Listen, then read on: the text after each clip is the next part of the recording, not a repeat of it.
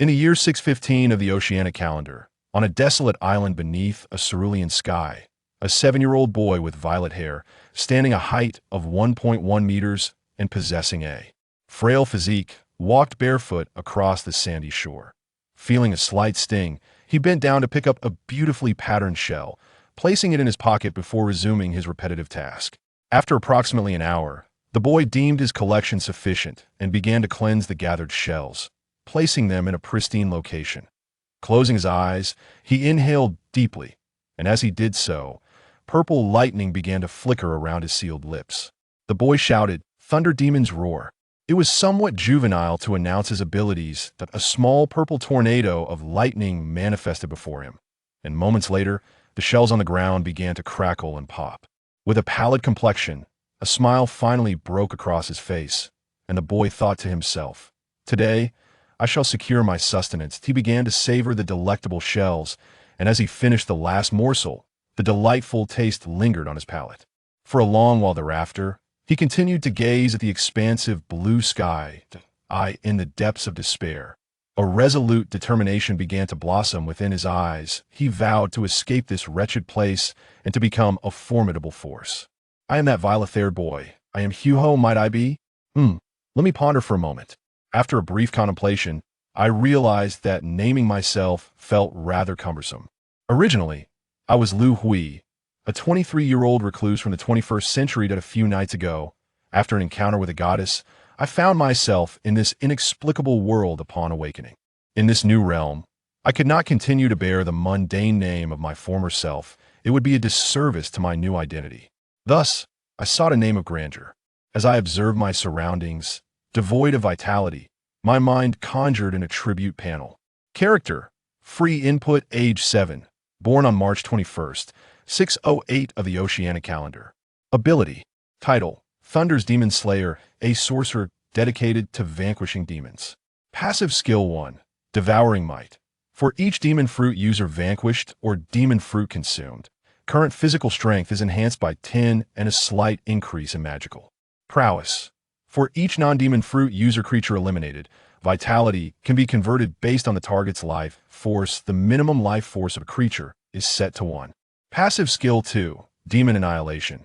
Damage and special effects against demon fruit users are amplified. Tenfold resistance against demon fruit users is conferred, reducing their damage and effects by 10. Immunity to external lightning damage is granted. Passive skill 3, Demon's Avatar. Damage and special effect from non-demon fruit users are diminished by 5-fold. Regenerative abilities are granted. As a nemesis of demons, I can sense the location of demon fruit users and demon fruits within a 10-meter radius. Consuming demon fruits will not transform me into a demon fruit user, and the taste of demon fruits will become exquisite. Current demon power stands at 0.01, and upon reaching 100, my body will undergo complete demonification, granting eternal life. Before achieving complete demonification, eliminating or consuming a total of 1,000 demon fruit users is necessary to produce antibodies that prevent complete demonification. Current progress: 01000. Passive skill 4, Character Customization. This ability is granted only once, so I must consider it carefully. Active skill 1, Thunder Demon's Roar.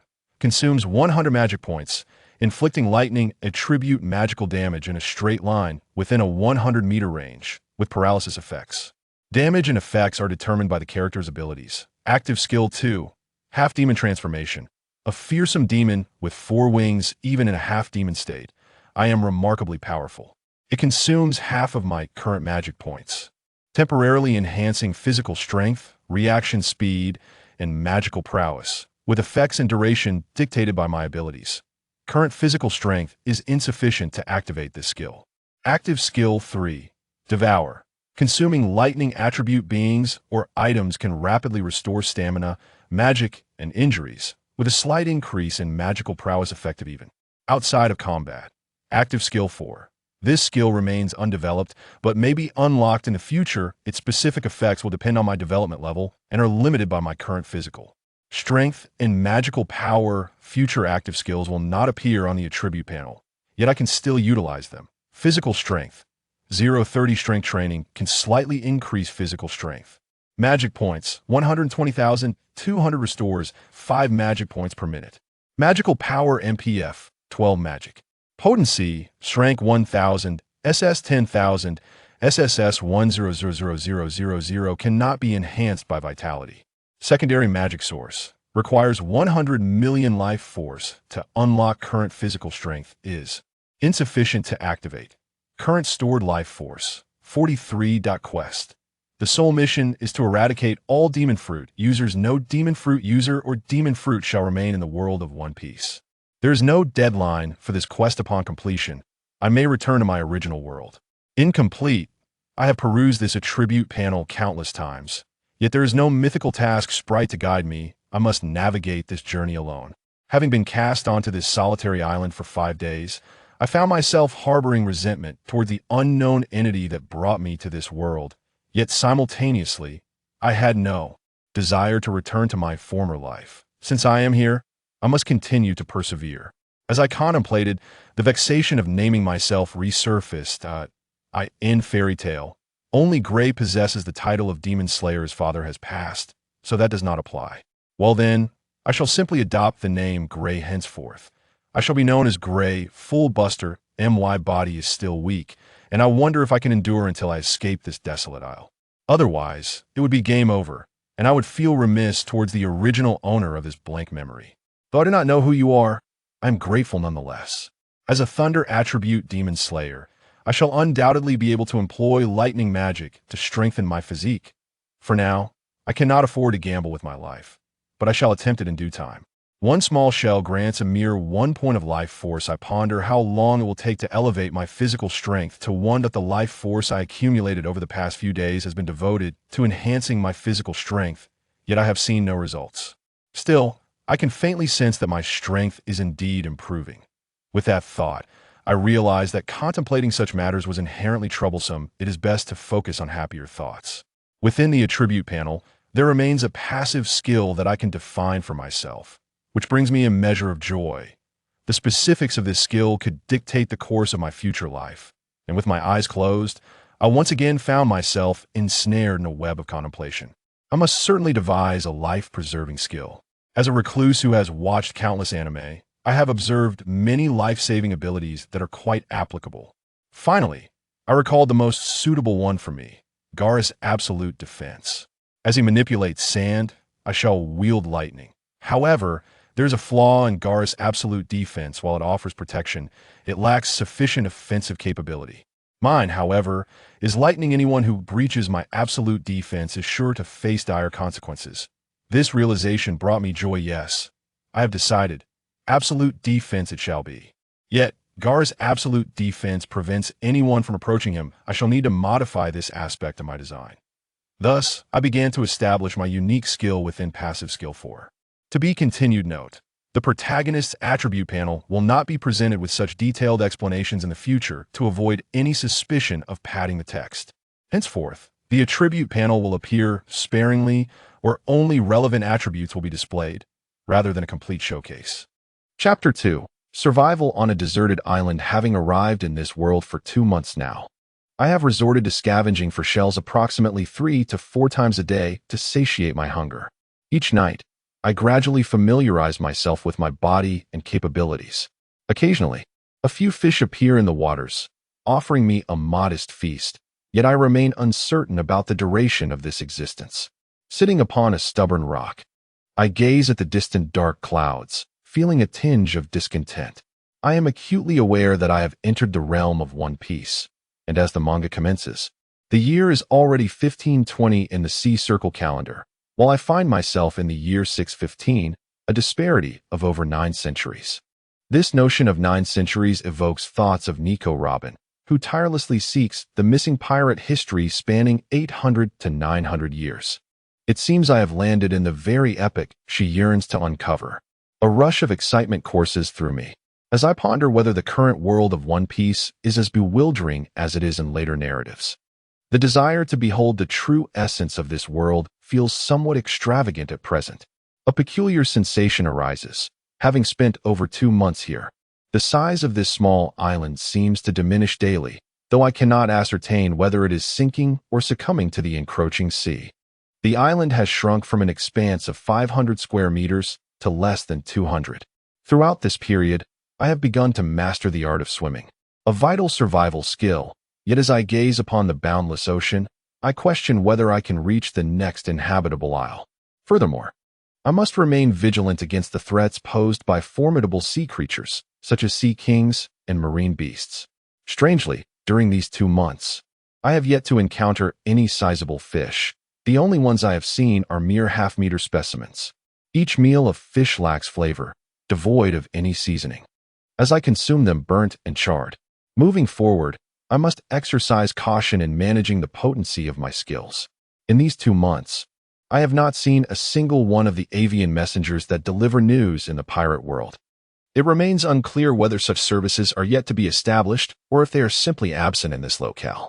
Contemplating the challenges of survival weighs heavily on my mind. Shifting my mood, I remind myself of my passive skill, absolute defense. This ability conjures a transparent barrier of lightning energy, radiating 300 million volts within a 1-meter radius, automatically mitigating damage. When subjected to harm at close quarters, it retaliates with 5 times the current lightning damage against the assailant. Only those recognized by me may pass freely through this protective barrier, which I can modify or revoke at any time. This explanation, nestled within parentheses, is generated automatically, and I have been disheartened by it for quite some time. Originally, my intention was to rebound 100 times the inflicted lightning damage, yet it was altered to a mere 5 times.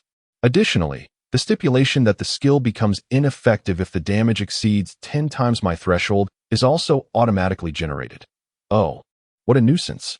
This situation resembles that of Gara, albeit with the added feature of close-range damage retaliation. Nevertheless, I take solace in the thought that my skills can evolve alongside my strength, enabling me to actively challenge formidable beings, enticing them to strike first so that I might swiftly vanquish my prey. The mere thought evokes a sensation akin to ascension. Reflecting on the future, I ponder whether I should feign weakness to lure larger fish. However, the issue of survival weighs heavily on my mind. I recall how Rayleigh instructed Luffy in the art of hockey, which primarily involved enduring blows. Yet, here, I find myself devoid of any means to experience such training. I am faced with the awkward reality that my absolute defense operates automatically. It remains uncertain whether I will ever endure punishment, as I currently lack a subject for experimentation. My physique remains frail, limiting me to conventional exercises, and I have lost count of the laps I have run, panting heavily.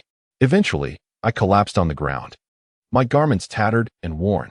My physical strength remains at 0, yet I must note that after 2 months, my magical power has risen to 23, with a maximum capacity of 500. The rate of magical recovery continues steadily. I estimate that upon reaching 1,000, my physical strength will transcend its current state.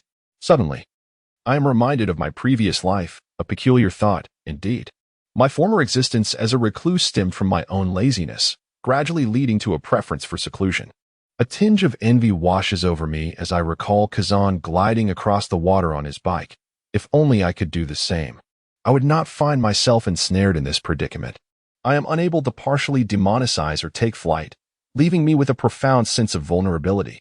As I observe the dark clouds rolling in, I realize rain is imminent, an inconvenience, as I have nowhere to seek shelter. Yet, perhaps this is a fortuitous opportunity. It is time to conclude my solitary existence.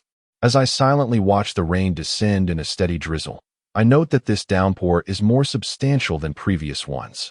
Over the past 2 months, it has rained 4 times, each incident leaving me with a cold that subsided within half a day.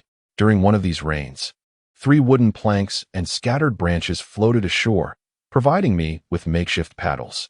It seems that land is not far from here, though for some unknown reason, this area sees little traffic. To escape, I can only hope that this rainfall brings along larger driftwood or even a small boat, ideally, a vessel that passes nearby. As the rain continues to fall for nearly 2 hours, the island shrinks to less than 100 square meters. If I cannot escape, I shall have no choice but to swim into the ocean and see where the currents take me. My clothes cling uncomfortably to my skin, and the intensity of the rain makes it difficult to keep my eyes open. If a ship were to happen by and rescue me, I would surely express my gratitude with a sum of 300 coins. I lose track of time as the rain persists, but suddenly, I spot a large tree drifting toward me, approximately 1 meter wide and 5 meters long, roots intact, though its upper segment seems damaged. Hope rekindles within me. I leap into the sea and begin to swim. The risks of swimming in the rain are considerable as waves crash against me, thwarting my efforts to reach the long-awaited tree. It floats erratically, forcing me to swim in circles repeatedly. At last, I draw near. The tree appears slightly larger than I had estimated, nearly 2 meters in diameter. The world of pirates is indeed remarkable. Had such a tree existed on Earth, it would likely be centuries old. Grasping the roots, I strained to swim back to the island, dragging the tree to a clear space. In the water, its weight was unnoticeable, but now I can ascertain that it weighs roughly 300 pounds. Had I attempted this 2 months ago, I would have surely failed. There is no sign of rescue, so I must patiently await the rain's cessation. After a considerable duration, the rain begins to subside, and I know I can soon depart. I remove my soaked clothing, realizing I am likely without undergarments. Employing my newly discovered magic, Raging Thunder Guard, I envelop myself in violet lightning, a dual-purpose defense and offense. For now, its primary function is to dry my soaked garments. Had they remained on me, they would surely be ruined. A week ago, I discovered my body could manifest lightning elemental properties through magic, though it is not an inherent ability. Nor can I yet soar through the skies. Perhaps I have yet to master this skill. Once finished, my hair stands on end, and I envision myself resembling the fourth Rakage in the future. With a slight twist, I wring out my clothing and don them once more. I gather the shells I had prepared earlier, which should suffice for my sustenance for about 5 days. Even though I have grown weary of this fare, I must endure. Approaching the edge of the tree, I gently pushed myself into the water, boarding a somewhat unstable vessel. Fortunately, I did not succumb to seasickness. Grasping a small wooden plank, I began to drift towards the uncharted horizons. To be continued. Chapter 3. The Old Man and the Sea. John, aged 53. Adorned in a weathered blue cap and worn gray leather boots, wore a set of dark clothing that, despite its age, remained clean. His face was rugged, with stubble, and he sipped from a nearly empty flask of pilfered wine, his gaze occasionally fixated on the fishing line. He contemplated the possibility of returning to the kitchen of the elderly matron if the day yielded no fish. The thought of the young innkeeper's figure stirred a longing within him, regretting not having met her sooner. Time passed, and suddenly the fishing line jerked violently, awakening John's senses. He approached the fishing rod, peering into the sea below, and discovered not a fish, but the lifeless body of a child, entangled in the hook. A wave of misfortune washed over him. He had not caught a fish but instead encountered a corpse, likely a victim of a maritime disaster. He pondered the need to bury the body but was interrupted when he noticed the child's body stir. The boy, upon spotting land in the distance, appeared agitated, having swallowed too much seawater and choking in the process.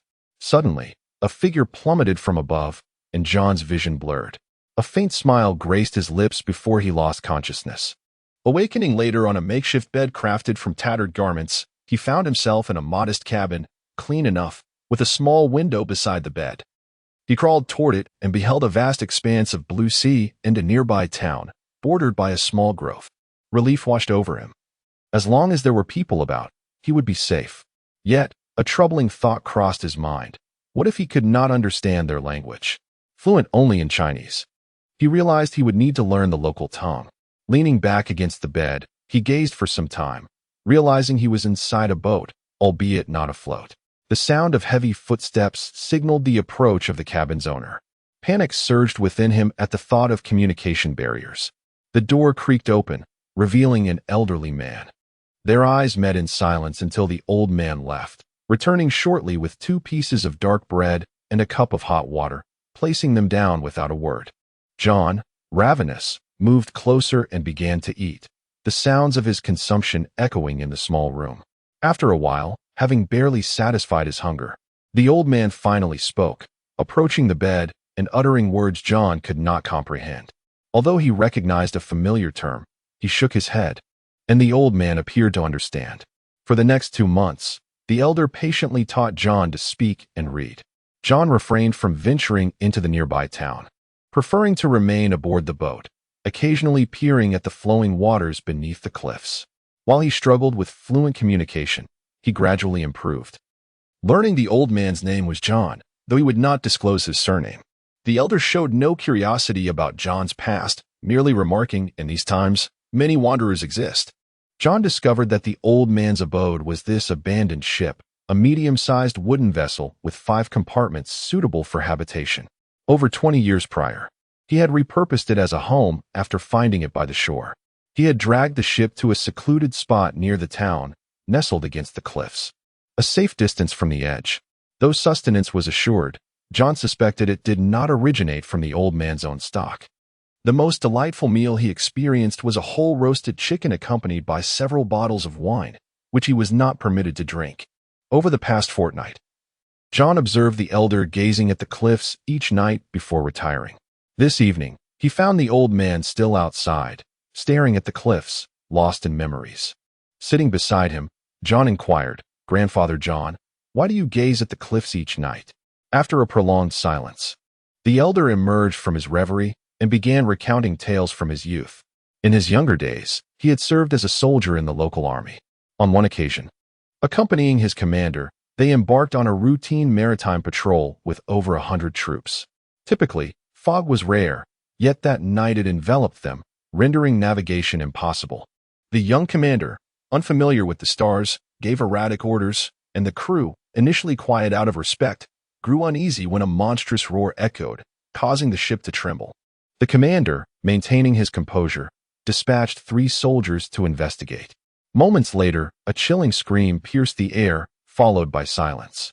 Uncertain if they faced a sea beast or something else, the commander, now alarmed, armed the remaining soldiers and instructed them to fire at any suspicious targets.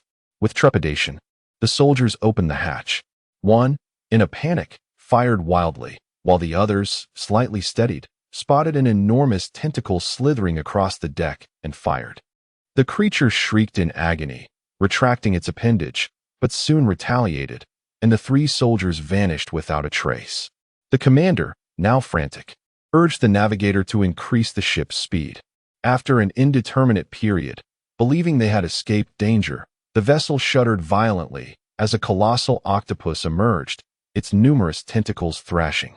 Without waiting for orders, the navigator veered hard to the left, attempting to ram the rocky shore. The ship's sails had already been torn asunder, leaving them with little hope. In the ensuing chaos, John, gripped by fear, clung to the ship's stern, ultimately choosing to leap into the sea, reasoning that safety lay in the nearby island. Without hesitation, he dove overboard, while the creature continued its rampage, leaving only a handful of soldiers alive. The commander had perished long before, swimming for his life. John heard a thunderous crash behind him. He understood that slaying the beast was impossible. It was the legendary sea demon. Amidst the roars of fury and cries for help, he reached the shore, only to find the monster had vanished. This was the tale of his survival. Fearing the label of a coward for being the sole survivor of the doomed crew, John chose to remain in obscurity on this small island, never to depart again. After absorbing this harrowing account, John asked, "Grandfather John, did you seek vengeance on the sea demon for your comrades?" The elder pondered before responding, "Vengeance? How could I exact vengeance? I lack the power to conquer the sea. I am but an old soldier. For years, I have searched for that demon, but it is elusive and I have grown old. Surviving is enough." Such a resigned sentiment stirred something within John, prompting him to rise and declare, "If I encounter that demon in the future, I shall avenge you." He retreated to the cabin, leaving the elder to mutter softly, "Child, you will never achieve that." To be continued. Chapter 4. The Old Man and the Little Ghost. In the days that followed, old John seemed to grow increasingly distant towards me, and I felt that this situation was untenable. This morning, upon waking, an unwise idea struck me, and I addressed old John with a remark that belied my youth. "Grandfather John, I shall take charge of our provisions from now on, though I cannot promise your preferred wine." Old John removed his hat and glanced at me with a look of skepticism. "And where do you intend to procure this food?" I replied smoothly, "I shall fish in the sea. I will eat whatever I catch, but I have my methods. Once again donning his hat, he adjusted it and responded slowly. Oh, well, you may try, but if you do not return before nightfall, or come back without a single fish, you shall have to fend for yourself. I confidently retorted, just don't overindulge, and returned to my cabin to find a tool for catching fish. The problem was that old John was rather frugal, possessing little in the way of supplies. After some thought, I decided to take the only blanket on my bed to use as a makeshift carrier, reasoning that I could wash it upon reaching the shore. I hurriedly departed the ship, casting a glance at the nearby woods. I had learned from old John's tales that we were situated in the South Sea, near a small town south of the Kingdom of Albarez, known as Clover Town. Clover Town was rather isolated, with its inhabitants seldom engaging in trade with the neighboring islands, only accepting visitors who arrived by merchant ship. As for why sea monsters from the North Sea appeared in the south, old John was equally perplexed. To reach the shore, I had to traverse through the small forest. Clover Town boasted 2 small harbors, though there were approximately 10 genuine entry points to the sea.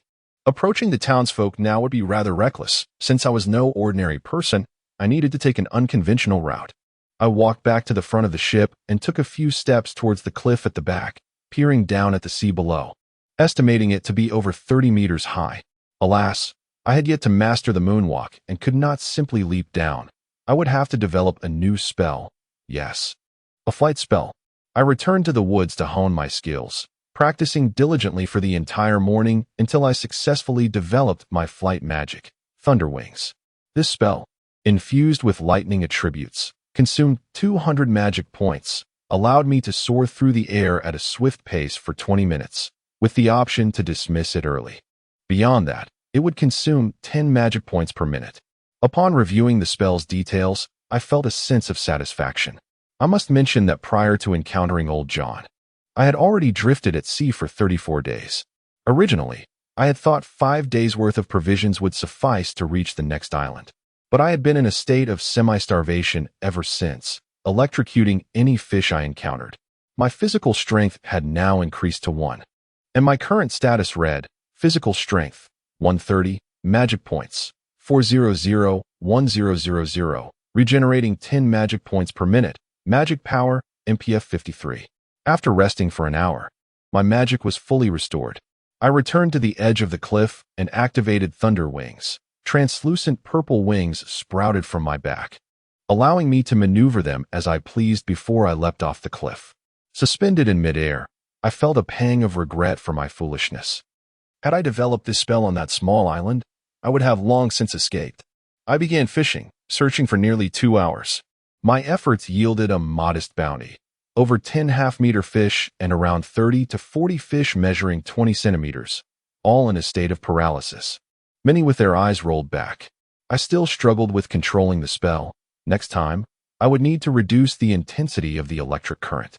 I wrapped the fish in the blanket and carefully pulled them up, returning to the cliff, nearly depleting my magic reserves in the process. This magic was indeed a precious asset. Unlike physical stamina, it restored itself automatically. After dismissing Thunder Wings, I estimated the fish weighed around 50 pounds in total, sufficient for a meal. I leisurely strolled onto the deck of the ship, laying out the fish, and without further ado, old John began preparing them. While he was not particularly skilled in cooking, his efforts were adequate. By the fire, a circle of roasted fish surrounded us, while a pot of fish soup simmered over another fire. Old John relished the meal, never inquiring about the source of the fish. Once he finished devouring all the fish, I sat by the fire, observing his expressions of enjoyment, and I realized just how long it had been since he had eaten his fill. He removed his hat and set it aside, curiously asking, "I saw you flying around the cliff today. Can you truly fly? What an unusual ability." I pondered for a moment, crafting a plausible explanation. Since magic did not exist in this world, I could easily deceive him. Burping slightly, I replied, "Grandfather John, there exists a rare fruit in this world, quite unpalatable, yet consuming it grants one many wondrous abilities. I stumbled upon this fruit while adrift at sea, and now I can unleash lightning. Impressive, isn't it?" Old John seemed lost in thought, recalling memories, and after a lengthy silence, he finally remarked, "Oh, I heard tales of such fruits in my youth. They are indeed precious and likely not found in the royal treasury of Alvarez anymore. Little ghost, your abilities are remarkable. Continue to train hard. As he turned away, he added, from now on, the daily food supply shall be your responsibility. Avoid venturing to the town to the west. Simply train around here and steer clear of the forest.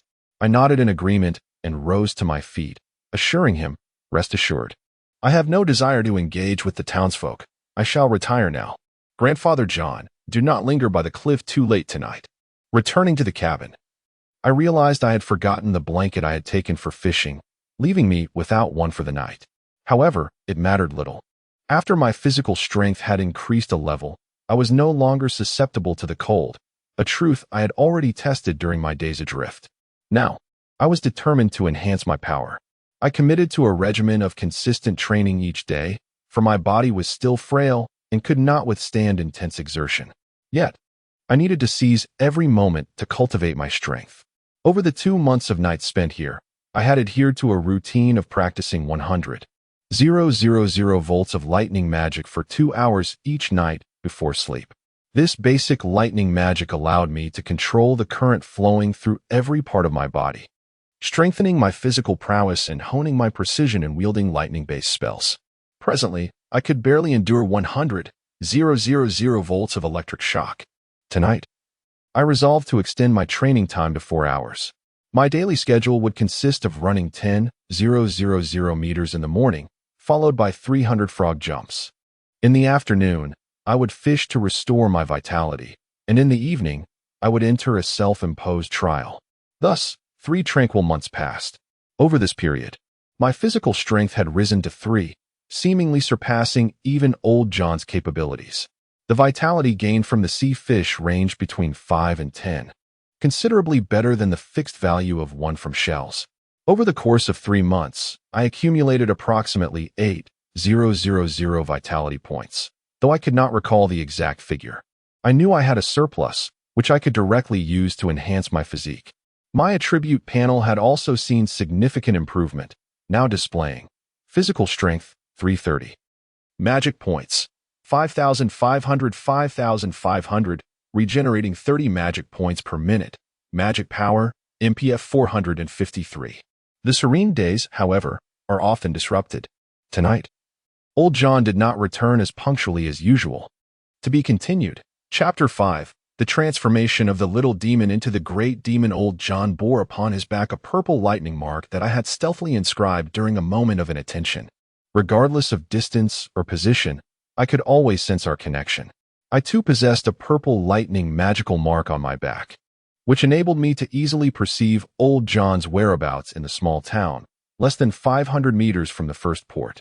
To avoid any unnecessary complications, I decided to activate my thunder wings and soar above the surface of the sea, planning to dispel the magic only when I approached a populated area. Ascending into the night sky concealed my form, and I landed on a patch of grass less than 300 meters from the first port. Once I dispelled the magic, I leisurely strolled forward. It was my first visit to the town, and I observed the modest port, which housed no more than 5 vessels. The late hour meant few souls were about.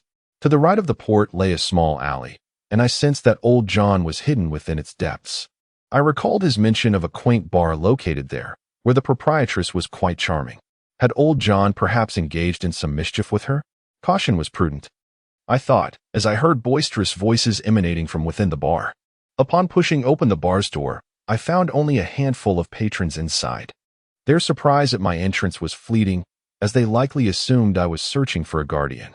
I gauged the distance and surmised that old John was not in the main hall. He was either in the back or perhaps in a basement. I made my way toward the back when a smiling waitress intercepted me. Leaning down, she squinted at me and asked, "Little one, have you come to our bar for a drink? It's not suitable for children." With a naive expression, I replied, "I'm not here for a drink. My grandfather said he would be here tonight, but he hasn't returned home yet. Have you seen him? He left wearing a blue hat." The waitress's demeanor shifted abruptly as she scolded, "There's no one here you're looking for. Your grandfather may already be on his way home. You should return as well. And if you're not buying a drink, kindly leave." Unable to counter her, I altered my approach. "Oh, I'll just step outside," I said, and once at the door, I executed a thunder flash to teleport to the bar's back. The patrons merely felt a gust of wind and continued with their own affairs. Once in the back, I concealed myself behind some cover and surveyed the area. There were 2 locked doors, neither revealing old John's precise location. My mark indicated he was 10 meters underground, confirming the existence of a basement. After a brief search, I discovered the entrance to the basement, obstructed by several barrels. Cautiously, I moved them aside. The basement was unlocked. As I descended the stairs, the dim light revealed old John's current state. He lay bound and gagged in a corner, his body marked with injuries. Approaching him, I helped him lean against the wall and untied the ropes. He removed the cloth from his mouth, coughing persistently. I inquired directly, "Grandfather John, why didn't you return to the ship tonight? I came all this way to find you. What transpired?" Old John trembled as he responded. "Was it not just a few stolen sips of wine? Must it come to this? Had I known, I would have pilfered the wine earlier today. The lady was guarding the cellar door far too early. Alas, my arms are weary." He paused before asking, "How did you find your way here?" I replied nonchalantly, "I came seeking you, Grandfather John. Let's South leave this dreadful place. It's time for bed." With a suspicious glance, old John eyed me, then the nearby barrels. He quietly filled several bottles and, without drawing attention, led me out of that intoxicating environment. After exiting the basement, we followed his instructions, climbing through a window near the roof. Once assured that no one was watching, I activated my thunder wings and awaited old John's ascent. Once he was securely perched beside me, I gestured to indicate my airborne self, and he understood my intent. I lifted old John and prepared to retrace our flight back home. As we traversed a small grove, old John signaled his desire to descend. My vigor surpassed his own youthful days, yet I dispelled the magic and landed alongside him. "You possess a remarkable ability, little one," he remarked. "Indeed, Grandfather John. I am now stronger than you." "Oh, then let us see you finish this jug of wine. If you can, I shall concede that you surpass me. Hand it over." "I fear not the drink. I am no mere child. Finish it, and if you do, I shall double your catch tomorrow." "Very well, I shall drink." I halted. Catching the jug, old John tossed my way. A whiff of the contents made my head spin, yet I maintained my composure and gulped it down as if it were water. Before I reached the halfway mark, dizziness struck, and I promptly capped the jug. Old John's wine should not be wasted, then collapsed backwards. The next morning, I awoke to sunlight streaming in, relieved to find myself in my own bed, though still embarrassed by the events preceding my inebriation. After washing up, I embarked on a rigorous routine of a 50,000 meter run and 1,000 frog jumps. Nearly 2 hours later, the day was still young. Today, I aimed to catch double the usual amount of fish. I needed to work hard. Over time, fish in the vicinity had become increasingly scarce. However, I remained optimistic. Eventually, I would find them. It was not until dusk that I finally caught enough to meet my goal. Realizing I could not consume all, I began to prepare the fish, laying them out on the deck to dry, intending to make jerky.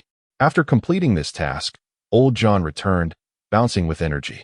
Upon his arrival, I directly asked, "Grandfather John, could you share the sea charts of this area with me? I wish to venture out for an adventure." "Oh, so this little one wishes to leave this small place? Very well, wait a few more years, and I will allow you to set sail. I am no longer a mere child, Grandfather John. I am fully aware of my strength. I just need to know if there are safe routes to other islands in the surrounding seas. And please, refrain from calling me a child. I am, at the very least, a great demon now. Oh, our little gray has truly grown up. I find it hard to part with my fish. Fear not, I have caught plenty today, all laid out on the deck for drying. If you ration them, you'll have enough to last a year. Very well, set sail tomorrow. After dinner, I have a few words to share with you." Agreed, for I am Gray, a man. Back in my room, I pondered crafting a protective charm for old John. While contemplating, I crouched and discovered a small wooden box beneath the bed. I retrieved it and began to set up a magical enchantment. Minutes later, I completed the spell and, feeling somewhat fatigued, decided to rest. To be continued. Chapter 6. I am Gray, the man destined to conquer the world. As night fell, I lay in bed, waiting for the moment I would fully awaken. my body still felt somewhat unaccustomed. Indeed, utilizing that magic had been a strain. After rising, I ventured outside once I felt a bit better.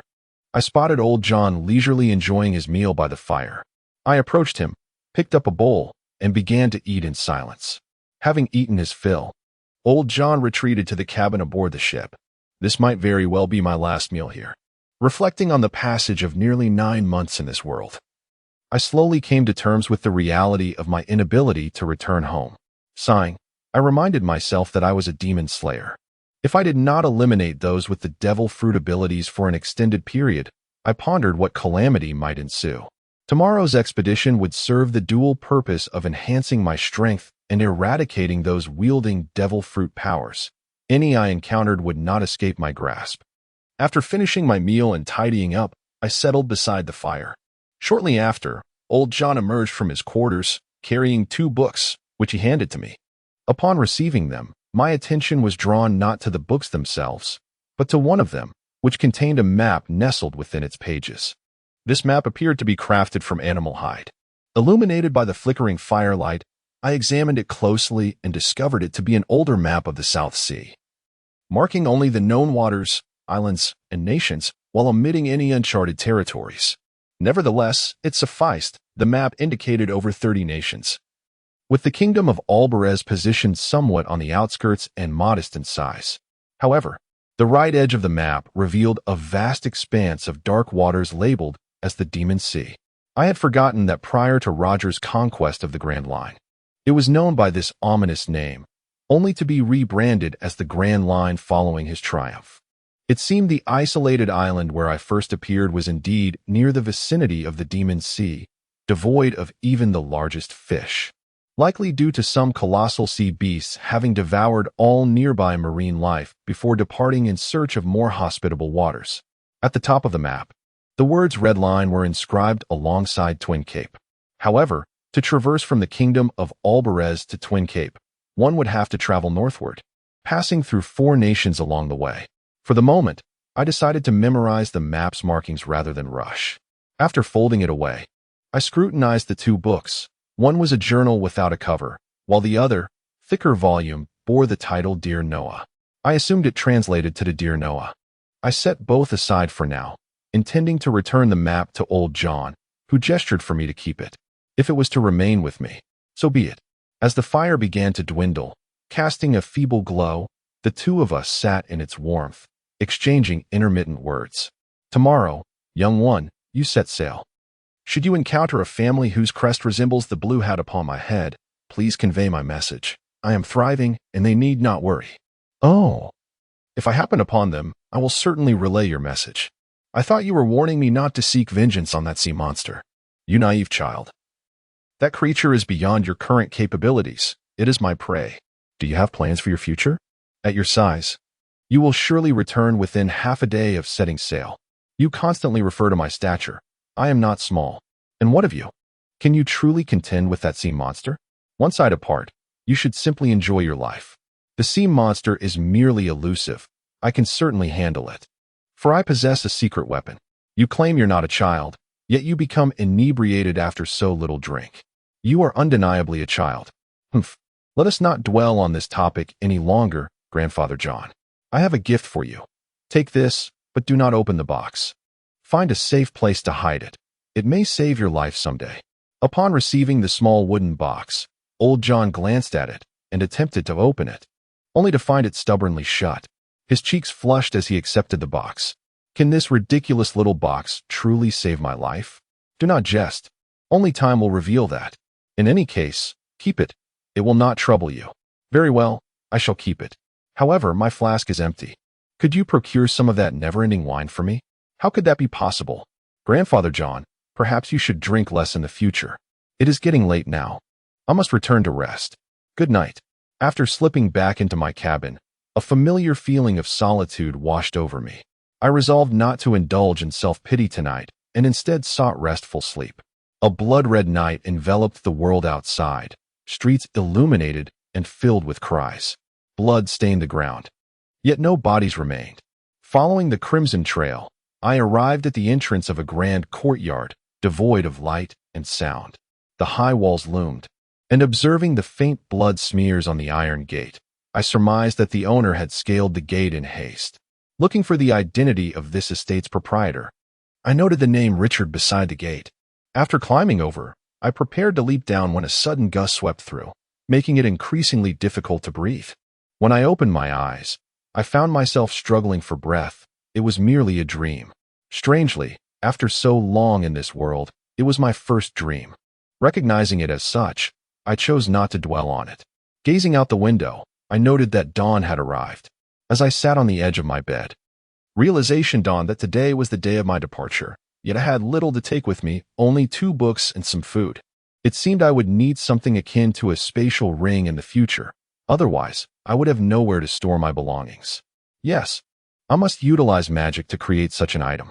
On the table lay a compact, blue travel backpack, prepared for me by old John. The straps fit snugly. Though they were slightly long, I could easily adjust them. Also on the table was a new outfit, a dark ensemble resembling a trench coat, which old John had thoughtfully provided. Once donned, I zipped it up, concealing even my chin, yet I felt remarkably dashing. After slipping on new leather boots, I shouldered the backpack and opened the door, casting one last glance at my humble abode before resolutely departing the ship. As I reached the back of the vessel, I beheld the small wooden boat old John had readied for me, approximately 5 meters long and 3 meters wide, devoid of a sail, yet perfectly suitable. As I approached, old John pulled down his hat and stammered, "Are you truly resolved to embark on this path?" Surveying my surroundings, I affirmed, "Yes, I must set sail. As for where I go, I shall follow wherever the ship leads. Grandfather John, I hope we shall meet again. You child, must you speak as though I am on the brink of death? Hurry along, do not linger." Unfurling my wings of thunder, I placed my backpack in the small boat and hoisted it aloft, gently descending the cliff. As I soared downward, I called out to old John, "Then take care. Grandfather John, do not perish, and do not underestimate me. I am Gray, the man destined to conquer the world." As the boat entered the sea, the cliff receded from view, and I felt a sense of anticipation for the unknown adventures that lay ahead. To be continued. P.S. To the readers of this book, please approach it with the same mindset as you would a manga. This tale intertwines the worlds of fairy tale and pirates, without incorporating elements of domestic adaptation. Chapter 7. Power and Adventure. I have long been aware of the ocean's terrifying nature. Nearly 23 days after setting sail, I encountered a violent storm. I unleashed lightning magic around me, ensuring that not a single raindrop could touch me. However, my small vessel could not withstand the ferocious winds. In a moment of desperation, I resorted to a newly learned spell, casting protective runes along the ship's edges, preventing any seawater from breaching the barrier. Amidst the torrential downpour, I navigated slowly. During this time, I had been successful in hunting numerous large fish and 3 sea beasts. Though I am uncertain if they truly qualify as such, having the lower body of a fish and the upper body of a lion, they were massive creatures. After gathering nearly 30,000 life points and enhancing my physique, my body strength reached level 5. I made an interesting observation. Initially, it took 1,000 life points to elevate my strength to level 1, 2,000 for level 2, and 5,000 for level 3. To reach level 4, I discovered it would require 10,000 life points, and to advance to level 5, I expended 20,000, leaving me with a slight surplus. Despite this, I felt a modest improvement in my physical condition. I began to analyze the system. There are 30 levels of body strength, likely grouped in sets of 3, each requiring an equal number of life points. The multiplicative relationships between these groups appear to be 1, 2, 5, and the next set necessitating 10 times the life points of the previous one. Consequently, to advance from level 29 to 30, I would need a staggering 5 trillion life points. Where on earth could I acquire such a resource? It seems I have yet to slay a human. I remain curious about the life force of ordinary people. How delightfully sinister.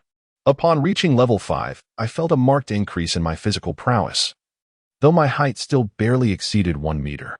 With the enhancement to level 5, I could finally utilize my semi-demonic transformation. While still at sea, I planned to test my abilities against a formidable creature upon reaching the next island. Moreover, my attribute panel revealed a new option, the Magical Encyclopedia, containing 5 subcategories: ordinary magic, forbidden magic, lost magic, super magic, and other magic. Currently, only ordinary magic is accessible, while the others remain grayed out.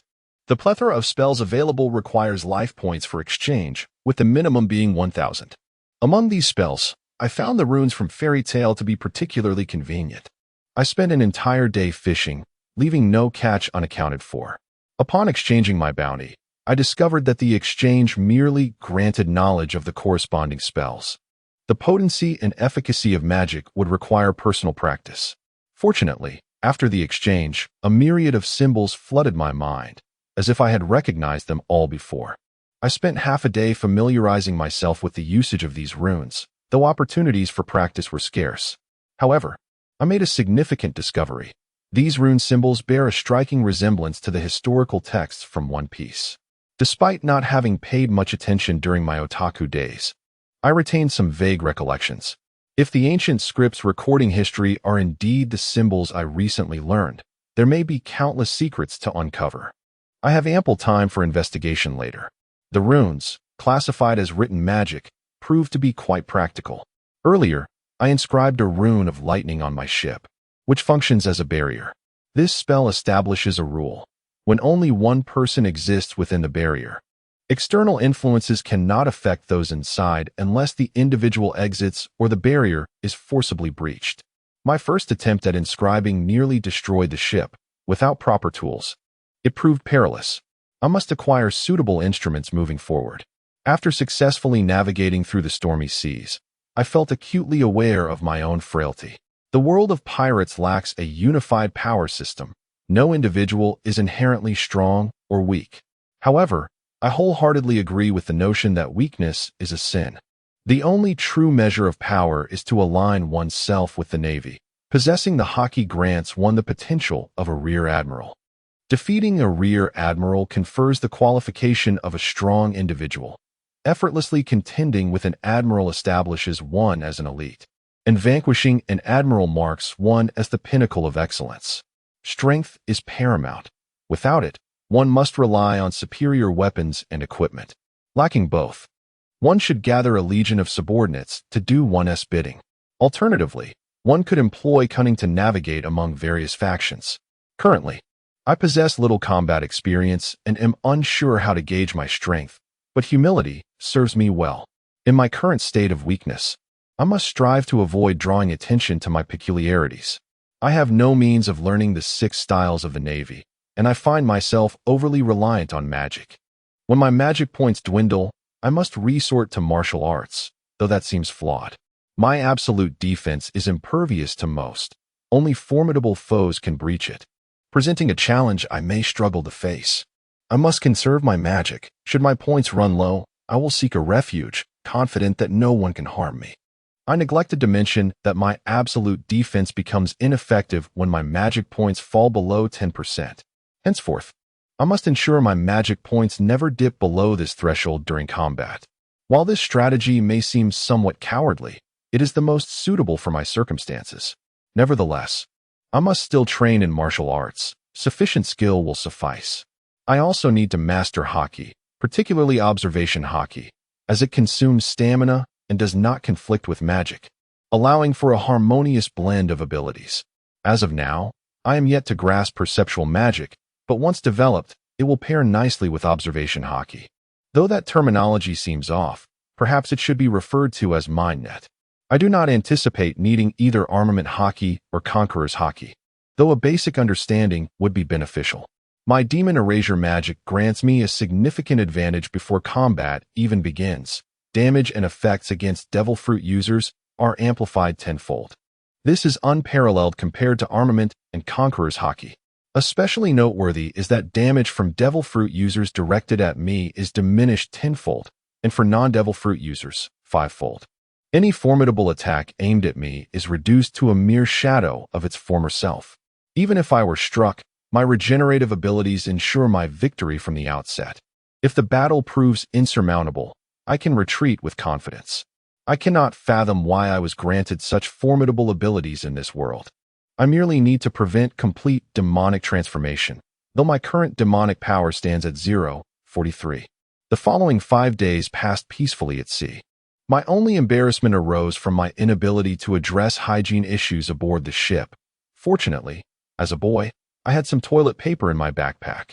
One afternoon, a small boat drifted peacefully across the tranquil waters, and in the distance, I discerned the unmistakable outline of an island. As it enlarged before my eyes, I beheld an immense forest, with trees towering over 20 meters. Closing my eyes, I sensed an eerie tranquility enveloping the forest. The forest's edge was overgrown with weeds. Upon reaching the shore, I retrieved my backpack and gracefully disembarked from the boat, leaving it to its own devices. What adventures await me? Regardless, this will serve as the first stop on my journey to conquer the world. With determination, Gray strode toward the forest. To be continued. Chapter 8. The changes of 3 years in the third month of the year 619 of the Haiyuan calendar, in the South China Sea. There lies an island located southeast of the Kingdom of Dolphins, which can be reached by merchant ships in approximately 1 month's time. On the island, a robust youth, approximately 1.6 meters tall, rests beneath the verdant canopy of a large tree, his eyes closed in repose. A few days prior, while training in a certain valley, he inadvertently damaged the new beast skin attire he had donned. Since the moment he set foot on this island 3 years ago, he has embarked on a journey of discreet training, striving not to disturb the formidable beasts that inhabit the area. He has chosen to remain at the forest's edge, primarily living among the trees.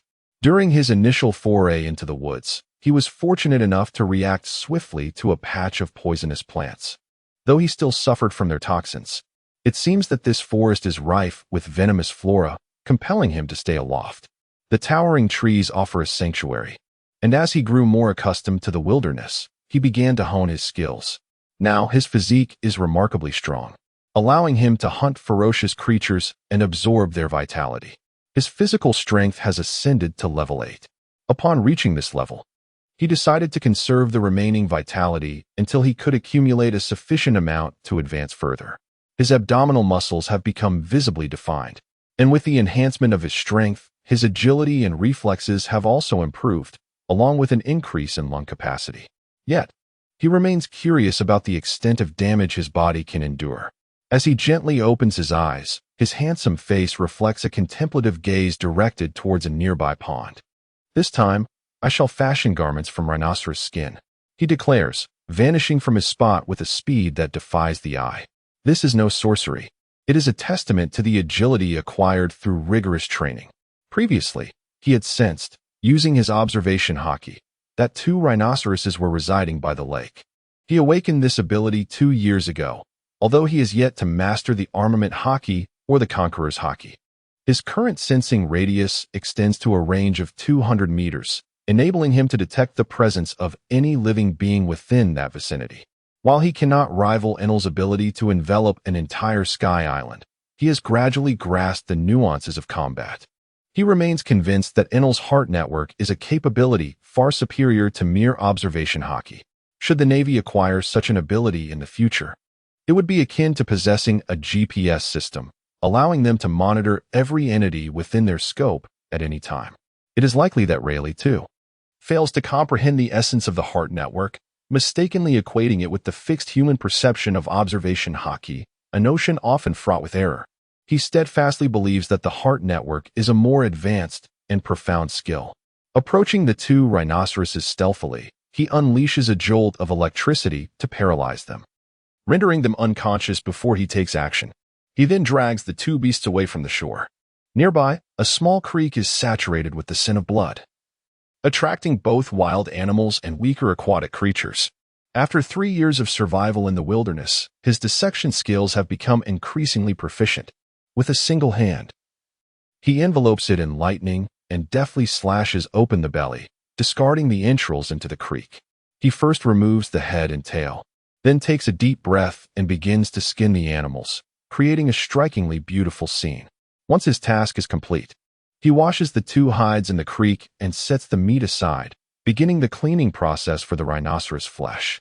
Unlike Luffy, he does not consume an entire beast in one go.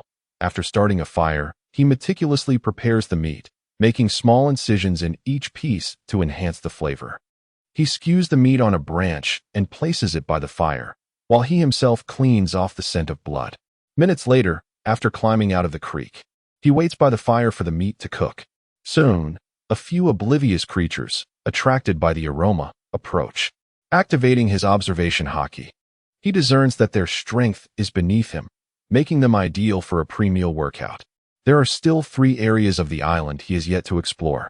His hockey reveals that powerful beings inhabit those locales. After a brief disappearance and reappearance, he finds an open space and begins to envelop himself in a protective electric aura. His body can now withstand 50 million volts of electricity. Each time he completes this electric therapy, his hair stands on end, yet his strength continues to grow. He recalls Kaido, who jumped from 10,000 meters without harm. A year ago, he could only attempt a 30-meter leap, leaving a crater of about 5 meters upon landing. Yet he emerged unscathed. His strength seems to have grown considerably. As he observes the meat nearing readiness, he extinguishes the fire with earth and hoists the 2 rhinoceros hides over his shoulder. He takes the skewered meat and vanishes from the spot. Upon returning to his dwelling, the trees provide an excellent shelter. After consuming the meat, he has set up protective formations around his forest home, rendering it invisible to beasts. Inside, he has laid traps, though they have never been triggered, ensuring his safety.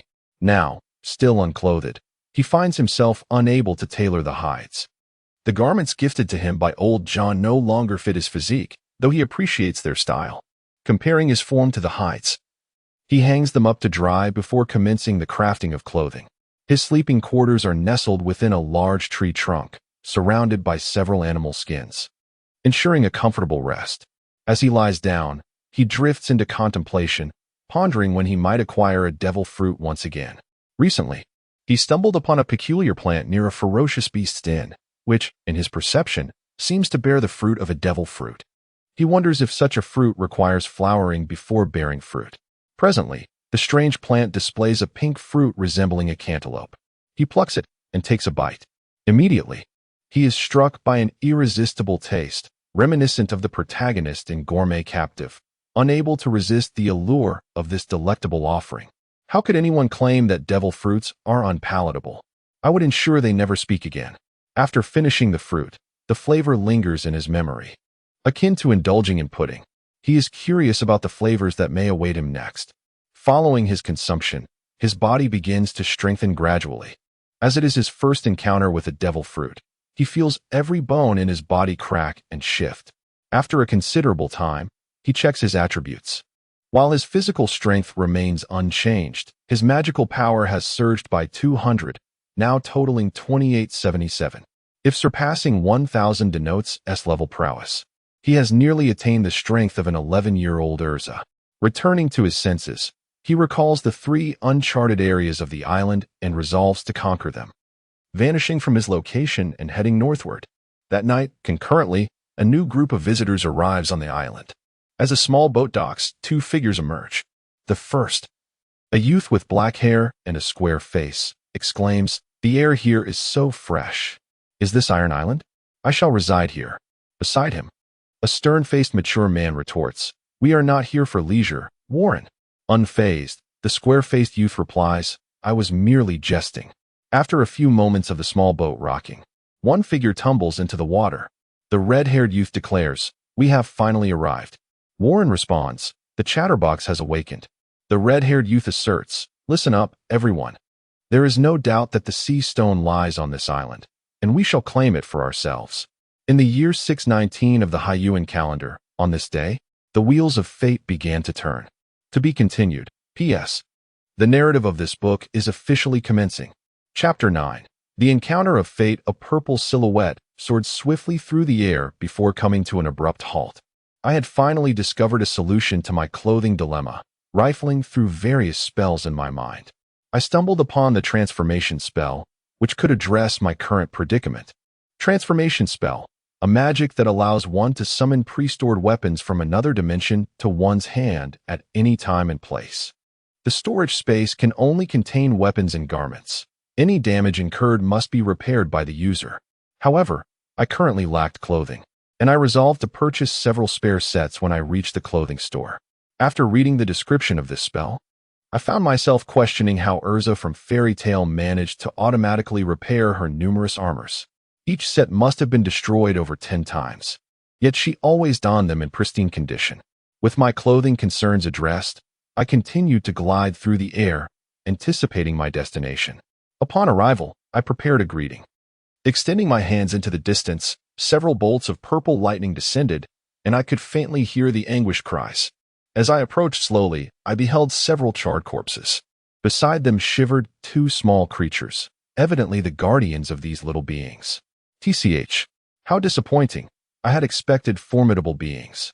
Nonetheless, these corpses yielded over 10,000 life force, albeit each under 2,000, which was satisfactory enough. I felt no pity for the rabbit-like creatures before me. Rather than allowing them to live and possibly cause future troubles, it was better to eliminate them. Of course, I retained a semblance of compassion, ensuring the 2 little ones met their end without suffering. After a swift kill, I vanished from the scene and flew toward my next location, drawn by a powerful aura in the west. Though it was somewhat distant, it mattered not. On another part of the island, a group ambled leisurely. The red-haired youth at the forefront turned impatiently to the square-faced individual, inquiring, "Are you certain this is Iron Island? We've searched for quite some time and have yet to see any ore." A tall, mature man interjected, "It should not be mistaken. According to the captain of the Kingdom's Guard, one must heed the ocean currents to reach Iron Island. This sea area is peculiar. Every March, a special current emerges nearby.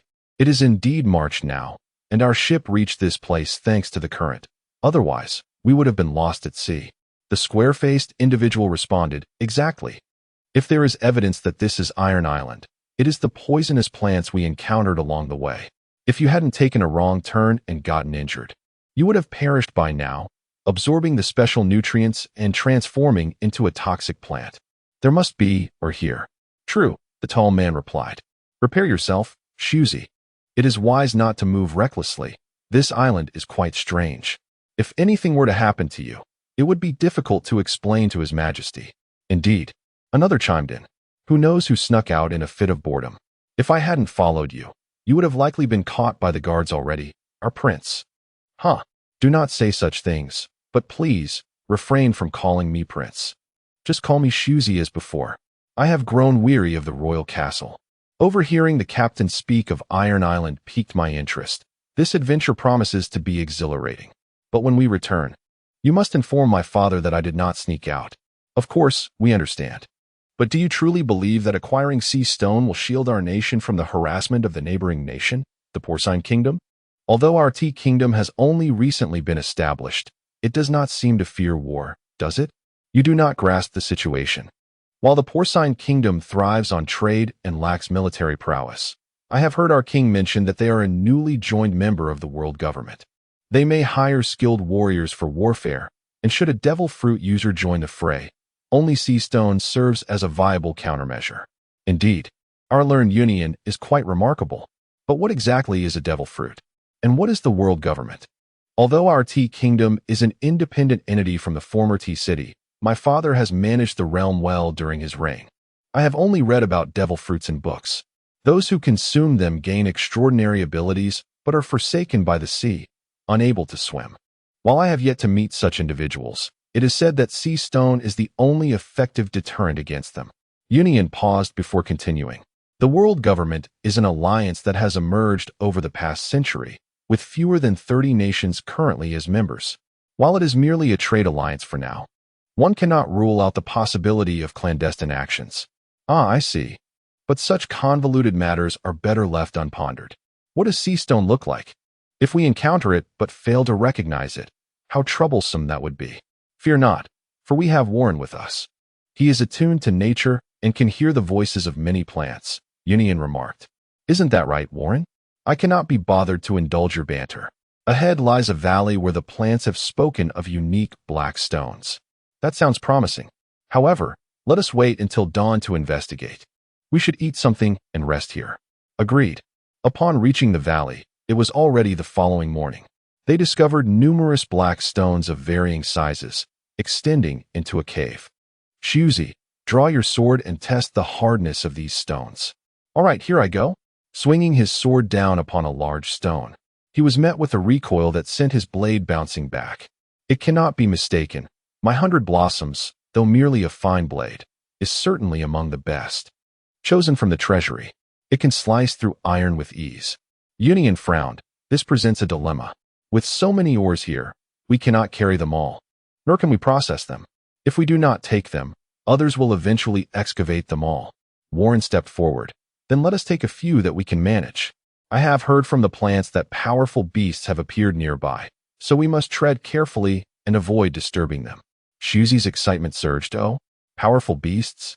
If we defeat them and bring them back for my father to see, I won't need anyone watching over me all the time. It is utterly tiresome. Prince Shuzi, I implore you to abandon this notion. We have already left the city without permission. If anything were to happen, we would find it difficult to explain upon our return. Let us gather some sea stone and depart quickly. This place is unsafe. I refuse. With our dear Warren here, what could possibly happen to me? Besides, my father always treats me like a child. I am 15 now, no longer a mere child. I must show him that I can take care of myself. You are truly incorrigible. Warren, gather some smaller stones and then catch up with us. I will stay by Prince Shuzi's side. Do remember to keep up. Understood. The two ventured deeper into the valley, alert and cautious. Union led the way, while behind him, Shuzi grumbled, "Why do you always walk ahead? You block my path. I do not wish to be protected." No sooner had he spoken than a fierce wind swept through. Hovering in midair, Gray watched the two below with vigilance. Surrounding them, the purple lightning crackled incessantly, drowning out all other sounds. Could it be that this formidable aura emanated from these two? No, they did not seem to project any sense of pressure. Rather, they posed no threat at all. Upon observing Gray suspended in midair, Yunnan immediately positioned himself protectively in front of Shuzi. Meanwhile, Shuzi contemplated, could Warren's words truly be erroneous? Is this formidable beast the savage who walks his dog? No, that cannot be. He possesses the ability to fly, a birdman? After a moment of mutual vigilance, they were suddenly startled by an enraged roar echoing from the depths of the valley. To be continued. P.S. The correct interpretation of the dialogues in this book requires an understanding of the dialect from the island nation. If you are attempting to comprehend the exchanges between the characters through a direct translation in Chinese, then you are approaching this book incorrectly. Chapter 10. The Legend of the Dragon. I turned away, not daring to glance back at the two individuals. The ground began to tremble, and in the distance, flickering flames could be discerned. Was that the territory of a formidable creature? How intriguing. I vanished into thin air, leaving Shuzi and Union in a state of astonishment, unaware that Gray had already departed. So, this is what a powerful beast looks like. What a jest. The ground shakes so violently from such a distance. It must indeed be a colossal being. Alas, I am not yet equipped to confront it. Our Prince Shuzi seems to possess a modicum of self-awareness, yet the figure in midair appears to have vanished. We should leave this place post-haste and summon Warren to join us in departing this island. True, but where is Warren? Sigh. That flying individual must have gone to confront the beast. I wish I could witness their battle. A voice echoed from behind. Stop pondering and let us leave at once. Warren materialized before the two. How dull. My quarry has been snatched away by someone else. Oh, it seems they have already engaged in combat. We can hide at a distance and observe. Very well, but do not venture too close. If Prince Shuzi were to be harmed, I would find it difficult to explain upon our return. Just as I finished speaking, Warren barreled into the two of them, landing on the grass nearby. Mere seconds later, a fireball struck the spot they had just occupied. How perilous. I nearly met my demise. Thank you, Warren. Let us maintain our distance. The clash between monsters is beyond our comprehension. Finding a vantage point will allow us to witness their battle. Agreed. Let us proceed as you suggest. Deep within the valley, Gray hovered in the air, exhilarated as he beheld the creature before him. Wings, for limbs, a body exceeding 10 meters in length, and a face that bore a comical appearance, dragging a long tail that ravaged the ground behind it. This appeared to be a dragon from the west. It continuously exhaled flames, which could not penetrate my absolute defense. Finally, I can ascertain just how formidable I truly am. I slowly descended, preparing for close combat with this dragon. As I landed and readied my attack, a mysterious voice echoed, "Human, you have disturbed my slumber. If you depart now, I shall allow you to leave unscathed." Oh, I lifted my gaze to see the dragon's head, neither too large nor too small. It seemed capable of speech, emanating from its very mouth. Of course, combat could not be averted. I retorted, "Spare me the chatter. Let us engage in battle. If you defeat me, I shall grant you mercy." Infuriating human. How dare you underestimate my dragonkin? Regrettable shall be your fate.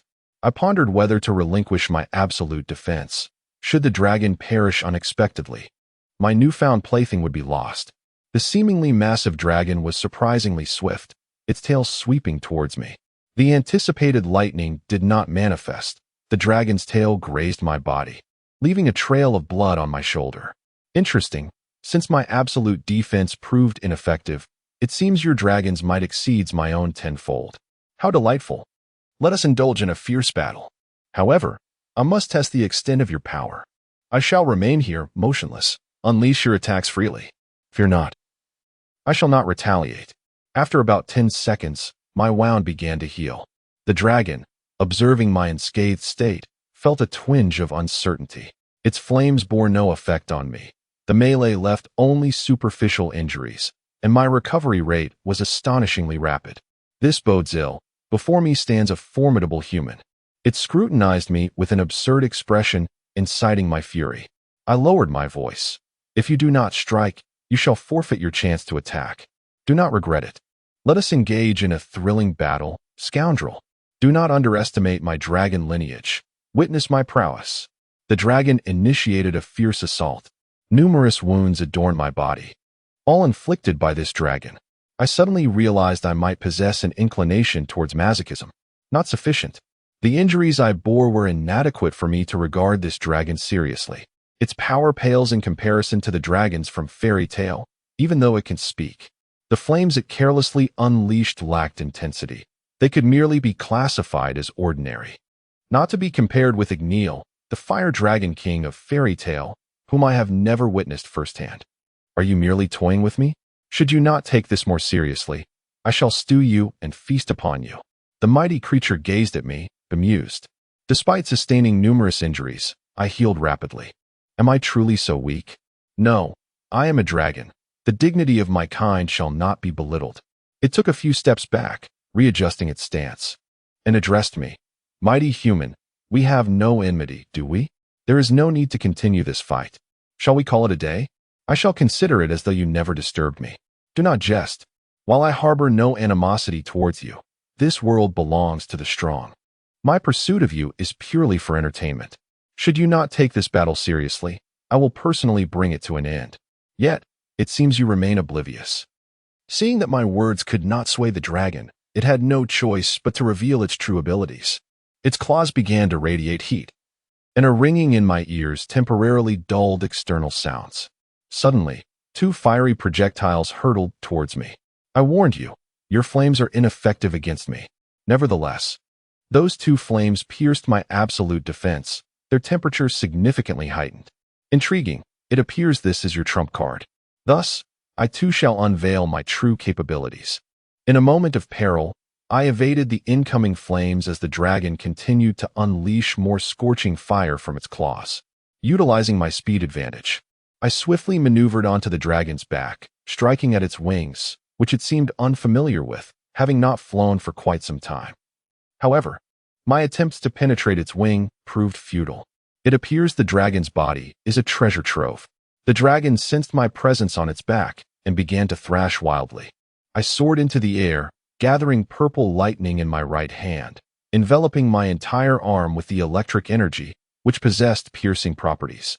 It is time to conclude this monotonous, one-sided battle. I dashed past the dragon, its gaze fixated on my previous position in midair, entirely oblivious to the fact that it had already met its demise. In Fairy Tale, every spell is accompanied by a magic circle to avoid drawing attention. I developed spells that can be cast without one, though my ultimate technique still requires incantation. The dragon's head fell neatly from its neck, landing before me. While its body slowly crumpled to the ground, blood gushing from the charred wound on its neck, pooling onto the earth. What a bore! Had you inflicted greater wounds upon me, I might have spared your life. Nevertheless, I am grateful for the opportunity to reassess my strength. I wish you good fortune in the afterlife, nameless Dragon Lord.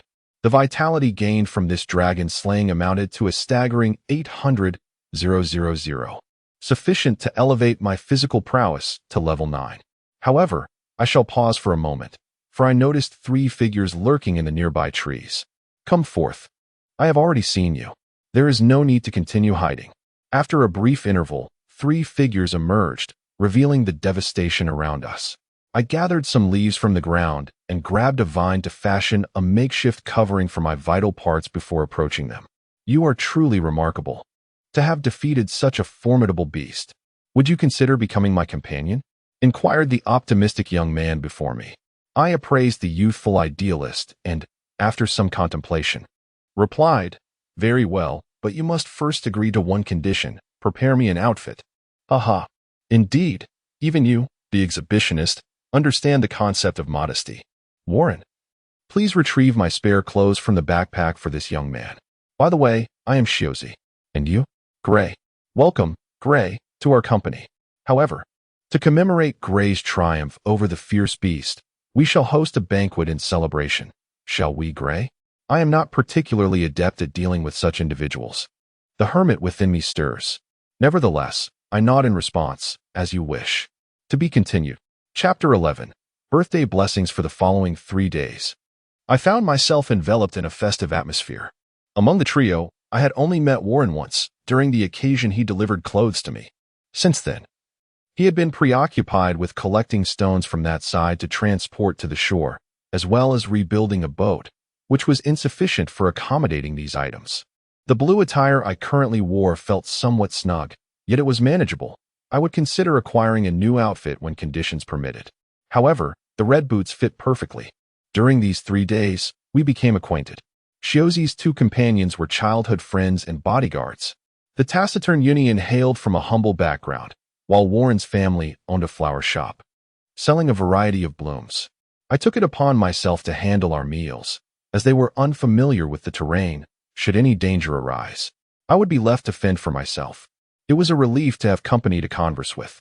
Notably, in the southeastern part of the island, I had previously believed there to be formidable creatures, only to discover a few lions, larger in size, yet comparable to those under Baki and Apos' command. Thus, my interest waned, and I left them undisturbed, as their vitality seemed ample. Perhaps after our departure, those lions might become the rulers of the island. I merely assisted in eliminating 2 powerful beasts, and I believe the island would soon undergo a transformation. I seated myself in the shade when Shiozi's voice reached me. I say, Gray, you certainly know how to be lazy. Have you not seen that Warren and the others are hard at work? You claim to have lived on this island for over 3 years, yet you do not recognize sea tower stones? Is it a prerequisite to know such stones to reside here? I spend my nights sleeping in trees, descending only when hunger strikes. It would be remarkable if I did know. However, I would appreciate it if you could save me a sufficiently long sea tower stone. I am in need of a weapon. You mentioned that before, and I took note. But when do you intend to leave? Why not come visit my royal city? I would be pleased to host you, considering you've been our gracious host for the past few days. That sounds agreeable. I have nowhere else to be, and I am weary of this place. However, let us make one thing clear. I shall not partake in any troublesome endeavors with you. Of course, as long as you arrive in the royal city. But when do you plan to depart? I glanced at Shiozi, pondering, then inquired, what is the date today? Oh, I seem to be unclear as well. I have lost track of time at sea, but Union is sure to know. The ship will be completed in about 2 days. At the very least, we depart in 3. Very well, then I shall stay a few extra days. At dusk, Union returned, accompanied by Warren. I was already seated by the fire. My cooking skills were rudimentary, merely enough to prepare something edible. Shiozi and the others were no better, though their culinary abilities surpassed mine. As I observed Warren's hair dancing in the wind, I took a moment to scrutinize him closely. According to Shiozi, Warren possessed a unique ability to communicate with plants, a fascinating talent. His inability to sense the aura of devil fruits indicated he was not a devil fruit user. Noticing my gaze, Warren approached, extending a polite greeting. "Hello, I am Mujik Warren, but you may call me Warren. I apologize for not introducing myself sooner. It was quite rude of me. Welcome to our guard unit." Seeing his sincere demeanor, I rose to respond. "No need for apologies. You appeared quite busy, and I did not wish to disturb you. Nonetheless, I appreciate your delivering my clothes. Yet, you are mistaken. I am not joining the guard unit. I am merely a friend of Shozi and a companion to you all." "Oh, I see. I have acted inappropriately. However, your statement seems to mirror my own. The ship will be ready ahead of schedule and can carry the ores we are bringing back. That is indeed splendid news. But I have heard you can converse with plants. Is that true?" "Ah, so you are aware of that. It is not a particularly extraordinary ability. I have possessed it since childhood. It was a source of confusion for me, but eventually, I found joy in speaking with them. And I quite like this aspect of myself." "I see. By the way, what has Union been busy with to return so late? You should inquire with him directly. I am not entirely sure." "Ah, it seems it is time to eat, Gray. Shall we?" "Okay." Shozi and Union emerged from the makeshift tent. Union approached and said, "Gray, I have understood the question you posed to Shozi. If I am not mistaken, today is the 18th of March in the year 619 of the Sea Circle calendar. May I ask why you are inquiring about the date?" "I see. Living on this island, I had forgotten the precise date. However, based on your information, my birthday is in 3 days. Although I have always been alone, and even my birthday has gone uncelebrated, since you are here, I shall remain on this island a few extra days." Shozi leaned in. "This is sensational news. Gray's birthday is in 3 days? That means March 21st. But tell me, how old are you now?" I checked my status panel. I am currently 10 years old, but in 3 days, I will turn 11. It has been nearly 4 years since I arrived in this world. As a former recluse, my birthdays went unnoticed, even by my parents, who often forgot. I participated in classmates' and colleagues' birthday parties, yet my true desire was to conceal my own plight. Having been in this world for 4 years, I have not paid attention to my birthday, but perhaps this year marks a fresh beginning. In the following 2 days, I returned to my small nest in the tree, retrieving 2 books and stowing away the dried rhinoceros hide before vanishing. I no longer feared the cold, yet during the previous battle, I felt a hint of threat from the dragon's final flame. It would be prudent to resolve future conflicts swiftly, avoiding giving prey an opportunity to reveal their hidden strengths.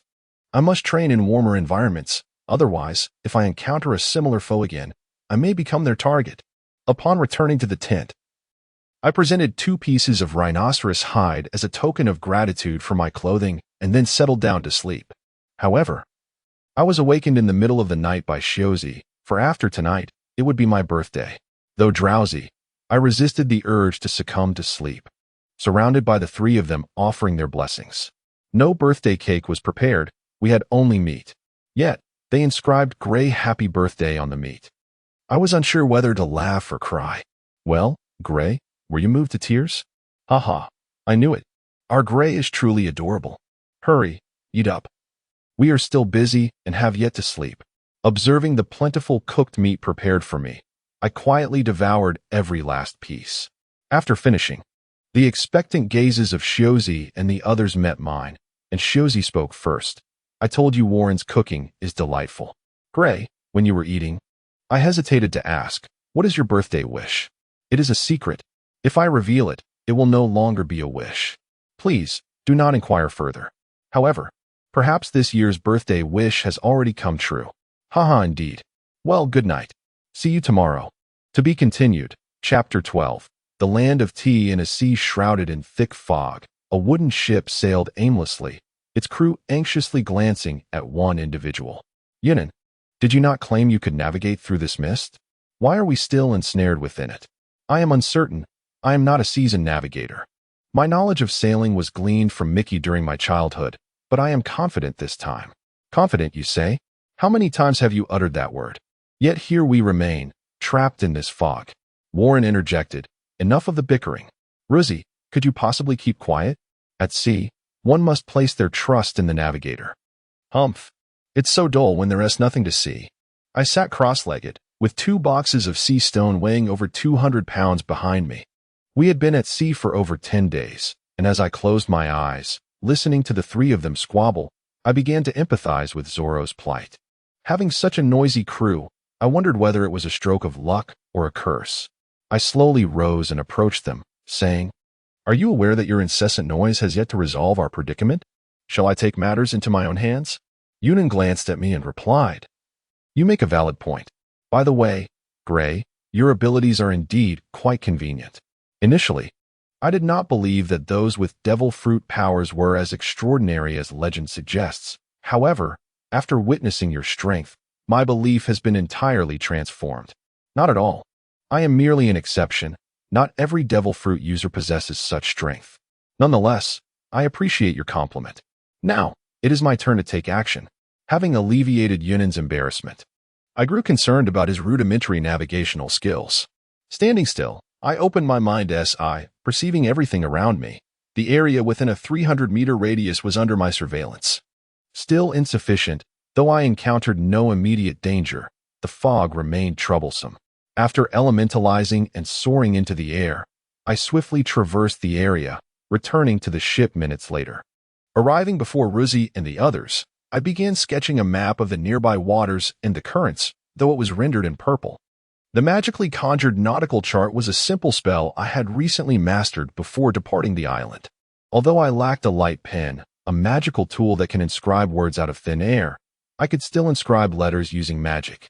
In essence, magical tools are merely ordinary items infused with magical power, as long as one maintains precise control over the magic. Such minor spells can be executed with negligible consumption of energy. Moreover, my attribute panel revealed no beginner-esque gift package, no legendary weapons to offer, no broken cards, nor anything capable of summoning, nothing at all. The attribute panel merely serves to provide a clear understanding of one's own strength and developmental trajectory, nothing more, a sly grin. Once I completed the final details of the nautical chart, I displayed it before everyone. Ruzi, still astonished, exclaimed, "Incredible! Gray, your ability to write in midair is truly fascinating. What is so astonishing about it? It's merely an extension of my abilities. However, you cannot learn this, so abandon that notion, Yunan. Can you comprehend the chart? Gray, you've drawn it too meticulously. According to the map, we should sail left for approximately half a day before turning northeast. In less than a day, we can escape this fog. But Gray, you must remain vigilant to ensure our vessel does not stray off course." "Understood. Let us get to work. Warren, hard to port." "Got it." "Ruzi, if you find yourself with nothing to do on the ship, please refrain from pilfering our food. If you continue to sneak bites, we shall all go hungry." "Haha, so you've caught me. I thought I was being discreet. The portions Yunan provides me are merely enough to fill the gaps between my teeth, and there are no snacks. I am quite disheartened. You consume the most among us.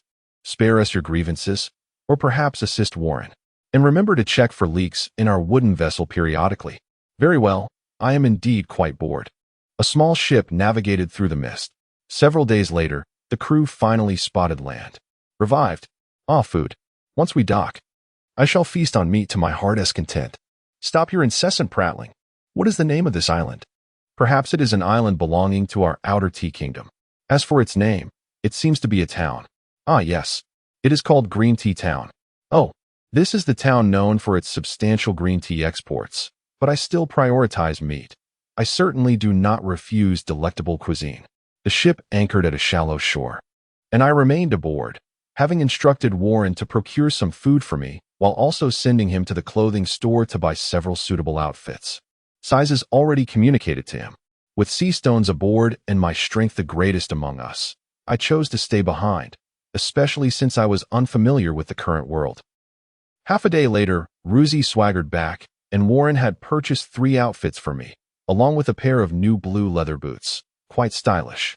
After expressing my gratitude, I began to indulge in the meal Warren had brought. As the ship continued its voyage across the waves, I grew restless and curiously inquired, "What sort of nation is the Tea Kingdom?" "Our Tea Kingdom is a newly established nation, founded just 7 years ago. It currently comprises 1 large island and over 20 smaller islets, with the royal city located on the main island, Tea Island. Yunnan paused before continuing. As for the state of the nation, the people enjoy leading quiet lives, engaging in small businesses. However, in recent years, our merchant vessels have been intermittently harassed by the neighboring nation of Pork Kingdom. Thus, the borders are rather complex. I see. It appears the days ahead may be tumultuous, but I am curious about how the king intends to address this issue. One cannot speculate on the thoughts of His Majesty. King Belcelian is quite benevolent. At this, someone interjected, "Benevolent? Do not jest. Father wears a stern expression all day. Much like you." I tentatively remarked, "It seems our Ruzi harbors a bias against his father." Humph. How dull. But Gray, once we arrive at the palace, could you teach me how to grow stronger? Sure, I can teach you my methods. But I cannot guarantee your survival. Moreover, with so many guards in the palace, should I be discovered mistreating you, your father would likely imprison me. Indeed, that does seem plausible. Alas, Gray, do you possess a method to expedite my strength? I extinguished his hopes. None. Moreover, refrain from consuming any devil fruits in the future. With me around, I shall guide your growth at a steady pace. Alas, it seems I have no choice.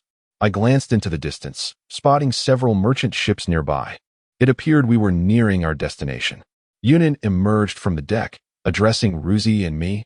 "We are approaching the dock. I entrust the 2 boxes of sea stones to you both. Gray, since this is your first visit to the royal city, remember to register upon entering. And do not wander about like Prince Ruzi." "Who are you referring to? I do not behave in such a manner," Ruzi retorted, unperturbed. "Then I shall rely on you too. Warren, please handle the luggage." "Understood, but it seems we have arrived rather swiftly. My hands are sore from steering," Warren complained, though he quickly regained his spirits.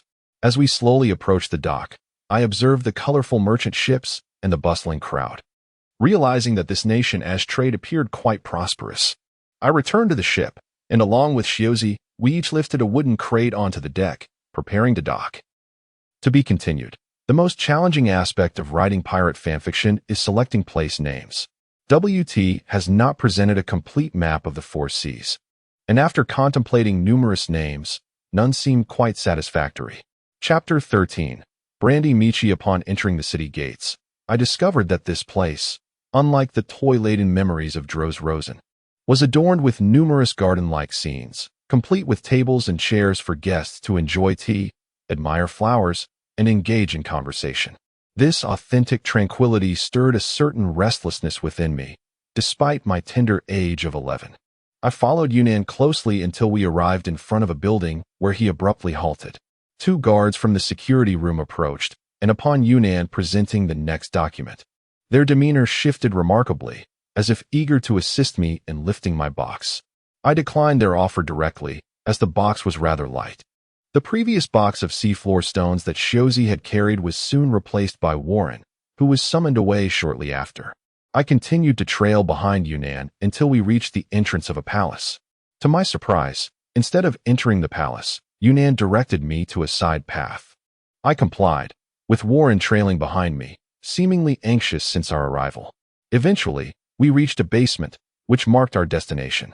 Yunnan informed me that tomorrow, the king would dispatch the finest blacksmith to see if he could refine the ores, relieving us of any concerns regarding the 2 boxes of seafloor stones. However, Shiozi was nowhere to be seen now. Yunnan inquired about my lodging arrangements, and I replied straightforwardly that I would find a hotel outside, as they had matters to attend to, and I was not accustomed to remaining there.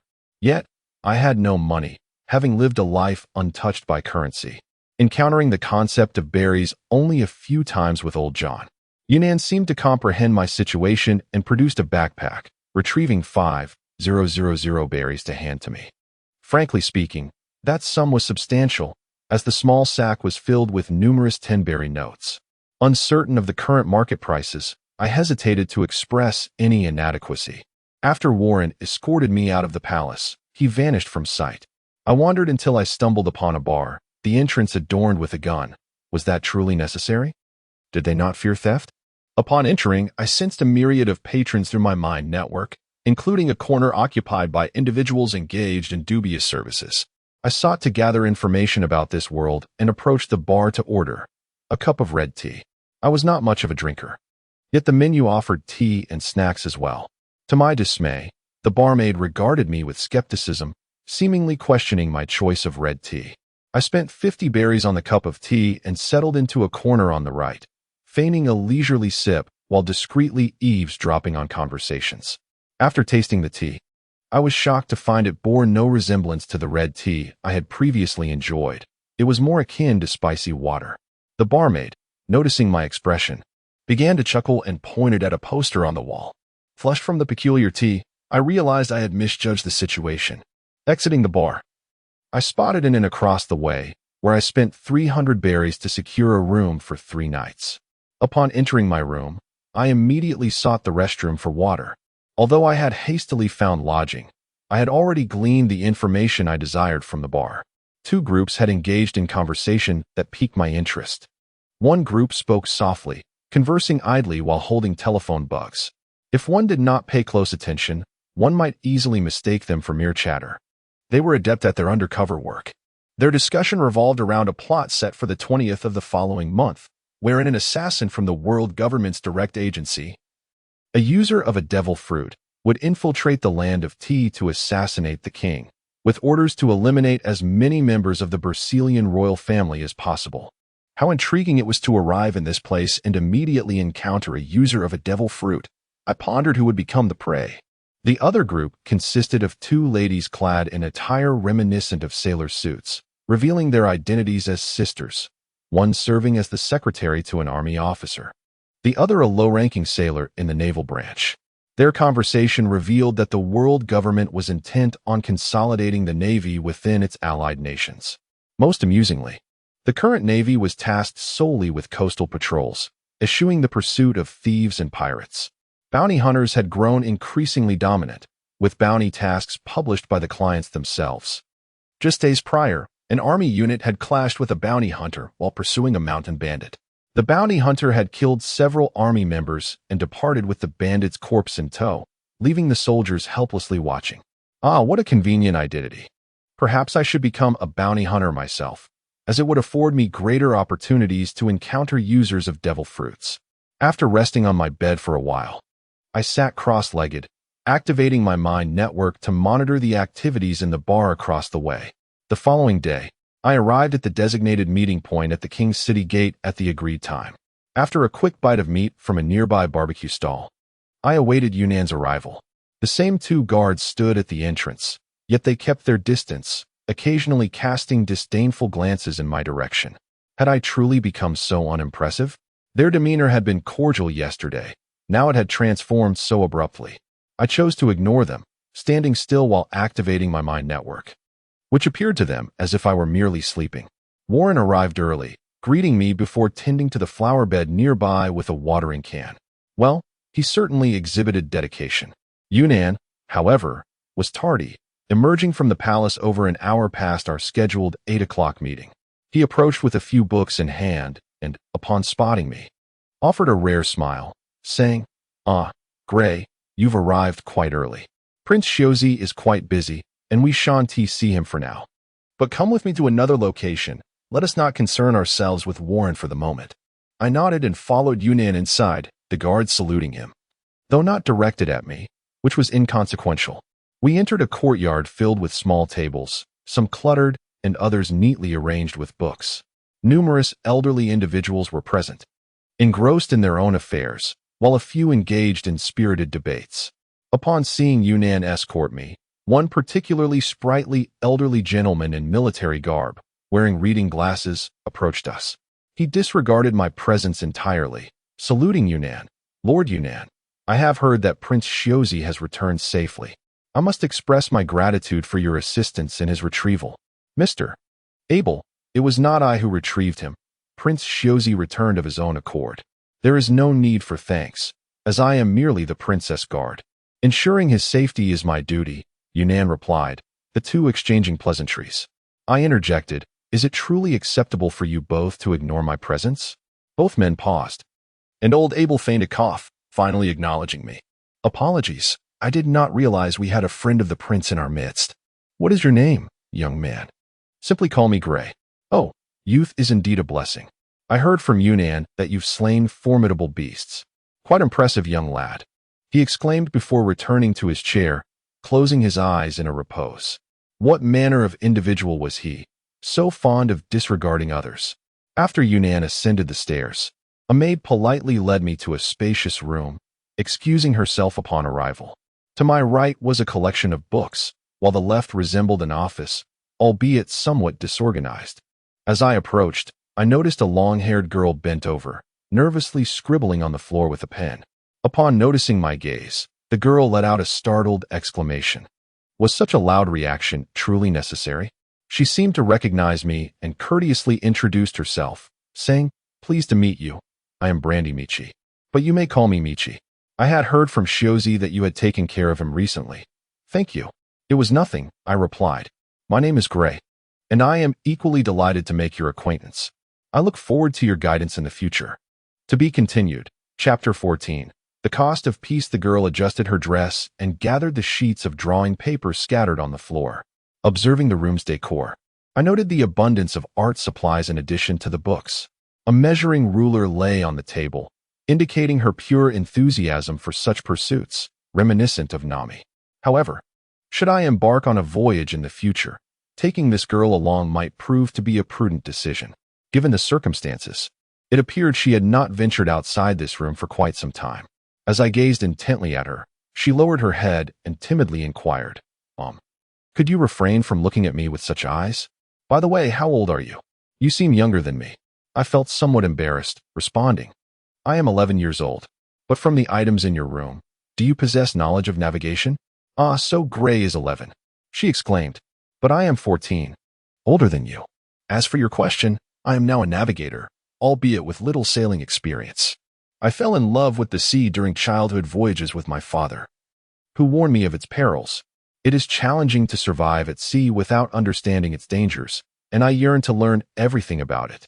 Her impassioned declaration, despite her petite stature of under 1.5 meters, was unabashed as she perched a foot on the chair. I intended to delve deeper into our conversation, but was interrupted by a knock at the door.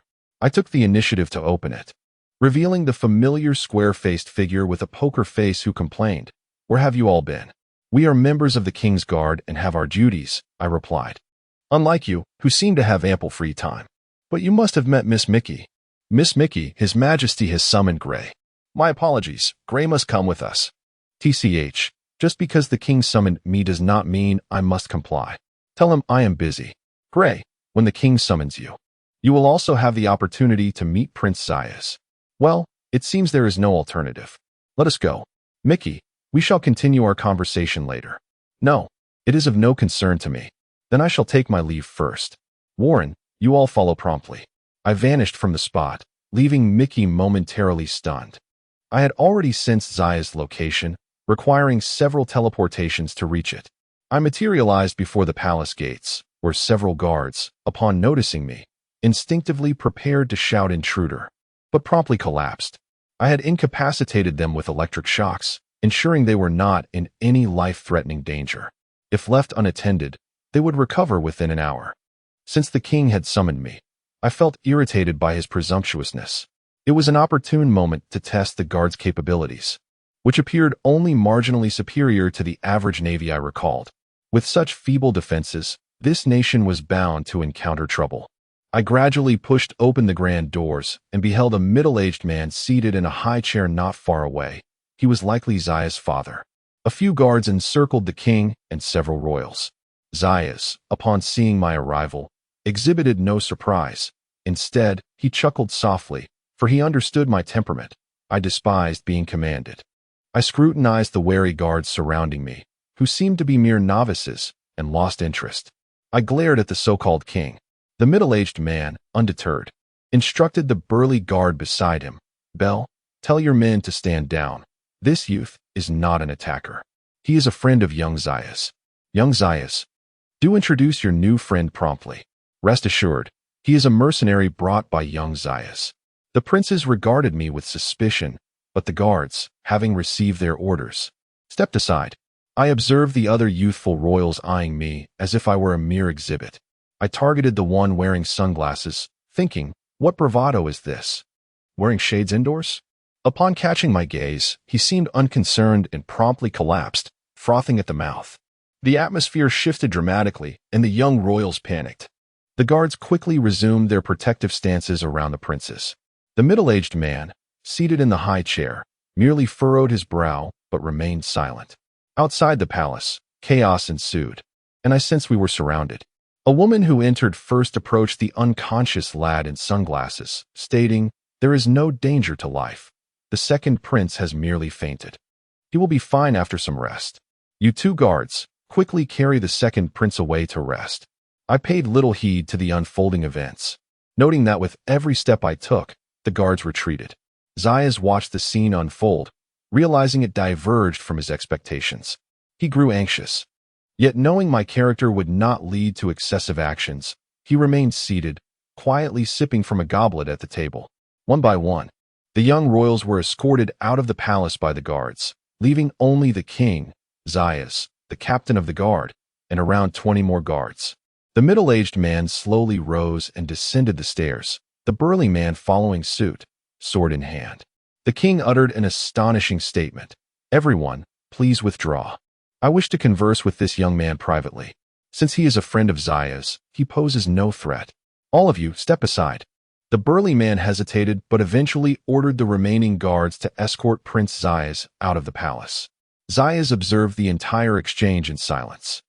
After exchanging a glance with me, he disregarded the guards and strode out confidently. Only 3 of us remained in the palace.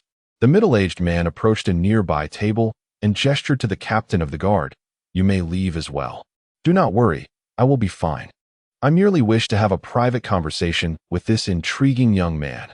"Understood," he replied, casting a glance at me before making his exit.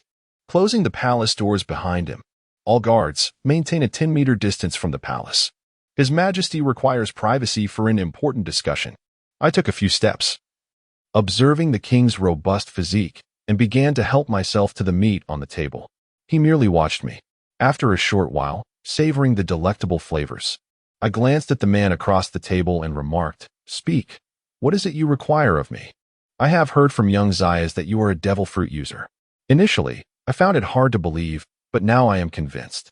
"I apologize for previously referring to you as merely a mercenary. Our nation of tea is soon to face a grave threat from the neighboring nation of pork. I wish to hire you as a guard to the vice captain. I implore you." "Oh, has the situation escalated to such severity?" I replied. "I have heard from Zayas that your nation values peace. What does your Majesty intend to do? However, you seem to have misunderstood one thing. I am merely a friend of Zayas and his companions, nothing more. I am aware of that. But intelligence has indicated that pork has engaged assassins under the command of the world government. It is confirmed they possess devil fruit abilities, but their numbers remain unknown. Our nation and Apos, Esgard cannot contend with them. What must I offer for you to assist us in averting this crisis?" I set down the plate of meat, feigning indecision while secretly amused. After a moment, I casually remarked, "I could assist you, but prior to that, you seem to have made an error. According to my intelligence, their target is not the nation of tea, but rather the royal family of your Majesty, the Brasilian family. What are your plans, your Majesty?" The middle-aged man pondered my words, casting several glances in my direction, showing no doubt in my statement. After a moment, he replied, "I see. Although I had anticipated this, I still require your strength. State your terms." "Well, I do have a condition. I need a few individuals to accompany me on a voyage afterward. Specifically, I wish for Zayas, Union, Warren, and Mickey to join me on this adventure at sea. Can your Majesty accept this condition?" The middle-aged man regarded me with surprise, not expecting such an unusual request. However, after a moment's contemplation, he calmly responded, "Very well, I agree. If I can secure peace for my nation in exchange for 4 individuals, it is certainly worth it." "Very well, our transaction has been concluded, and I shall endeavor to fulfill my duties diligently. For now, I shall take my leave, your Majesty." Once Grave vanished from the palace, only the middle-aged man remained, solitary, sipping his drink. To be continued. Chapter 15. The temptation of demons outside the palace. Bell remained vigilant, attentively observing the stillness within. After a prolonged silence, he resolved to push open the palace doors. Upon entering, he beheld the king seated, indulging in a drink. The purple-haired youth went unnoticed, as the palace doors had not swung open, yet he dutifully approached the king, awaiting his command. The middle-aged monarch set down his goblet, dabbed at the corners of his mouth with a napkin, and stood, fixing his gaze upon Belle, his expression devoid of emotion. "Convey my orders. Prohibit all princes and princesses from leaving the royal city, and bolster their respective guards. Dispatch half of the elite guard to their locations, and ensure it is executed discreetly." Understood. Belle sheathed his sword and exited the palace, commencing the withdrawal of the guards surrounding the premises, leaving a standard number of soldiers to await the king's instructions while he made his way to the guard post. In a corner of the royal city, Gray, having returned to the inn, engaged the female attendant at the front desk. "Is there indeed a rifle hanging above the door of that bar across the street? Aren't you concerned about theft?" "Indeed, esteemed guest, the firearm displayed is a rifle, yet none would dare touch it, for it belongs to a notorious gang from the neighboring land of Pork. It serves not only as a weapon, but also as their family crest. Their formidable presence ensures that no one would dare covet it." "Ah, I see. I had found it rather peculiar. Thank you, dear sister. However, I intend to stay for another month. The rent for 30 days, please." "Very well, esteemed guest. We shall arrange that. Should you require anything during your stay, do not hesitate to consult at the front desk." Upon entering my room and closing the door, I prepared to take a bath. My clothing vanished in an instant as I retrieved a complimentary towel from the bedside cabinet, gazing at my reflection in the mirror. To be honest, I still found it uncomfortable to wrap myself in a towel post-bath. As a reclusive individual, I had once considered towels to be luxurious items. After showering, I wrapped myself in the towel and sat on the edge of the bed. There remained 23 days until the assassin's arrival, and all I could do in the meantime was gather intelligence. Although the assassin was one concern, I believed that even if I eliminated him, war would still be inevitable. After setting up a magical barrier in the room, I cast a spell, expending 30% of my magical energy. Gradually, a spectral figure materialized before me, solidifying into a tangible form as they moved their body. "Once again, we meet, our esteemed hero. Enough with the jesting. I am you, and you are me. You are privy to all my secrets, so cease your teasing. It seems my original self has encountered some troubles. So, what is it that you require of me this time? I shall spare the small talk. The nation in which I currently reside is on the brink of war with our neighboring country. I need you to collect intelligence throughout the royal city. A rather simple task, wouldn't you agree? Humph, you truly excel at delegating. There is a chance I may encounter a user of a devil fruit. Should I eliminate them, I would grow stronger, and in turn, you would too. However, have you given any thought to the name I asked you to choose for me? Grimshaw. Although my existence has been brief, I hope you will call me Grimshaw. As for the troubles at hand, I shall see to their resolution. For now, I shall take my leave." Once the figure vanished, I felt a sense of relief. This was a spell I could barely wield after enhancing my physical capacity to level 9. Thought projection consumes 30% of total magical energy to create a doppelganger with independent consciousness, possessing 20% of the current body's abilities. Absolute defense is ineffective. It will fulfill tasks as directed by the original self, impervious to physical attacks, minimum existence duration of 30 days. With the specific duration determined by the amount of magical energy expended, the greater the energy, the longer the existence. The doppelganger may return to the original at any time, and the original may dismiss it prematurely. Casting this spell is utterly exhausting. I truly cannot fathom how those characters in fairy tale manage to utilize thought projection so effortlessly. Even with only 20% of my abilities, Grimshaw is still formidable, and I trust he will accomplish his mission. In the following days, I would have to request some berries from that insufferable king. Though I am currently a demon slayer, I still need to eat daily. My appetite is merely slightly above average. I am not like Luffy, who can devour an entire pig in mere seconds. Magic does not deplete stamina, so my body remains in optimal condition at all times. Floating in the air, I engaged in self-training, my physical capacity having reached level 9, allowing me to withstand 100 million volts of purple lightning. I eagerly anticipated the hunt for demons, and for some reason, The thought of encountering a devil fruit user filled me with excitement. On the evening of March 19th, Grimchow returned to the room. The female attendant initially believed she had misseen, as she had witnessed me return just moments prior, only to see me re-enter the inn shortly after. However, she said nothing, merely smiling at my thought projection. Grimchow also remained silent, his countenance weary. Upon returning to the room, he provided me with the intelligence he had gathered along with his analysis. As our figures slowly overlapped, Grimchow offered a gentle smile just before disappearing. As his journey comes to an end, it is now the moment for my true self to make an appearance. To be continued. Chapter 16.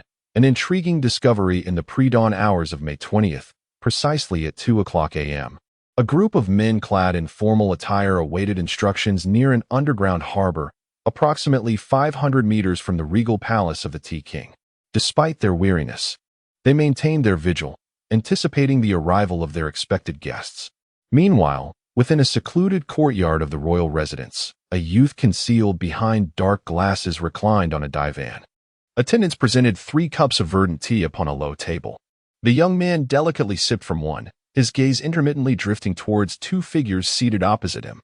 One of these individuals was a towering figure, his countenance broad and adorned with a ring piercing his nose. In stark contrast, a petite and charming young lady meticulously savored her tea. This remote locale is quite novel, yet the exquisite tea compensates for the journey. Would you not concur, Harold? Indeed. Zola, your penchant for indulgence is noteworthy. However, considering the assassination directive we have received, perhaps we should prioritize our endeavors. The sooner the task is completed, the better. Harold retorted with a pronounced nasal tone that resonated throughout the chamber. This was followed by the sound of weeping. Must you criticize me for enjoying a mere cup of tea, Harold? Moreover, it is still quite early. Surely, commencing our work at daybreak would be more judicious. Harold, you vex me so. I shall inform my elder sister upon our return. Spare me your threats involving your vice-captain. And you, bespectacled boy. It is rather unexpected to discover that you are our true benefactor. I had heard whispers of your royal lineage. I wonder, would eliminating you now constitute fulfilling our contract? Observing the fervor in Harold's eyes, the youthful figure removed his sunglasses with deliberate slowness. 1,000 pardons for any perceived discourtesy. My motives for enlisting your services are complex, and your fulfillment of this commission is, indeed, part of the arrangement. However, I would strongly advise against such an action. I am, after all, your patron. I am well aware of your formidable capabilities, which justify the considerable sum I have invested. I trust you will execute your duties with diligence. The documents on the table contain profiles of your quarry. Please peruse them at your leisure. The operation commences at dawn. Intriguing. However, preying upon defenseless targets lacks appeal. While I hold little regard for such matters, might there be a more formidable adversary to contend with? I eagerly anticipate a challenge. There is indeed one of note. Though he is among your targets, Bell, the captain of the Royal Guard, a swordsman, while not a master of the blade. He is reputed to have cleaved through steel in his youth. As for others of significant strength, there was one whose menacing gaze remains etched in my memory. But he appears to have vanished of late and can, therefore, be disregarded. A swordsman, you say? Fascinating. I wonder if he is capable of drawing my blood. I eagerly await the encounter. I shall not detain you further. The dawn is still some hours away. You may rest here within this chamber until then. I, too, must attend to preparations. I eagerly anticipate your performance. Please excuse me. As the youth departed, followed by a dozen guards, he sensed an anomaly as he traversed a narrow alleyway. The sound of footsteps that had been trailing him had begun to diminish. Initially dismissing it as mere fancy, he soon realized that the sound was indeed fading. He was about to turn and investigate when he found himself paralyzed, collapsing into unconsciousness. Fool! The spell worked perfectly. The area where you stand has been prepared with my spell. I merely deprived the barrier of oxygen. Sleep well, bespectacled lad. I lifted the youth and vanished from the spot. His underlings, mere pawns following orders, were already sleeping soundly in an abandoned shack. With the youth's situation resolved, I followed the trail to the courtyard entrance. Quiet indeed. Though you are merely mercenaries, your success would complicate matters considerably. I am not one to adhere to schedules. foolishly awaiting your assassination of the defenseless. The king also instructed me to minimize casualties, quite the demanding taskmaster. However, I shall indulge him this once. Observing the darkened windows, I activated my mind's eye and strolled through the courtyard, a smile playing on my lips. I had located my prey. Now, the true feast could begin. However, there were 3 targets within the courtyard, one concealed deep beneath the earth, seated cross-legged in a subterranean chamber. I circled the courtyard, laying down a spell to prevent escape. All within the barrier would be confined for 30 minutes, after which the spell would dissipate. The area was remote enough that a skirmish would not be problematic. There you are, you 2 rodents. I assailed the chamber with a direct magical strike, causing a section of the courtyard to cave in. As the dust settled, the pair was nowhere to be seen. They had evaded the attack. Impressive agility. From another chamber emerged the figures of a tall man and a petite girl. That was close. If it weren't for my quick thinking, you'd be missing a chunk of flesh, big guy. What did you say? As if I'm so weak. And you? Little guy, you seem quite strong. I wonder if you can withstand a few of my punches. Observing the towering figure charging towards me, I was faced with a dilemma. Should I deactivate my absolute defense? Being killed so quickly by its rebound would be rather anticlimactic. Perhaps I should disengage it. I prefer close-quarters combat, after all. As I vanished before him, the behemoth faltered in his advance. But I had already materialized behind him, delivering a swift chop to the back of his neck. A crimson spray erupted as I reappeared 10 meters away. After a moment, he registered the pain and underwent a transformation, growing a meter taller, his face elongating further. A hippopotamus, perhaps? A Zoan-type devil fruit. The specifics were not important. This time, he refrained from attacking, instead bellowing at the diminutive figure behind him. It hurts. You bastard, you actually managed to wound me. Zola, heal my back, quickly. I know, don't get impatient. These are the tears I collected while crying earlier. Stand still. The contents of the vial in the girl's hand proved effective, staunching the flow of blood. The behemoth prepared to resume his attack, but paused, bellowing, Zola, what's happening? The bleeding stopped, but why isn't the wound healing? Did your tears expire? It hurts. You bastard, I'll show you the extent of my power. That's impossible.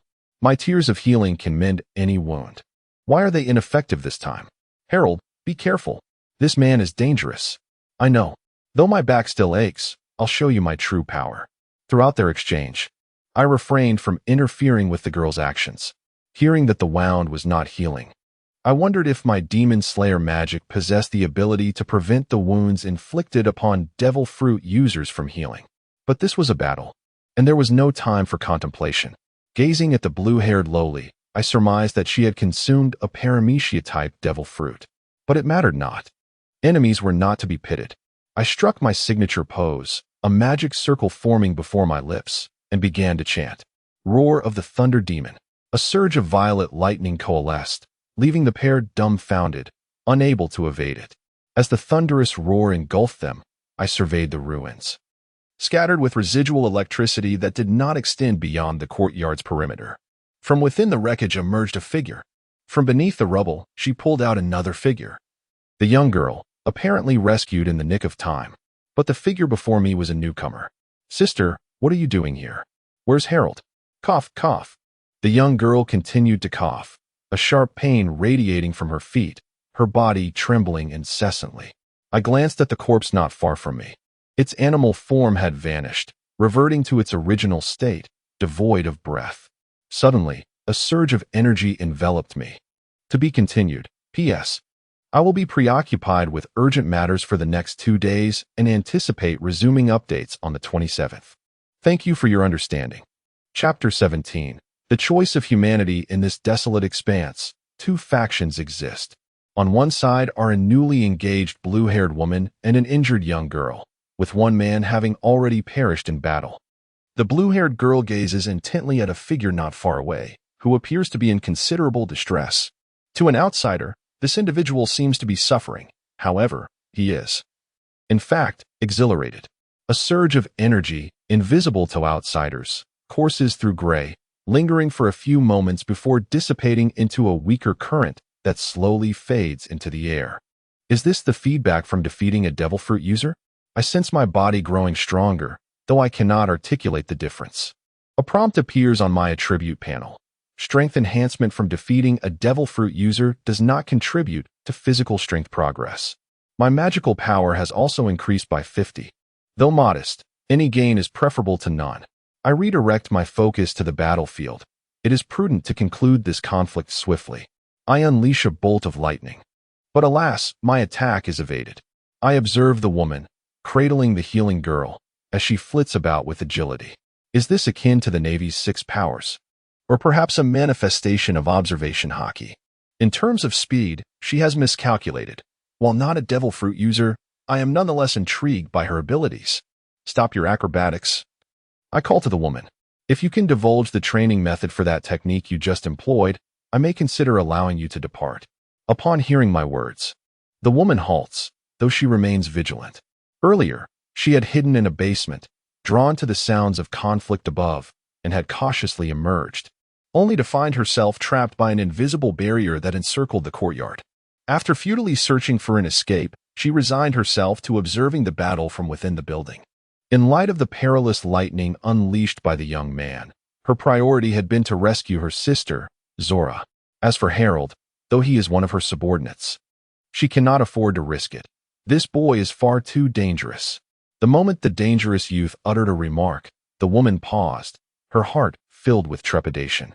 She had arrived in this remote country days in advance, merely to ensure her sister's safety, with no mission to attend to. Should her task fail, she might face repercussions upon her return, possibly demotion.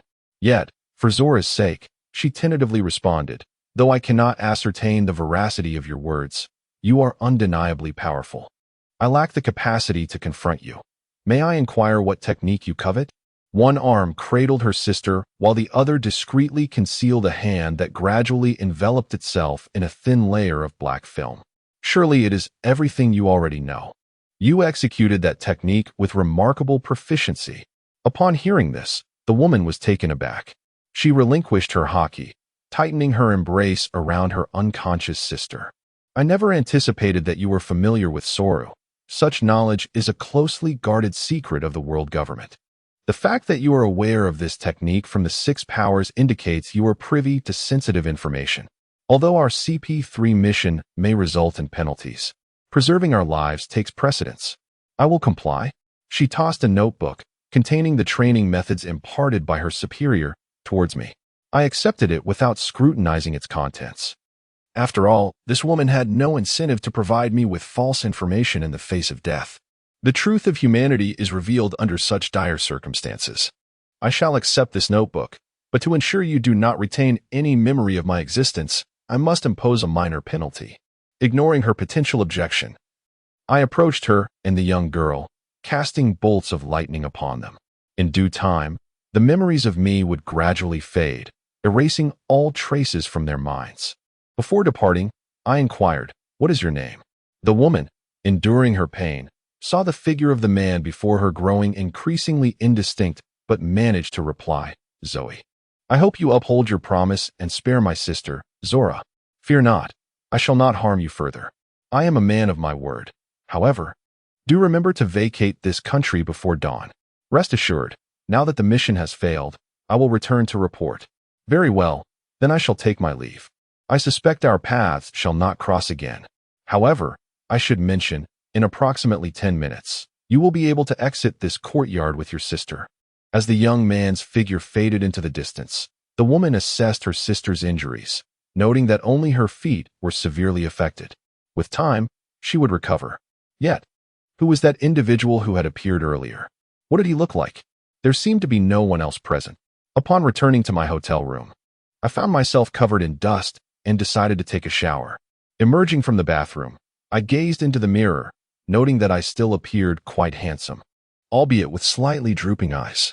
During the recent battle, I had refrained from delivering a fatal blow to the sisters. Indeed, the sensation of my first kill today was oddly pleasurable, yet tinged with melancholy.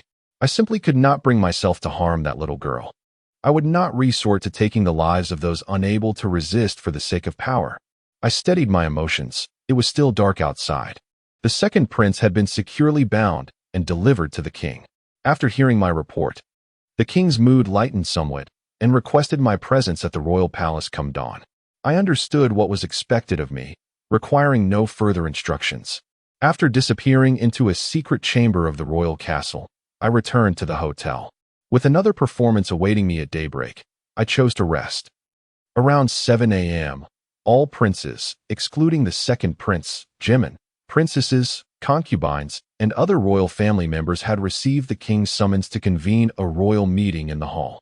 The elder princes presumed the topic would concern the selection of an heir, each holding differing opinions on the matter.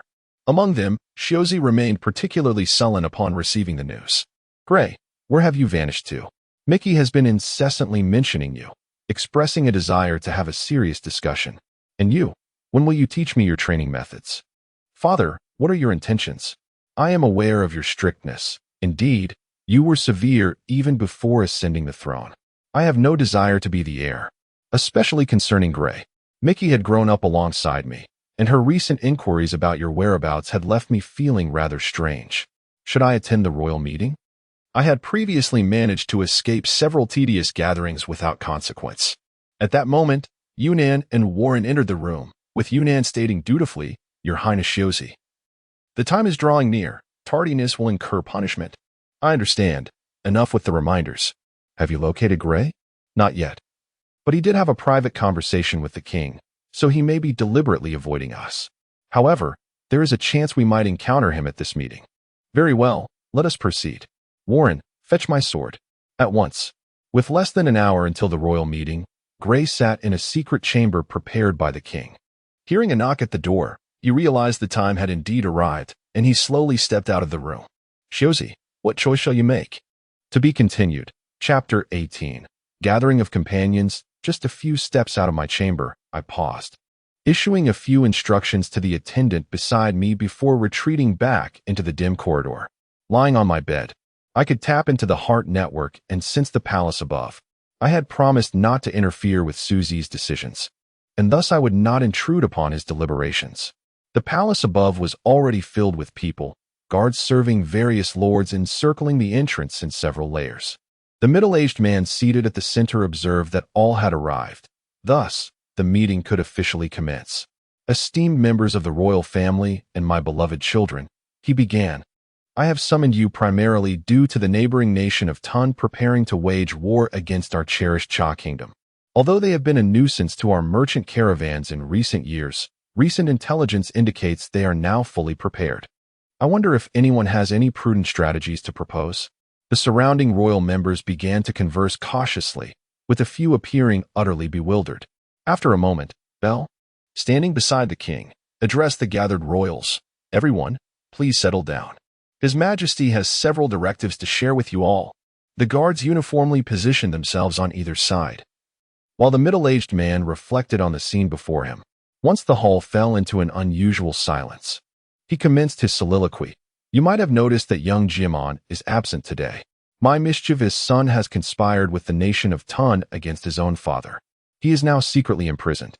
At this revelation, the hall fell silent, all eyes eagerly awaiting his next words. However, it appeared that young Jiamon had implicated several accomplices. The notion of Tun waging war against us was merely a fade orchestrated by Jiamon's collusion with the underworld of Tun, which had persistently harassed our merchant vessels over the years. "My children," he continued, "if you confess now, I can personally administer your punishment. Nevertheless, this meeting primarily concerns the selection of the heir apparent. If any of you aspire to the position of heir, please speak up." The royal members listened intently, each displaying a unique expression. Two young princesses were frightened by their father's stern demeanor, weeping as a nearby maid consoled them, gently leading them out of the palace. Suzi, seated in shock, gripped the stem of his goblet in fury.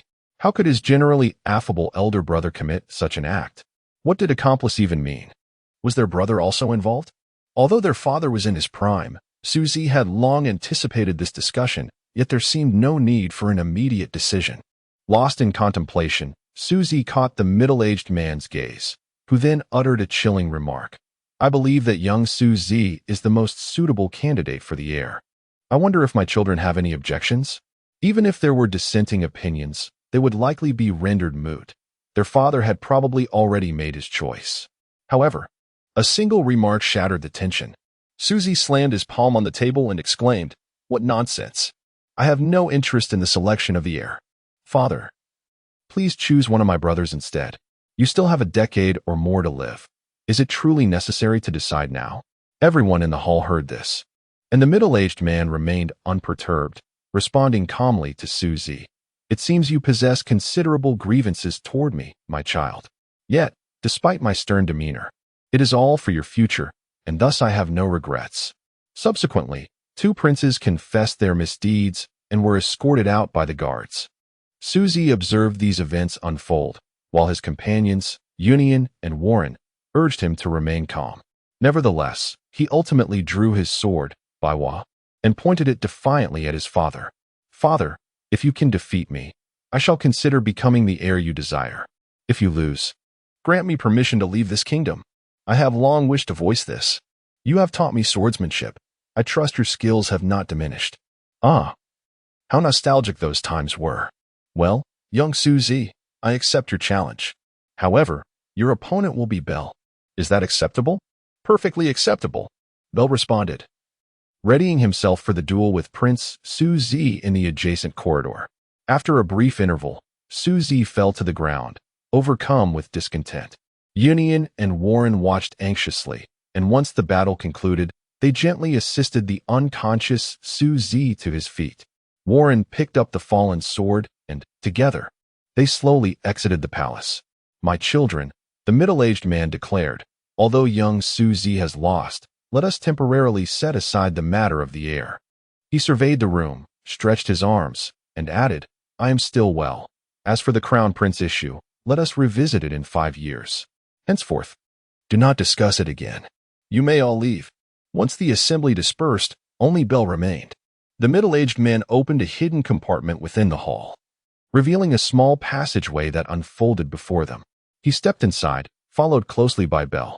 In the dimly lit corridor, they traversed several forks before halting before a door.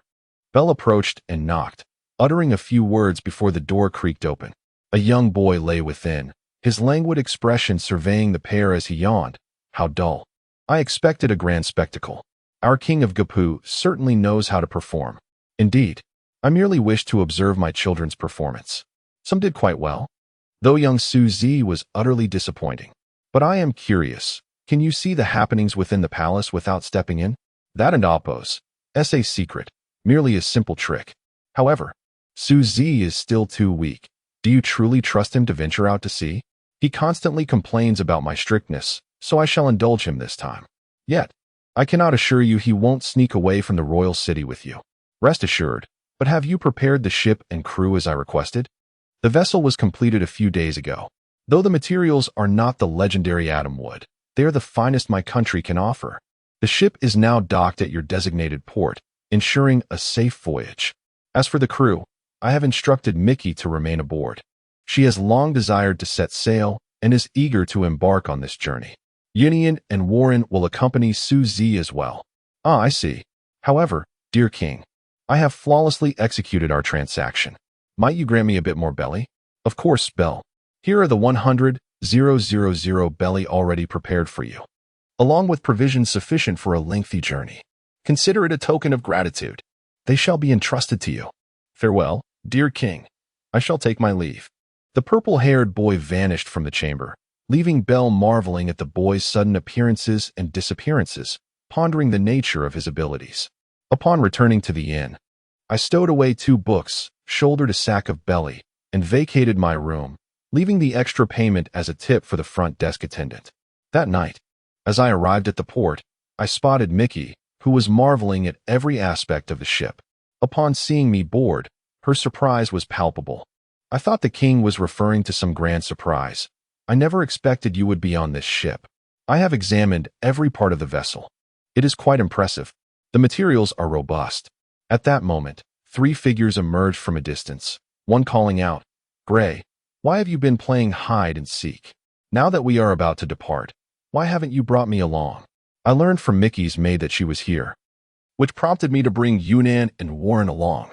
"Fear not, We sneaked away, and we have brought our belongings. Oh, Shoji, are you not concerned that your father will be unable to find you? What is there to fear? I have long desired an adventure. I shall board the ship first. Let it be known that I am the captain. Suit yourself. Once the three of us boarded, the vessel set sail slowly. However, a commotion arose from the hold, which was filled with bags of provisions, and a small figure emerged. To be continued. Chapter 19. Individual dreams. In a certain area of the South Sea, a vessel glided gracefully upon the waters, measuring approximately 15 meters in length and 8 meters in width. The weather was delightful, with clear skies overhead. On the deck, a person lounged in a beach chair, cradling a small child in their arms. I remarked, "Little sister, if you wish to play, could you please refrain from seeking me out? I finally managed to catch a nap, only to be disturbed by your incessant chatter. But I want to play with you." Brother Shoji, Nissan, spends all his time either eating or wielding his sword, and those two pesky companions are just the same. You are much more entertaining. What on earth do you find so appealing about me? By the way, are you not afraid that your father will discover you sneaking out? I couldn't care less. I thought this outing with Sister Mickey would be delightful, but all I've found on this ship is food, and more food. You, however, are far more entertaining with your magical tricks. How about we go fishing instead? Our little Selala, could you please stop sitting on me? It's rather exhausting, you know? You promised. But Selala is too small. You must hold me while helping me with the fishing rod. Isn't that just turning me into Brother Gray? While you hide behind me? And please, stop squirming against my back. It tickles, you know? All right, I shall fetch the rod. Clumsily. I made my way to the storage room, where only a few provisions remained. After retrieving the fishing rod, I returned to my chair, shifting it slightly forward while holding little Selala securely, and settled down to fish. This little girl's full name was Belselian Selala, the third daughter of that dreadful king. At the tender age of 6, she had accompanied Mickey onto this ship, who had provided her with cover. I recalled how Mickey had seemed rather anxious when we first boarded. By the third day, Warren noticed a peculiar decline in the supply of biscuits in the storage room, leading him to discover the culprit. He found a petite girl, less than a meter tall, clad in a dress, her face smeared with dirt. Although I had rarely seen her, Warren recognized her as the princess who used to play with Shoji. He quickly fetched a towel from the kitchen to clean her face before summoning everyone to discuss the matter. Mickey, realizing her ruse had been uncovered, feigned ignorance. The little girl claimed to have received her father's permission to accompany Mickey on this voyage, though I suspected it was merely a whim. Shoji, after failing to convince his mischievous sister to return, ultimately gave up, acknowledging that she was even more spirited than he. The little girl settled into the same room as Mickey. This vessel boasted 8 cabins, 2 restrooms, 2 storage rooms, a kitchen, a lounge, a cold storage room, and a training room on the 3rd level. The sails, at present, bore no designs. Before long, a fish took the bait. But I noticed that the little girl in my arms had drifted off to sleep. Observing her peaceful slumber, I found her stubborn presence quite endearing. Cradling her in one arm, I gently lifted the fishing rod with the other, incapacitating the fish with a jolt before placing it aside. I returned to my cabin, laid Selala down, tucked her in, and stepped out once more. Carrying the fish towards the kitchen, I noted that there were 6 of us aboard. Warren had taken it upon himself to prepare meals, and he had been cooking for us diligently. Upon seeing me enter with the still wriggling fish, Warren appeared somewhat averse to the idea of killing it. However, for the sake of sustenance, he was willing to do so. As he scaled the fish, he conversed with me. "Gray, I was quite busy in the royal city, so I hope you won't hold it against me for not being more welcoming." Every time I approached a plant, I heard its voice, and I simply could not ignore them. I waved my hand dismissively. How many times must I tell you? I bear no ill will, so do not dwell on it. Now that we are on this adventure at sea, we are companions. As companions, let us not behave in such a manner. It is quite unbecoming. Ah, I see your point. I shall be more mindful in the future. But Gray, do you think Shoji's constant sword practice will actually improve his skills? How would I know? I am not a swordsman and cannot gauge such things.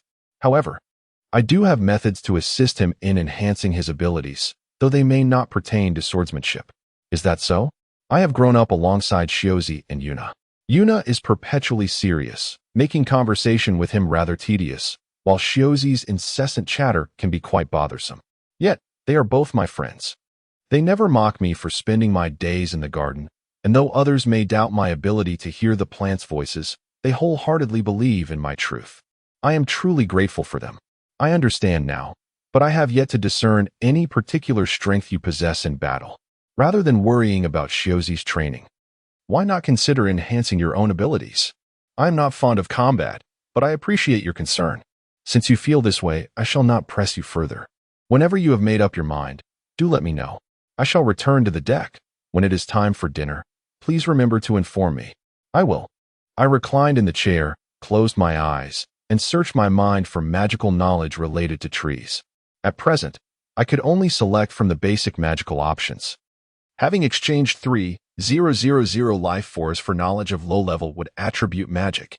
Gradually, relevant magical knowledge began to unfurl in my mind, preparing to attempt a casting. Yet I found myself unable to do so. After several attempts, I discovered that the magic encyclopedia within my attributes panel had 2 notes. 1. The character's learning of magic types outside of their primary attribute cannot exceed 3. Exceeding this limit will only yield knowledge of related magic, but will not enable casting. Choose wisely, as this decision is irrevocable. 2. Currently learned. Textual magic formula, transformation magic. Special thought body. Upon reading this, I felt a profound disdain for the entity that had brought me to this world. Why had they not provided this information sooner? Yet, after some contemplation, I found solace in the fact that these 3 types of magic would suffice for my needs, particularly since I frequently employed the formula. My primary attributes were lightning and demonic. I would take my time with it. I could not tell how long had passed when I heard the anchor drop. Observing Yuna busy with his tasks, I rose, realizing that evening had fallen. I approached him, prepared to lend a hand. For Yuna had recently assumed responsibility for the ship's safety. Mickey, on the other hand, enjoyed a more leisurely existence, occasionally issuing commands and reminders to Yuna and Warren, while remaining mostly confined to her quarters. Upon entering, I inquired, Yuna, do you have any dreams? This voyage does not seem to have been your intention. Did you set sail out of obedience or desire? I can hardly distinguish the difference between orders and my own will anymore. However, since we are at sea, I feel no need to cling too tightly to my former identity. I have a keen interest in studying history. I wish to see the true nature of this world. In the Royal Library, I encountered only vague references, but perhaps this voyage will allow me to witness our world firsthand. As for dreams, I once read about the legends of All Blue as a child. If I could visit there, that would surely be a dream come true. What do you think? Is it possible? I have heard of it, though I have never seen it. This world is wondrous, where the most peculiar occurrences are possible. Nevertheless, I firmly believe that you shall realize your dream. Today seemed to be the day I spoke the most. How unbecoming of me. Gray, I entrust the ship's safety to you. Of course, leave it to me. You should go eat now. Then I shall count on you. Traveling at night over the sea is perilous. During this period, we have chosen to remain in place, resting. Occasionally, we are disturbed by uninvited sea creatures. Yet we have managed to resolve those encounters. This evening, the vessel continues to sail undisturbed by any threats. To be continued. P.S. Shiozi's father bears a striking resemblance to the character of the Red Flame from the Magic Flute. P.S. The consecutive update of 3 chapters today is to compensate for the previous days. Starting tomorrow, there will be 1 update per day. Chapter 20. The Adventures of Shiozi. For nearly 2 months, Shiozi and his companions navigated the sea, and their provisions were dwindling. The meat in the cold storage was nearly exhausted as well. One day, while wielding his sword in the training room on the 3rd floor, Shiozi paused his movements upon noticing the silhouette of an island outside the window. He called out to those below, "Everyone, look! There is an island not far ahead, and it appears to have a town. Let us go there to dine. I am quite weary of fish." I was playing a game on the deck with Salala when I heard the news of our impending landing.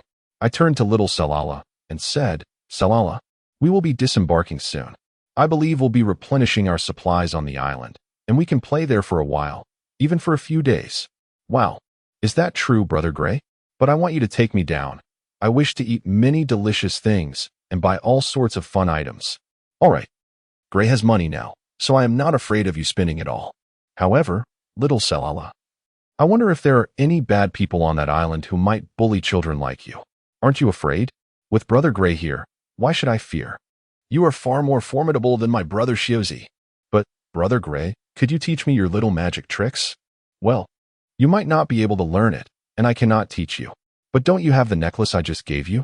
Why aren't you wearing it? Huh, that black stone. I don't want it. It's so ugly. Ugly or not, it contains Brother Gray's little magic. It can protect you from being bullied by mean people. Is that so? Then Brother Gray, please wait for me here. I will go put it on right now. Just wait for me. Go ahead. As I stood at the bow of the ship, watching the island grow closer, my heart raced. When it comes to strength, the stronger, the better.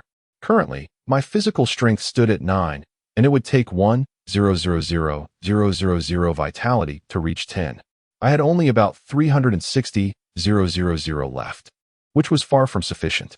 My magical power had also surpassed 5,000, likely putting me on par with Laxus from Fairy Tale.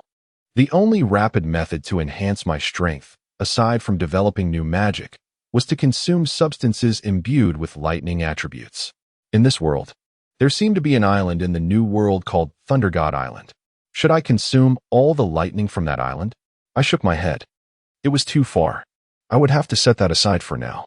That left only the lightning fruit, the thunderbolt fruit, or its corresponding superhuman variant. Where could I find such convenient snacks? In the future, if I encounter any devil fruit users with lightning abilities, I shall spare them and have them unleash their powers twice daily, allowing them to rest afterward. There's also the Fur Tribe, known for their ability to release lightning, now referred to as the Water Weasel Tribe. I should seek out a member of the Water Weasel Tribe to join our crew. This way, if we encounter formidable foes, I could consume the lightning they release to replenish my strength and heal my wounds. Normally, consuming lightning could serve as a lunch substitute. Perhaps in the future, I might not need to eat anything else, relying solely on lightning for sustenance. However, I should not exploit this future companion. It appears I could buy a member of the Water Weasel Tribe from the slave market. That would solve the issue. I now had a clearer understanding of how to enhance my magical power. Magic originates from the heart of an individual, focusing on spiritual growth. As Master Makrov would say, magic is the magic of love. During this time, I dedicated 2 hours each day to meditation, consistently increasing my magical power by 5 to 10 points. The longer I meditated, the greater the increase, and developing complex magic also contributed to enhancing my power. In this world, the land, air, and water lack magical energy. In other words, without the support of magic, those who understand it are scarce. I am merely an exception. After casting magic, my body gradually replenishes the lost magical energy. This world is indeed peculiar, yet it is still insufficient. My strength remains inadequate. Must I also venture into the abyss of the magical path? I shook off the troubling thoughts and approached my companions, who had gathered together. I picked up Selala, who was playfully pounding my chest, while the others were animatedly discussing. I say, we've been at sea for so long. Why have we not decided on our flag? The design I drew was dismissed by Mickey. What do you all propose? Your drawing was atrocious. 2 crossed swords? How dull. I am the captain. A captain's decisions should not be questioned. I interjected, we are not pirates. Why must we create a pirate flag? Let us not forget our individual dreams. We set sail for adventure, so we shall be called the Shiozi Adventure Group. As for the name of our ship, you have already decided on the Karu. I think it is splendid. For the flag, let us simply draw a rainbow. Look at us. Each of our hair colors is different. Warren, you have black hair. Let us add 2 black and white stripes to the rainbow. And we can disregard little Salala's hair color. What do you think? Their expressions varied. Shiozi spoke first. I am the captain, and although your idea is quite good, I shall have the final say. Mickey enthusiastically agreed. Gray, that is indeed a brilliant idea. I concur. Warren, indifferent, placed his hands on his hips. I am easygoing about it. Yunin looked at me with delight. What a wonderful suggestion. Mickey, after you sketch the design, Warren and I will paint the sails. Little Selala continued to thump my chest. Brother Gray, how could you ignore me? Am I not important? I felt awkward and reassured her. Not at all. Our little Salala is the most important. You are simply young, and besides, you and your brother Shiozi both have crimson hair. We will always protect you." Salala ceased her fussing, and seeing that everyone agreed, Shiozi did not protest further. Our attention shifted entirely to the imminent landing and the prospect of enjoying meat in the town. Only now did I notice Salala's necklace. It was a bit loose for her small frame, and I would need to pay attention to that in the future. The pendant was a small piece of sea stone. I discovered that my lightning could melt such stones and decided to conduct an experiment. The sea stone could withstand my magic, but my magic was rather volatile. Previously, I had intended to create magical artifacts in this world, only to find that several hard materials could not endure my magic. After successfully crafting my first magical artifact, a lightning-based one, I immediately gave it to little Salala for her protection. Although the small stone could only store a limited amount of magical energy and required monthly replenishment, I would have plenty of opportunities to recharge it while being around Salala. The ship gently approached the shore, and the island's inhabitants seemed fond of outsiders, as several stood on the dock shouting with enthusiasm upon sighting our vessel. Meanwhile, Shiozi received a small bag of belly from Yunin and prepared to disembark from the ship. Currently, Yunin was responsible for safeguarding our funds, as we had little gold on hand. Mickey intended to purchase some drawing paper and tools in town, while Warren was assigned the task of procuring food. Yunin remained aboard, not intending to step ashore. I took Salala's hand and jumped off the ship, noticing a sign in the town with a familiar orange design indicating Pumpkin. Is this Pumpkin Town? Truly, it seems that there is a diverse array of people here. I slowly advanced, observing a man with unusually long arms, which were slightly bent. Perhaps he belongs to the Longhand tribe? Not far away, there stood an open-air arena, surrounded by a throng of spectators, intently watching two individuals, seemingly boxers, engaged in a fierce exchange of blows. Indifferent to the commotion, I cradled little Salala and made my way toward a nearby restaurant. Shortly after Gray's departure, a flamboyantly dressed individual, who had been covertly observing someone from beneath the arena, finally gathered the resolve to discreetly exit the bustling scene. To be continued. Chapter 21. A blissful promise in a secluded corner of a pristine white restaurant. 3 figures were seated, indulging in a delightful meal. "I'm quite surprised, Hughes, to find you dining here even before I arrived," one remarked. "Though, might I suggest you've perhaps overindulged in the meat a tad?" "Nonsense. I'm hardly sated," Hughes countered. "One can never tire of meat. However, Gray, it would behoove you to exercise caution while in this town with young Serera. I sensed a rather peculiar liveliness upon my arrival." "Indeed, I've been aware of it for some time now," Gray responded. "2 individuals have been tailing us, though I'm in no rush to address them just yet. Sustenance takes precedence. Or rather, our dear Serera does. Is the juice to your liking, little one?" "Delicious," Serera chirped. "While it differs from the green tea in the royal city, it is equally delightful. Gray, dear brother, might we venture to an amusing locale afterward? But of course, once we've finished, we shall explore all the town's most entertaining attractions. However, Serera, you mustn't wander off on your own. I promise I won't. Serera is always well behaved." "Let's finish quickly, then." "Hughes," Gray interjected, "while your strength has improved slightly since our initial encounter, I'd advise against aimless wandering.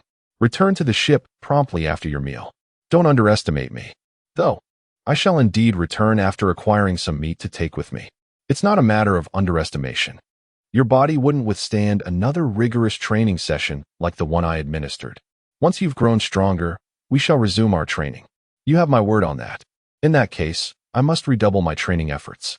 I shall return to the Karu immediately after my meal. Continue your repast. I've already finished. I shall accompany Serera for a brief stroll before returning to the ship. Until then, farewell. Come, Serera, let us depart." Gray led Serera on a leisurely amble through the streets. The little one seemed intent on visiting every shop, though she purchased little beyond a small pumpkin headgear. As they approached the entrance to the amusement park, Serera's excitement reached a fever pitch. After procuring tickets, their frolics commenced. Gray proceeded to a grassy knoll, where he unfurled a prearranged tablecloth and seated Serera, his gaze fixed upon a particular spot. "Come forth," he called out. I've been aware of your presence from the very beginning. After a moment, several figures emerged from the shadows, leaving only one behind as the others retreated. My apologies for the intrusion, the remaining figure hissed. I extend my regrets for our previous behavior, young violet-haired fellow. My name is Corbin Gabity, but you may call me Gabity. I oversee the local slave market. I have a penchant for commerce and wish to recommend a few slaves to you, hence my pursuit. I presume this is merely a consequence of your failed attempt to capture us? Gray retorted. Perish the thought. I am simply fond of conducting business. Might you have any interest in acquiring a few slaves for your amusement? Though, I must stipulate that I have no desire for ordinary humans. I seek other races. Oh, so you're not averse to engaging in commerce. Pray, enlighten me as to your wares. Though, let me make it known that I have no interest in ordinary humans. I seek other races. Alas, my current inventory is rather limited. Aside from ordinary humans, I possess only long arms and long legs here in the South Blue. As for giants, I have none in stock.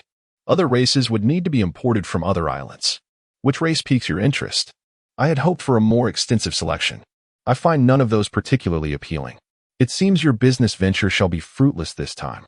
However, I implore you not to provoke me or my companions further, lest you forfeit your lives. What good is commerce, then? You are indeed formidable, young violet-haired fellow, though I value my life above all else. Allow me to offer this purse of 100,000 berries as recompense for disturbing your leisure. May it find favor with you. Simply leave the purse there. I intend to linger here for a while longer, so I shall not see you off. However, heed my warning. Your weapons are futile against me. In an instant, the flamboyant socialite's sword-like weapon dissolved into ash before his very eyes. The man calmly deposited the purse and prudently withdrew from the amusement park. Serera, seated upon the tablecloth, watched their exchange with a puzzled expression. Indeed, she was watching. Gray had erected a barrier that deprived her of her hearing. He approached her, dispelled the barrier, and resumed their frolics.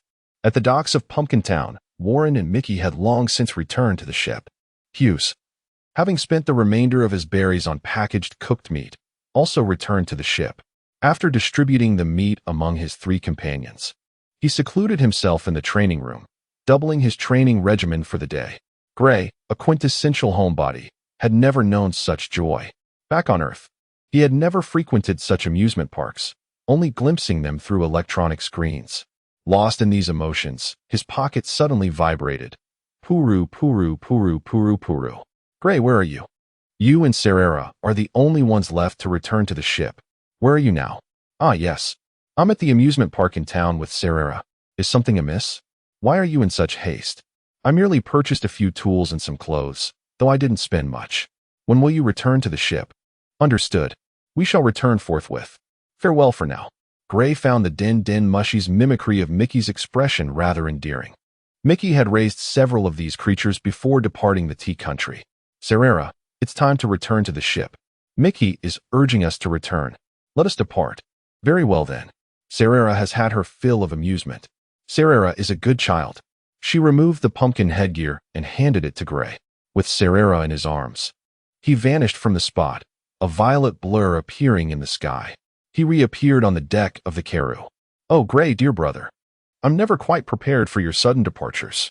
Did you also vanish like that during our previous games of hide-and-seek? You're far too cunning. Seeing Serera's rapid shift in demeanor, Gray felt a twinge of apprehension. That's not how I played hide-and-seek with you, Serera. Now, run along below. Is that truly so? If I ever discover you've been deceiving me, I shall inform Mickey that you've been bullying me. I assure you, I would never do such a thing. Nor have I ever done so. Now, hurry along. We have a pact, then.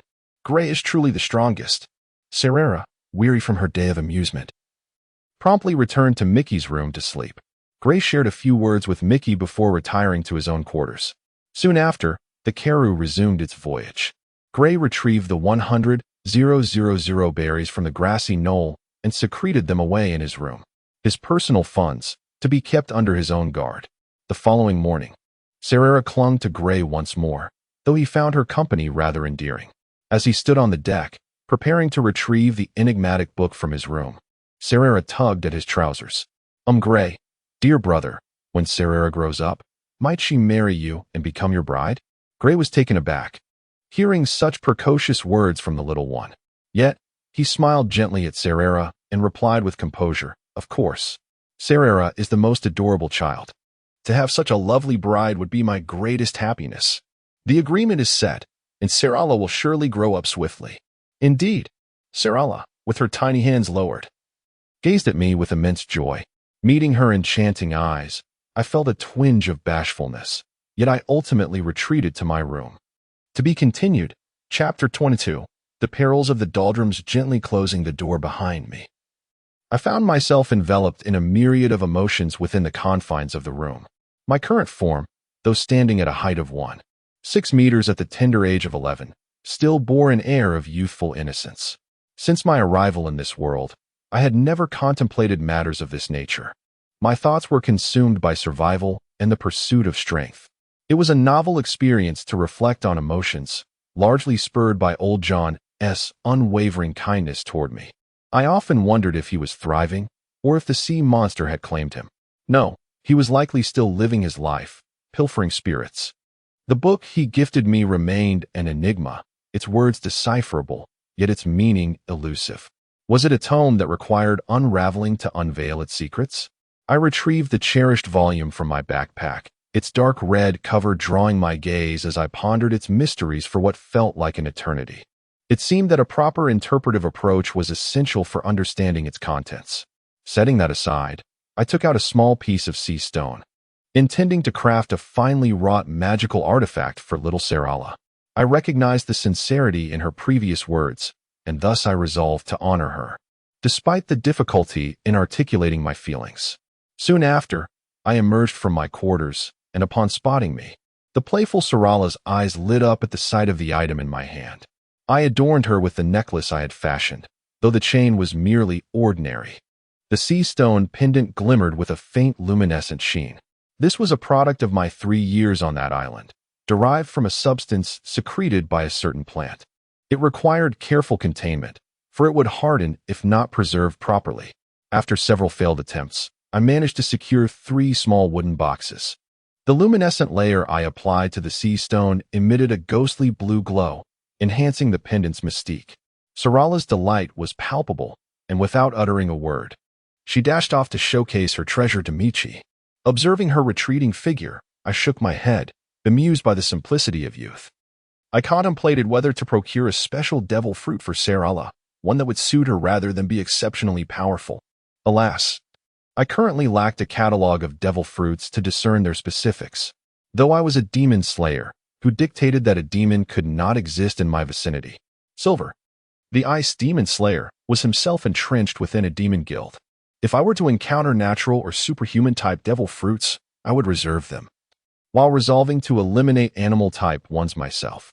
After all, succumbing to temptation could lead to dire consequences. Michi emerged from her room, cradling Serala, and approached me with an irate expression. "How could you gift Serala such a beautiful necklace? That's quite unfair. I don't possess anything so exquisite." Michi set Serala down and extended her hand, seemingly requesting a similar ornament. I was momentarily at a loss for words and replied, "My apologies, I didn't consider you. If you truly desire one, I shall craft you a necklace as well, though it will take some time.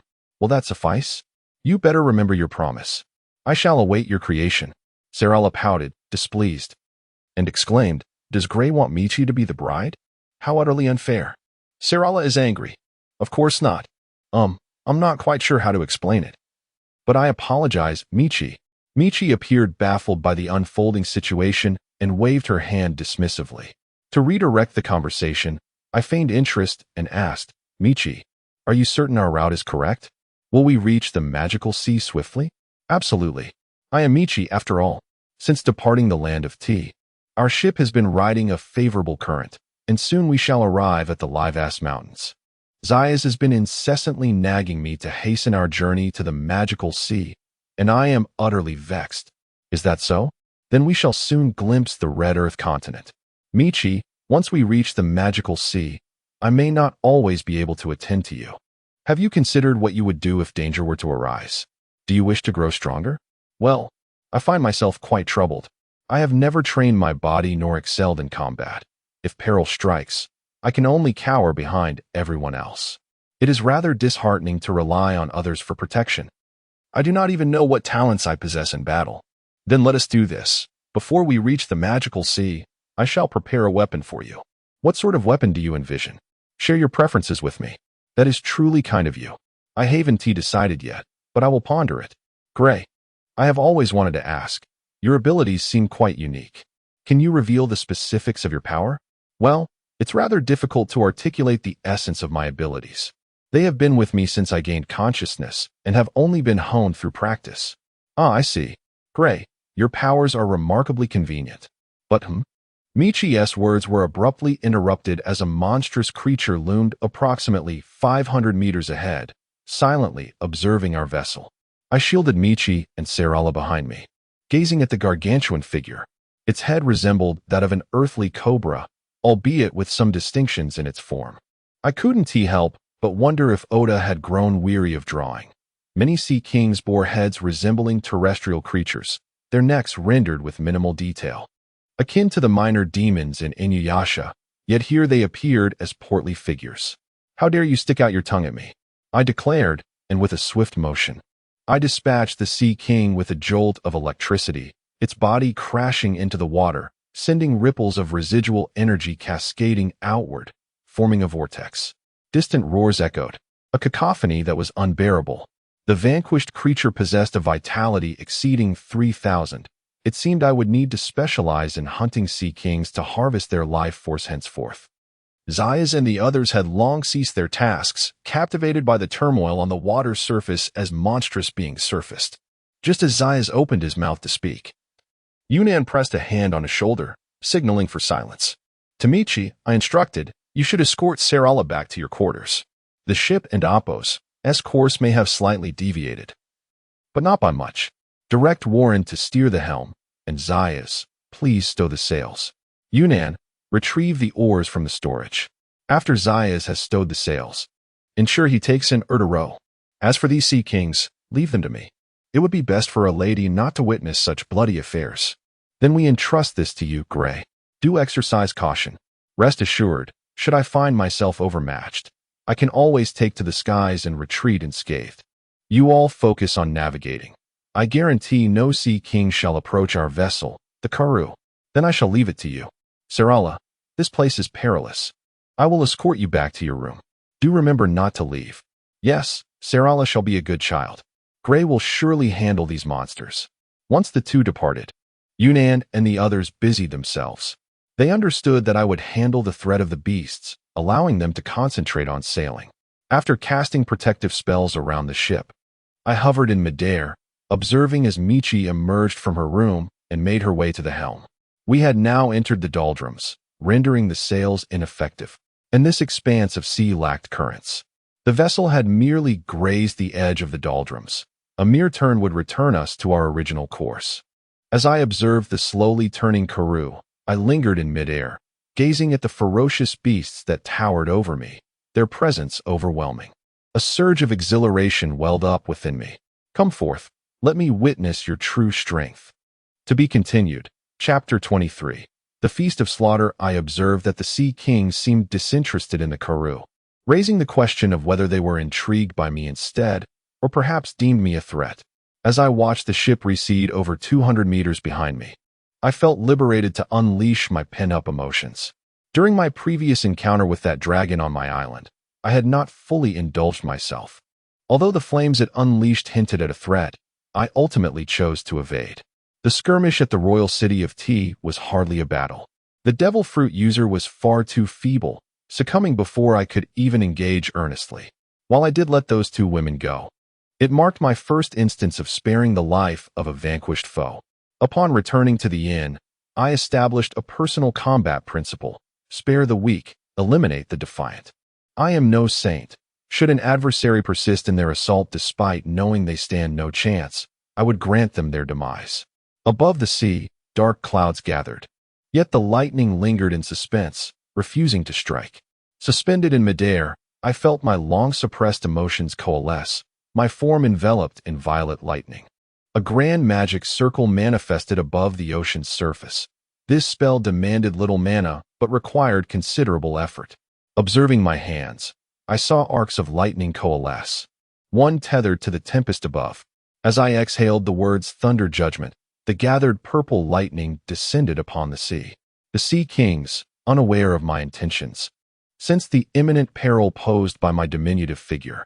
A few foresight sea kings dove beneath the waves, hastening their escape from this chaotic battleground. Upon the lightning's descent, the waters below began to boil, and countless sea kings vanished from existence in an instant. The surrounding waters continued to bubble, remnants of bones gradually succumbing to dissolution. As the smoke dissipated, a fathomless chasm remained, with the waters refusing to fill the void. The chasm was perpetually cloaked in purple lightning, and even in the depths below, violet currents flowed, occasionally extinguishing new life unaware of its peril. Upon closer inspection, this aquatic expanse had become a vacuum, leaving an abyssal pit entirely engulfed in purple lightning, ensuring no life could survive its passage.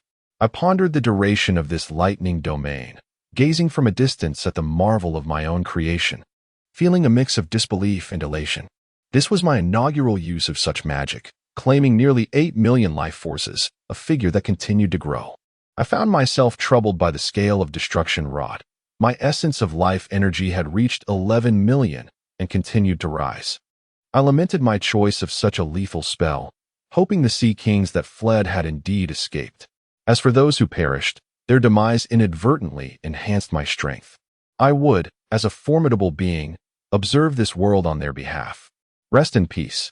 I gradually made my way toward the ship, and upon reaching the deck, I noticed Ruzi and the others had ceased their activities, each regarding me with incredulity. "Gray, must you be so powerful?" one exclaimed. "We were transfixed by the thunderous roars above, and I called for a halt to witness your actions aloft. You seem almost unrecognizable." "Indeed, Gray," another chimed in. "That spell of yours seemed to annihilate a multitude of sea kings. You must temper your violence in the future." Yet, I believed Gray acted rightly. Had he not taken such measures, it would have been our lives at stake. Michi, cradling little Celera, remained silent, while Solara's ears still buzzed from the earlier thunderclaps. "Do not dwell on it. I still do not comprehend my own strength," I reassured them. "It appears little Celera is not quite herself. I apologize for that. Gray shall be more cautious in the future." I gently took Celera from Michi and Apos' embrace, carefully returning to my quarters, leaving Ruzi in a state of exhilaration, shouting in place. At last, we have glimpsed Gray's true might. I once believed I could catch up to him after my training sessions, but I now see how naive I was. "Yuna and Warren, you must double your efforts from now on, especially you, Warren. Moreover, we cannot always rely on Gray for protection, as captain. It is rather humiliating to be shielded by my own crew. Henceforth, aside from eating and sleeping, every other moment shall be devoted to training. If this continues, how shall we embark on our adventures in the Devil's Sea? Indeed, Gray is exceedingly strong. I must reacquaint myself with my martial arts skills that I had neglected for years. I shall contemplate my next steps." Warren, too, felt spurred by Gray's prowess. If the formidable beings of the Devil's Sea were akin to Gray, they would soon be consumed by the ocean, each absorbed in their own thoughts. We resumed our respective activities. Upon returning to my room, I was met with Solara's incessant weeping. "I apologize for frightening you, little Celera. Please, cease your tears. Were you not unafraid of my thunder?" Well, I am not afraid of Gray's thunder. I merely felt a bit dizzy from the shock." "Does Gray not like this version of Celera?" "Not at all. You are simply still too young, your body unaccustomed to such overwhelming forces. I promise to shield you from any harm in the future. Then, Gray is indeed the strongest. I wish to become as strong as you. Will you teach me?" "Of course. I shall train you diligently to ensure you become a formidable individual." "All right then, I am ready to return to my room for sleep. We are not yet married, so I cannot rest in Gray's quarters." "Very well, I shall carry you back to your room." After laying Celera down to sleep, I returned to my own chamber to slowly process the events of the day. In the following days, the atmosphere aboard the ship felt peculiar. Every crew member was fervently engaged in their training. Even Michi struggled to lift weights in the training room. I remained on deck with little Celera, but this time, instead of games, I gently encouraged her to exercise, ensuring not to overexert her. She held a pumpkin helmet aloft, standing still with her little arms outstretched. Running in place could be regarded as a form of mild exercise. Little Celera persevered diligently, despite several instances of the pumpkin headgear slipping from her grasp. That afternoon, the vessel Karoo encountered the fabled creature while navigating the sea. This colossal being's height remained indeterminate, yet even from a considerable distance, the crew aboard Karoo could discern a small portion of its massive form. The Red Earth continent lay as a barrier between this world and another. Mickey felt a thrill of excitement. Having never witnessed the Red Earth continent firsthand, she had previously thought the descriptions in books to be exaggerated. Now, seeing it with her own eyes, she found it somewhat incredible. Nonetheless, she did not forget her primary responsibility.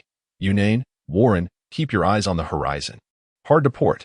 If our ship collides with that towering red cliff, we shall surely meet our doom. Leave it to us. To be continued. Chapter 24.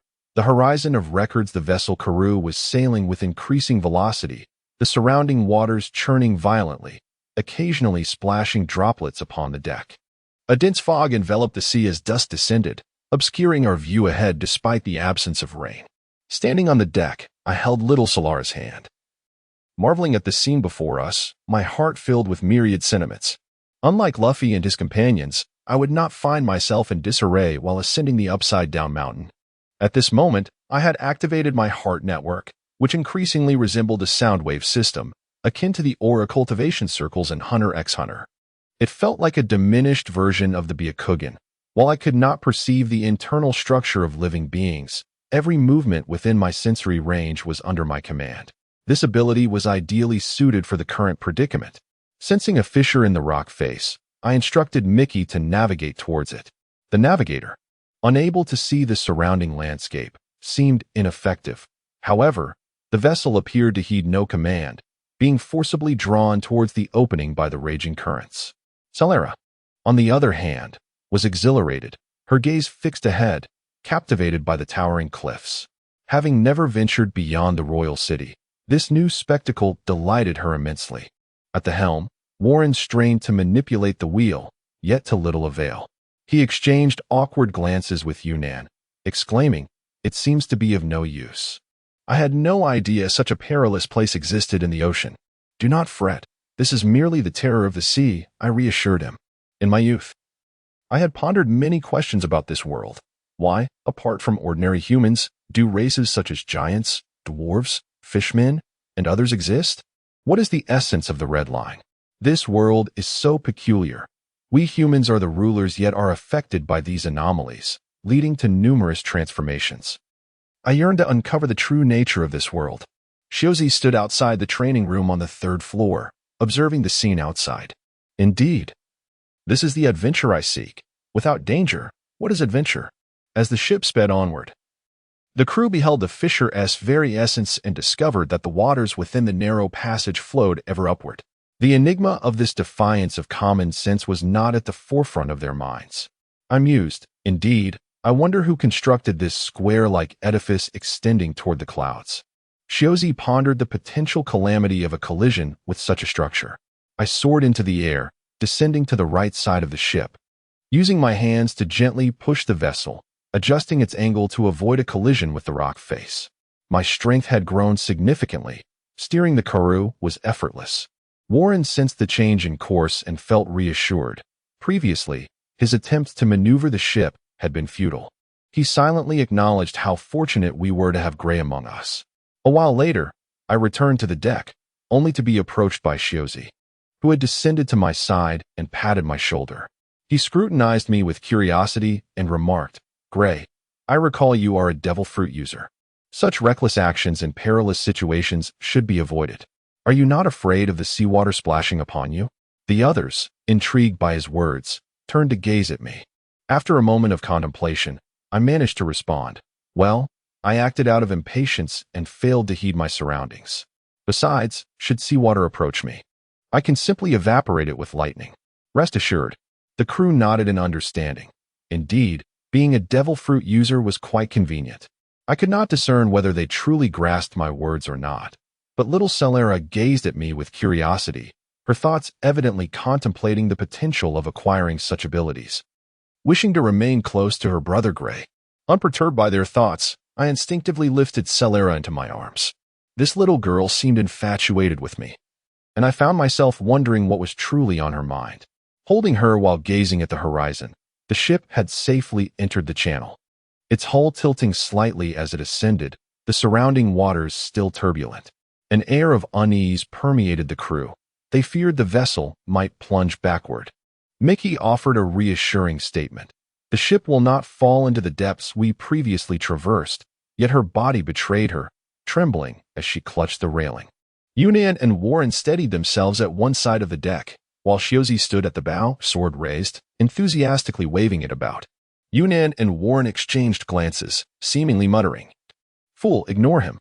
As night fell, the Karoo continued its ascent, and I found myself engrossed in studying the upside-down mountain. Could it possess some anti-gravity properties, causing the waters to flow in such a manner? If only I could master gravity magic, I might replicate this phenomenon.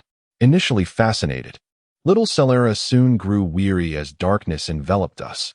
After dinner, she retreated to her quarters for sleep, while I remained on deck, vigilant, as the others succumbed to slumber.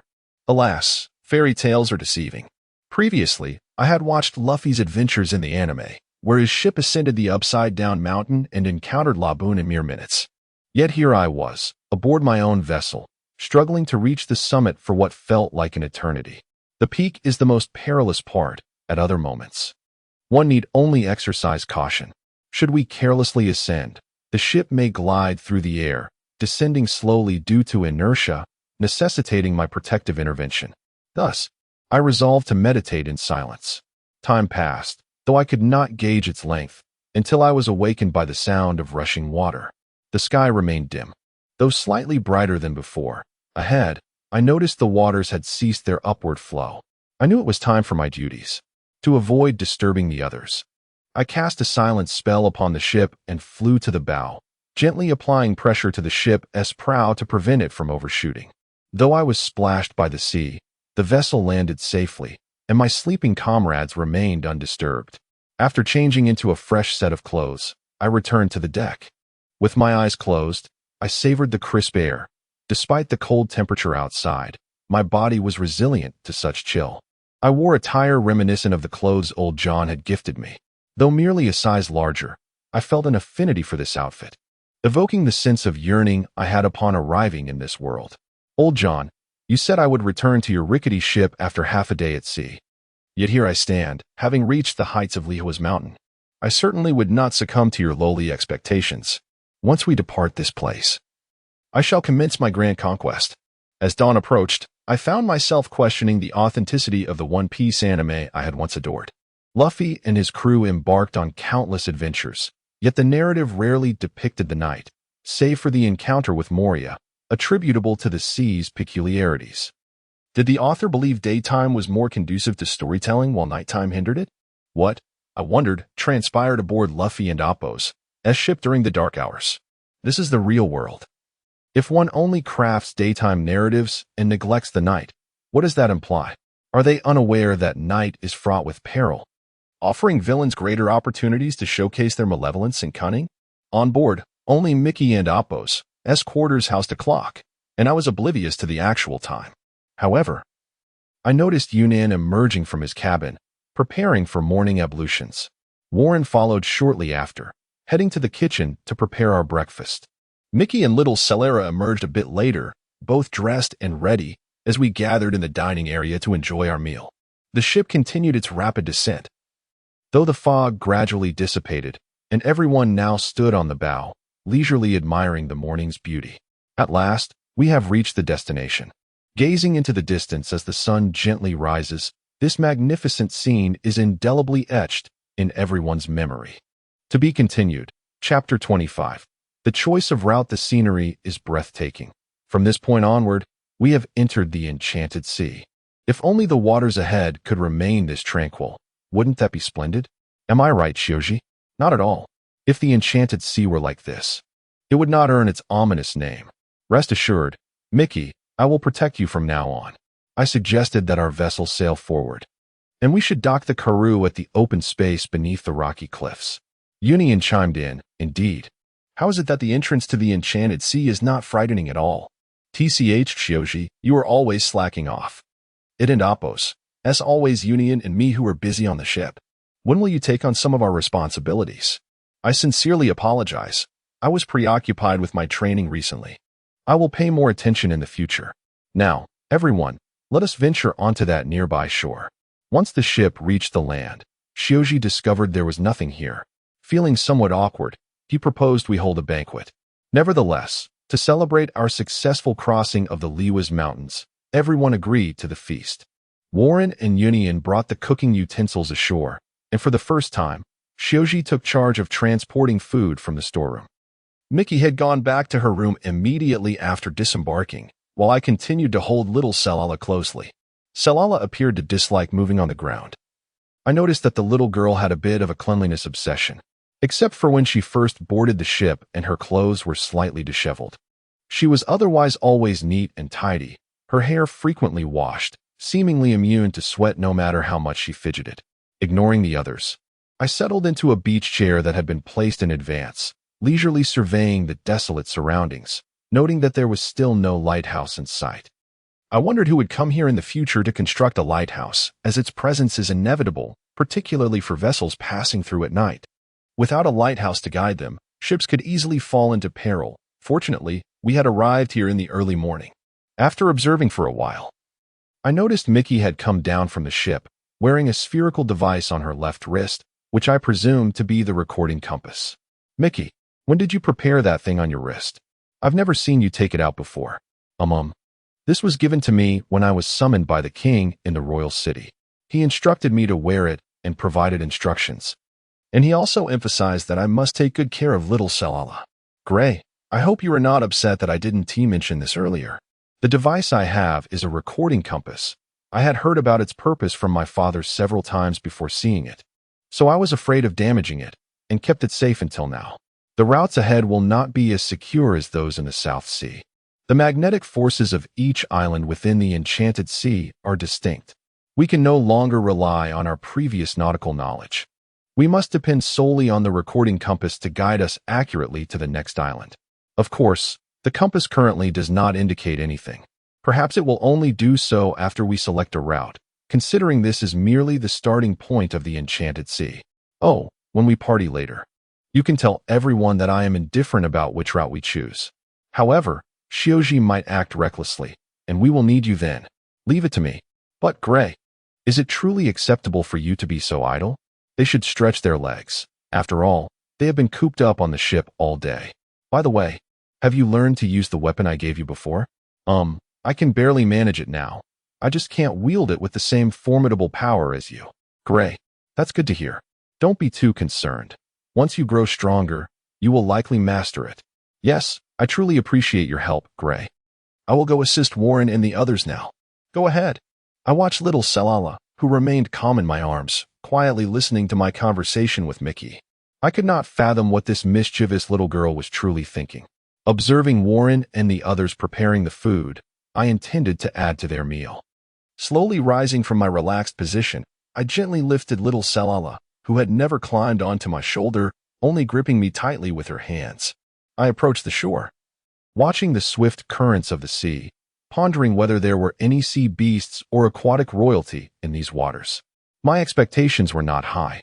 I would be content with merely catching a few fish. Returning to the ship, I retrieved a fishing net from the storeroom, then soared into the air, casting a gentle bolt of lightning into the water below. After tossing the net, I held one corner of it with my left hand, gazing down at the surface of the water. Upon retrieving the net, I was pleased to find approximately 10 edible fish within its vast expanse. I carried the net back to the shore to hand over to Warren and the others for processing. During this time, little Selala, who had been nestled in my arms, kept her eyes shut tightly, clinging to me as if terrified of falling. I merely smiled at her. She was quite shy. About an hour later, Warren had finished preparing the meal. The ground was rather dirty, so he laid down several tablecloths. Everyone began to enjoy the feast, and I couldn't help but feel that Warren's cooking today was particularly special. perhaps due to the addition of new seasonings. As we all dined, Mickey initiated a conversation. This is the starting point of the Enchanted Sea. Which route shall we choose for our adventure? Although Mickey was a navigator, her understanding of the Enchanted Sea was derived solely from books and what King Jep had informed her before our departure. Yet, the king had told her that after leaving the Liwas Mountains, we must choose a route after traveling a certain distance into the Enchanted Sea, selecting from 7 magnetic lines, of which only one could be chosen. Such limited information made it difficult for everyone to decide. Xiaoji, still chewing on meat, interjected, Mickey, I don't understand what you just said. Could you repeat it? Have you even been paying attention? I've only seen you munching on meat. By the way, today's dish is quite impressive, Warren. As long as you all find it delicious, I'm happy. We've been at sea together for so long without properly celebrating our adventures thus far. TCH, Warren, don't think too much about it. We are already in the Enchanted Sea, so we should relish the journey ahead. I'll be relying on you for future meals. I have some treasures in my room that may be of assistance. Thank you, Gray. However, regarding the choice of route, I'm indifferent. The decision of the group is ultimately Warren's decision. Union appeared to be hesitating. After listening to Warren, he pulled out a small die from his pocket. I was quite curious about how the usually reliable Union could resort to such an unreliable method. Since we are already in the Enchanted Sea, where unknown dangers may arise at any moment, let us heed the call of fate. Among the 7 magnetic lines, we shall disregard the 7th and choose from the first 6. Xiaoji, as the captain, you should roll the die, regardless of the outcome. We will embark on this adventure together. Union, you are indeed more dependable. Does anyone have any objections? I have none. Whatever you decide. I'm with Gray. After surveying everyone, Xiaoji retrieved an empty bowl, placing it on the tablecloth. He rolled the small die he received from Union in the palm of his right hand. I was quite eager to discover which route our adventure would take. After Xiaoji tossed the die into the bowl, it rolled for several seconds before coming to a halt, and I craned my neck to behold the revealed outcome. Let us hasten to tidy this place, for we are preparing to set sail. To be continued. Chapter 26. The first stop of the Demon Sea in a vast expanse of pristine white ocean. The Karoo was struggling to navigate through this peculiar sea, its deck blanketed in a thick layer of snow. At the helm stood Mickey, wrapped in a down jacket, yet still shivering incessantly. Warren, unable to bear the sight, turned to Zayas and said impatiently, Zayas, what kind of dreadful course have you charted? You've left Mickey frostbitten, and why aren't you clearing the snow from our deck? I know, Mickey's condition troubles me as well. I'll head to the storeroom for tools to clear it, Zayas replied. Make haste. But Mickey, what is going on with the waters we've traversed? It began with sweltering heat, followed suddenly by fierce winds, and now snow? Is this the terrifying aspect of the Demon Sea? Indeed, I now understand why my father chose to remain in the South Sea. The Demon Sea is truly a graveyard, a resting place for the deceased. I apologize, my navigational knowledge may not suffice to lead us smoothly through the upcoming adventures. Do not speak so. Your presence reassures us greatly. By the way, Mickey, your sudden decision to train, have you resolved to prepare yourself for battle in the future? Yes, of course. I do not wish to remain weak. I was too naive before. I see. I was troubled about whether to take up arms again. You know I dislike fighting. My inclusion in the escort squad was merely due to our childhood friendship. I am well aware. But Warren, do not belittle yourself. I find you strong in certain respects. Thank you. Warren continued to listen attentively to Mickey and Apos' directives. Outside the third-floor training room, Grace supervised the adorable Celera as she trained in the snowy weather. The training regimen was rather simple. She merely needed to endure for an hour in these conditions, followed by a 10-minute rest before standing outside again. The snow on the deck had accumulated considerably. If little Celera stood upon it, it would reach her knees. Such treatment was unbearable for a child. So after clearing a bit of snow outside the third floor, I continued to oversee her training. It had been 2 days since we departed from the upside-down mountain, and still, there was no sign of land. I quietly practiced on the ship. Little Celera, with her rosy cheeks, remained resolute, having persevered for 4 hours. I estimated it was almost time for a break, so I called out to her and carried her back to the training room for rest. I rarely frequented the third-floor training room, but the warmth inside was inviting.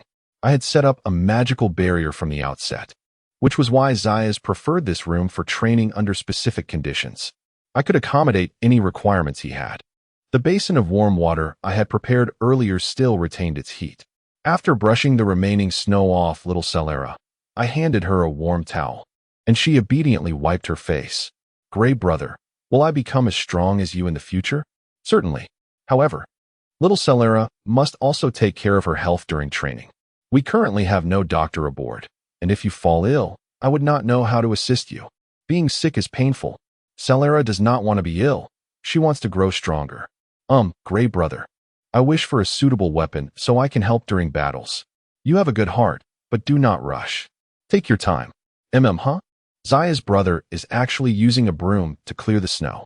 Although the snow is beautiful, I'm a bit displeased with it now because it obstructs the special seating for me and Gray brother.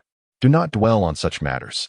However, it seems Zayas is alone in clearing the snow. That may not suffice. Let's go lend a hand. All right. I helped little Celera down slowly and called out to Zayas. Zayas, do you need assistance? No need. Although I am the captain, it is my duty to resolve the crew's troubles. However, Gray, let us have a spar later, and I shall show you the fruits of my training. If you say so, I am somewhat eager, but I hope you do not suffer a swift defeat like last time. TCH, Gray, you are rather unkind, always bringing up past misfortunes. This time, I shall ensure it does not end before it truly begins. Then give it your all. I will move the beach chair aside. You continue with your work. I took little Celera to Mickey, asking her to keep an eye on her while I retrieved my special seating. As the snowflakes that had been drifting from the sky began to dissipate, the waters surrounding the Karoo gradually cleared. I reclined alone on the beach chair with my eyes closed, while little Celera stood calmly and straight beside me. However, the weather turned exceedingly hot. Both Celera and Mickey had shed their down jackets, donning their usual dresses. Long ago, I had yearned to train to withstand such heat, and though my body currently felt fine, I still detested this sweltering weather. The Karoo continued its voyage across the sea for another day. During this time, Zaya sought me out for a spar, but as usual, he fell swiftly to my prowess. That night was stifling, and I wondered if little Celera, who had already fallen asleep, would break into a sweat. I could only lie on the beach chair, enjoying the sea breeze as I rested. By noon the following day, our ship finally spotted an island in the distance. Everyone gazed in anticipation at a land of deep crimson soil, with sparse forests and the occasional plume of smoke rising from its depths. Some were excited, while others frowned. Mickey, does your navigation pointer indicate that island? Indeed. It has consistently pointed toward that land. There are no other islands nearby. It must be that one. Yay, we've finally reached an island. By the way, what is the name of this island? I am uncertain. It appears devoid of life and unsuitable for habitation. Perhaps it is a site of conflict? Oh, do not concern yourselves too much. Let us sail closer, prepare to disembark, and ensure your weapons are ready. Warren, remember to bring ample food. We do not know how long we may stay there. Well, you might need to consult Mickey. Her navigation pointer must collect enough magnetic energy from that island before it can guide us to the next one. Am I correct, Mickey? Yes, Yunnan is right. Although I am not fond of this island's environment, for everyone's sake, I will disembark. However, I am not skilled in combat and will depend on you all. Rest assured, little Celera is safe with me. You need not worry. I will look after you. Just remember to stay behind me. After saying this, I took little Celera to the kitchen to gather some of her favorite snacks. As for my provisions, I merely grabbed a few pieces of bread and some water. Once back in my room, I retrieved an empty backpack and filled it with food, then returned to the deck, where little Celera was still contemplating her training. I indicated that there would be plenty of opportunities to train on the island, and she quietly stayed by my side. As the Karoo drew nearer, I noticed the surrounding waters boiling. Was it truly that hot? Sighing, for the safety of the ship, I decided it best for Warren to drop anchor, ensuring the vessel did not venture into those perilous waters. I feared for the fate of the Karoo should it approach that treacherous sea. I soared through the sky, one by one transporting them to the edge of the island. Little Celera was the last to arrive. Once everyone had disembarked, a collective sensation of elevated warmth enveloped us. Shioji glanced ahead, where three paths diverged. After a moment of contemplation, he addressed the group. Before us lie three routes. Shall we divide into three pairs, each embarking on a unique adventure? I shall team up with Warren to traverse the central path, while Mickey and Union take the left. Gray, I entrust you with the care of little Celera. The group unanimously agreed. After Warren distributed the provisions, each person proceeded toward the island, their hearts laden with distinct emotions. To be continued. Chapter 27. Separate adventures as Shioji and his 5 companions set foot on the island. A young warrior knelt within a concealed structure, reporting to a middle-aged man seated in a chair, speaking in an unfamiliar tongue. Even before a ship approached the waters, the young warrior had spotted it from the island's highest vantage point, prompting him to sprint toward the building with urgency.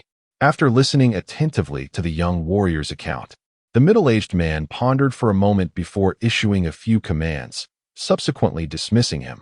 Meanwhile, on the opposite end of the island, a larger group had gathered in a spacious clearing. Among them were a few clad in black garments, while others wore tattered clothing, and some were even draped in garments woven from grass. Haddock, can you believe it? A ship has arrived at this island. One exclaimed. Indeed. I observed their vessel anchoring from a distance using an old telescope left by the elders. One of their number soared into the air, ferrying the others to the shores of this crimson isle, after which they dispersed. I trust your words, but this complicates matters. That flying individual must be a devil fruit user, though it's uncertain whether they possess the powers of the Logia or Zoan types. Let us hope they do not interfere with our plans. I cannot ascertain that.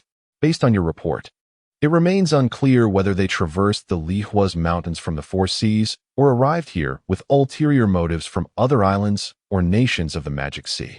Shiba, instruct the men to remain calm and avoid conflict with the newcomers. Of course, but if they obstruct us or if they are after that secret treasure, we may eliminate them without hesitation. However, there is no rush. I wonder how our old friends will react. One man amongst them suggested. What if we incite a conflict between them and the natives? That way, we could eliminate both factions. Very well, let us proceed in such a manner. But we must remain hidden, using the island's treacherous environment as our cover. Now, disperse. The middle-aged man in a suit, puffing on a cigar, watched as his subordinates retreated before he too melted into the shadows.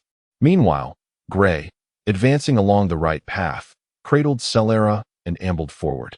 Spotting a cluster of volcanoes in the distance, he gently set Celera down. Little Celera, there is a volcano not far ahead. I wonder if you have ever seen one. Shall we rest there? He suggested. Sure. But Gray, you aren't planning for Celera to train there, are you? Of course not. Your body isn't ready for intense training yet. For now, we will acclimatize to the various dangers of nature. Once you grow stronger, I will train you seriously, but do not complain then. Not at all. Celera wants to grow stronger. Let us go. She eagerly sprinted ahead, and Gray, contemplating the safety of the others, followed her lead. Simultaneously, on the left path, Mickey and Yuna encountered a peculiar group. After uttering incomprehensible words, they charged at Mickey, weapons drawn. Yuna, instinctively protective, shielded Mickey with his body, finally revealing his hands, which were clad in black gloves. As he delivered a punch to the foremost attacker, the foe seemed to struggle against an unseen force. Moments later, the assailant collapsed, lifeless. The remaining warriors, witnessing their comrade's defeat, glared at Yuna with fury. 5 began hurling hand weapons while 3 others prepared for close combat.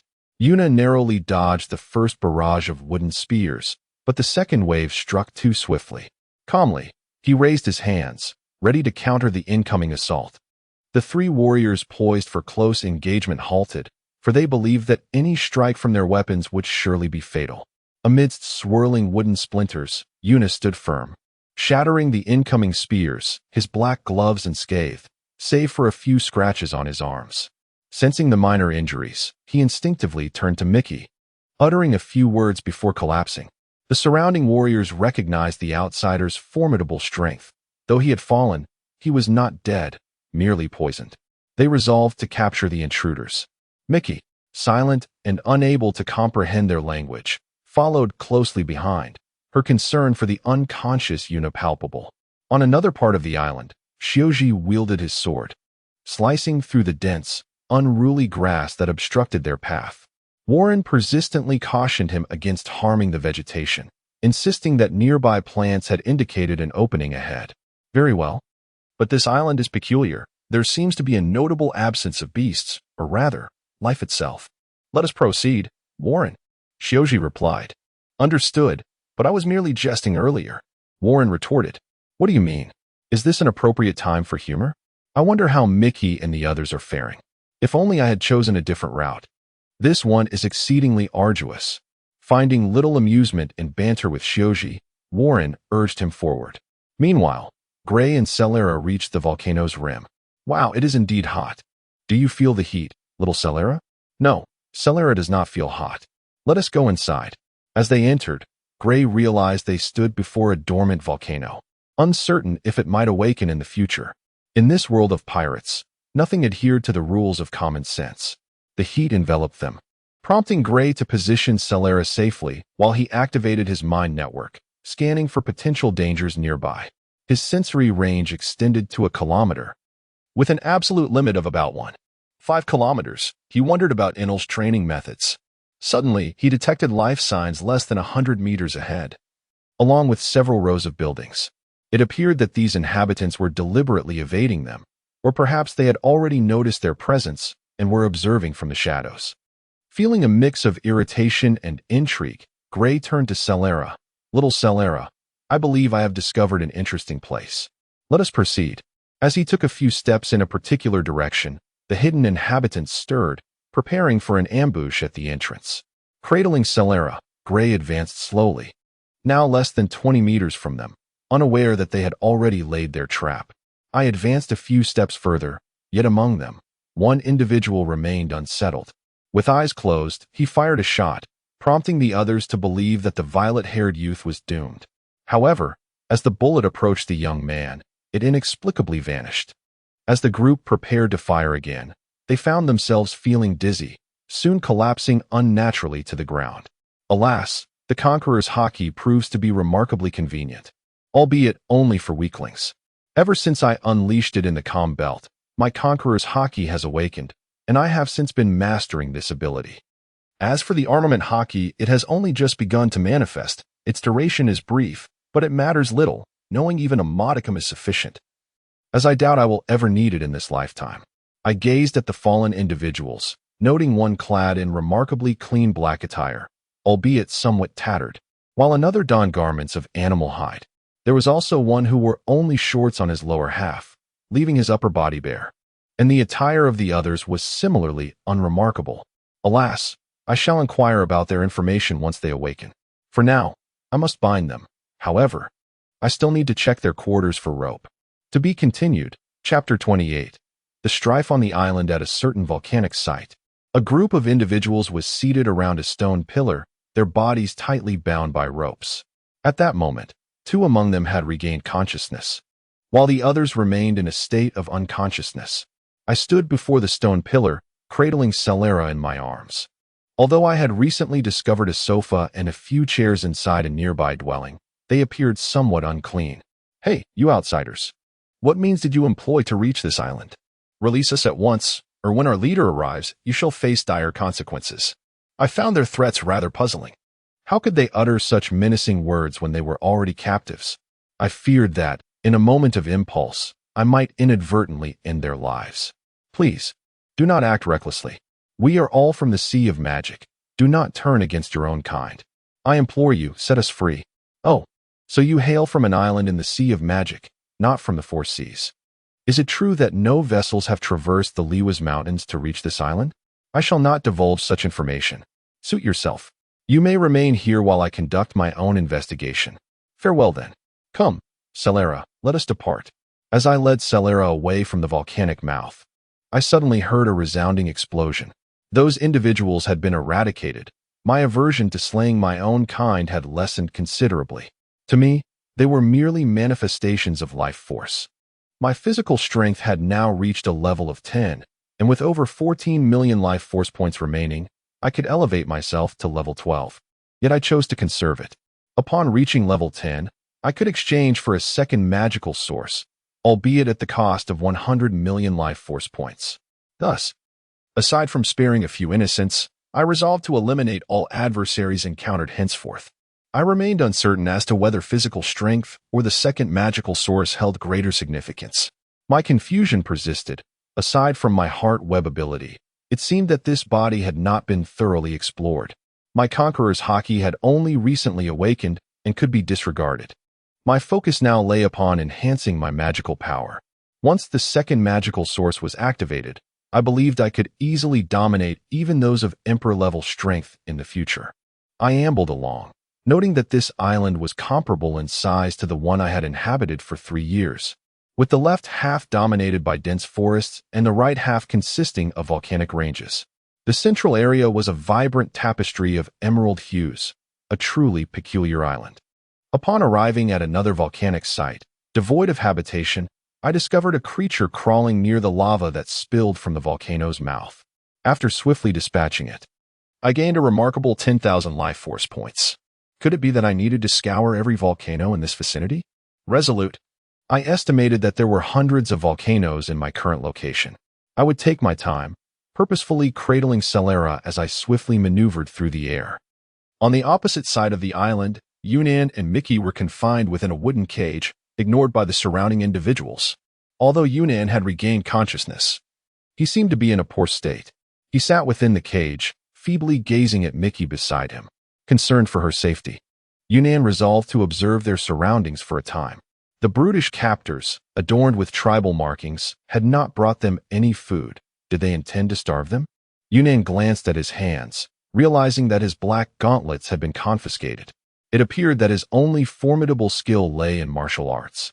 He would need to employ other talents moving forward. He felt a sense of failure, lamenting that, as a man, he had not protected Mickey properly. Surely, when he returned, he would face reproach from his comrades. Yunnan raised his gaze towards the other side of the cage, noting that Mickey appeared unharmed, which provided him with some reassurance. All that mattered was escaping this wretched cage. As for why he had not perished from the poison, it was likely due to the relatively weak toxicity of the wooden spears. Exhausted, Yunnan spoke to Mickey. Once I recover a bit of strength, I shall lead you out of this cage. Mickey looked at him with concern. Do not worry, Yunnan. You are indeed strong.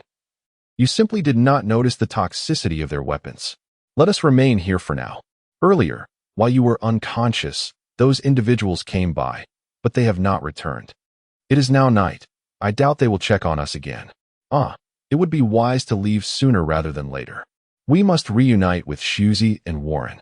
Gray and little Celera need not concern us. If Gray were to take things seriously, he might very well erase this island from existence. Indeed, we cannot compare ourselves to Gray. I am merely a hindrance. I even forgot to bring the weapon he entrusted to me. Do not dwell on it. It is still early in the night. Let us rest for a while and plan our departure at dawn. Very well, I shall heed your counsel. I lack the strength to exert myself at present. I hope to recover soon. That night, Shuzi traversed the forest, cleaving through towering green vegetation. He had yet to find the cave Warren had mentioned, and as his stomach began to growl, he instructed Warren to seek a clearing for a meal and rest before continuing their journey at daybreak. Warren carried a substantial amount of meat in his pack, and beside him lay a weapon he had not touched in quite some time. Although he did not relish combat, he would resolutely act should Shuzi require assistance. The path ahead remained thick with greenery, and as Warren observed that the roots of the plants had not been destroyed, he felt a slight sense of relief. After locating a clearing, he spread a cloth and quietly unveiled the prepared meal. Meanwhile, deep within the forest, a middle-aged man surveyed the approximately 500 warriors before him. Nearly 300 of these were either minors or women who had not participated in this assembly. Reflecting on the past, the man felt a pang of sentimentality. Over 50 years ago, their tribe had numbered in the tens of thousands, yet now, fewer than 1,000 remained, all due to those accursed outsiders. 56 years prior, a group had arrived from beyond the island, initially remaining uninvolved, but soon they began to encroach upon their sacred grounds.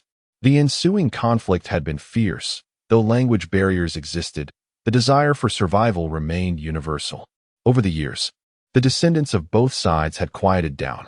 There were now few, living in relative tranquility on the island. However, another group of outsiders had arrived. Although their numbers were not as great as those who had come 56 years ago, one could never be certain of their intentions regarding their sacred site. This could not be forgiven. Those damned outsiders must perish. The middle-aged man solemnly commanded his kin to launch an attack against their long-standing foes that night before retreating to prepare for a visit to the elder priest. At a certain volcano on Deep Red Island, a gathering of individuals had congregated. A middle-aged man in a suit regarded his dwindling subordinates.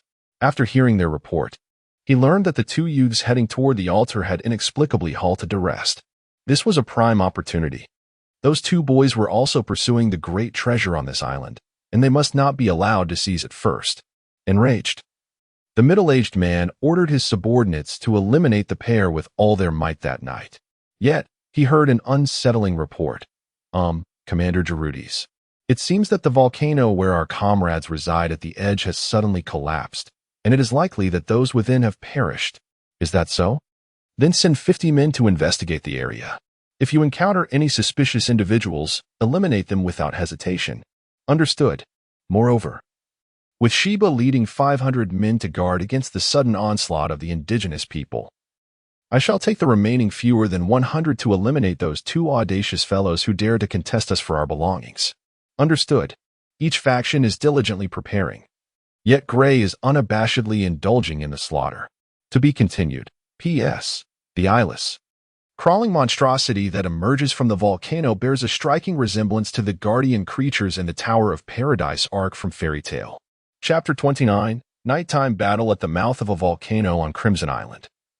Gray paused for a moment, cradling the slumbering Celera in his arms, before cautiously stepping into the volcano. I recalled how Celera had clung to my waist during our earlier encounters, her wide eyes witnessing the gruesome spectacle of the monsters I had vanquished. It seemed she had never before encountered such bloodshed, and before I knew it, she had fallen asleep.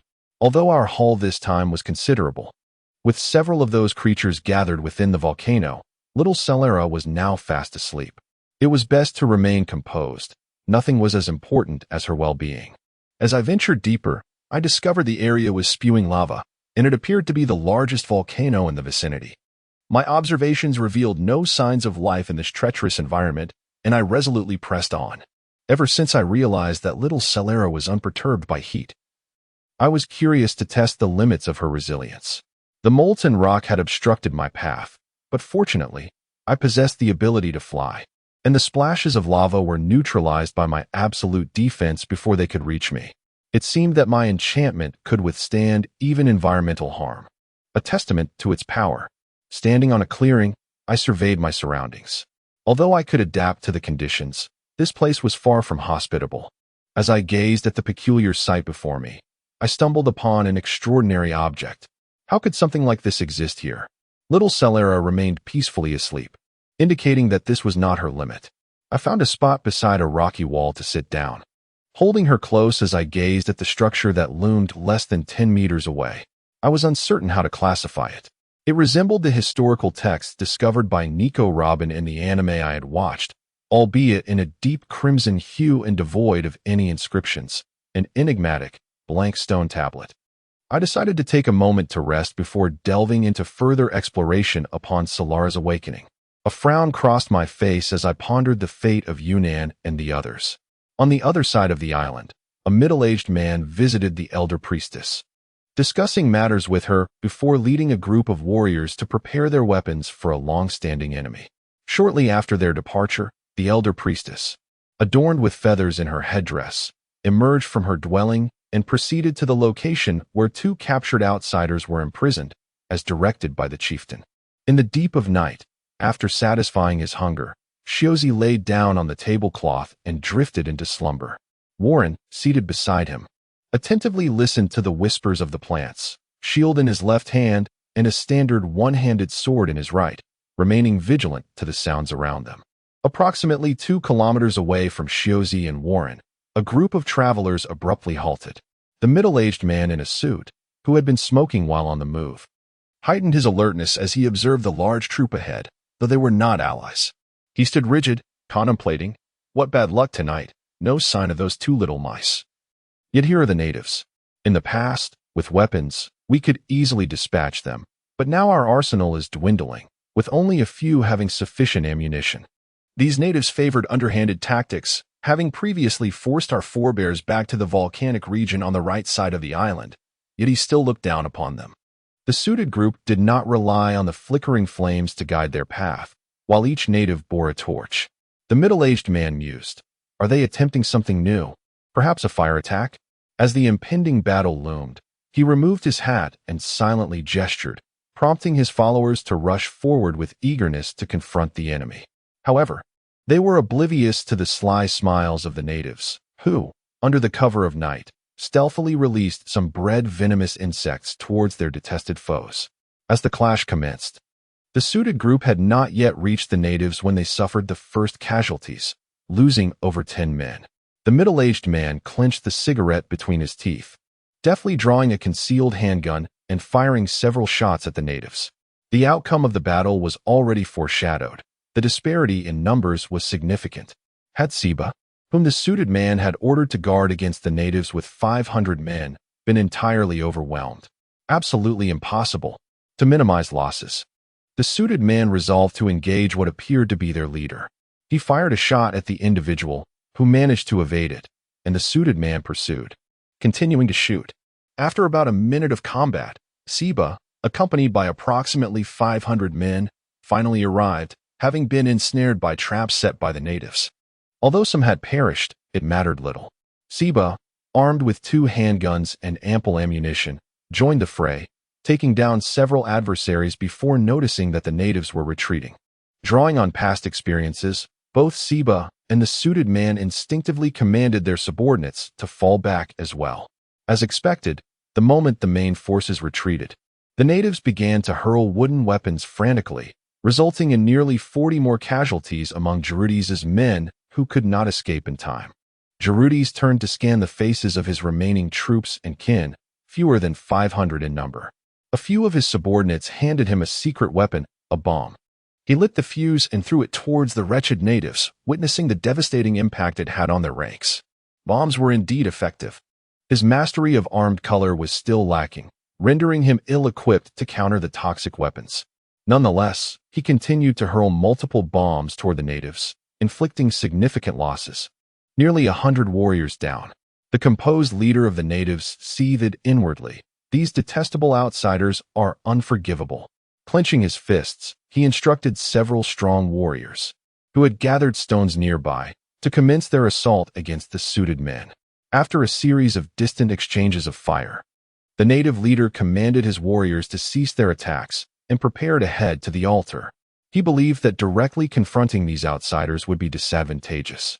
Safeguarding their sacred ground was paramount. Observing the retreating natives, the suited man understood that they were heading towards something significant. He immediately ordered his combat-ready subordinates to follow him, instructing nearly 30 injured men to return and recuperate. As soon as the suited man threw the first bomb, the ensuing explosion jolted the still sleeping Shozi awake. Despite his fatigue, he called for Warren to accompany him. This time, Shozi did not cut through the towering weeds. Instead, he and Warren observed the ongoing battle from a distance as both factions exchanged long-range attacks. Suddenly, one side began to withdraw, heading in a particular direction, closely pursued by the other. While the injured opted to retreat, Shozi sensed an air of adventure. Gripping the hilt of his sword tightly, he signaled to the fully armed Warren to advance towards the direction of the two factions, using the weeds as cover for a stealthy approach. Long before the two groups reached the native's sacred site, Yunnan and Mickey had already been released from their confines by the elder priestess. As the only member of the tribe who understood the language and script of the outsiders, she had conversed with Yunnan and Mickey, realizing the misunderstanding, and thus granted them their freedom.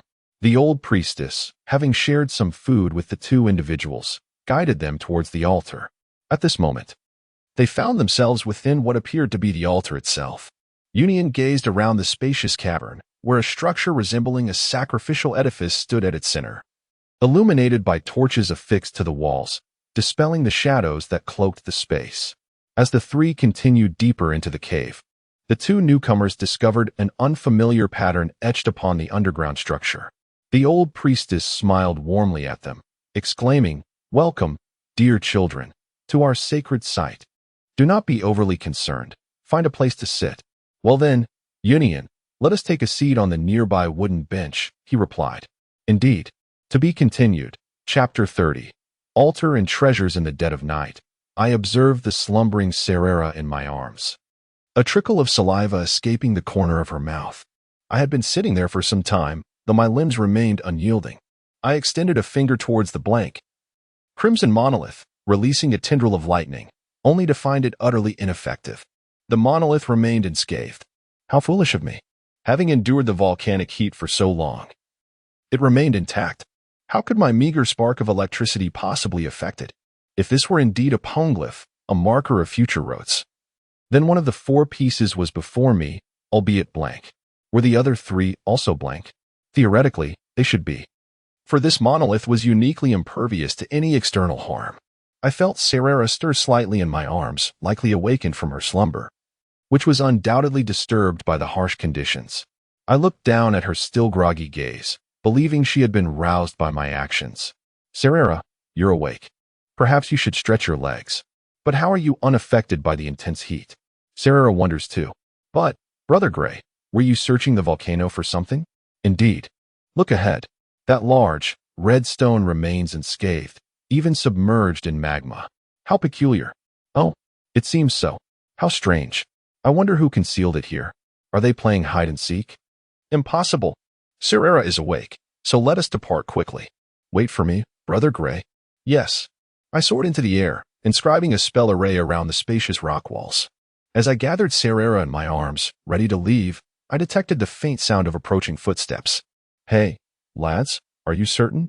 A fellow was flying about, specifically searching the volcano, and now he's inside?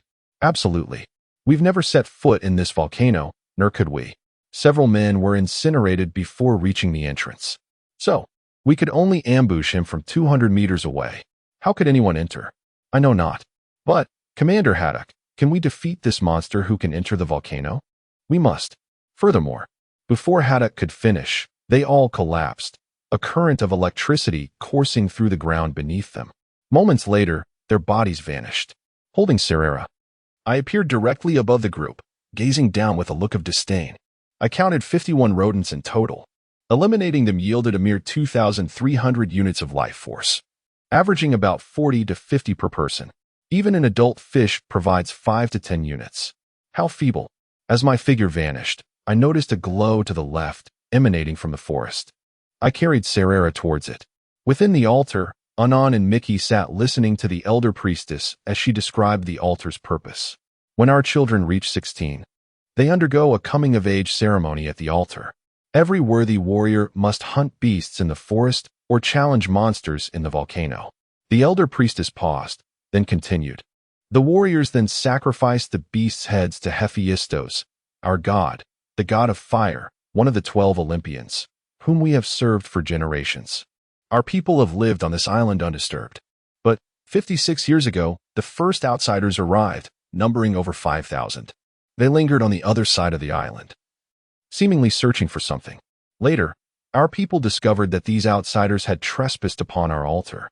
Enraged, our people drove them back to the other side of the island. They were persistent, returning to trespass.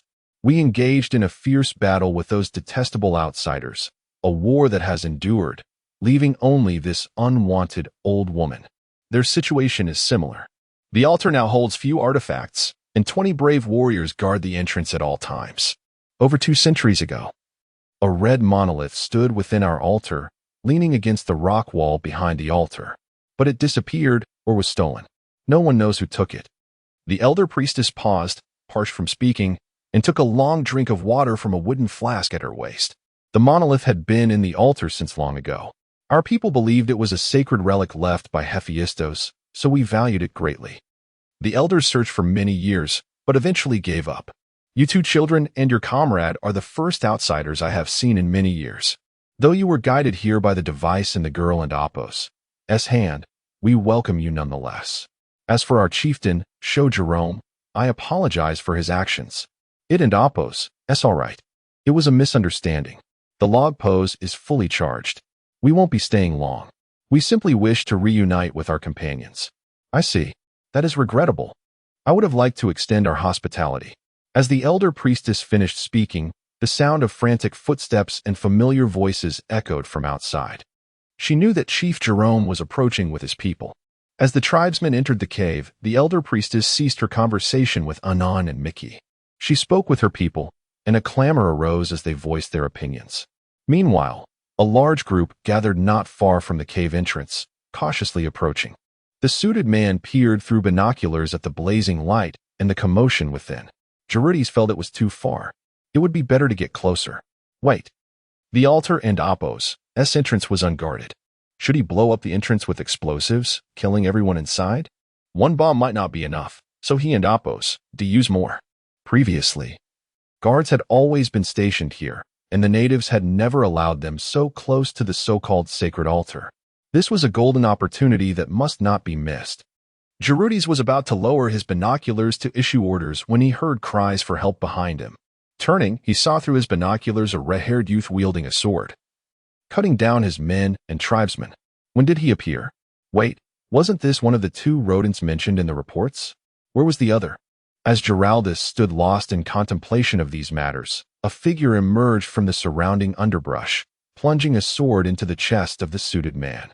After withdrawing the blade, the figure swiftly delivered a second strike to the man's throat before vanishing into the thicket.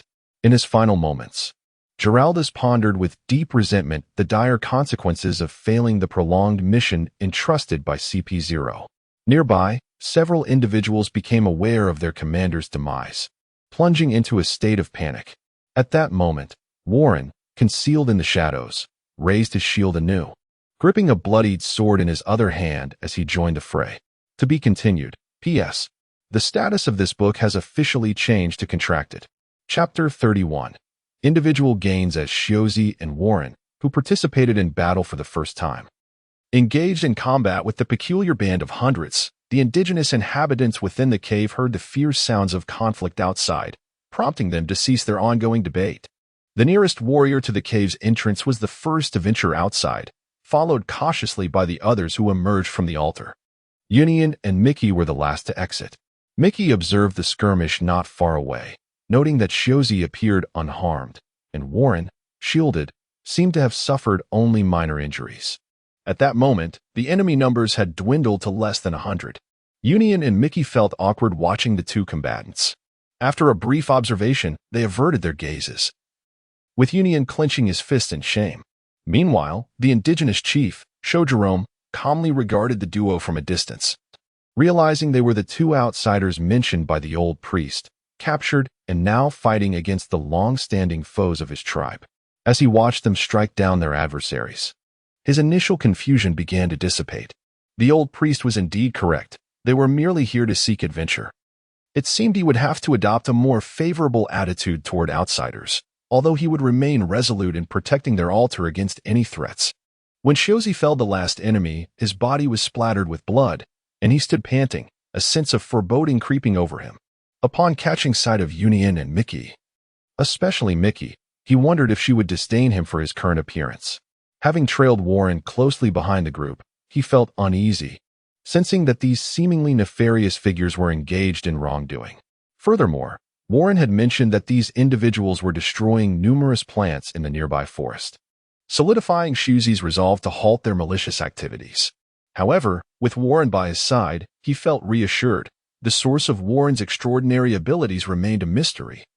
Yet he was grateful nonetheless. This was Warren's first experience slaying so many foes. After hearing the nearby plants lament the damage done by these intruders, he resolved to confront them himself. Scanning the area and finding the enemies defeated, he sought a patch of ground to rest, feeling fatigued.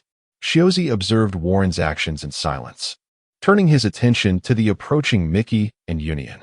Shiozi set aside his heavy heart and confidently addressed them. Mickey, Union, what do you think? Was my performance impressive? Has Mickey developed a fondness for me? Fear not. I am well aware of my own charm. And what brings you both here? Enough of your vanity. We encountered some matters earlier, but it's inconsequential now that you seem unscathed. However, is Warren all right? Mickey inquired. Warren?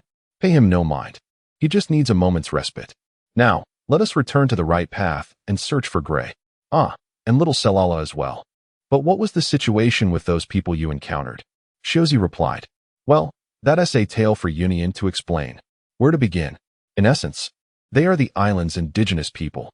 The group you and Warren fought against were invaders. However, we are unable to comprehend their language, so let us disregard them for now. Once Warren regains his strength, we shall seek out Gray, Union explained. Very well, let us rest a spell.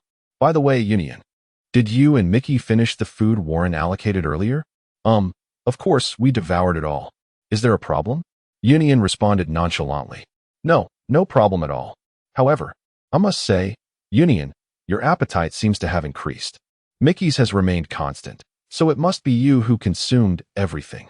I was hoping for a share of your meat, as all that Warren and I brought is gone. Union, unfazed, retorted, you simply enjoy meat. Is it an issue if my appetite has grown? When captured by the indigenous people, Union had set his backpack, filled with provisions, aside, and the warriors had not taken it. Later, upon meeting the old priestess, he had reclaimed his black gauntlets. Shifting the conversation, Union declared, Warren, let us all go find Gray. I'm ready. I've rested enough. Let us go, though it seems quite warm on the route Gray took. Regardless, let us set off. Before departing, Mickey exchanged a few words with the old priestess, and the group bid farewell to the area. They retraced Shozi's path, with Union remaining silent, while Warren, feeling elated to assist his companions, continued to share light-hearted jokes. Meanwhile, Gray, en route to the flames, cradling little Selala, surveyed the remnants of the battle, realizing he had arrived late. He had dealt with the injured individuals he encountered along the way. After observing for a short while, he noticed movement in a patch of weeds, and soon, Shozi and the others emerged. Seeing them all safe, he felt a weight lift from his heart. He had been so focused on acquiring vitality on this island that he had not adequately attended to their well-being, leaving him with a tinge of guilt. Before long, they noticed his presence. From above, Gray heard Shozi exclaim, Hey, Gray, what brings you here? Weren't you supposed to take the right path? Have you completed your exploration of the island's eastern half? Oh, I merely wandered around with little Selala and ended up here. There's nothing worthwhile to explore over there, just a massive volcano. The heat was almost unbearable. You should avoid that area. Is that so? Very well. We shall heed your advice. However, Gray, I must boast that I felled numerous foes. Impressive, isn't it? Indeed, you are formidable. If our captain were not so, he would not hold that title. It seems all of us have garnered something from our time on this island, which is commendable. Mickey, has your recording device reached full capacity regarding the island's magnetic field? Though I cannot fathom the reason, the magnetic force here appears quite feeble, and my device has already stored its maximum, indicating the next island. Do not dwell on it. We are in the sea of magic, where anything is possible. Let us hasten back to our landing site. I shall take my leave with little Selala for now. See you shortly. As Gray took to the skies with Selala, leaving a violet trail behind, the others quickened their pace toward the landing area. However, Warren, trailing behind, paused upon discovering a small sapling amidst the weeds. Yearning to leave this place with him, he promptly excavated the sapling along with the surrounding soil before racing to catch up. I had already placed little Selala on the deck of the Karu ship, instructing her to wait while I returned to the landing site to greet Shozi and the others. The waters surrounding the island bubbled ominously. I wondered if tossing live fish into the sea would yield a meal or if they would vanish entirely. As everyone gathered, I flew one by one back to the Karu.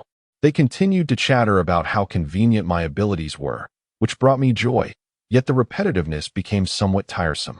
Dawn was approaching, yet none aboard the ship had emerged from their quarters. Each had bathed and returned to their rooms for rest, as nighttime expeditions are perilous. Mickey and Warren appeared particularly weary. The vessel remained anchored in its original position, with the crew only emerging for mealtimes. During this interval, I ventured into the island's forest and hunted a few fierce beasts to supplement our meals. On the morning of the third day, Warren retrieved the anchor he had previously cast aside, patiently heeding the navigational instructions from his companion, Mickey. I sat comfortably in a chair, and of course, little Selera was present as well. This time, Yunnan remained in the training room, while the exuberant Shozi stood at the prow of the ship, calling out, "Set sail." Thus, the Shiozi adventurers completed their inaugural quest, which began in the magical seas. To be continued. Chapter 32. Individual growth. In a certain expanse of the Sea of Demons, a vessel sailed gracefully across the waters. The weather was splendid, and in a corner of the deck, numerous quilts were laid out to dry. Gray sat in a chair, watching in astonishment as Serera hopped about energetically. "Little Serera, you are truly remarkable. While your brother Zayas and the others have yet to master it, you have already learned," he remarked. "Of course, I am Serera, the most formidable of all. But, Gray, now that I have learned this technique, will I really be able to participate in battles? I saw you slaying those fierce beasts on the island, and I want to try it too. Are you not afraid, little Serera? Engaging in combat could lead to injury, bloodshed, or soiling your clothes. But rest assured, with your brother Gray around, why would you even consider fighting?" Serera pondered, yearning to grow up quickly. Gaining strength meant maturity, and with maturity, she could become Gray's bride. "Silly girl, just because I am of similar height to Zayas does not change the fact that I am merely 11. And you are only 6. We are still too young. There is no rush. However, the technique I taught you is not meant to defeat enemies. It is most effective for evading attacks or fleeing. Will you not teach me offensive techniques, Gray? I am uncertain what offensive techniques to impart, for I lack proficiency in them myself. Aside from summoning lightning, I seem to have little else to offer. You do not hold it against me, do you?" "Of course not. You are the strongest, Gray. Any shortcomings are simply due to a lack of desire to learn." "Indeed, that must be the case. Now, let us see what the others are up to." They have been training in the room, not even emerging for meals. And Warren is truly something. He doesn't end Appos to even venture to the kitchen when it's time to eat. Speaking of which, I feel a bit hungry. My appetite has grown recently. I hope Gray will not forsake Serera. How could I? Let us check on them. Upon entering the training room with little Serera, I discovered everyone diligently honing their skills. I was responsible for the ship's safety, and should anything arise, I would alert them. I observed Mickey in her athletic attire, practicing her kicks, while Zayas was earnestly training in the technique Serera had just learned, though it appeared he had yet to master it. Union was aimlessly gesturing at a metal board, and Warren stood still with his eyes closed, seemingly lost in thought. However, upon noticing my presence, Warren opened his left eye. Seeing the four so engrossed in their training, I refrained from interrupting them, waving my hand to signal that they should continue undisturbed. It had been nearly a month and a half since we set sail from the first island. From the second day of our voyage, Union had secretly requested me to provide him with special training. I responded by suggesting that everyone aboard engage in special training, and then, in front of Union, I retrieved my first trophy from my room's backpack. This trophy was obtained from a woman associated with the CP organization. The notes detailed the so-called 4 techniques of superhuman, namely the finger gun, iron block, shave, and gale foot. As for the moonwalk and paper drawing, they had yet to be developed by the world government. My physical strength had already reached a level where I had mastered both the iron block and shave. Curiously, the notes were quite detailed. Unlike the grueling training I had associated with the Navy, they contained numerous techniques that could expedite learning and yield astonishing results. I could employ the iron block while moving. Unlike the Navy, who stood foolishly still, were they truly so naive as to believe they could withstand attacks by remaining immobile? As for the moonwalk, the notes made no mention of it, likely because it had not yet been fully developed, which was a disappointment for Zayas, who envied my ability to fly. I was indifferent regarding the paper drawing, as I found the technique rather clumsy. Indeed, it was clumsy, a struggle of the upper body while the feet remained rooted to the ground. Any sensible opponent would simply target the feet. I was unsure what to make of the life return technique, as it was not adequately explained in the notes, so I paid it little mind. Union, having discovered that his martial arts were ineffective when targeted, I encouraged him to follow the training methods outlined in the notes. Naturally, the shave technique was essential for everyone to practice. As for Mickey, her weapon was yet to reach its full potential. I refrained from teaching her the finger gun, as it seemed unseemly for a girl to aim it at others. Instead, I instructed her to practice the gale foot, which would be graceful for a woman to utilize. For Warren, who was not particularly fond of combat, I advised him to focus on the iron block. Should his shield be breached, Any attack directed at him would expose vulnerabilities elsewhere. Among them, Warren was the slowest to progress in mastering the shave technique, still exploring its nuances. Remarkably, little Serera had mastered the shave by the third day. I permitted her to leave the training room for the deck, allowing her to practice further in a more spacious environment. Zayas envied her greatly, but lacked the courage to inquire about her training. The other three, witnessing that Serera had already learned the shave at such a young age, were inspired to intensify their own training. Mickey, who previously had been somewhat timid, now felt that mastering the Gale Foot would enable her to assist the group in battle. After about an hour of observing little Serera, I began to feel hungry. Although I did not expend much energy, normal sustenance was still necessary, so I called out to Warren in the training room. He quietly made his way to the kitchen, and the other three soon realized that mealtime had already passed. They gradually ceased their activities and exited the training room, with Zayas happily heading toward the kitchen, while Mickey checked the ship's course against the navigational pointer. During this time, everyone had improved their skills to varying degrees, and I too had made progress. Honing my magical abilities, which remained my primary focus, I spotted a sea beast ahead, swiftly incapacitating it with a jolt of electricity before severing its head to prepare for a meal. It struck me as curious that, despite their enormous size, sea creatures tended to be relatively weak. I pondered the nature of their physical development. I had yet to encounter the giant race, but I hoped they would not be as ineffectual as I had been led to believe. As for the cultivation methods of hockey, I had not shared them with anyone, as I was uncertain of how to teach it or if it came naturally. Alas, I was not a good instructor, unable to impart what I had learned. After lunch, I felt quite satisfied. Warren and Apos, as culinary skills had improved significantly. Little Serera beside me quietly consumed her meal, her appetite evidently 3 times what it had been before, seemingly on the rise. Noticing that Zayas, Mickey, and Union had returned to the training room, I assisted Warren in tidying up the dining area. I held a keen interest in Warren's abilities, often taking the opportunity to observe him closely whenever I had the chance. The gentle Warren did not express his gratitude to me. After we tidied up, I instructed him to return to the training room while I took on the task of washing the dishes. However, Warren passed by me with an air of indifference. After emerging from the kitchen, I resumed my position in the chair, lying back to meditate.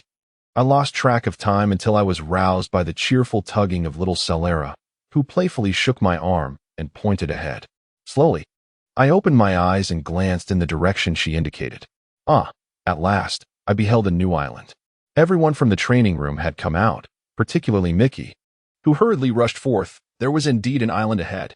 Mickey appeared quite exhilarated as she emerged, leaning against the railing while gazing at the recording dial, and then stealing glances at the island ahead. Indeed, it was that very island. All 3 from the training room had paused, preparing to disembark.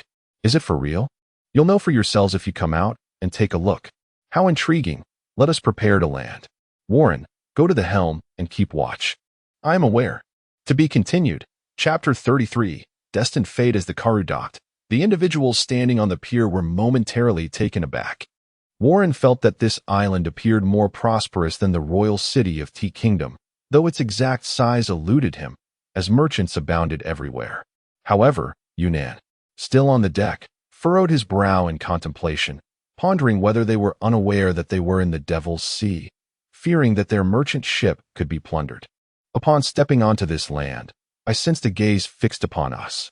Activating my mind network, I discovered a small mouse hiding at a distance, peering at us through a telescope. Naturally, I returned the gesture, smiling at the lens and waving at him in a playful manner, mimicking a gunshot with my fingers, causing the telescope to drop. Although it was merely a jest and lacked true intent, it evidently startled him. Shiozi, wearing a puzzled expression, leaned closer and curiously inquired, "Gray, what is the matter?" "Nothing.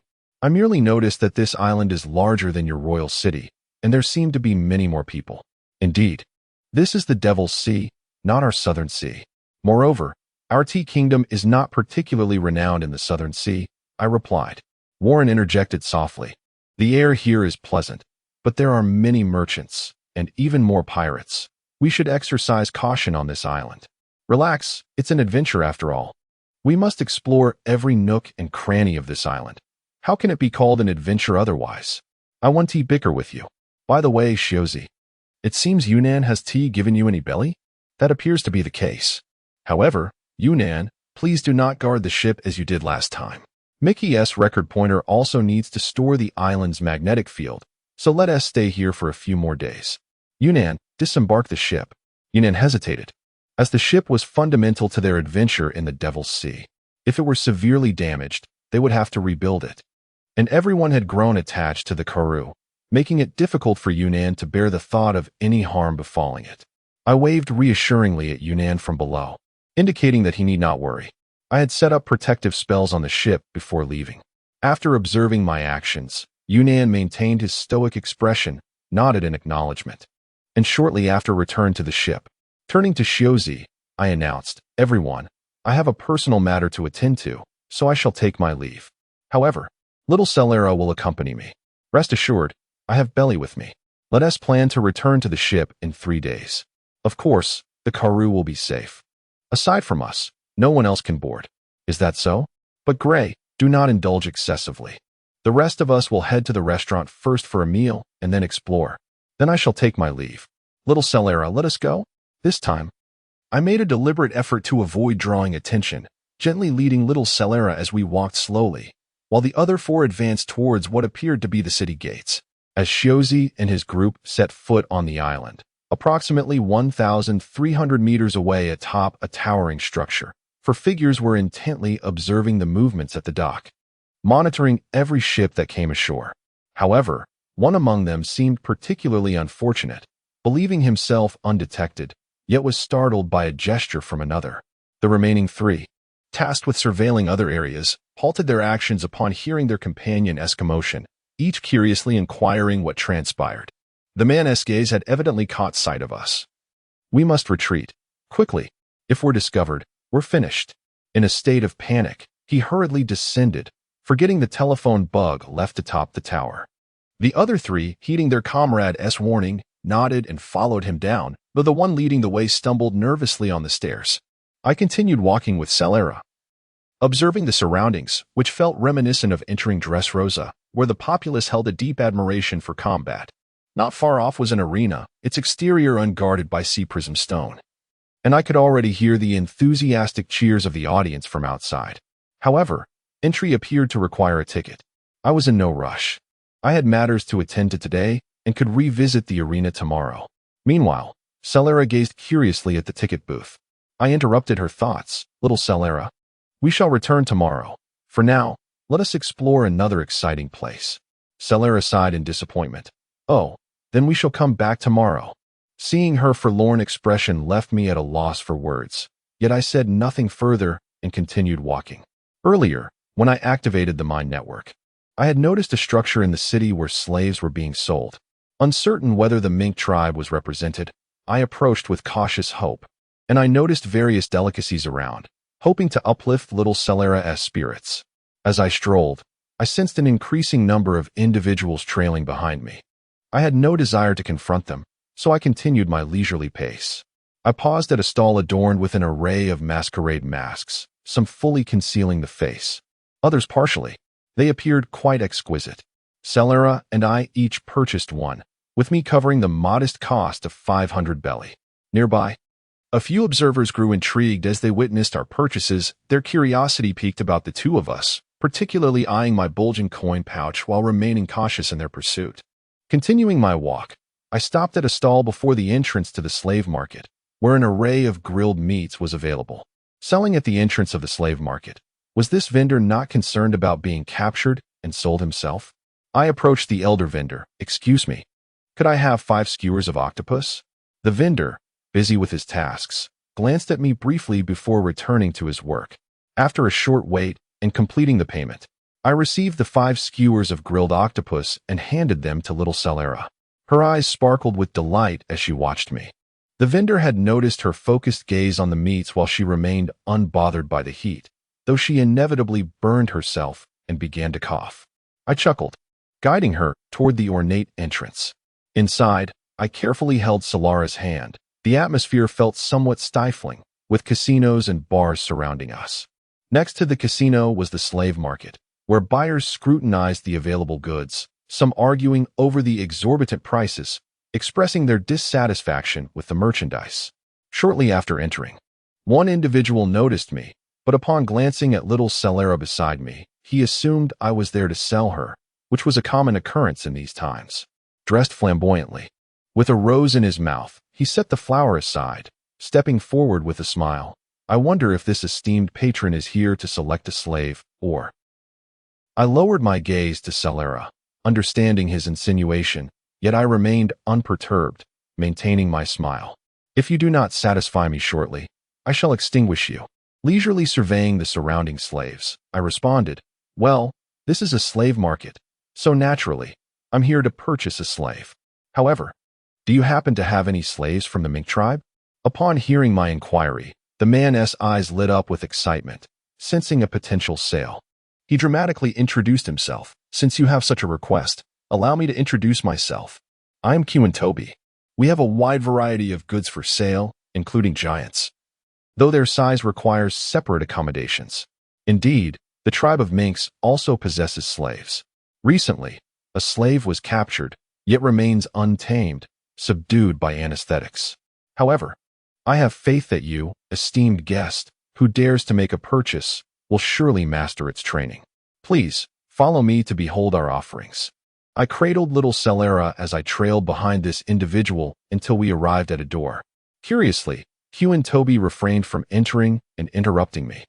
I gently pushed open the door and beheld a lavish chamber adorned with an opulent bed, where a woman with an animalistic visage sat before a pink vanity.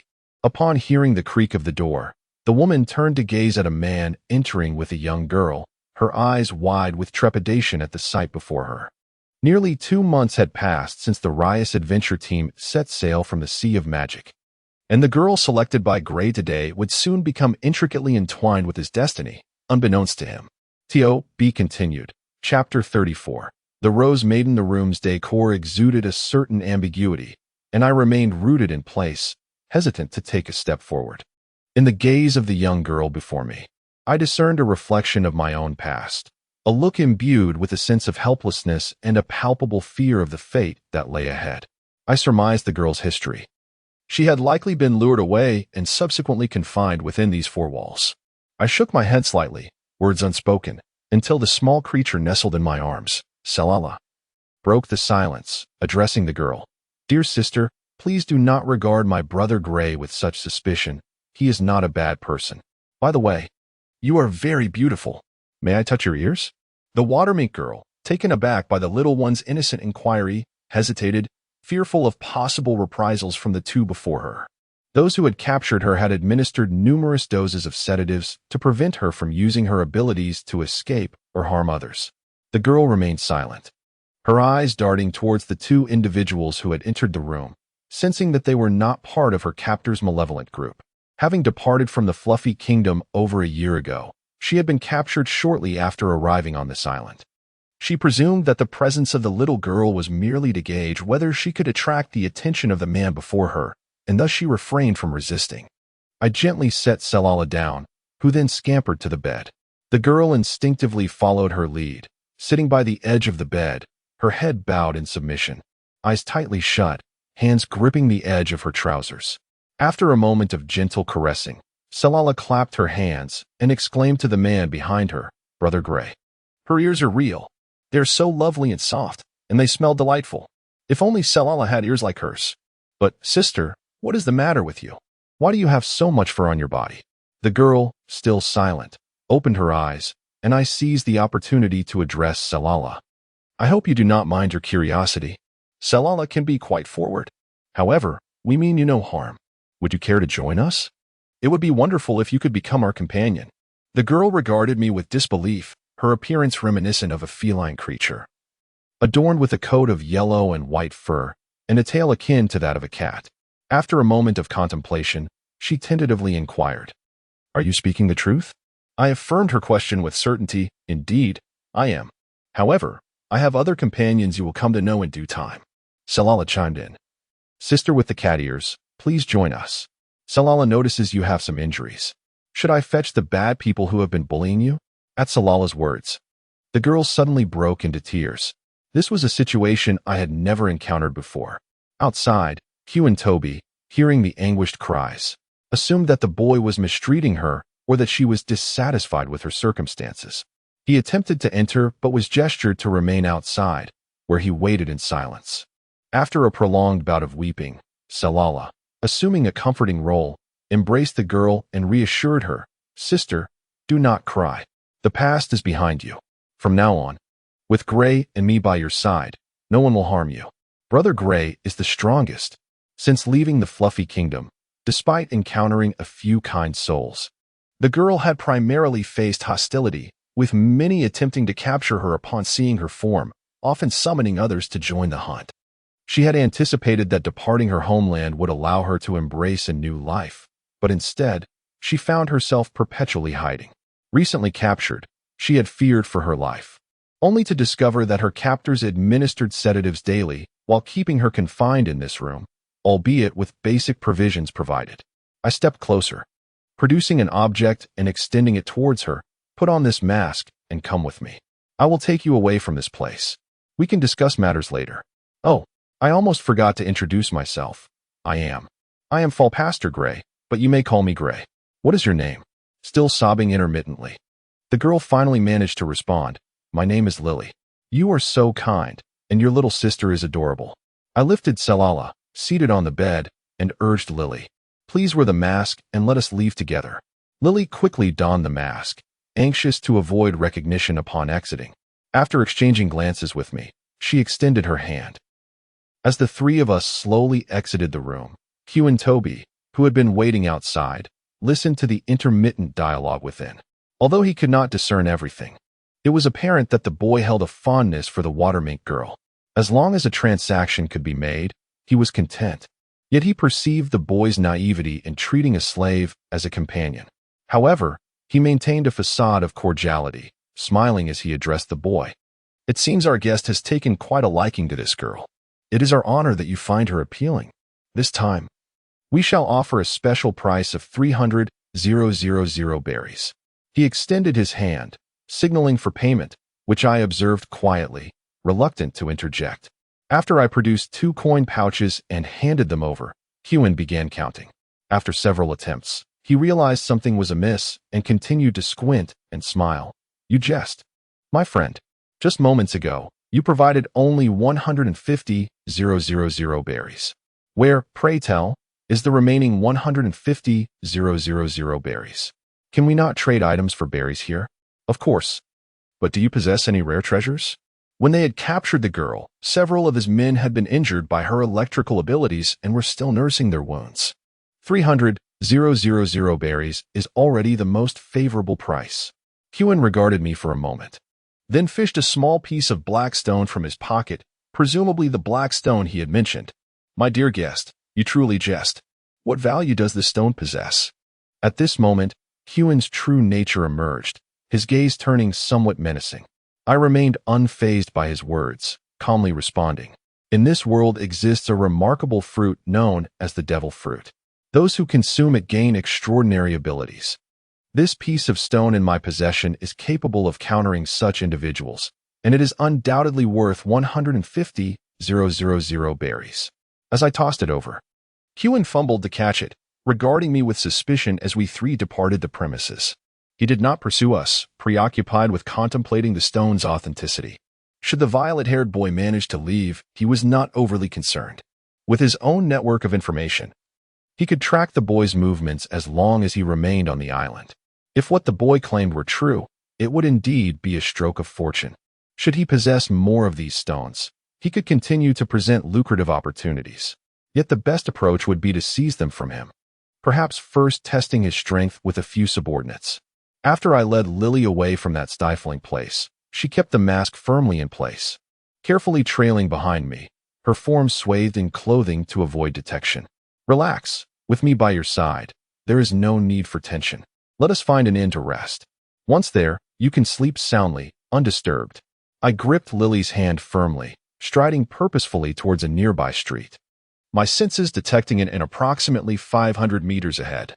Upon arriving, I discovered that the first floor housed the reception area. but also featured a little girl selling fresh flowers at the entrance of the inn. As she noticed me alongside the two young ladies, she persistently urged me to purchase a flower. Although I possessed no knowledge of flora, I approached her and bought an entire basket of blooms. Upon handing the bouquet to Lily, she shyly accepted it, while little Sarala gazed at me with curiosity. I said nothing, addressing the innkeeper instead. 2 rooms, adjoining, please. The attendant regarded the fully cloaked young girl with a hint of confusion but maintained her politeness as she replied, "Certainly, esteemed guest. We do have available accommodations that meet your request. Here are your keys. I shall escort you." After a brief interval, I found the 2 rooms to be quite satisfactory. After settling the payment, I resolved to have Sarala share a room with Lily while I took the other for myself, remaining ever vigilant of my surroundings. "Lily, it is nearly evening now. Sleep well, and you too, little Sarala. Good night. You as well." TOB continued. Chapter 35. The arena is gray, and his companions settled into their lodgings. 2 groups trailed them to the small inn. Among one group, the leader, adorned with a black hat, was reporting via a communication device. The other group lurked around the corner, indifferent to the first, united in their purpose. A notably tall member of the second group signaled to spare 2 individuals, and soon the rest withdrew to relay information to someone. On the following day, Sarala insisted on attending the arena to watch the matches. Lily quietly followed her, while I contemplated my dwindling funds, pondering whether participating in the competition might yield some reward. If the prize for first place was substantial, I would not hesitate to join. Across from the inn stood a quaint little restaurant where the 3 of us enjoyed breakfast. It was there I learned that the island's city was called Atlas, a free city. After exiting the restaurant, we exchanged glances and proceeded in a shared direction.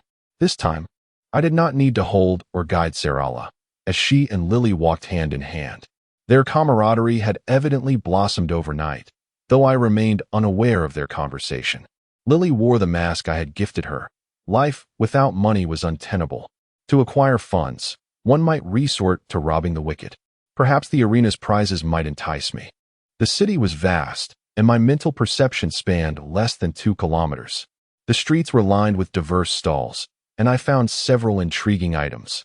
Though my current wealth was inadequate, unable to detect Ruzi and the others within this range, I chose to focus on Sarala and Lily, but not before purchasing a mask for myself.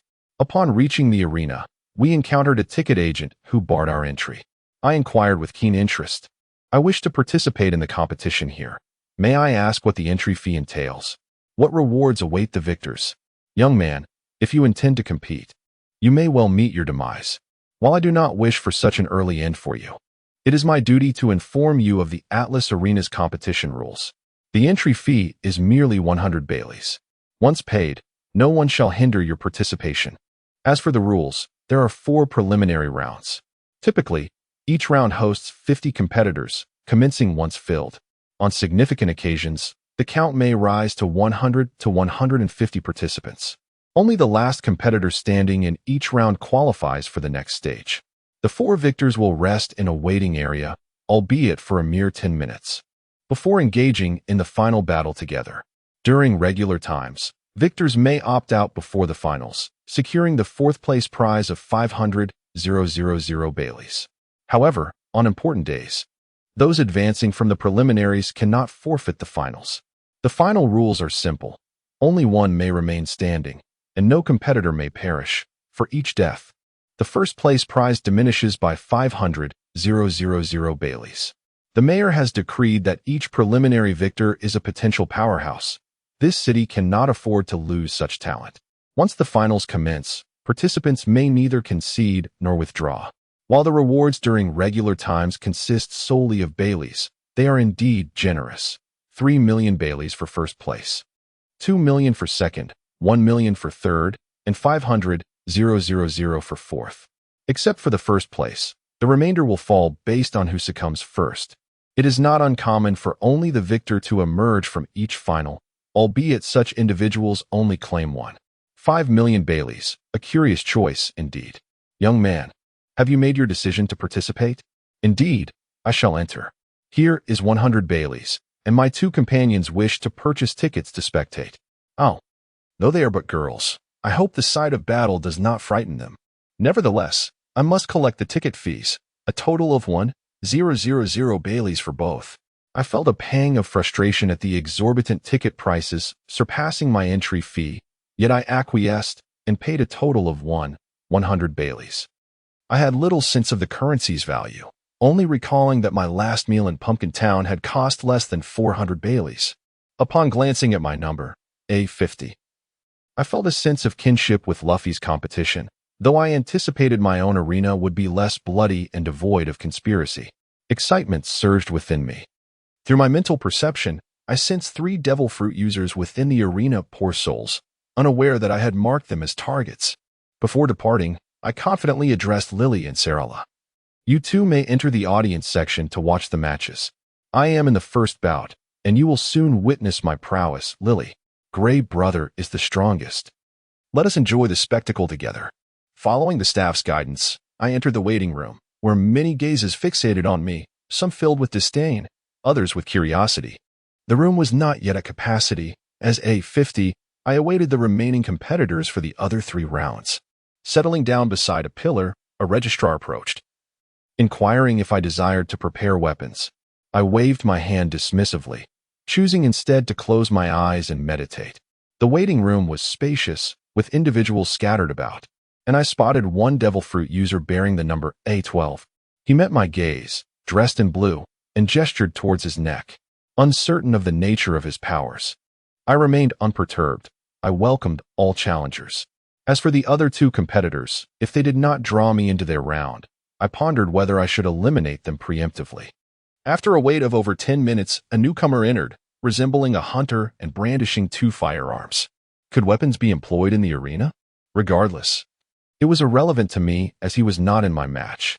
Shortly thereafter, 2 more entrants arrived together, a gray-bearded gentleman and an orange-haired woman in a suit, neither of whom possessed devil fruit abilities. As the registrar noted that the roster was full, he began ushering the A-round competitors into the arena. I had donned my mask from the outset, registering under the name Mr. Popo. Feeling the tension in the arena, I sensed that only the previously mentioned devil fruit user awaited within. Disappointment washed over me as the boisterous commentator enthusiastically proclaimed, "Welcome to the Atlas Arena in the Free City. As this is a regular event, I shall not introduce each competitor. I suspect the audience is too eager to begin. Let the matches commence." A large gong resounded, and I swiftly spotted the blue figure, casting a small bolt of lightning at him. My electricity coursed through his body, revealing a translucent, light blue substance, likely water or rain, emanating from his form. I noticed puddles forming at his feet, and moments later, he staggered before collapsing backward. As I observed the man transform into a watery essence, I initially mistook him for a male version of Jubian, yet he fell short by a considerable margin. It appears that this nature-based devil fruit is truly repulsive. However, it is fortunate that he has perished. I felt a surge of energy coursing through my body. Indifferent to the others around me, I was enveloped by a sudden burst of violet lightning that engulfed the entire arena, leaving no survivors. The commentators seemed at a loss for words to describe this match, which lasted less than 10 seconds from the commencement to its conclusion. Such astonishing speed. Yet, what was that lightning? Was it the ability of the lone surviving youth on the field? I yearned to peruse his registration details. Congratulations to Mr. Bobo for successfully advancing through the preliminaries. I eagerly anticipate his performance in the finals. The audience erupted in astonishment, but I paid them little mind. Sarala remained remarkably composed, while Lily appeared to have found a kindred spirit, despite her own electrical abilities being unable to replicate such a feat upon re-entering the waiting room. I noticed many gazes fixed upon me in disbelief. Wasn't the match just beginning? How could I have returned so swiftly? Yet, the registrar was urging participants to take the stage, and once he departed, I prepared to take action against the devil fruit user. It is you. TOB continued. Chapter 36. Identity revealed. The scene reverts to yesterday. As Gray and his companions settled into their inn, while Shioji and his group were intercepted in an alleyway, a middle-aged man with a small braid on the back of his head stood expressionless, blocking their path. Behind him stood more than 10 silent subordinates, seemingly not inclined to engage in combat. Shoji drew his sword to protect Mickey, who was equipped with a weapon prepared by Gray, a black whip hanging from her belt. Gray's lightning could melt sea stone, allowing it to be coated with another material, thus preserving the weapon's flexibility. The whip, measuring about 2 meters, was currently coiled, featuring a red handle. Few in this world possessed the ability to shatter sea stone, especially one augmented with electricity, which, although not lethal, could incapacitate foes. Warren had not brought his conspicuous shield from the ship, carrying only a one-handed sword on his back. His left hand gripped the sword and Appos' hilt. Yuan, having forsaken his iron gloves after practicing finger guns, felt that his fists were of little use and was in the process of developing his finger guns further. The middle-aged man regarded the four with a hint of caution, perhaps hoping to shift the atmosphere.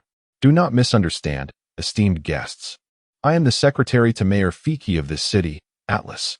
Our mayor has been observing your party since you entered the city. We have a task to entrust to you, and naturally, a reward of 5 million berries will accompany it. Despite their wariness, the mention of a reward piqued the curiosity of Shoji and his companions. However, their anticipation was met with the secretary's expressionless remark, "The details will be disclosed once you meet Mayor Fiki. Allow me to lead you." Mickey frequently glanced at Shoji, awaiting her captain's decision, aware that such a substantial reward might entail danger. Yuan hoped for an immediate agreement, clenching his fists. Warren, indifferent, internally opposed the idea of accepting the mayor's commission, oblivious to the sentiments of his companions. Shoji mused that an adventure on this island could be quite intriguing if it involved fulfilling the mayor's commission. He turned and patted Warren's shoulder, saying, "Let us go meet the mayor and see what he has to say." Noticing that the red-haired youth appeared to be the group's leader, the secretary led the way without concern for their subtle exchanges. "Seems rather interesting, so I agreed. Are you not being a tad reckless? What if there's danger?" "Indeed. Like Mickey, I'm not particularly keen on meeting that odious mayor. The commission will undoubtedly be troublesome. I, however, do not mind. Danger would be welcome. It's an opportunity to test our skills honed over the past month. We've only had each other to spar with in the training room." "Oh, Yuan, you seem quite combative this time. I find this side of you rather appealing. You've been acting strangely since we left the previous island. Did something occur between you and Mickey?" "And no, Mickey and I are perfectly fine. We were merely invited by the locals to visit their sacred site." "Oh, is that so? I recall Mickey mentioning that only their own kin could enter that sacred place. I was hiding among the plants, listening to their tales. And I'm curious how you managed to get invited to that altar. Let us not dwell on the past. It's better left unsaid. But is it truly safe to follow this self-proclaimed mayor's secretary around? Rest assured, it's the mayor's residence. Hence it must be the most luxurious place in the city. Let us hurry. Those men are urging us to move along." After concluding their hushed conversation, they quickened their pace to follow the group. Yet, as they walked, Shoji sensed something amiss. They were straying further into obscurity. Nevertheless, the prospect of meeting their employer excited him. As it was his first experience being hired, a true man must give his all. Finally, they arrived at the fabled residence of the mayor. However, it seemed rather ordinary, with both sides of the street lined with common buildings. Under the secretary and Appos' direction, they reached a room on the 4th floor, where he knocked on the door. A moment later, a voice called from within, "Jean, come in, and bring those 4 adventurers from the Tea Kingdom as well." Upon opening the door, the secretary turned to the 4, witnessing their astonishment, and explained, "Do not be alarmed. Our mayor has been aware of your origins since before you set foot on this island. Please, enter. Mayor Fiki will reveal all you wish to know." I shall take my leave. As the others departed, Shoji, walking ahead, found it peculiar that they seemed to know about him despite having never been here before. Filled with questions, he entered the room, while Mickey calmly followed, holding her whip. Warren emanated an aura of hostility for the first time, with Yuan gently pressing on his shoulder to calm him. Once Warren settled down, he entered the room behind Yuan. The interior appeared quite mundane, akin to any ordinary inn, albeit somewhat cramped, cluttered with documents. At the table sat a blue-haired man in his 40s with a scar on his left cheek. "Please, find a seat," he gestured. "I have some paperwork to attend to. Feel free to help yourselves to tea." He resumed his work, unfazed by their presence. Shioji maintained his composure, adept at role-playing, unfazed by the various personalities of his companions. However, there seemed to be only 3 chairs available. Shioji gestured for Mickey and the others to sit, opting to stand.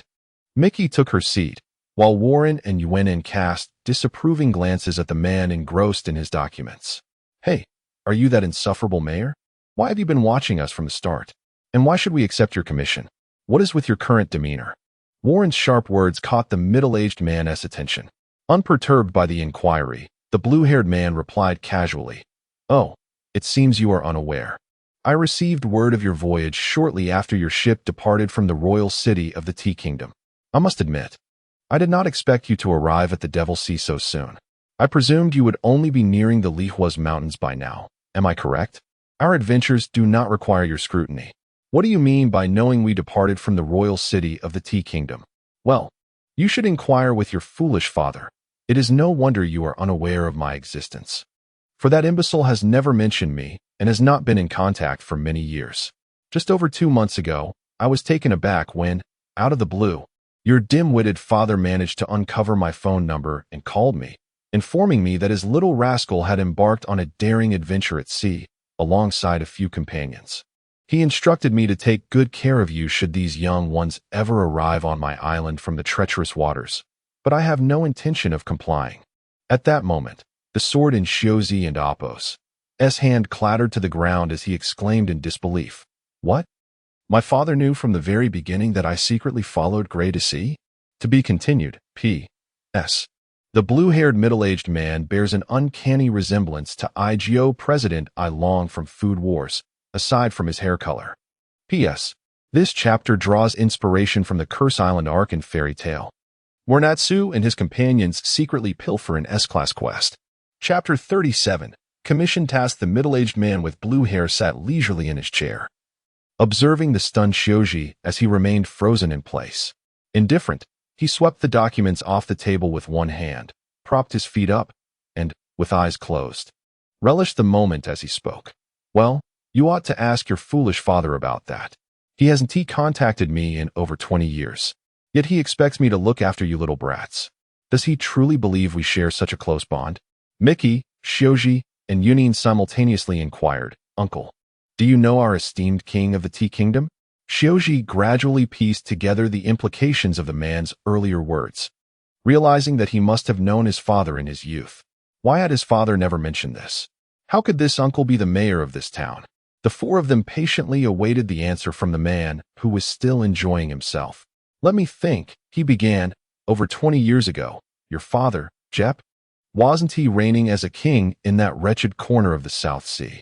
He was merely ruling the underground world on a certain island near the Lihua's mountains alongside me and my companions. Indeed, Jep was a dear brother to me back then, quite renowned on that island. However, for reasons unknown, he abruptly vanished, and we lost track of him until I discovered, just over 2 months ago, that he was holed up in his pitiful kingdom." As he spoke, his frustration grew. I had assumed he had traversed toward the Lihua's mountains to seek some valuable treasure in the Demon Sea. What could possibly be worth more than our camaraderie? After a light tap on the table, he raised his head slightly to gauge the 4 of them, who were quietly listening. The blue-haired uncle collected himself and continued, "A month after your father's departure, we set sail toward the Lihua's mountains. Upon reaching the Demon Sea, I realized my naivety. I had no idea which island Jep had gone to, and one by one, my companions perished along the way. Your father certainly knew how to indulge himself. The first time he called me, he didn't bother to explain why he left me all those years ago. Instead, he insisted I take care of you. Why should I be responsible?" He paused, then added, "Of course, I will look after you, albeit in my own way. I have a commission task for you little brats. Are you willing to accept it?" As the blue-haired uncle smoked, he scrutinized Shioji and his companions.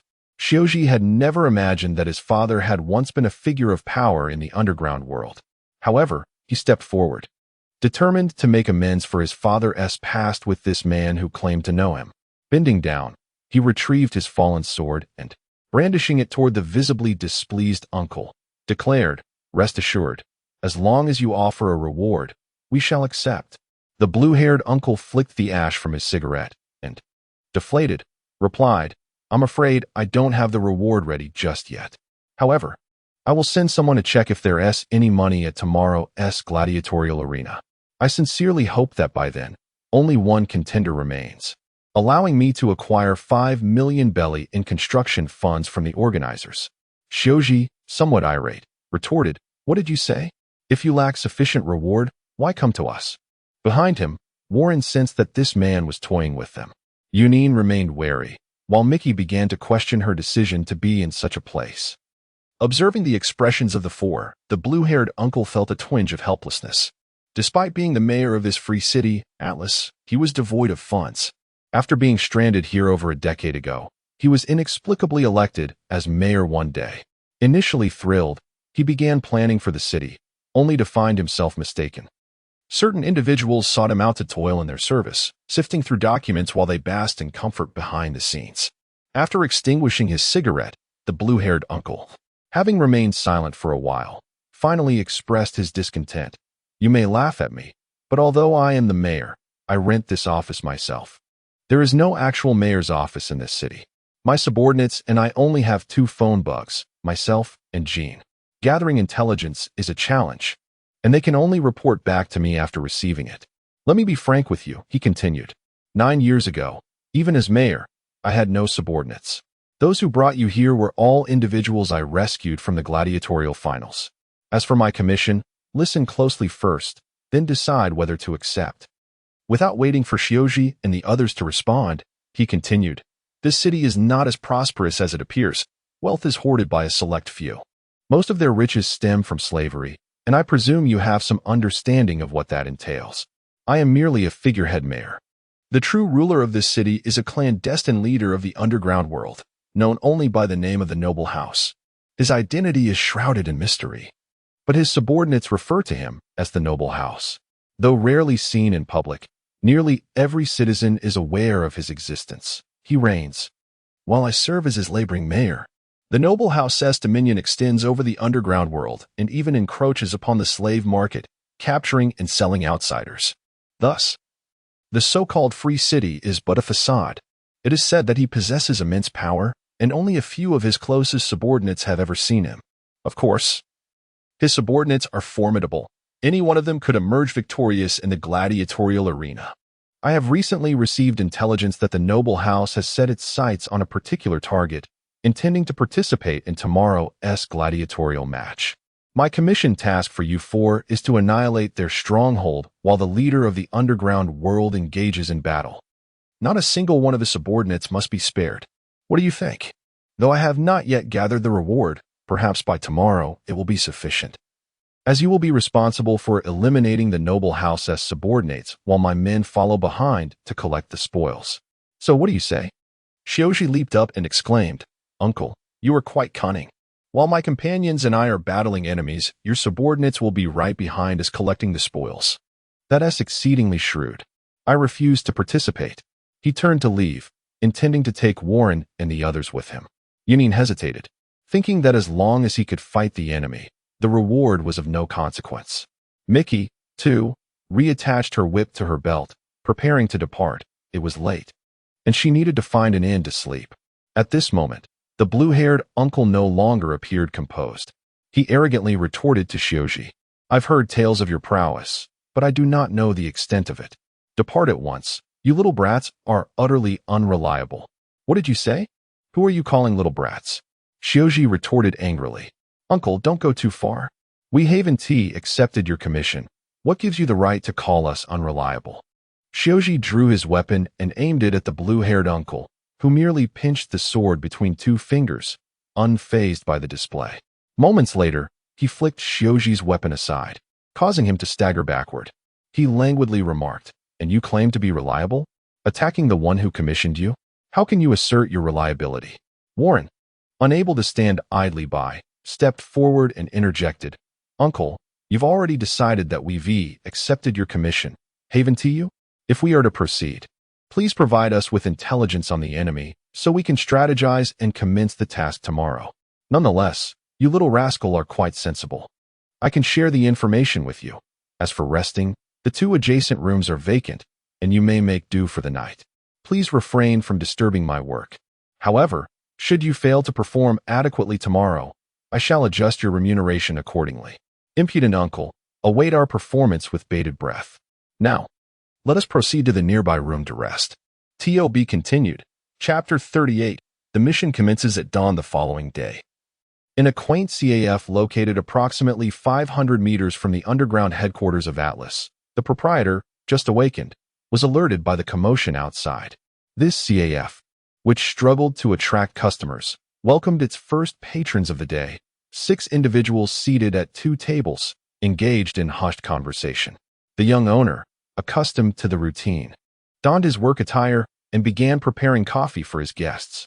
"Are we not a tad too early?" one of them remarked. Though the mayor mentioned that the leader of the underground world would depart from his stronghold today, it seems implausible for him to leave at such an hour. "I think I'll catch a few more winks, Warren. Wake me when it's time."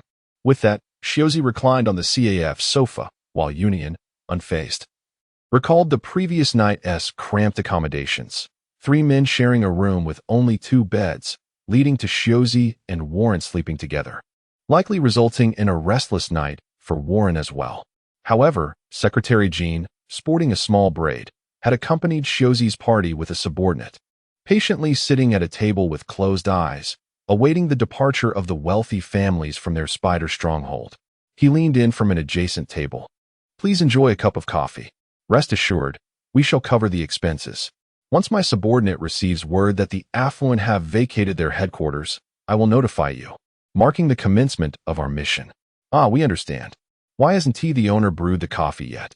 The youthful proprietor, around 25, seemed indifferent to the complaints, continuing his work as usual.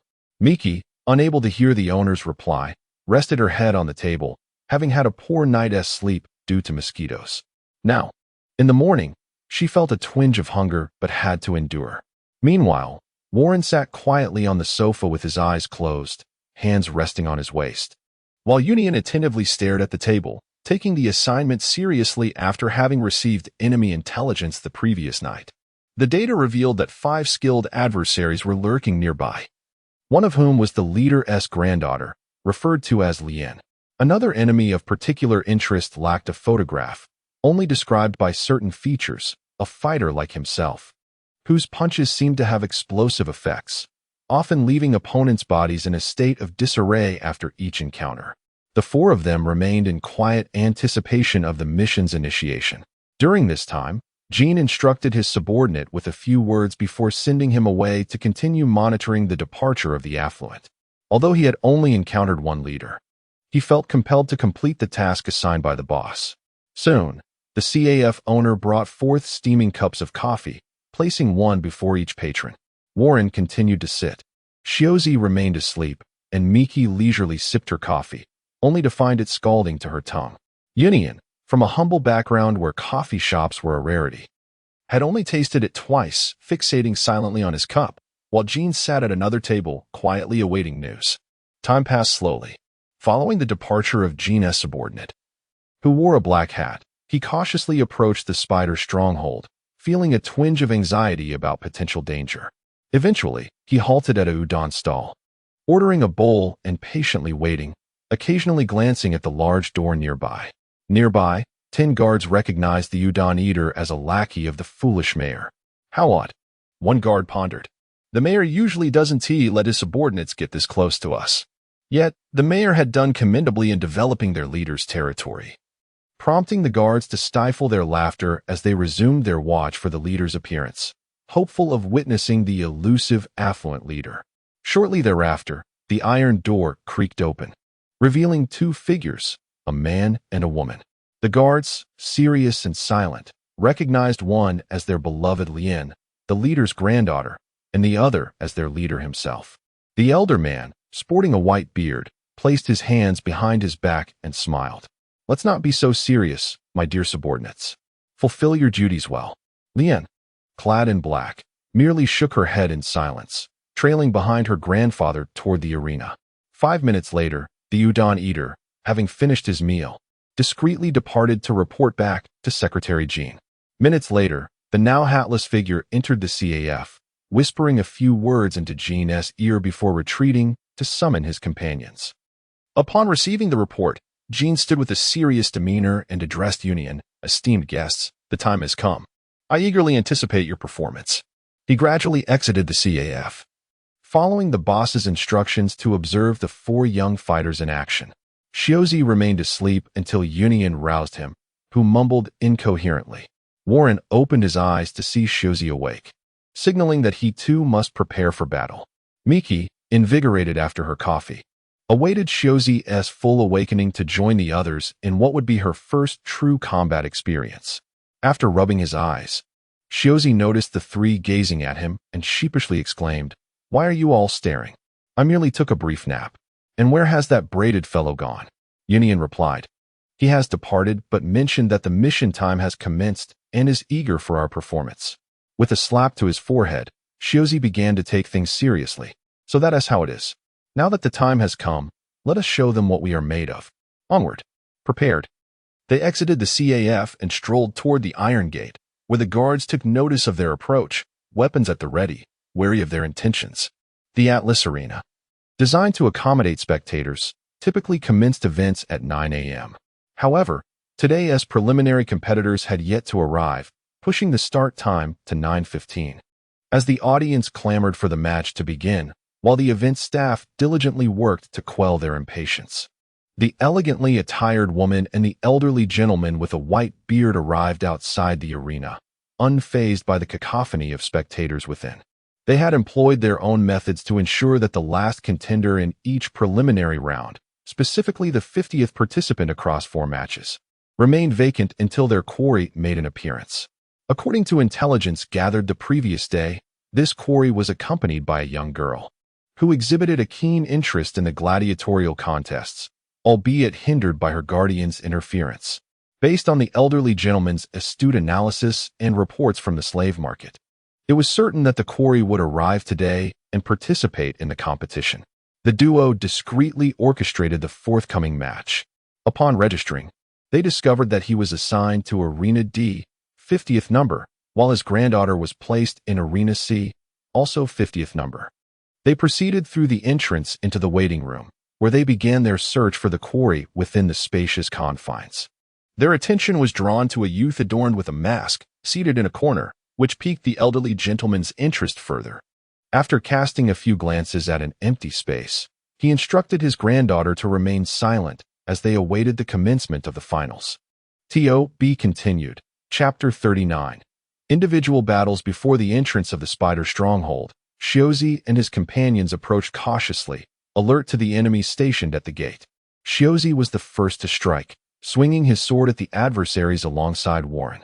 Union, eager to test his newfound skills, attempted a less familiar technique, using a quick thrust to approach an enemy and delivering a lethal strike.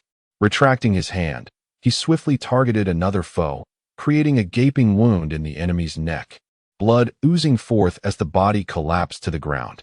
Miki, positioned at the rear, observed her companion's actions and brandished her black whip, successfully striking 2 guards who were about to lower their weapons.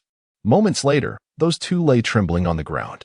Miki had struggled to harness the true power of her weapon previously, as it generated electricity uncontrollably upon contact with anything other than herself. Now, having learned to control it, she wielded the whip with confidence. The weapon's lightweight nature reassured her. Even Shiozi's formidable blade had left no mark when tested against it, proving its sufficient hardness. Thus, Miki felt emboldened to strike, knowing that any enemy hit by her whip would either face death or severe injury. After dispatching the guards at the entrance, Warren, who had only claimed 1 enemy's life, pushed open the iron gate with both hands. The 4 of them then carried the guards' corpses inside, aware that if passers-by saw the bodies outside, they would surely realize the spider stronghold had been breached. This was part of their mission, to ensure the city's stability. Allowing the enemies outside to witness their base's invasion would complicate their task. However, they failed to notice the bloodstains on the ground. As they entered the stronghold, the gate began to close automatically behind them, leaving the lifeless guards sprawled on the ground, initially intending to stealthily eliminate their foes. The group was met with an extravagant welcoming ceremony unfolding before them, where approximately 1,000 enemies had assembled within 20 meters of the Iron Gate.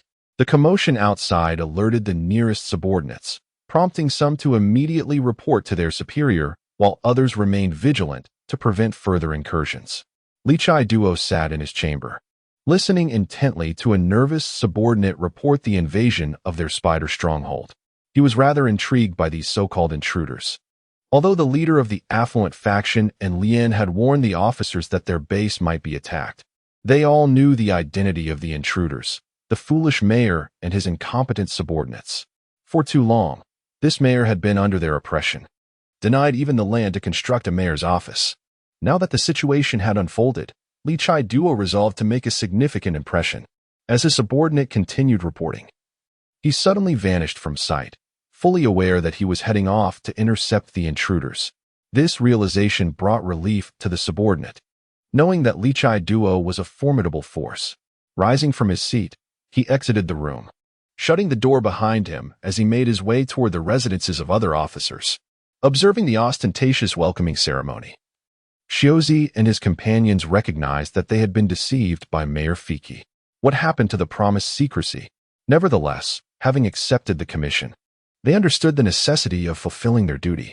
In silence, they utilized their less-than-perfect skills to evade the enemy's gunfire, preparing for close combat. During this time, Warren stood at the forefront, using a metal block to shield himself from a barrage of bullets, emerging unscathed but feeling discomfort from the heat radiating from them, suspecting that his skin beneath his clothing might have been scorched. However, immobilized, he could only wait until his companions moved away before he could act. Noticing that Shiozi and the others had closed in on the enemy and that the gunfire directed at him had diminished, Warren seized a weapon from the ground and charged towards the foe, using his sword to deflect incoming bullets. As for Mickey, she found herself in a more favorable position. Among the four, she excelled at evading bullets. After successfully dodging them all, she unleashed 2 swift kicks, sending wind blades toward a group of enemies, resulting in the demise of nearly 20 foes as their upper bodies were neatly severed. The reduction in incoming gunfire alleviated some of the pressure on Warren. Shiozi, witnessing Mickey's impressive display, felt a flush of admiration despite her not wearing a skirt that day, envious of her newfound strength. Throughout the fray, he skillfully maneuvered, using his sword to deflect any unavoidable bullets while preparing to engage the enemy in combat. Union, exhibiting a more combative spirit, claimed the most enemies and Oppo's lives. Although his spear technique required proximity, he had developed a derivative skill, allowing him to attack from a distance. Launching gray-fisted strikes at the enemy, he swiftly incapacitated his targets, leaving them lifeless on the ground. Not far away, Li Chai Duo assessed the performance of the 4 intruders and deemed it barely acceptable. However, to minimize casualties, he decided he could no longer remain a spectator. If the leader of the affluent faction returned, he would undoubtedly face reprimand, as would Lien, who was equally verbose. In the midst of combat, Warren abruptly halted as a figure charged towards him. He instinctively dodged, his smaller stature not providing an advantage as he struggled to master his evasion techniques. As he sidestepped, he focused on the approaching silhouette, noting the bushy tail reminiscent of a fox trailing behind it. Li Chai Duo, now in his beastman form, licked his claws, his body adorned with brown fur and a bushy tail, his pointed ears giving him a distinctly fox-like appearance. In the next moment, he lunged at Warren, claws poised to strike. Meanwhile, Mickey faced her own adversary, a woman with striking purple hair, akin to Gray's, who held a weapon in one hand while a cigarette dangled from her mouth, scrutinizing Mickey's whip. She had observed from a distance that the whip seemed capable of emitting electricity, but was curious about its construction. The woman wielded a black iron rod, approximately a meter in length, which could extend at will. As she launched it towards the blue-haired Mickey, the rod's maximum length of 15 meters was suddenly exceeded. Upon collision, Mickey's whip gained the upper hand, repelling the iron rod while the returning projectile crackled with electricity, hurtling towards the woman. Shiozi found himself intercepted by a towering enemy, who swung his fists carelessly, damaging the surrounding structures and ground. Uncertain if he could overpower this colossus, Xiaozi hesitated to use his only sword, Baiwa, for fear of it breaking. Thus, he continued to evade the brute's attacks. At the same time, Yunian encountered a formidable foe, a man who, like Yunian, fought with his fists. However, unlike Yunian, this opponent lacked the ability to deliver long-range strikes. He resorted to dodging Yunian's gray-fisted assaults, struggling to counteract the attacks with his own fists. This seemingly youthful man, who was actually 34 years old, had no eyebrows and wore red boxing gloves, finding it challenging to close the distance between himself and the young fighter before him. He could not approach him, for the power of his fists would remain dormant. While evading the onslaught, he pondered how to draw near to the green-haired youth for a close-range strike. At that moment, the preliminary matches in Arena B had commenced. And alongside the onset of the competition, the contestants in waiting room C and D faced their impending doom, after swiftly dispatching a male devil fruit user. Though uncertain of the nature of his powers, it was evident that this individual, much like the one he had previously defeated, exhibited no resistance and succumbed without a breath. A surge of energy flowed towards Gray, which he silently accepted. Not far away, the elderly man with a white beard observed the masked youth committing murder within the waiting area. Despite being an investor in the Colosseum, the boy's actions were unexpected. Thus, he decided that the preliminary rounds for C and D would take place right there in the waiting room. After exchanging glances with the suited young woman, the elderly man and she began their cleanup efforts. Gray watched in silence, for the waiting room was devoid of other devil fruit users, unaware that he himself might be another's prey. TOB continued. Chapter 40. Respective fierce battles within the spider stronghold. Warren found himself at a distinct disadvantage against the swift and elusive Liger. Liger's velocity was such that his movements became imperceptible to Warren, forcing the latter to adopt a defensive stance, employing his iron body technique. Liger's strikes proved largely ineffective, leaving only superficial abrasions on Warren, though his attire suffered considerable damage. Annoying, Liger remarked, his movement swift and calculated as he sought an opening in Warren's defenses. I can't fathom the nature of your abilities. And that woman's kicking technique earlier was devastating. Warren remained silent, contemplating the prospect of mastering the shave technique to match Liger's velocity. He surmised that his opponent was likely a devil fruit user, as mentioned by Gray long ago. Fortunately, Warren had brought 2 pieces of sea stone, as Gray had instructed them to do in case they encountered devil fruit users. It was a simple method to subdue them, provided the adversary was unaware of its presence. Warren resolved to capture the agile, fox-like figure. Deactivating his iron body, he sustained several more blows, each more debilitating than the last. Enduring the pain, Warren retrieved his discarded sword. Liger, observing the youth's posture, sensed an opening and prepared to strike a decisive blow. His tail elongated, coiling towards Warren as he launched a close-quarters assault. Unbeknownst to him, Warren was prepared. Finally, I've got you, Warren thought. Though ensnared, Warren's left hand reached into his pocket, producing a small piece of sea stone. Upon contact with Liger's tail, the latter plummeted from the air, his tail gradually reverting to its original size. Warren seized the opportunity, gripping the appendage tightly. Liger's form shifted back to its original state within seconds, his strength waning. Warren, maintaining his grip, plunged his sword into Liger's heart, ending the battle. Meanwhile, the woman who had fought Mickey remained silent, evading the returning iron staff. Witnessing the demise of several subordinates and the incapacitation of others, she remained composed. This is war, she mused. Preparing to retrieve her weapon, she found the azure-haired girl standing behind her. In a swift motion, Mickey ensnared her with a black whip before unleashing a tempest kick at point-blank range. The adversary's head detached from her body, splattering Mickey's clothes with blood. This close encounter with such a macabre scene unsettled her, and she remained motionless, her head bowed. The pugilist who had fought Yunnan struggled to close the distance. Noticing the verdant-haired youth's waning stamina and the diminishing frequency of his gray-tinged strikes, he seized the opportunity. Darting towards Yunnan, he struck his shoulder. Simultaneously, Yunnan retaliated, striking the pugilist's shoulder as well. Both combatants were sent reeling. Yunnan glanced at the wound on his shoulder, feeling the searing pain and seeing the blood welling forth. Lacking Warren's defensive techniques, he had been forced to endure the blow. As Yunnan landed, he felt another impact on his shoulder, enduring the pain. He hoped his adversary was suffering equally. The pugilist lay amidst the ruins, two fist-shaped imprints on his shoulder. Though lacking external wounds, he was paralyzed. Yunnan and Apos' strike having ruptured his internal muscles. He succumbed to his injuries, dying at Yunnan and Apos' hand. Shizu and Apos' battle proved arduous. His opponent, a towering figure, unleashed a barrage of blows, demolishing the surroundings. Shizu had attempted a close-quarters attack using shave, striking the adversary's waist with his sword, only to find it had no effect. Has he mastered Warren's technique? Shizu pondered.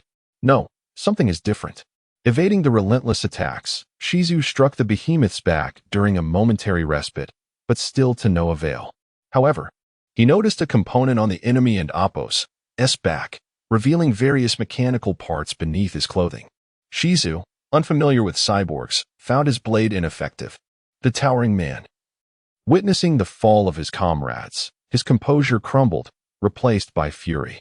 Honestly, he muttered, they were always boasting about their abilities, yet they perished before me. The behemoth ceased his assault.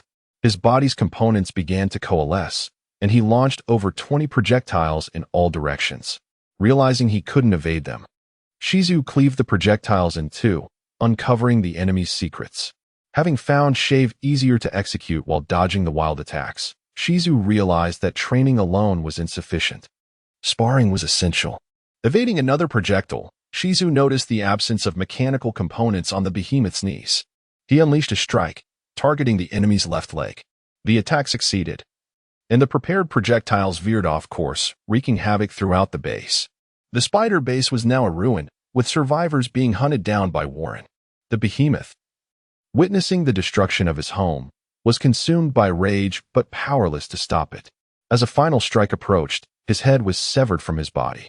Shizu, panting heavily, found the battle taxing. Mickey, oblivious to the blood on her clothes, began to move, continuing to slay fleeing enemies.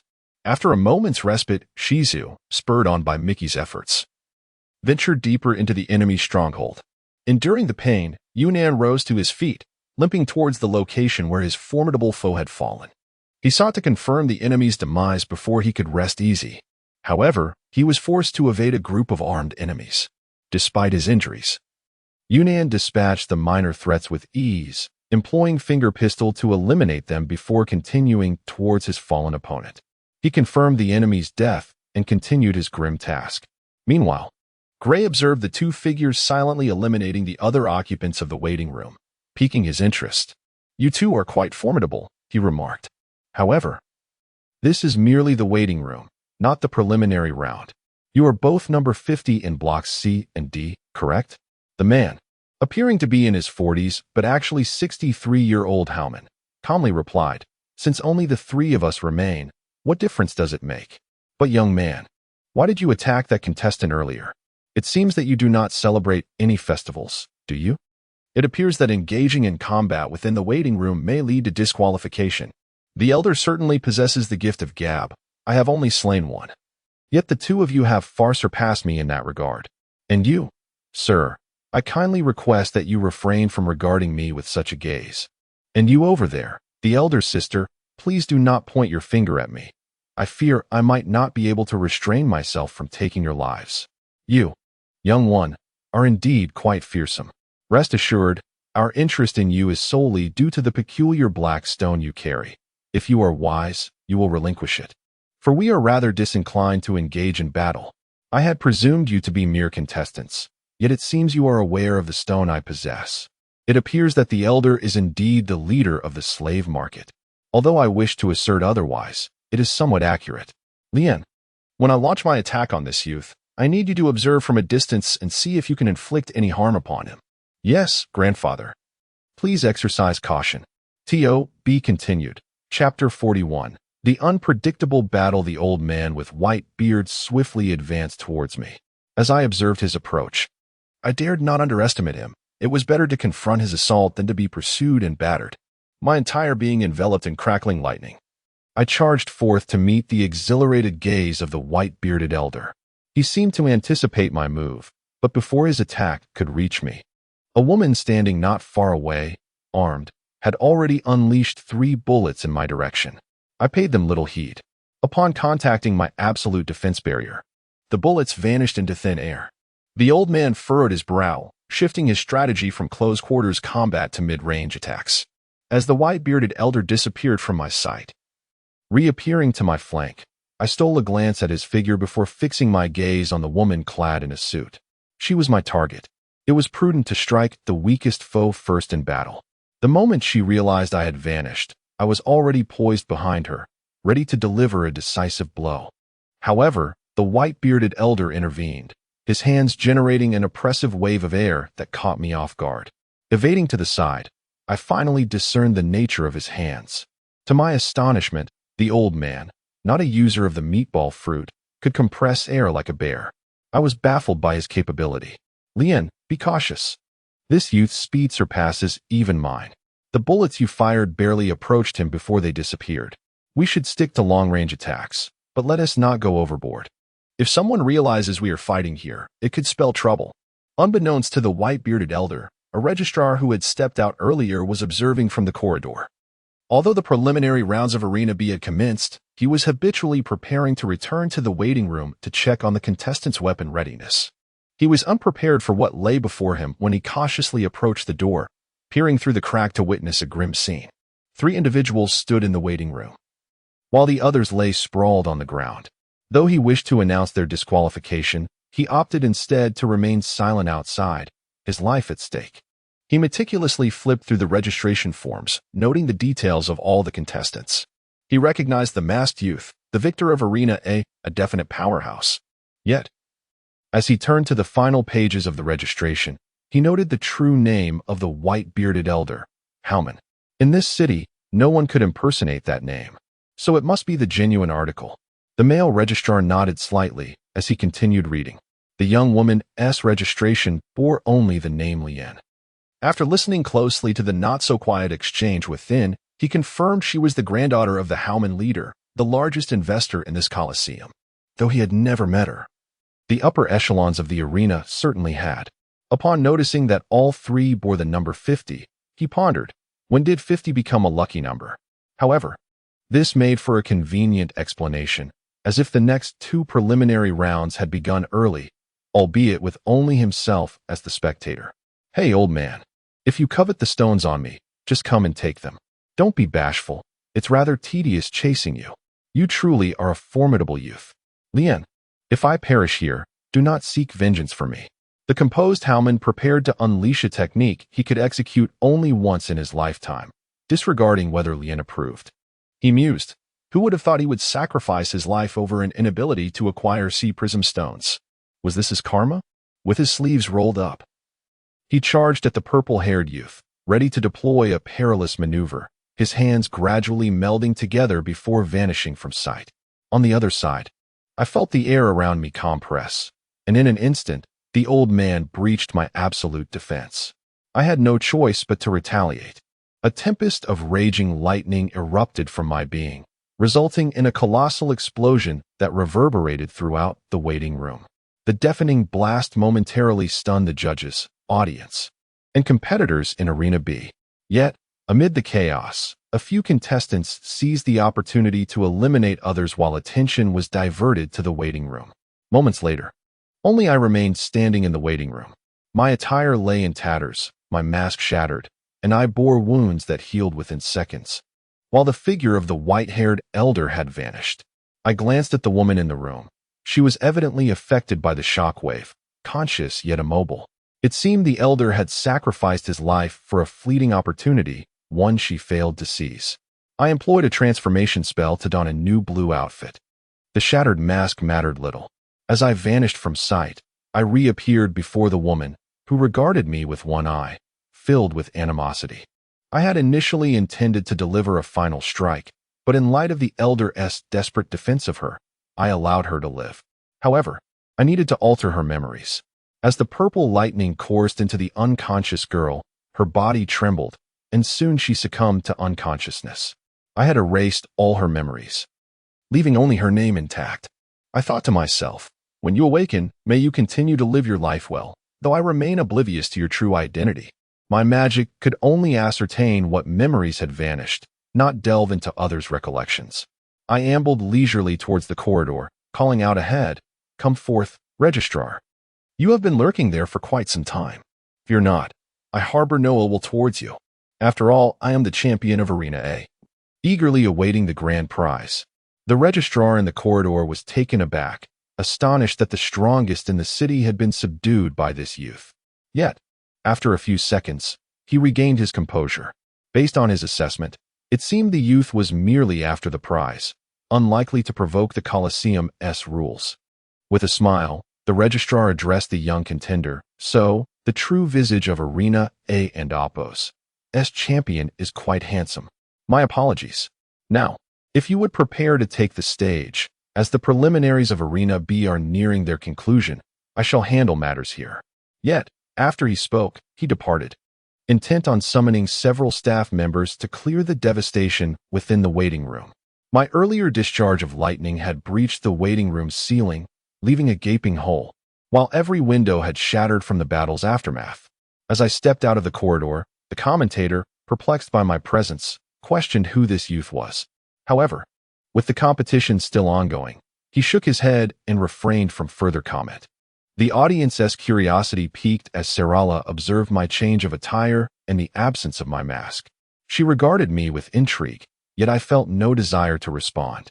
As I awaited the victor of Arena B, the commentator prepared to announce the commencement of the preliminaries in Arena C, only to be halted by a staff member. I was disinclined to indulge in conversation, directly taking the stage for the final battle. Many spectators, intrigued, wondered who this youth was. Once again upon the arena's floor, I wasted no time in unleashing a bolt of lightning, causing the armed male victor to collapse instantly.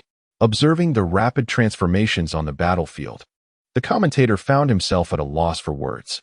After expressing some apologies to the audience, he proclaimed, "I am Mr. Popo, the victor of Arena A." It was only then that the audience realized the significance of the moment. The previous preliminary round had seen a mere lightning strike defeat all contenders, revealing this youth as an exceptional powerhouse. Some spectators, however, had retained my visage in their memories, though I paid them little mind. Once the staff confirmed that the champion of Arena B had not perished, they rechecked my registration details and presented me with a small suitcase. I hardly scrutinized its contents, assuming it contained the 2 million belly, as there were no third or fourth places in today's gladiatorial contest. I effortlessly lifted the suitcase, my gaze falling upon Sarala, who eagerly approached me with curiosity. As for Lily, adorned in her mask, her thoughts remained enigmatic to me as I led both of them away from the arena. To be continued. Chapter 42. Harvest and Departure. After leaving the Colosseum with Celera and Lily, I realized there was still ample time before meeting Shuzi and the others tomorrow. Thus, we decided to continue exploring this city, for there was no shortage of berry. In the spider's lair, Jean was directing his few subordinates to scavenge the battlefield for spoils, while also collecting hidden treasures scattered about.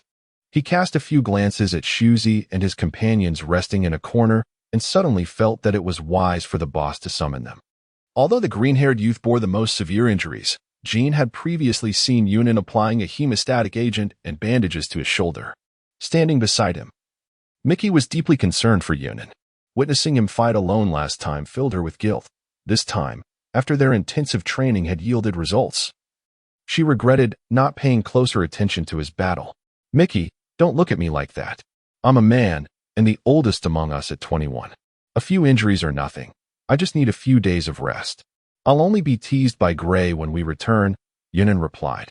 "There's nothing to say. Warren, let us assist Yunin to the hospital. Mickey, since your injuries are minor, you stay here and see if that old man with the braids has further instructions. We must ensure we receive our reward."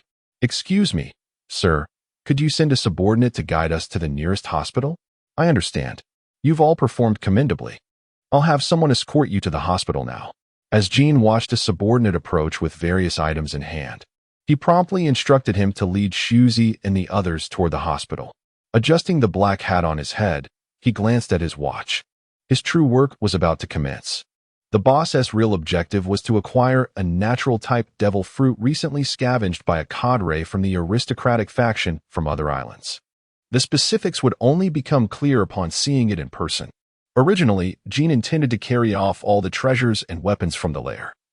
But upon seeing his subordinate's limited capacity, he realized it would require multiple trips and decided to take only the most valuable items. Mayor Fiki and Apos' true aim was to supplant the aristocracy and Apos' hold over the local underworld. Although the elite within the Spider and Apos' lair had perished, it did not hinder his ambitions. The free city of Atlas did not rely on slave labor for its development. Fiki aspired to transform Atlas into a genuine free city, where every visitor could spend without fear of being captured by human traffickers. He devised a series of plans, including charging each newcomer a mere 500 berry for unrestricted access to all areas, while having to tax on merchants' goods. However, his immediate priority was to eradicate the slums within the city. Equally crucial was ensuring the underworld did not collapse, as a sudden rise in prices on the black market, especially for firearms, could ensue. Concurrently, Mayor Fiki intended to establish a merchant guild, mandating all merchants to join. The guild would regulate prices and set relevant rules while also encouraging merchants to operate freely in Atlas, provided they adhered to the regulations. Moments later, a subordinate discovered a box in a cadre's chamber, but he did not ascertain its contents before rushing to report to Jean. Upon receiving it, Jean noted the lock on the golden box, realizing it would need to be handed over to the boss, who could then summon a locksmith. After accepting the box, he instructed the subordinate to continue searching. Observing the piles of berries stacked beside the iron gate, Jean estimated they amounted to around 2 billion berry. He could not fathom how such wealth had accumulated in the underworld's base. Though transporting it all was impractical, the funds would be seized. The boss had long ago negotiated with a construction company to commence work as soon as the money was available. With such a fortune, the city would undoubtedly become more alluring in the future. However, Jean glanced at a young girl nearby, feeling hesitant to act inappropriately. He watched his subordinates toil, while simultaneously using a phone bug to communicate with the boss. "Boss, we have secured the items. However, the box is currently locked, and we will require your assistance to open it. That is of no concern. By the way, is the money we collected sufficient to cover our commission?" "Absolutely sufficient." "Should I have the young girl take the commission now? There is plenty of wealth at hand." "Yes, but according to your previous report, one of their companions sustained serious injuries. Let us add an extra 1,000,000 berry for them." But since that little brat isn't present, have the young girl relay the message instead. Don't underestimate his foolish father. Also, they are likely to set sail again in a few days. If they encounter a one-eyed drunkard on that island, advise them to be cautious. Now, I must attend to other matters. As the call ended, Mickey, who had been listening intently, felt somewhat uplifted upon hearing about the additional 1,000,000 berry. "You heard that, young girl. Please relay the message to Shuzi. You may take your share from the pile of money, but I must tell you that the scar on the boss's left cheek was left by that one-eyed drunkard. Though I have never seen it, do not underestimate our boss. He has possessed Conqueror-S hockey and armament hockey for over a decade. Even if you are unaware of what hockey entails, it matters little. Our boss is also a swordsman. Despite his seemingly mundane demeanor while reviewing documents, he is quite formidable. It's perplexing why he requires your assistance." Mickey remained silent as Jean instructed a subordinate to fill several bags with berry, without counting the exact amount to avoid awkwardness. After filling 4 large bags, Jean curiously assessed whether the young girl could manage to carry them. Mickey indicated that it was manageable, having strengthened her endurance through training aboard the ship. However, she made a small request of Jean, asking him to send a subordinate to escort her to her companions at the hospital. While dispatching 2 subordinates would affect the efficiency of their scavenging, Jean nodded in agreement, and Mickey slowly departed with her burden of berry. The following day, around 9 a.m., I stood on the deck alongside Celera, with Lily trailing behind, awaiting the arrival of Shuzi and his companions.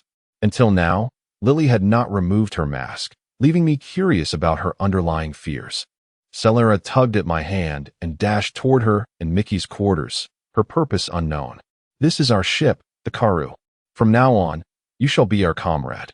I do have a small request of you, which I will convey once my other companions arrive. Understood.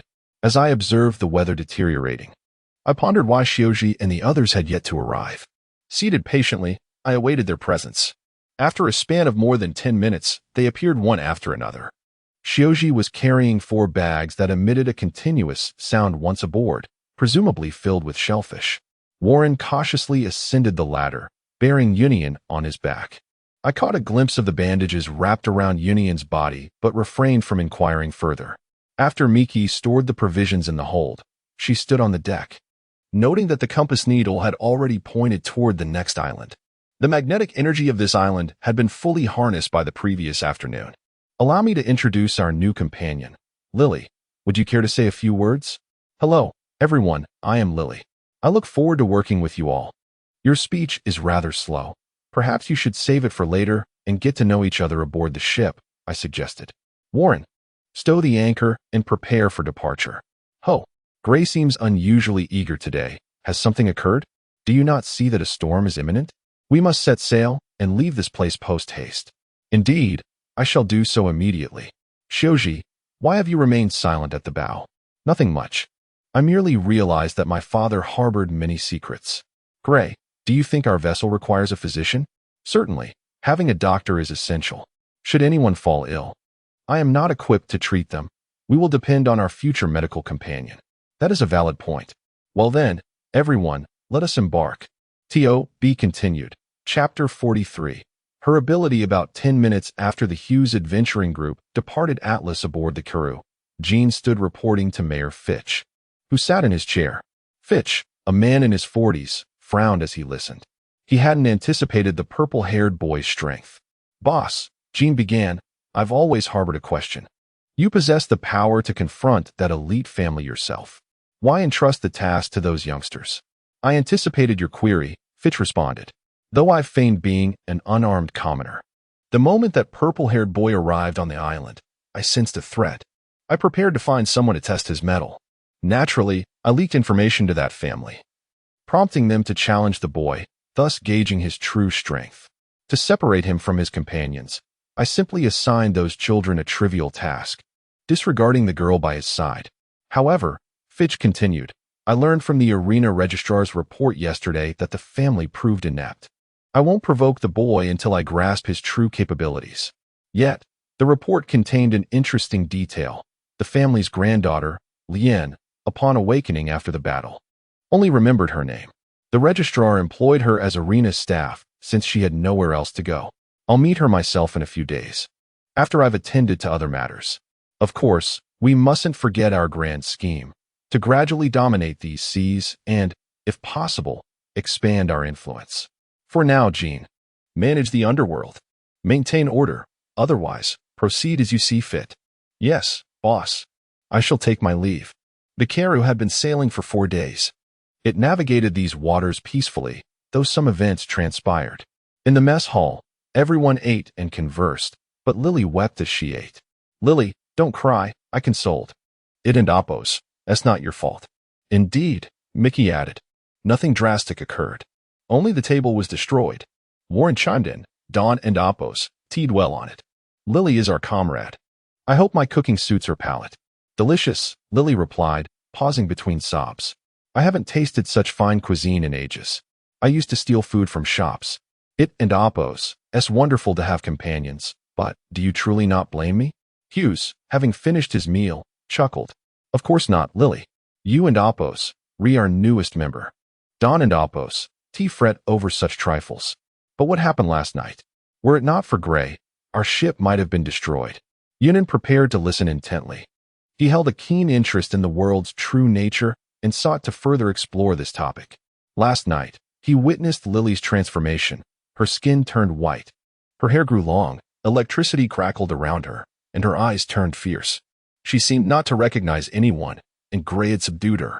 I don't know, Lily confessed. I went to the restroom last night and saw the moon. Then I transformed. I'm sorry. Yunin seized a key detail. If I'm not mistaken, last night was a full moon. Is Lily's transformation linked to the full moon? Yes, Lily confirmed. It's a unique ability of our mink tribe. I can't control it yet. I always hide in my room or in a tree whenever there's a full moon, avoiding seeing it. Hughes found this ability intriguing. He gave me a thumbs up and reassured Lily. Our Lily is so strong. Once you control your power, you'll be a great asset. Gray, you found us a powerful ally. I scoffed. I'm merely interested in the electricity surrounding Lily. It's the first time I've seen it. Don't worry, Lily. Stay in the room next to mine. Whenever they're in Oppos, a full moon, stay inside. With me around, you and Oppos, I'll be safe. But, I continued, could you unleash that electricity on me? Not like that. I mean, attack me with the electricity surrounding you. Yunin perked up. I've always wondered whose electricity is stronger. Lily, now full and in better spirits, seemed intrigued by my request. She followed me as I left the mess hall, and the others gathered to watch. Lily cannot generate electricity from nothing as I can. The electricity wrapped around her fur can inflict damage, but its intensity is insufficient. It's best to attach it to a weapon. I glanced at Warren, who seemed to understand. He retrieved his sword from his room and handed it to Lily. Lily, slightly shorter than me at around 1.5 meters, accepted the sword. She channeled electricity into the blade and swung it at me. As the sword approached, I moved, catching it between my hands. I gathered all the electricity from the blade into my palms, causing the sword to fall to the deck. Then, to everyone's astonishment, I placed the ball of electricity in my mouth. I savored the electricity. I hadn't Oppos eaten much in the mess hall, but this instantly satisfied my hunger. My magic stat increased by only 3, so quality matters. Still, it's not bad. Seeing everyone staring at me, I said sheepishly, don't be alarmed. No electricity in this world can harm me. If I consume electricity like this daily, I won't need to eat. Of course, it depends on Lily's mood. Mickey glared at me. So, that's why you wanted Lily as a comrade, Gray? You're awful. Hughes shook his head and entered the training room. Warren didn't care. Yunin found Gray increasingly enigmatic, capable of finding allies like Lily. Serera, however, approved. She stuck her tongue out at Lily and said, Lily, please help Gray. He'll help you become stronger. Lily smiled, touched by the request. It had been a long time since she felt needed by her companions. She smiled at me. If Gray requests it, then I shall oblige. But was what Serera said true? I nodded. Of course. Now that we're comrades, I must help you grow stronger. Start training in the training room tomorrow. I don't know how strong you are now, but we'll see tomorrow. Lily smiled. I'm in your care, Gray. I feel a twinge of guilt, an instinctive urge to ensure that Lily becomes exceptionally strong. Last night, witnessing her remarkable speed in that posture, I can't help but wonder to what extent she could master the art of shaving if she were to learn it. Thus, the Karu continued its voyage for over a month. One morning, Michi gazed at the recording pointer on her left hand. Although the pointer clearly indicated the surface of the sea ahead, for some inexplicable reason, there was no sign of any islands in the surrounding waters. T.O.B. continued. Chapter 44. The method of landing. Mickey stood at the bow of the ship, gazing around at the vast expanse of the sea. Yet she could not discern any islands. Beside her, Shiozi, seemingly anxious, inquired, Mickey, are you certain there are no mistakes ahead? Indeed, there are no mistakes, Mickey replied. The direction of the recording pointer has consistently indicated straight ahead. However, we have yet to spot any islands. Should I sail a bit further? That would be wise. You are the navigator aboard. We trust your judgment. Warren, continue straight ahead, came the reply. I understand. I observed from the deck as Lily and Celera practiced together. Lily's talent was remarkable, and she had already mastered her techniques, having bested Celera on a few occasions, though it was merely due to Celera's waning stamina. Noticing Mickey muttering to herself at the bow, I curiously asked, Mickey, is something troubling you? If you need assistance, please do not hesitate to ask. Mickey hesitated before responding. Well, I am not entirely sure what the issue is. The recording pointer indicates the waters ahead, yet we cannot see any islands. It is quite perplexing. Do not fret. Allow me to take a look. My abilities can also assess our surroundings, so please wait a moment. Upon activating my mind network, I discovered that its current range was limited to just 2 kilometers. Beyond that distance, I could not gather any information. After exploring the area, I found no trace of islands within the 2-kilometer radius. Even probing the seabed at a depth of 2,000 meters yielded only fish, below 1,000 meters. Sea creatures were plentiful, yet Mickey's island remained elusive. Consequently, I ascended into the air, preparing to scout a greater distance, but even with the mind network activated, I found nothing after circling around. Reluctantly, I returned to the ship. Upon reaching the deck, I expressed my disappointment to Mickey. I apologize. I could not locate the island we seek. It seems we must rely on you. Seeing my dejection, Mickey reassured me. It's all right. We shall continue our search. Warren, press onward. The pointer still indicates ahead. Understood. Meanwhile, Union, standing beside Warren, appeared perplexed by the surrounding waters. It seemed he had heard of such peculiarities long ago, but could not recollect. After some contemplation, he closed his eyes, lost in thought. An unusual occurrence ensued. After sailing for a while, Mickey suddenly noticed that the recording pointer now pointed behind us instead of ahead. Quickly, Mickey instructed Warren to turn the ship around. Warren diligently steered the helm, while Shozi, in the training room, sensed something was amiss as the ship turned, causing his body to sway slightly. Emerging from the training room, he approached Mickey and asked, "Mickey, what is happening?" Mickey shook her head in confusion. "I am unsure. Initially, the recording pointer indicated straight ahead, but now it points behind us. I cannot fathom why. Is there fog obscuring the island? Gray just conducted a search around us and found nothing. Ah, that is indeed troubling. I have no solutions either. We shall head back. If anything arises, call for me in the training room." "Yes, it is still before noon. We have ample time." After sailing a certain distance back, the recording pointer adjusted once more, causing Mickey to feel increasingly anxious. I sat on a chair, observing Celera and Lily as they practiced, feeling puzzled by the ship's erratic course. During this time, Celera diligently trained, having fully mastered her techniques. I was uncertain what else to teach her, yet she expressed a desire for me to forge a weapon for her. As for the type of weapon, she left it to my imagination, which posed a challenge. Nonetheless, Celera had moved out of Mickey's cabin and now shared a room with Lily beside mine. Lily, on the other hand, maintained her daily bathing routine and groomed her entire coat. My daily meals posed no burden for her, yet during this time, my control over electrical currents had become increasingly precise. Several hours later, observing the ship's continuous back and forth motion, I rose from my seat and approached the helm, advising Warren, let us halt the ship and drop anchor. This area is quite peculiar. We should observe for a time. Mickey, could you check which direction the pointer indicates now?" Standing at the bow, Mickey confirmed after several checks, the current pointer direction is straight ahead. "It seems my nautical knowledge may be lacking," as Gray suggested. "Let us remain anchored here for now." Warren appears quite fatigued. "Union, the cooking is now entrusted to you." Union hesitated momentarily before responding. "Leave it to me."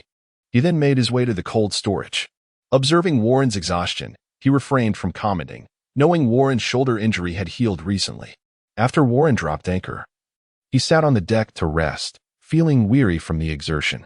Steering the ship required considerable strength, and having controlled the helm back and forth had left his hands sore. I offered Warren my beach chair, which he accepted gratefully, but soon after reclining, he fell asleep. I approached the area where Lily and Celera were practicing, casting a spell that increased the gravity on the deck. Both girls nearly stumbled, unaccustomed to the doubled gravity. The spell's effect did not extend to the deck itself. Otherwise, it would have surely created a significant hole. Noticing Warren snoring, I realized for the first time that he snored in his sleep. Standing at the bow, I let the wind tousle my hair. Moments later, Union announced that dinner was prepared. With Mickey and Apos as assistants, I did not rouse Warren, allowing him to continue his slumber.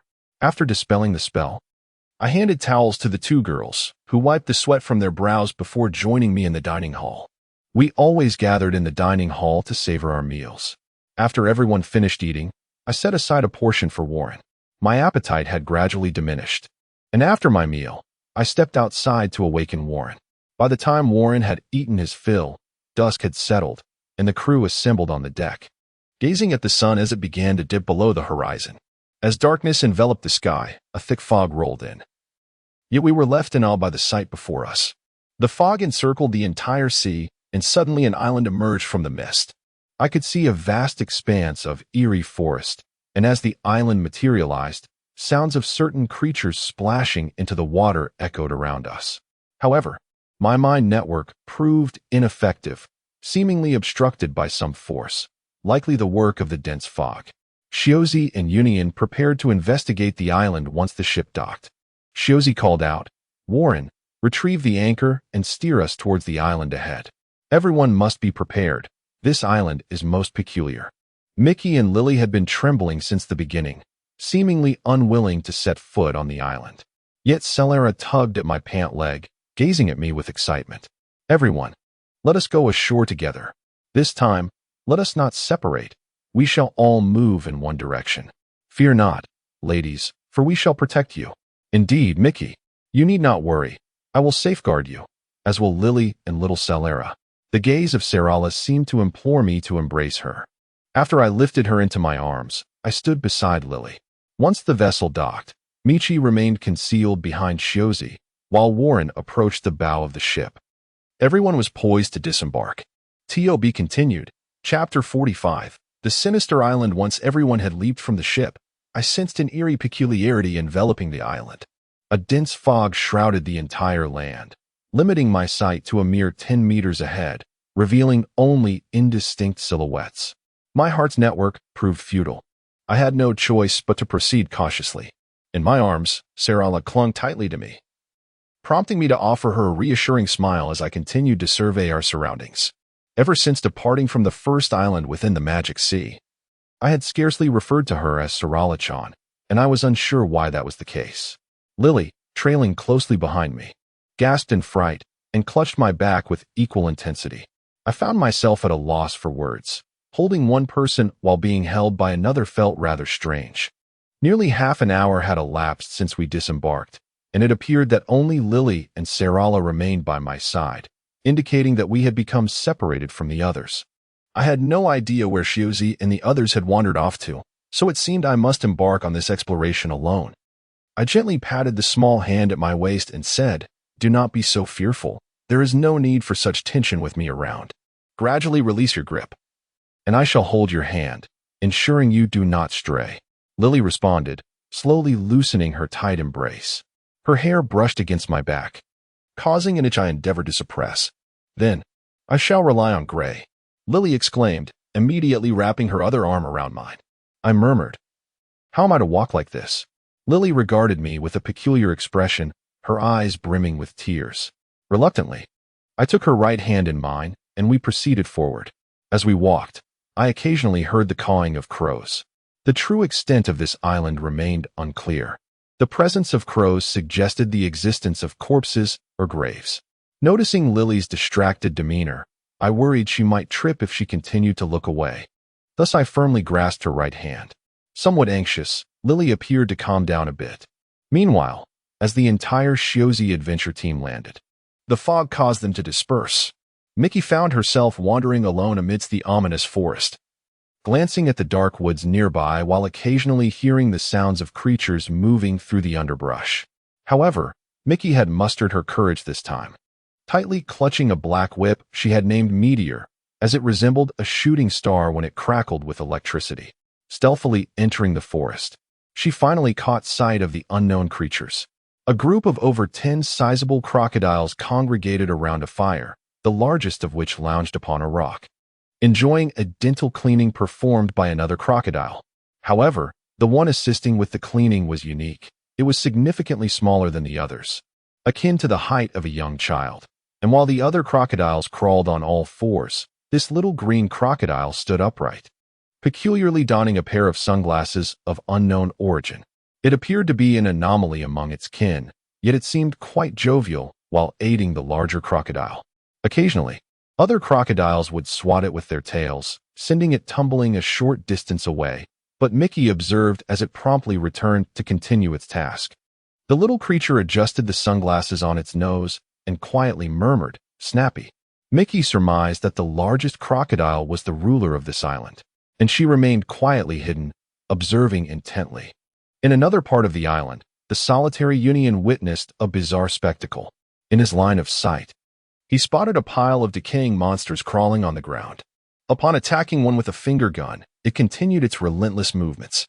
Unfazed, Union relentlessly struck its head with his fists, but even after its head was destroyed, the creature persisted in its motions until, moments later, its head miraculously reformed.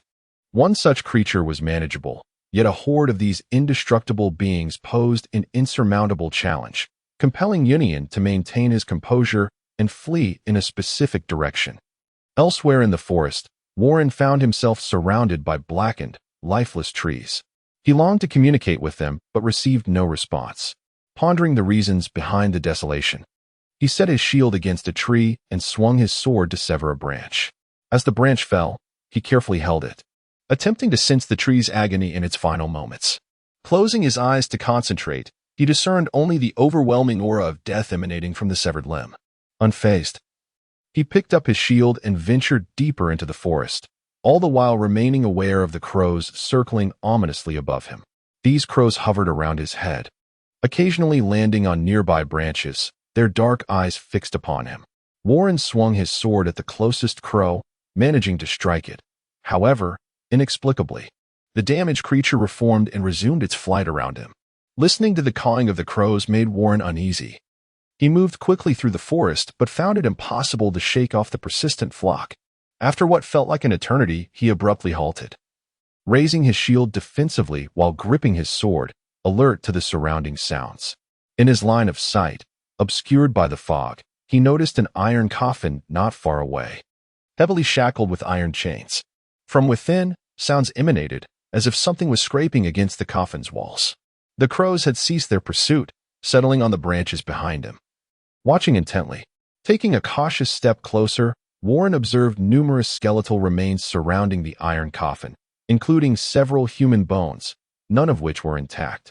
The silent skeletons on the ground remained motionless, but in the next instant, the sounds from within the coffin ceased. Moments later, the skeletons began to stir, leaving Warren uncertain of how to proceed. If he were to leave suddenly and disturb whatever lay within that iron coffin, he feared for his own survival. Thus, he stood vigilant, watching the unfolding scene with trepidation. Simultaneously, the solitary Shiozi, upon realizing he was alone, dashed through the fog in a determined direction. Although he heard the hissing sounds of creatures moving about, his adventurous spirit urged him not to approach the source of the noise but instead to keep running. Conflicted within himself, he wondered why he felt fear. Yet, having chosen to evade, he resolved to continue his flight. When he finally beheld an enormous structure, his pace faltered. The towering iron gates were adorned with a weathered sign, the words of which he recognized. The sign read Devil's Island, signifying that the castle-like edifice before him was the residence of the island's master. However, the iron gates loomed too high to scale, compelling Shiozi to cautiously navigate around the walls, searching for an alternative entrance. Gray, cradling Sarala and holding Lily's hand, ventured towards a small river within the forest. Lily, please refrain from shouting. There are numerous creatures inhabiting this island ahead. Let us approach quietly and observe for a moment. All right, we shall proceed as you suggest, Gray. Noticing Lily's unease, I chose to remain silent, while Sarala, cradled in my arms, took on a mature demeanor. Do not be afraid, Sister Lily. Sarala will protect you. Upon hearing Sarala's words, Lily felt a touch of embarrassment, her body shifting awkwardly. However, after Sarala playfully pinched her ear, her anxiety seemed to dissipate. Let us move forward. To be continued. Chapter 46. The battle at the graveyard. In a certain graveyard nestled within the island's forest, Warren found himself besieged by a horde of animated skeletons. Initially, only a few humanoid skeletons charged at him, but soon after, the iron coffin began to tremble, and the skeletal remains of various ferocious beasts joined the assault. Warren's shield bore scratches from the relentless attacks.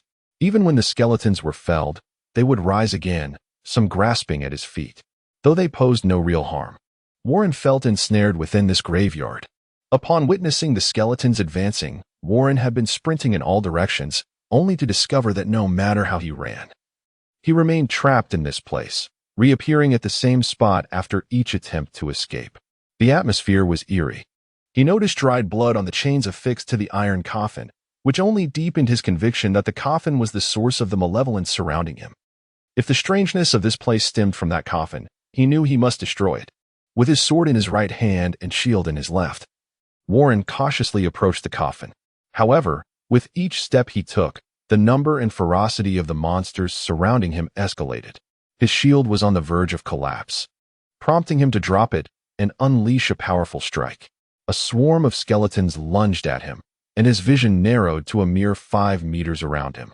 After enduring a wave of attacks, Warren found himself buried beneath a pile of skeletons. Although they continued to move, he resolved to employ a newly learned technique against these undead foes. Moments later, 2 slicing winds erupted from his hands, scattering the skeletons that clung to him. Yet, some of the damaged skeletons reassembled, and one of them flashed a mysterious grin at him, its teeth clattering ominously as it charged forward once more. Warren, unperturbed by the scene before him, noticed that his sword had been severed during the earlier onslaught.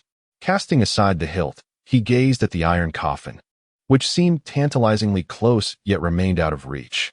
This was his first encounter with such dire adversity.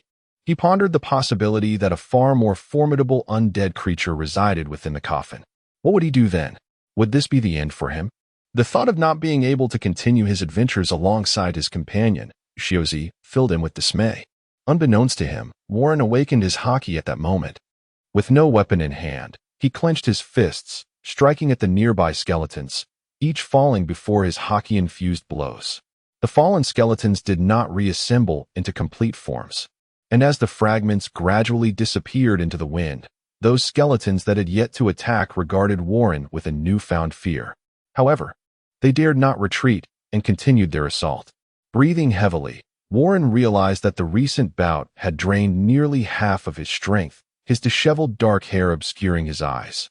Unsure of his current state, he feared that if this continued, he might never again open his eyes to behold the world or the smile of Shiozi. Just as he teetered on the brink of despair, he heard a gentle voice calling out, "Little one, pull yourself together and awaken." Warren paused, scanning his surroundings for any sign of life, questioning how anyone could be calling to him. Perhaps it was a mere figment of his imagination.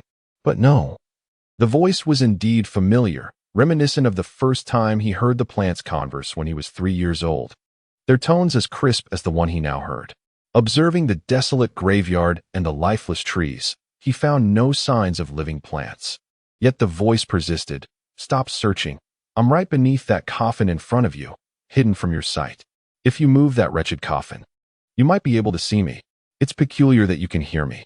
I can certainly hear you. I am Warren, and I will rescue you." Instinctively, he enveloped his fists in haki as the skeletons approached, knowing that these undead creatures feared it. He pressed forward, sending the advancing skeletons flying, until he stood before the iron coffin, its chains binding it now slack. As he prepared to touch the coffin, the ground trembled beneath him, compelling him to leap aside as the entire graveyard began to sink. In moments, a colossal skeleton emerged before him. Warren recognized this skeletal form, reminiscent of the fierce battles he had witnessed on Iron Island. Though bereft of flesh, it bore wings, indicating that such formidable beasts existed in this realm, even if they were now mere skeletons. Since it was a skeleton, he believed his newly discovered technique might prove effective against it. However, he felt his strength waning, uncertain of how many more attacks he could muster. The enormous skeleton roared, sending shockwaves through the ground, scattering nearby skeletons. The graveyard remained intact only around the iron coffin. As the towering skeleton swung its tail toward him, Warren barely evaded the strike. Yet, as it soared into the air, it descended swiftly upon him. Nearing the point of closing his eyes, Warren realized he could not dodge this attack. He braced himself, holding his breath, and positioned his arms defensively, channeling his dwindling strength into them. With his arms enveloped in black haki, he prepared to meet the blow from the massive skeleton. Upon impact, the colossal skeleton hurled Warren from the graveyard, crashing him into several dead trees. The towering skeleton, however, was not unscathed. As they collided, Warren's newly awakened haki began to erode the skeleton's form, causing it to disintegrate into fragments. After being thrown, Warren felt the skeleton's teeth pierce his left shoulder, breaking several bones and drawing blood from the corner of his mouth. He had not anticipated that he could withstand such a blow from the undead creature despite lacking combat prowess. Slowly rising, he leaned against a broken tree, attempting to move his shoulder but wincing from the pain with even the slightest touch. Once upright, he began to shuffle toward the iron coffin. Since he had learned to communicate with plants, he had never abandoned the hope of rescuing any living organism. Upon reaching the iron coffin, he discovered that the chains binding it had vanished and the lid had been thrown open, revealing its emptiness. However, he paid little mind to this as he struggled to push the heavy coffin, blood still dripping from the wound on his shoulder. As the blood fell to the ground, the plant concealed beneath began to awaken slowly. However, before Warren could discern the true nature of this plant, he collapsed and succumbed to unconsciousness. What an intriguing little human spirit. I shall grant you a reprieve this once. T.O.B. continued. Chapter 47. The adventure of Yunnan. Yunnan gazed at the decaying corpses behind him that still retained the ability to move, immediately concluding in his mind that these were undead creatures. Though they were not as terrifying as living skeletons, Yunnan discerned that these monsters had been deceased for quite some time. Despite the fog obscuring his view of the distant scenery, the echoes of growls and the subtle tremors of the ground made it clear to Yunnan that a horde of monsters was pursuing him. He deftly employed his agile movements to propel himself forward. Although Yunnan had sustained severe injuries in Atlas, he had recuperated within a fortnight, during which he diligently practiced the swift techniques he had not yet mastered. He felt that his fists and this rapid style complemented him well. Though he was not particularly robust, he firmly believed in one principle: a man should speak with his fists. As the sounds of pursuit gradually faded, Yunnan realized he had evaded the peculiar monsters. However, he was still uncertain of his exact location on the island. His gaze fell upon a derelict wooden ship nestled beside a small stream. The dimensions of the stream remained unknown to him, yet he sensed some creature lurking beneath the water's surface. He cautiously slowed his pace, remaining vigilant of his surroundings. Unbeknownst to Yunnan, the very monsters that had been chasing him had taken a shortcut and now surrounded him, standing still as if under some unseen command. Once human in life, they now fixated their gaze upon Yunnan's every move, exhibiting a semblance of consciousness. Approaching the stream's edge, Yunnan noticed a rope ladder affixed to the side of the vessel. After a laborious climb, he stepped onto the ship's deck, observing the damage wrought upon it over the years. The ship's design hinted at its antiquity, suggesting that its original owner had long since perished. However, the treasures left behind should not languish in neglect. Gently, he pushed open a cabin door that had not been used in ages. It promptly crumbled to the ground, revealing 3 chests in a corner of the cabin.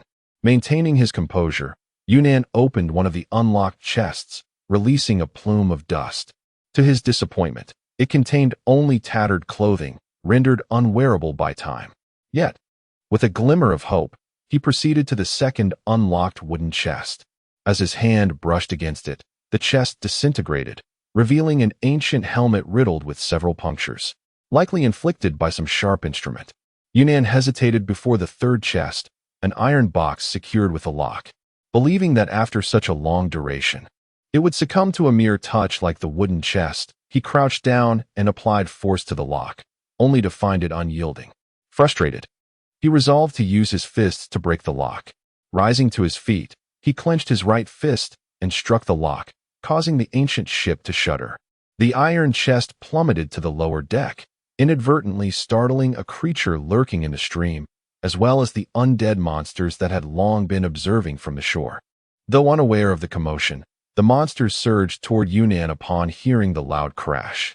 Realizing he was now encircled, Yunnan hastily retrieved the fallen iron chest, unwilling to leave empty-handed. Jumping into the newly created opening, he discovered the chest ajar, revealing a singular treasure within, a fruit unlike any he had ever encountered. It was a pristine, pineapple-shaped fruit, remarkably preserved despite the passage of time. Time was of the essence. Yunnan understood that the ship would soon succumb to the depths. He stowed the fruit in his pocket and executed a series of swift jumps to return to the deck, only to feel the weight of a gaze upon him. He turned to behold the creature that had been observing him, a colossal crocodile, approximately 10 meters in length, that had been lurking beneath the water's surface. Its head now emerged, fixated on Yunnan's presence above deck. Yunnan took a few cautious steps forward and noticed the horde of decaying monsters below. with several attempting to ascend the rope ladder he had climbed. Clumsy as they were, their efforts were thwarted when the ladder gave way, sending one cyclopean creature tumbling onto another. The ensuing scuffle drew their attention upward, and one by one, the monsters began to ascend the remnants of the ship. Indifferent to its potential collapse, Yunnan recognized that escape was futile. He continued to leap upon the deck, convinced that his rapid movements could be employed even in the air. With no retreat but upward, he resolved to abandon any direct confrontation with the undead creatures below. Should he uncover their vulnerabilities in the future, he would confront them directly. For now, the shame of fleeing for the first time in battle weighed heavily upon him. As the cyclopean monster prepared to attack, Yunnan decided to take a risk. He dashed toward the bow of the ship and leaped overboard. Just as his feet were about to touch the water's surface, he found himself propelled upward once more, soaring above the dilapidated vessel. After several aerial leaps, the crocodile, anticipating its prey would plunge into the water, was met with surprise. The creature, recalling long-forgotten instincts, lunged from the depths, its jaws agape, aiming for Yunnan. Realizing that safety in the air was an illusion, Yunnan felt the weight of the predator's gaze and continued to ascend, fists clenched and ready for battle. He understood that fleeing indefinitely was not an option. He must confront the crocodile if he wished to face his comrades again. In a moment of resolve, he unleashed a long-range attack, the Gray Fist, as the crocodile lunged toward him. In the next instant, the crocodile sensed the impending peril, however, suspended in midair. It could not evade its fate, and thus lunged toward its prey. The entire sequence transpired in less than 3 seconds, during which Yunnan's punch gun struck the crocodile's jaw, causing several of its teeth to shatter and blood to flow profusely. With a mournful cry, it plummeted into the water, creating a substantial splash, and the surface was soon stained with crimson. Nevertheless, the crocodile did not succumb. Instead, it fled toward a distant point in the river's depths. Yunnan, hovering in the air, found his strength waning. Although the punch gun's initial impact lacked its usual ferocity when employed mid-flight, the crocodile's survival could only be attributed to sheer luck. Earlier, when he executed the punch gun maneuver, Yunnan nearly dropped the fruit nestled in his pocket, but fortunately, he caught it in time.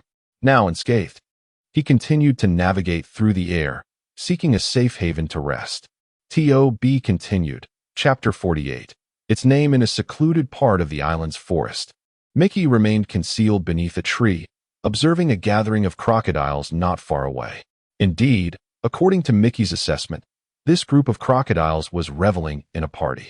The flickering flames illuminated the scene, allowing Mickey to clearly discern that they were lounging around a bonfire, some recently caught fish sizzling on skewers beside it. Mickey was particularly intrigued by a peculiar little crocodile, which perpetually wore a cheerful grin, though its sunglasses obscured the precise expression of its eyes. Mickey sensed that this little crocodile was merely a sidekick among the group.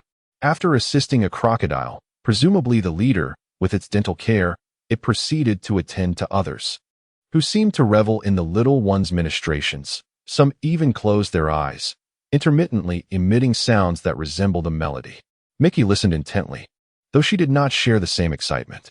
The little crocodile, however, danced joyfully, having taken pride in its work. Following a brief moment of frolicking, it leaped into a nearby stream, where it splashed about merrily. Although Mickey could not approach, she heard the little crocodile exclaiming snappy in delight. After a while, it emerged from the water, shook off the droplets, and returned to the gathering of crocodiles, who were already indulging in their evening feast. The little crocodile claimed its own special spot, always opting for the smallest roasted fish, a choice it accepted without disappointment. Because of its diminutive stature, it had yet to encounter a crocodile on the island smaller than itself, justifying its selection as reasonable. Each night, the revelry commenced anew, and while it gazed at the 2 small fish in its hands, it savored every bite, knowing that tomorrow night would bring the same joy. The other crocodiles, still gathered around the fire, noted how quickly the little one finished its meal. The larger crocodiles cast envious glances but continued to enjoy their delicacies. Once it had consumed its portion, the little crocodile adjusted its sunglasses and resumed its duties. examining the health of one of its companions. On this island, every crocodile underwent regular checkups, and the little one was the sole practitioner of such care. Despite its uniqueness, the other crocodiles held it in high regard during their examinations. Given the island's environment, it was not uncommon for crocodiles to inadvertently ingest spoiled food in the stream. Thus, for the sake of their health, the little crocodile routinely visited gathering spots during the day, equipped with its professional toolbox, a companion since birth, typically resting in its sleeping nook. The toolbox contained a stethoscope, two dental extraction tools of varying sizes, and a deferred brush. The little crocodile methodically began its examinations, and soon only the largest crocodile remained. Gazing up at the formidable creature, it called out Snappy, which the larger crocodile understood, albeit responding with a mere snappy. The massive crocodile lay down on a rock, indicating that the little one should start its examination from its tail. However, the larger crocodile remained still, refusing to let the little one listen to its heartbeat. Undeterred, the little crocodile began checking for external injuries. After some effort climbing up its tail, despite several tumbles, it carefully inspected the larger crocodile's body. Just as it reached the creature's back, the larger crocodile shifted, causing the little one to tumble down. The supposed leader of the group eyed the diminutive creature with malevolence, and the other crocodiles encircled it, their gazes laced with wicked intent. After some growls exchanged among them, they resolved to share the little one's flesh, perhaps finding it delectable when roasted. Although previous attempts at such a decision were thwarted by the leader, this time it seemed tacitly approved, hinting that they could keep their share. Intrigued, one crocodile lunged forward while the others watched intently. The little crocodile, confronted by the advancing beast, though it naively considered it a fellow companion, felt a surge of fear. Yet deep down, it believed that all the crocodiles on the island were its kin. This time, instead of bouncing with joy and shouting Snappy, it uttered a hoarse snappy laced with despair as the larger crocodile approached. Believing its end was near, the larger crocodile clamped its jaws down, only to realize it felt nothing. Was the little one truly so slight that it went unnoticed? Just as confusion filled its mind, a furious roar interrupted, followed by the leader's decree to share the spoils. The crocodile felt a pang of regret, sensing it had consumed the entirety of its meal without truly feasting. As the leader glared at it, the other crocodiles joined in the scornful stares, and it realized it had been forsaken. Moments later, they feasted upon their hapless kin, entirely oblivious to the little crocodile that had cared for them for so long, delighting in their meal. In another part of the forest, Mickey, having rescued the small crocodile, noticed tears streaming from beneath its sunglasses. She had witnessed the cruelty of the world, astonished that crocodiles could turn on their own kind. Mickey's skill with her razor was now deft, and in the nick of time, she had saved the little crocodile from impending doom. Swiftly, she retreated, carrying it away as it sobbed quietly, calling out Snappy. Mickey, uncertain whether the little crocodile understood her words, cradled it in her arms and gently reassured, "Do not weep. They do not desire you, but I do. From now on, you shall accompany me." After a moment of sobbing, the little crocodile seemed to comprehend her words. Removing its sunglasses only revealed more tears, as it buried its head in Mickey's embrace. Seeing its state, Mickey felt hope. Perhaps the little one could indeed understand her. She took the sunglasses from its tiny hands, reaffixing them and smiling. "You look much more charming with your sunglasses on. I adore that look." The little crocodile ceased its tears, instead bouncing joyfully in place, exclaiming Snappy, with renewed vigor. Seeing its prompt agreement, Mickey resolutely declared, "Since you have consented, you shall be my companion. It appears that you only know how to say Snappy, so I shall name you Snappy. Henceforth, your name shall be Brandy Snapper." The little alligator, who had never possessed a name before, continued to joyfully bounce around upon hearing it had been bestowed one. TOB continued. Chapter 49. The creatures of the island. I quietly led Lily to hide beneath a colossal rock, carefully setting Sarera down beside me. I made several attempts to extend my mind's web, yet I remained unable to perceive the surrounding scenery. This world is indeed peculiar. All that my mind's web detected was a vast expanse of whiteness. I could not discern whether this mist was a natural phenomenon or a product of human intervention. I gestured for Lily to remain silent. Although she and Serera were tightly embraced, I could see the worry etched on her face, as if she feared I might suddenly vanish from her sight. In a hushed tone, I reassured them, "Stay here. I shall keep watch around us. However, it is imperative that you both remain quiet. We do not want to alert the ferocious beasts nearby." Serera, gripping my pant leg, pleaded, "Brother Gray, please take us with you." Observing their expressions, I reluctantly agreed to lead them slowly onward. Nonetheless, the three of us, as outsiders, caught the attention of the creatures frolicking by the brook and those still splashing about in the water. A series of roars reverberated, causing both Serera and Lily to experience a mild ringing in their ears, and the ground beneath us began to tremble. All I could see were vague silhouettes, suggesting that these creatures were quite large. Through my observation hockey, I sensed a multitude of murderous intent directed at the three of us. I had always regarded this ability as a passive skill. During the past month aboard the Karoo, I often dozed off while keeping watch, but many times I was jolted awake by the presence of the sea beasts that were fixated on me from a distance. As a towering figure drew closer, Serera kept her eyes tightly shut, covering Lily's eyes with her hands, trusting that Brother Gray would handle the beasts. I shielded both Serera and Lily within my absolute defensive range, remaining calm and waiting for the creatures to attack. As a green silhouette gradually came into focus, its features became clearer. It opened its massive jaws to bite at me, yet I stood firm and composed. This creature must be a crocodile, I mused. It appeared to be larger than the banana crocodiles from the original tale. The crocodile glared at me with fierce eyes, but no amount of ferocity could penetrate my absolute defensive barrier.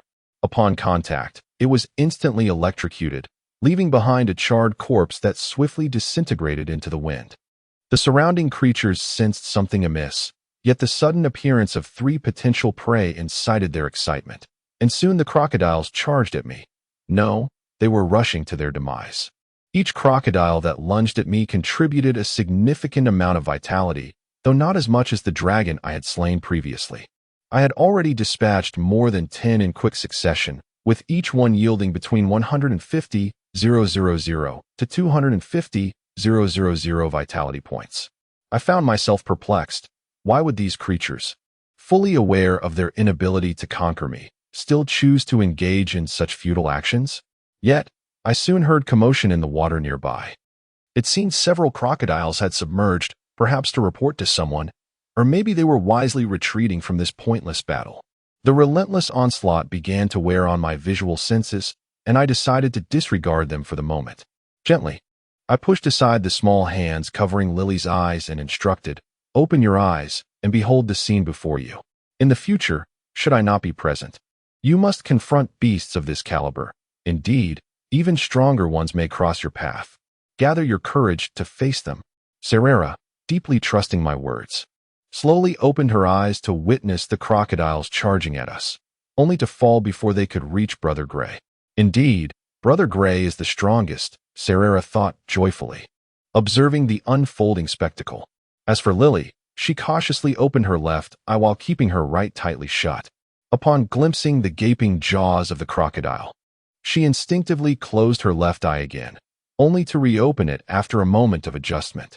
I remained oblivious to Lily's actions, silently counting the approaching crocodiles. In a brief span, over 100 had perished. The tremors beneath us and the splashes in the water indicated that there was likely a vast horde nearby. Was this island a breeding ground for crocodiles? While I relished their offerings of vitality, I felt a twinge of pity for these seemingly insignificant creatures. After a few seconds of contemplation, I swiftly scooped up Serera and Lily, soaring into the sky. Though the island was perpetually shrouded in mist, it did not hinder my ability to fly. The mist here was peculiar. It parted as I approached, yet no amount of my attacks could disperse it. I had previously tested whether my lightning could clear the fog before reaching this river, but to no avail. However, it was convenient that the mist receded, allowing for easier movement as I held one child in each arm while soaring above. Strangely, the mist did not impede the crocodile's vision, for they all lifted their heads to gaze at the three figures hovering above. A few crocodiles attempted to leap towards me from below, but I ascended higher, causing them to plummet back into the water, unharmed. "Hold on tightly to me. We will be airborne for a while. If you happen to fall, the beasts below will surely devour you without leaving a bone. Wow, how terrifying. Serera doesn't want to be eaten. Brother Gray, rest assured. Lily and I will hold on tightly. Lily nodded in agreement, and I guided them in a specific direction. However, I soon realized I had lost my way. Having relied on my mind's web to perceive my surroundings, the dense fog rendered it unusable, and after flying for some time, I spotted crocodiles below, mistakenly believing I had returned to my original position. Yet, upon observing the numerous black trees below, I surmised that I had encountered another group of crocodiles. It appeared that these crocodiles had noticed me, yet they refrained from recklessly leaping up to attack, as I was hovering at a considerable height. A few of the more astute crocodiles, however, thrashed their tails against a tree, then clamped their jaws around it, forcefully hurling it skyward. It seemed these creatures understood the concept of ranged attacks, yet their efforts proved futile, as the black trees disintegrated into ash. I paid little mind to this trivial interruption. Wishing to avoid the earlier frustrations, I remained averse to the idea of their self-destructive behavior and continued my ascent. This island, for reasons unknown, maintained a rather cool temperature. Nevertheless, neither Serera nor I were bothered by the chill, and Lily, with her abundant fur, was also unfazed by the mild cold. Yet as we flew, each of our hair strands collected droplets of mist, indicating the high humidity of the air. After soaring for over 10 minutes, I finally glimpsed the ground below, only to find no crocodiles in sight. Though I could only discern the surroundings through the sounds below, my gaze caught glimpses of indistinct figures. Gradually, I descended with the two individuals through the air, and as we neared the ground, the scene became clearer. I beheld an open coffin not far away, the earth around it appearing as though it had been upheaved, while various bones of creatures lay scattered about. Yet, amidst this eerie setting, I still perceived a lingering sound. Upon our arrival, I cradled Serala in my arms and took Lily by the hand as we approached the source of the noise. Upon closer inspection of a figure on the ground, I recognized it to be Warren. However, his body bore numerous wounds, and he remained in a state of unconsciousness, rendering me reluctant to awaken him. After gently placing Serala on a patch of ground nearby, I surveyed the vicinity for any potential threats. After a brief observation, I noted that aside from the gnarled trees and the bones strewn across the earth, there was little else to be found. Yet, I did uncover something astonishing. Beneath the coffin, there appeared to be a subtle movement. T.O.B. continued. Chapter 50. The Bushido of Shozi continued to sprint around the massive walled structure, yet he found no semblance of a door. Although he considered breaking through the wall, he swung his sword against the gray surface only to discover it bore no marks of damage, not even a scratch.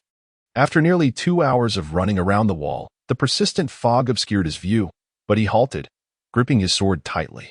Initially, he thought it was a mere illusion. But about 10 minutes ago, he sensed that someone had been trailing him, though he could not confirm it at that time. Now, however, he discerned the general direction of the figure from the sounds in his ears, even though he still could not see its exact position. The presence that had been following him hovered calmly in the air, observing him. As Shozi gazed upward, he caught a glimpse of a vague silhouette, rhythmic wings flapping above him. The moment Shozi stopped, the figure realized it had been discovered and promptly dove towards the intruder. After witnessing the shadow's erratic movements, Shozi felt a sudden threat and instinctively tilted his body to the right.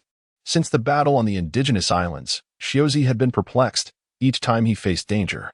An instinctual warning seemed to echo in his mind. After narrowly evading the figure's assault, he finally discerned its true form. It was a creature nearly a meter tall, adorned with purple wings and 4 prominent fangs protruding from its mouth. Its entire body was a vivid purple, and each wing bore a small claw.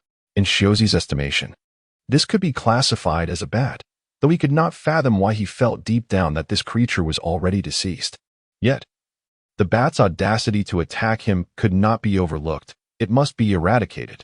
Shozi swiftly maneuvered in front of the peculiar bat, swinging his sword towards it. But just as he was about to strike, the diminutive figure vanished. Trusting his instincts, he pursued its last known location. The two figures collided on the ground, and Shozi found that the bat had clutched his sword tightly with its claws. It emitted a series of squeaks before opening its jaws wide, baring its fangs, and lunging towards him. In that moment, Shozi had no time to react. The bat clamped down fiercely on his right shoulder. The moment he felt a sting of pain, he swiftly transferred his sword to his left hand and struck at the bat. The creature, feeding on Shozi's rich blood, sensed danger after a few moments and, glancing at the weapon approaching, quickly withdrew its fangs from his body and vanished from sight. As the bat fed on his blood, Shozi felt an unsettling weakness enveloping him, as though he were losing control of his own body. Yet, as the bat withdrew, that sensation dissipated. Kneeling on the ground, Shozi repositioned his sword in his right hand to guard against another attack while pressing his left hand against the wound on his shoulder. He gazed down at the 4 small wounds that continued to bleed, then hastily tore a strip from his garment to staunch the flow, all the while remaining alert to the agile figure above. Having never sustained injuries before, Shozi felt a pang of guilt. Recalling how Union had suffered a severe wound during battle, he had never anticipated that he too would endure such pain. Although he could not comprehend the phenomenon, the bat, seemingly lifeless, was able to siphon blood from him. In that fleeting moment, he felt an unfamiliar sensation of powerlessness, which vanished as the bat retreated. Shozi, still half kneeling, recognized the urgency of a swift resolution. The bizarre bat continued to flit above him, emitting its shrill cries, convinced that the intruder could not harm it from below. This bat had escaped from the graveyard where Warren had once dwelled.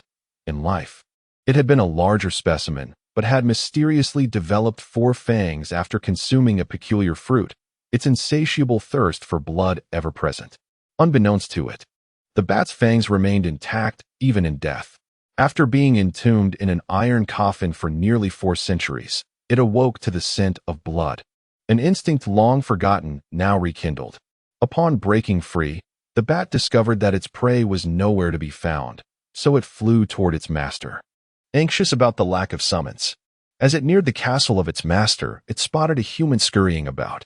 The bat swiftly altered its course, recalling the commands given upon its awakening.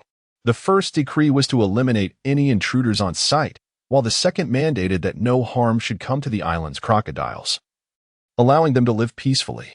Although puzzled by the latter, the bat remained resolute in its obedience, unaware that its master had imposed these edicts upon all lifeless entities on the island.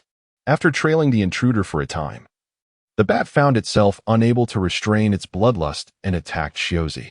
Having tasted only a small amount of fresh blood, it was far from regaining its full strength and chose to taunt the human from the air. Though Shozi could not see the bat's exact position, he sensed its presence, the taste of his own blood still lingering at its mouth.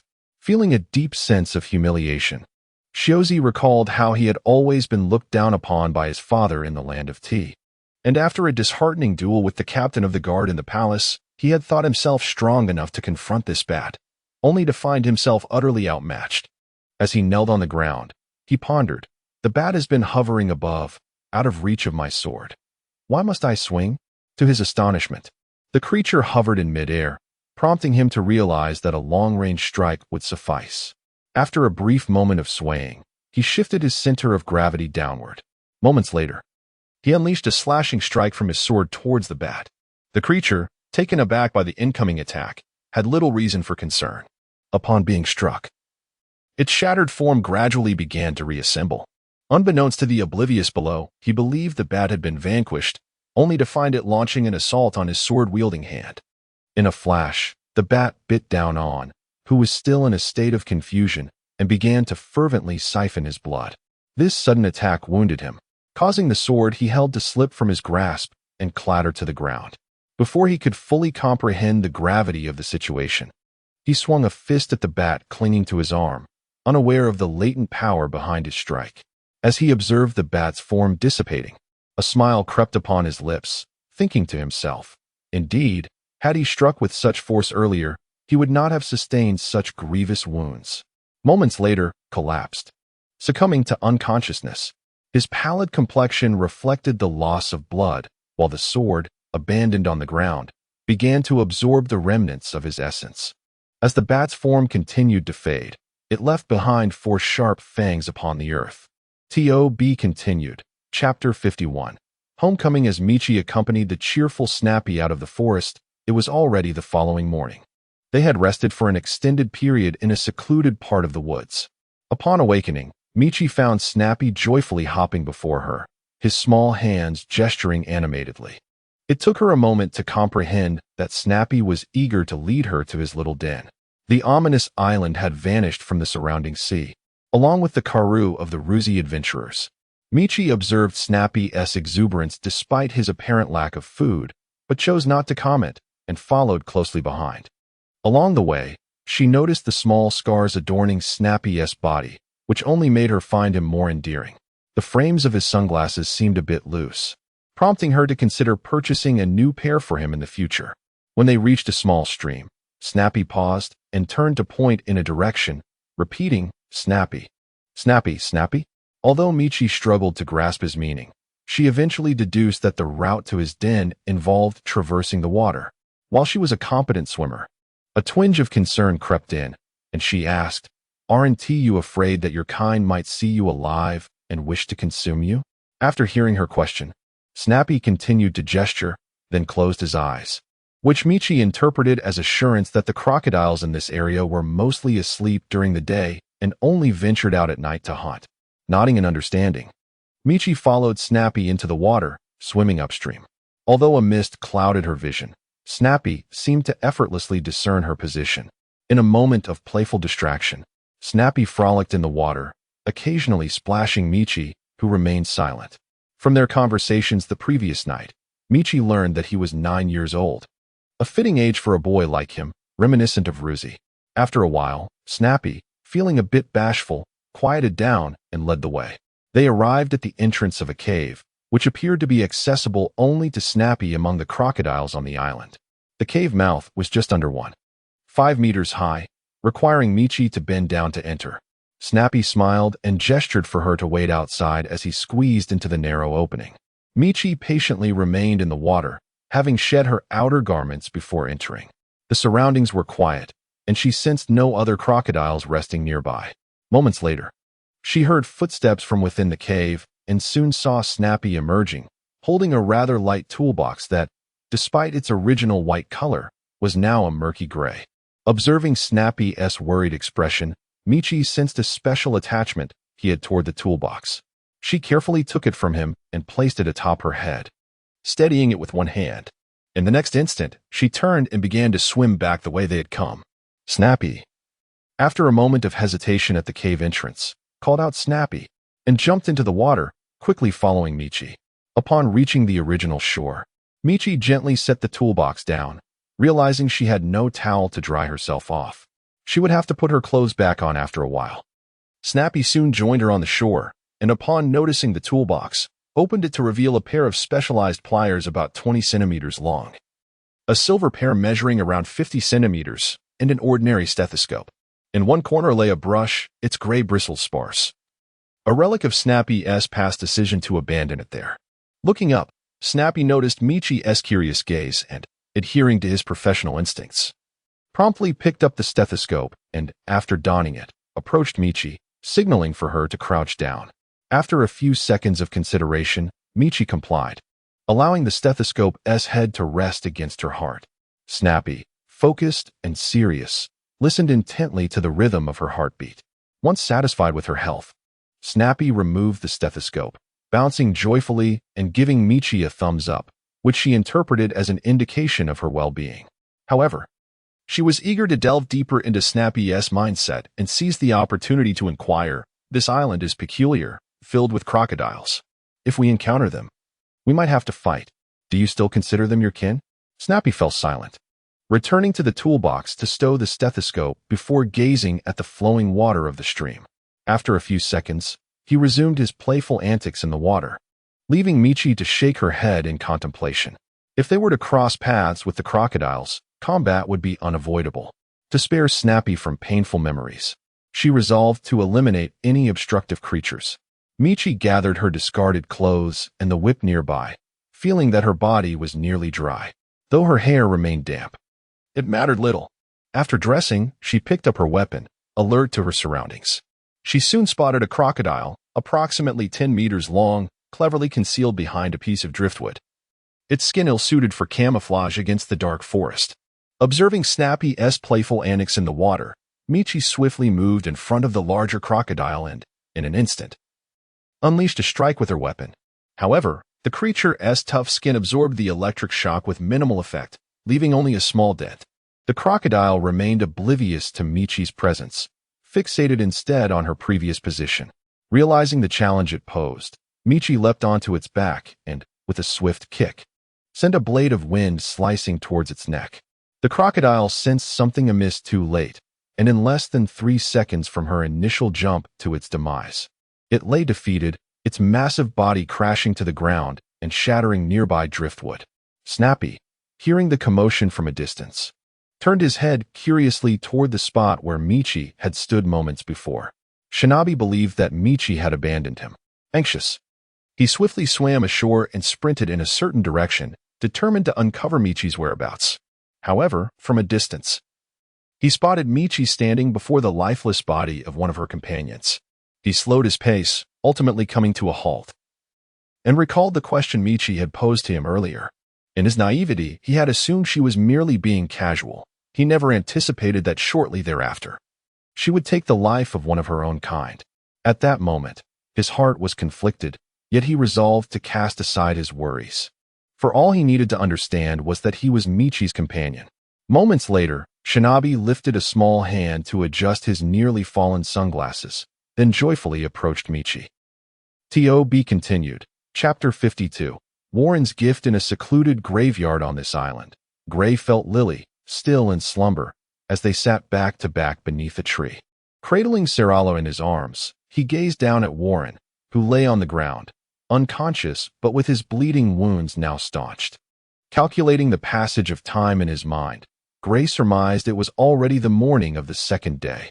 He lifted his gaze to the fog-laden sky, perplexed as to why the sun remained hidden and the mist thickened even further. Noticing a slight stir from Sarala, it seemed she had awakened but feigned continued sleep. As for Lily, although Gray could not see her sleeping form, he sensed her warmth and the soft sounds of drool escaping her lips. A smile crept across his face as he observed Sarala's eyelids flutter slightly. Though she pretended to remain asleep, her stomach emitted soft growls, indicating hunger. Among the three of them, it appeared Sarala had the largest appetite, while Lily typically nibbled at her food. Speaking softly to Sarala, Gray remarked that she seemed hungry, but they would have to wait until her sister Lily awoke before seeking sustenance. Sarala nodded in understanding, still with her eyes closed, responding with a quiet Gray's curiosity about Warren grew as he noticed the various injuries that marred his body. Having observed him since their arrival, he was not skilled in bandaging wounds, but he conducted a cursory examination. To his surprise, he sensed a peculiar, rejuvenating force within Warren, slowly mending his injuries. After a night of rest, the minor wounds had healed, albeit leaving scars, while the most severe injury on his shoulder had ceased bleeding. Previously misaligned ribs seemed to have returned to their rightful positions. This extraordinary ability appeared distinct from Gray's own regenerative power, leaving him uncertain about the specifics and unable to conduct a thorough examination until Warren regained consciousness. Despite it being daytime, the mist enveloping the island was denser than the previous night, obscuring Warren's form into a mere shadow just 2 meters away. The island was undeniably strange, and Gray hoped that his companions, notably Xiang and the others, remained safe. Although they felt capable, a hint of worry lingered in his heart. Since departing the land of tea, Gray had insisted that all crew members engage in 4 hours of training each day. He had not detailed the specifics, allowing them to choose their own paths. Unlike Luffy and Appo's crew, where only Zoro trained diligently while the others idled, Gray and Appo's crew was dedicated to enhancing their skills. No one could achieve sudden leaps in power. They were not like Luffy, who could effortlessly shift through multiple gears. Consistent improvement was paramount. Having watched the original anime, Gray often pondered Luffy's frequent use of gears.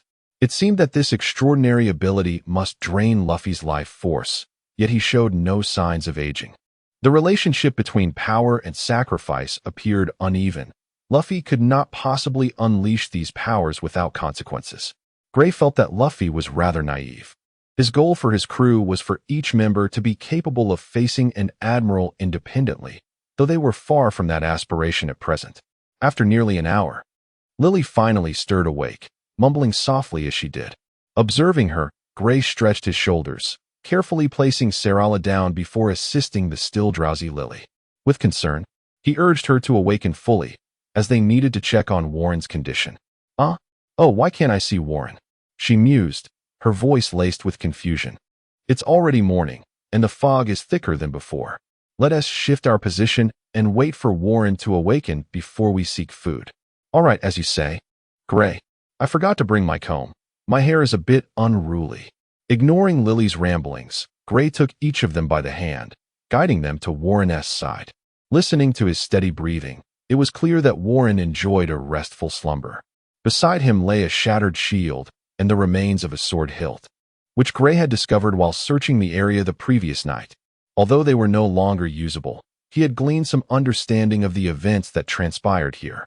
While searching, he had spotted a nearby coffin, initially suspecting it might house a vampire, given the island's peculiarities. What astonished him most was a small plant, less than 10 centimeters tall.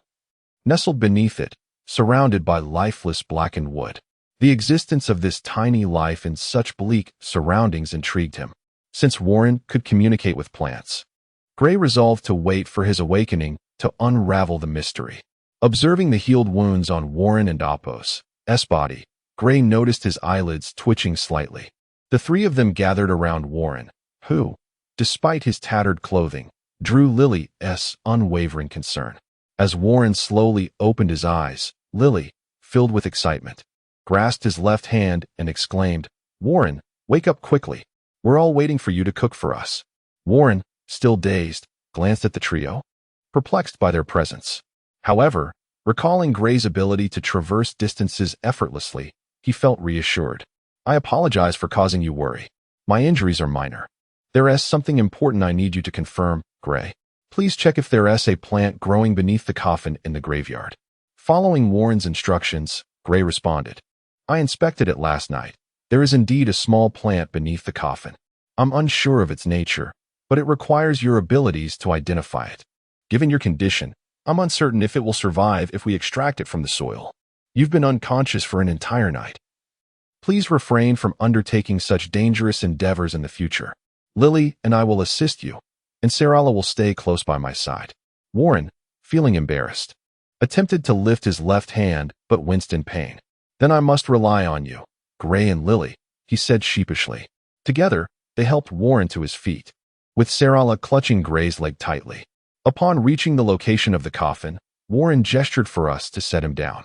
He gazed at the resilient plant that continued to thrive in this graveyard, crouched down carefully to protect it, and then began to share the secrets that belonged solely to them. TOB continued. Chapter 53. Yunnan's determination in a forest on this eerie island. A figure sat beneath a withered tree, fixated on an object cradled in his palm.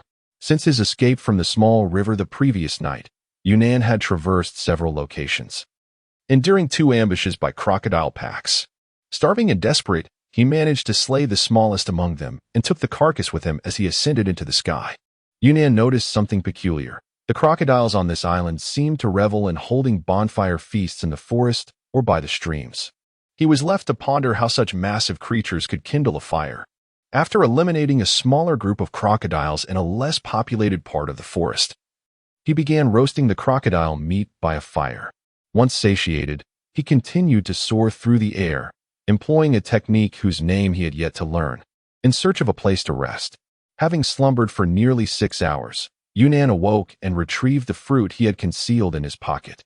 Gazing intently at the pure white fruit, he discovered strange patterns adorning its surface. Yunnan had never encountered such a fruit before, leaving him perplexed. Suddenly, a memory struck him. Many years ago, he had read a description of this fruit in a nautical diary. The entry spoke of a mysterious fruit found in the sea, granting various abilities to those who consumed it, yet transforming them into landlubbers. Contemplating the abilities of his companion Gray, who had mentioned acquiring his lightning powers from a similar fruit, Yunnan felt increasingly certain of the fruit's origin. However, he hesitated, aware that consuming it would render him a landlubber. and he remained uncertain of what powers this devil fruit might bestow.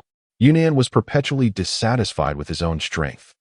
Sitting solemnly on the ground, he recalled that he possessed no noteworthy skills compared to his companions. Warren excelled in cooking, Mickey was a skilled navigator, and Ruz was a swordsman, a vital asset aboard the Karoo. As for Gray, his prowess was formidable. Even young Celera had swiftly mastered a technique from Gray's notes, and the newly joined Lily had proven herself a formidable opponent as well. What path should he take? Yunnan felt lost. He had gleaned some rudimentary nautical knowledge from Mickey, yet he lacked culinary talent and was not a swordsman. Everyone around him was far too strong. How could he become indispensable to the group? Shaking his head at the devil fruit in his palm, he pondered for a long while before finally resolving. From this day forth, he would strive to become a shipwright, acquiring knowledge in construction while enhancing his own strength. Yet, this decision meant he could not consume the fruit. If he did, how could he assist in repairing the Karoo? Fortunately, the ship had not suffered any damage thus far, but to be safe, Yunnan resolved to refrain from eating the fruit. He would present it to his companions upon their reunion, allowing them to decide who should partake of it. Minutes later, upon hearing a disturbance nearby, Yunnan hastily concealed the fruit and rose cautiously. He soon spotted several indistinct figures approaching his location. Recognizing them as the relentless undead, he felt a surge of frustration. If only he knew their weakness, he would not be forced to evade them so clumsily. As the figures drew nearer, he had no choice but to take to the skies. Yet, he found it curious that no matter how he flew, he could not escape this forest. Was it vast? Or was he lost in the fog? After flying for a while, Yunnan spotted a peculiar sight, a colossal iron wall. Unsure of its height, he decided to descend to conserve his energy. Upon landing, he discovered the fog here was denser than elsewhere, limiting visibility to 3 meters. Staring into the blank whiteness, he questioned the nature of this island. What was the origin of this fog? Compelled to move along the iron wall to the left, Yunnan walked for about half an hour, continuously searching for an entrance. Suddenly, he tripped over something, and as he rose slowly, he wiped the dirt from his face. Curious about what had caused his fall, he took a few steps back and recognized a figure. Without hesitation, he helped Ruz, who lay unconscious on the ground. He laid Ruz against the iron wall and sat beside him to rest. The object that had tripped him was not Ruz, but rather Ruz's unsheathed sword. Yunnan picked up the bloodstained blade, placing it beside Ruz. Observing Ruz's injuries, he felt a pang of guilt. Despite being the oldest among them, he had failed to protect Ruz, and he worried for the others. He hoped they were safe.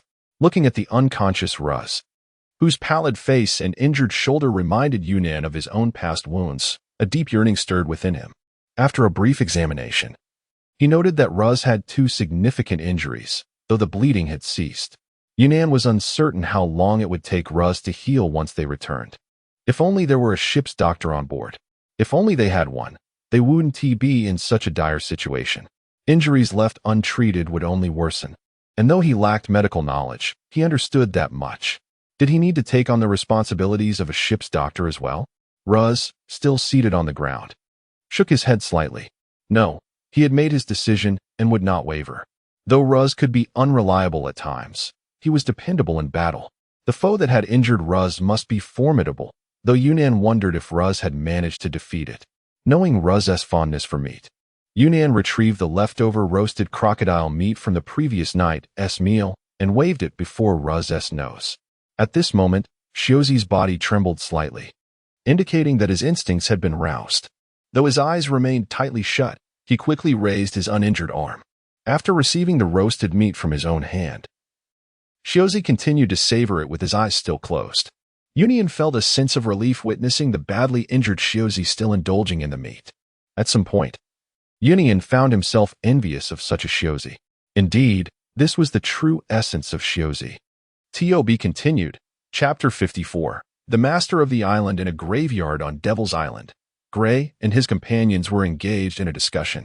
I remarked on the island's eerie nature, with the greatest enigma being the surrounding mist. Warren, do you think this phenomenon is natural or man-made? Well, I'm not entirely sure.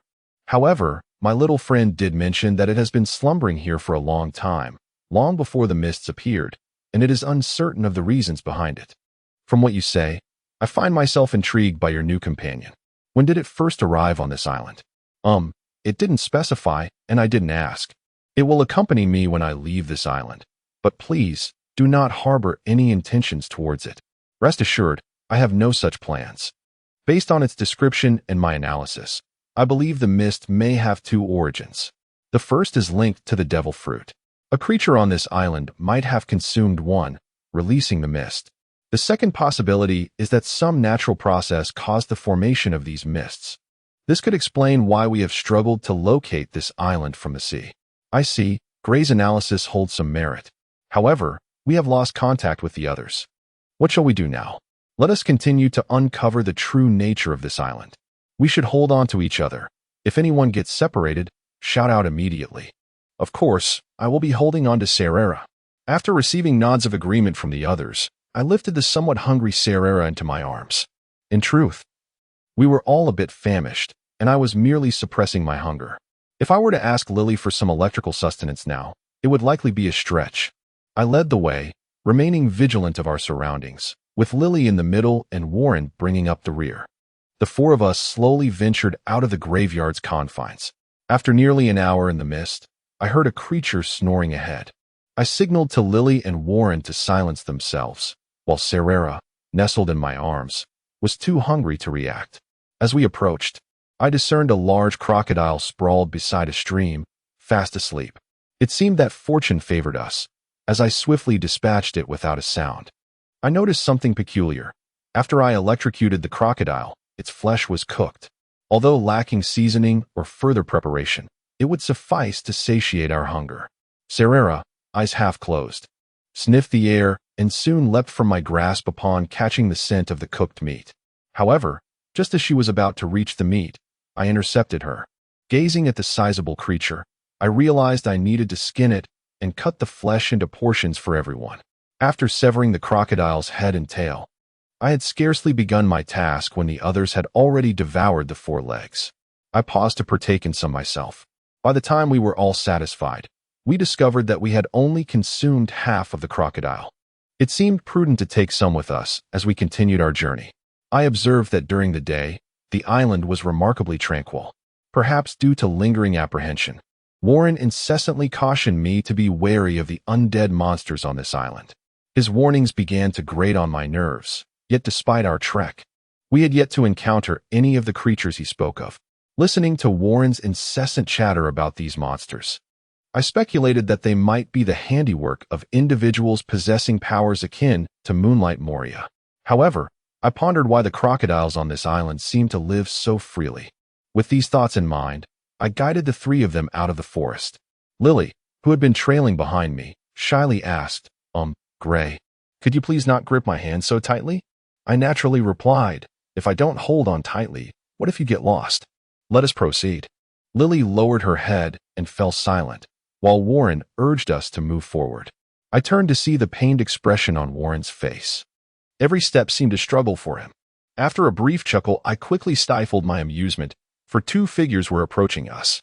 I remained alert as they drew near. The figures soon recognized our presence and closed the distance. Upon getting a closer look, I spotted a familiar silhouette. I intended to greet them, but noticed that Mickey was accompanied by a small crocodile, which struck me as peculiar. Indeed, it is you, Gray. Seeing everyone safe puts me at ease. I have yet to eat anything. Gray, do you have any food? Mickey added. Oh, I forgot to mention, this adorable little creature beside me is our new companion. His name is Snappy. Before I could respond, the little crocodile began energetically bouncing on its feet, exclaiming, Snappy, Snappy. I felt a twinge of embarrassment as I looked at Mickey, while a breathless Warren glanced at Snappy with difficulty, committing the new companion's appearance to memory. Serera, nestled in my arms, became quite excited upon seeing the peculiar little crocodile, and gentle Lily seemed to comprehend what Snappy had just said.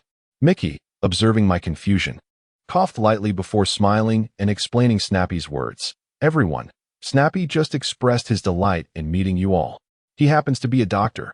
Upon hearing Mickey's words, Warren's excitement surged. He exclaimed, so our Snappy is a doctor. If any of us gets injured or unwell, we shall rely on you. The bespectacled Snappy turned his gaze towards Warren's still healing wounds, setting down his toolbox to examine him. He extended a small hand, signaling for Warren to crouch down. But Warren's body could not comply. Snappy chose not to open his toolbox this time. Instead, he meticulously inspected Warren's injuries.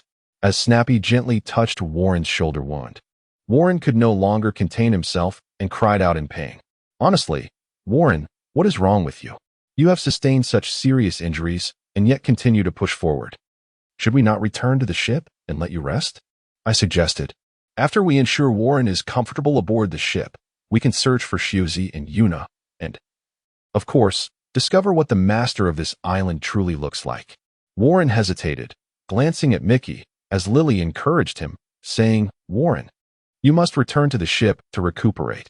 If you do not rest properly, your injuries may never heal. Reluctantly, Warren acquiesced to Lily's counsel.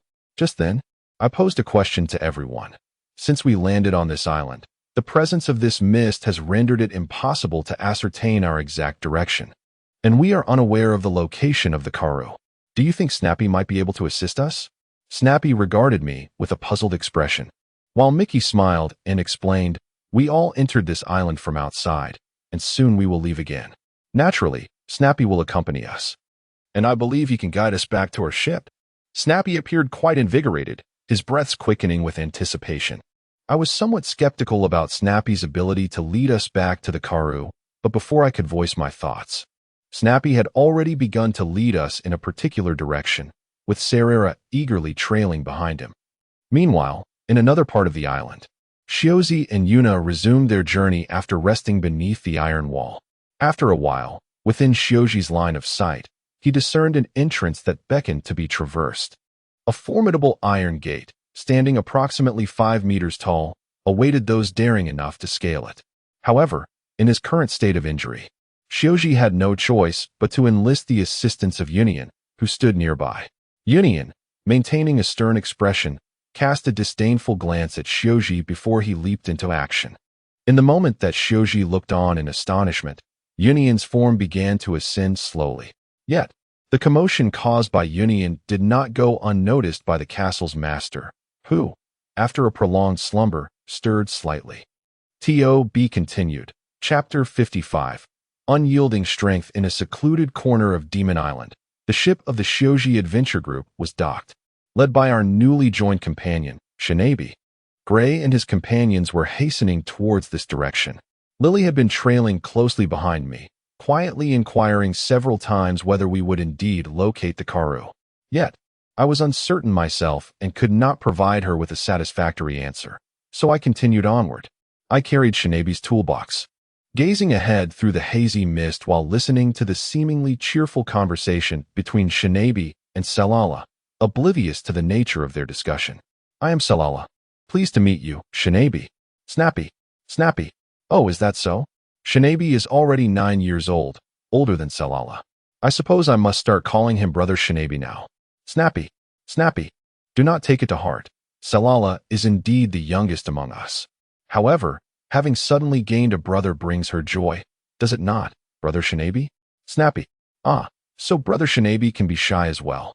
But, do you truly believe we can find our ship? Snappy. That is reassuring. I shall leave it to you. Brother Shinabi. After approximately half an hour, I finally caught sight of our vessel, the Karoo, which had remained stationary, undisturbed.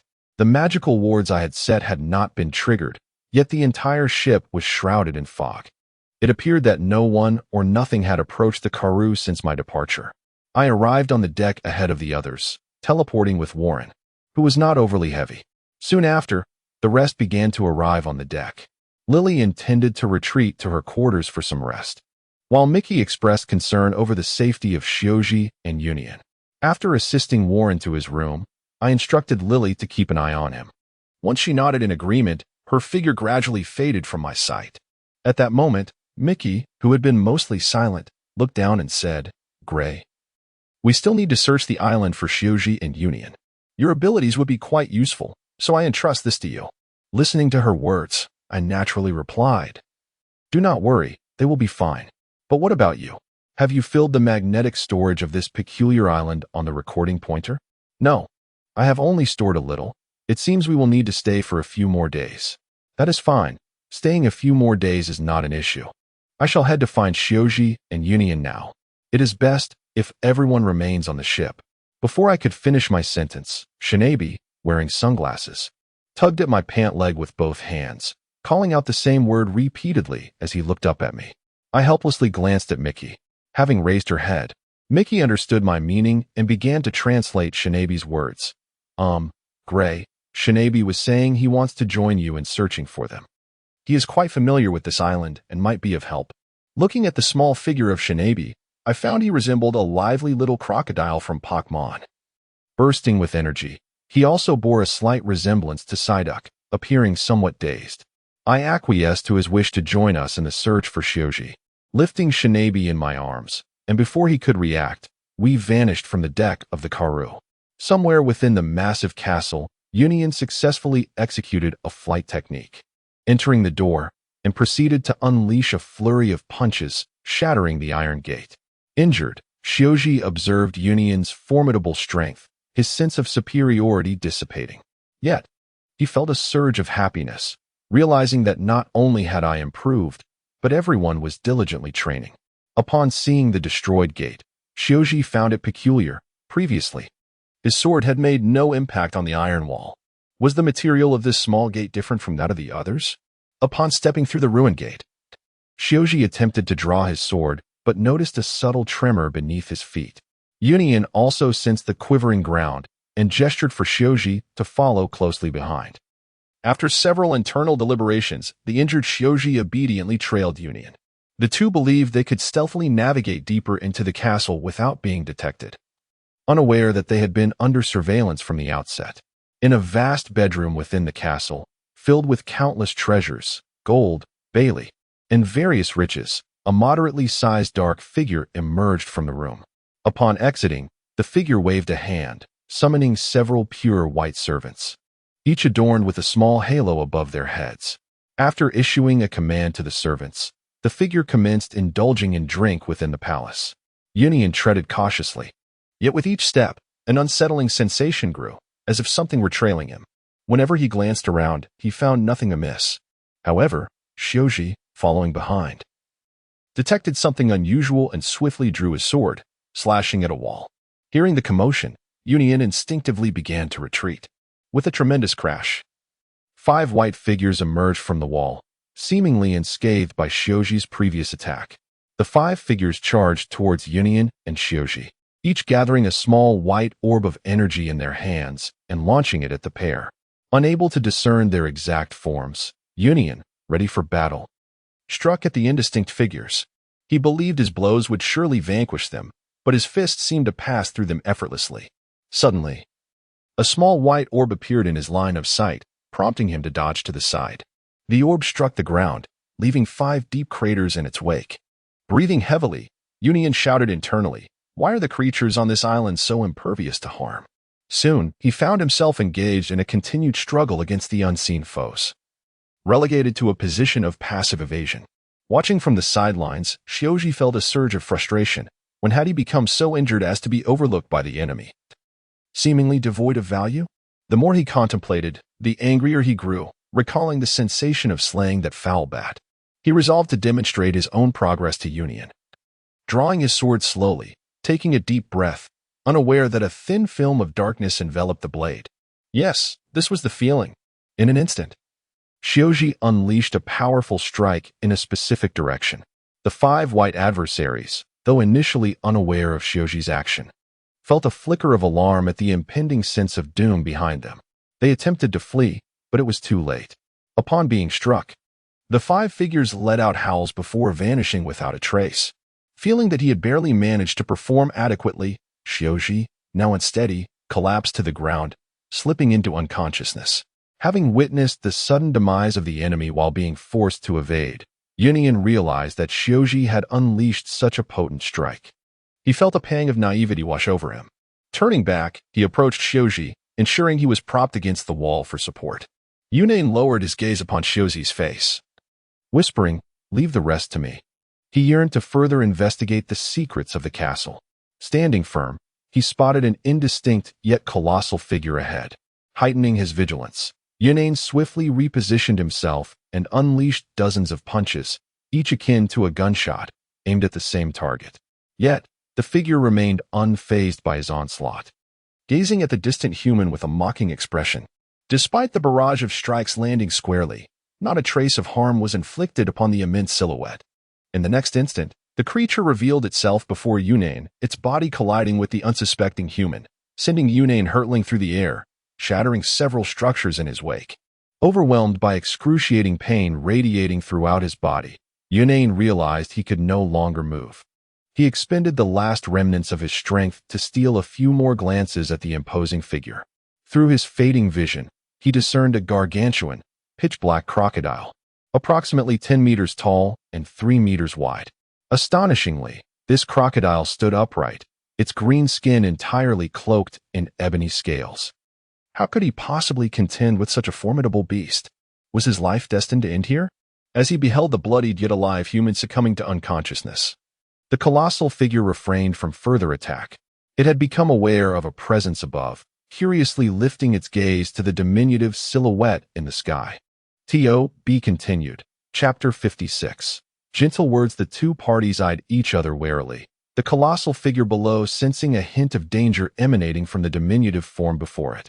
I held Shinabi in the sky, suspended less than 30 meters above the ground.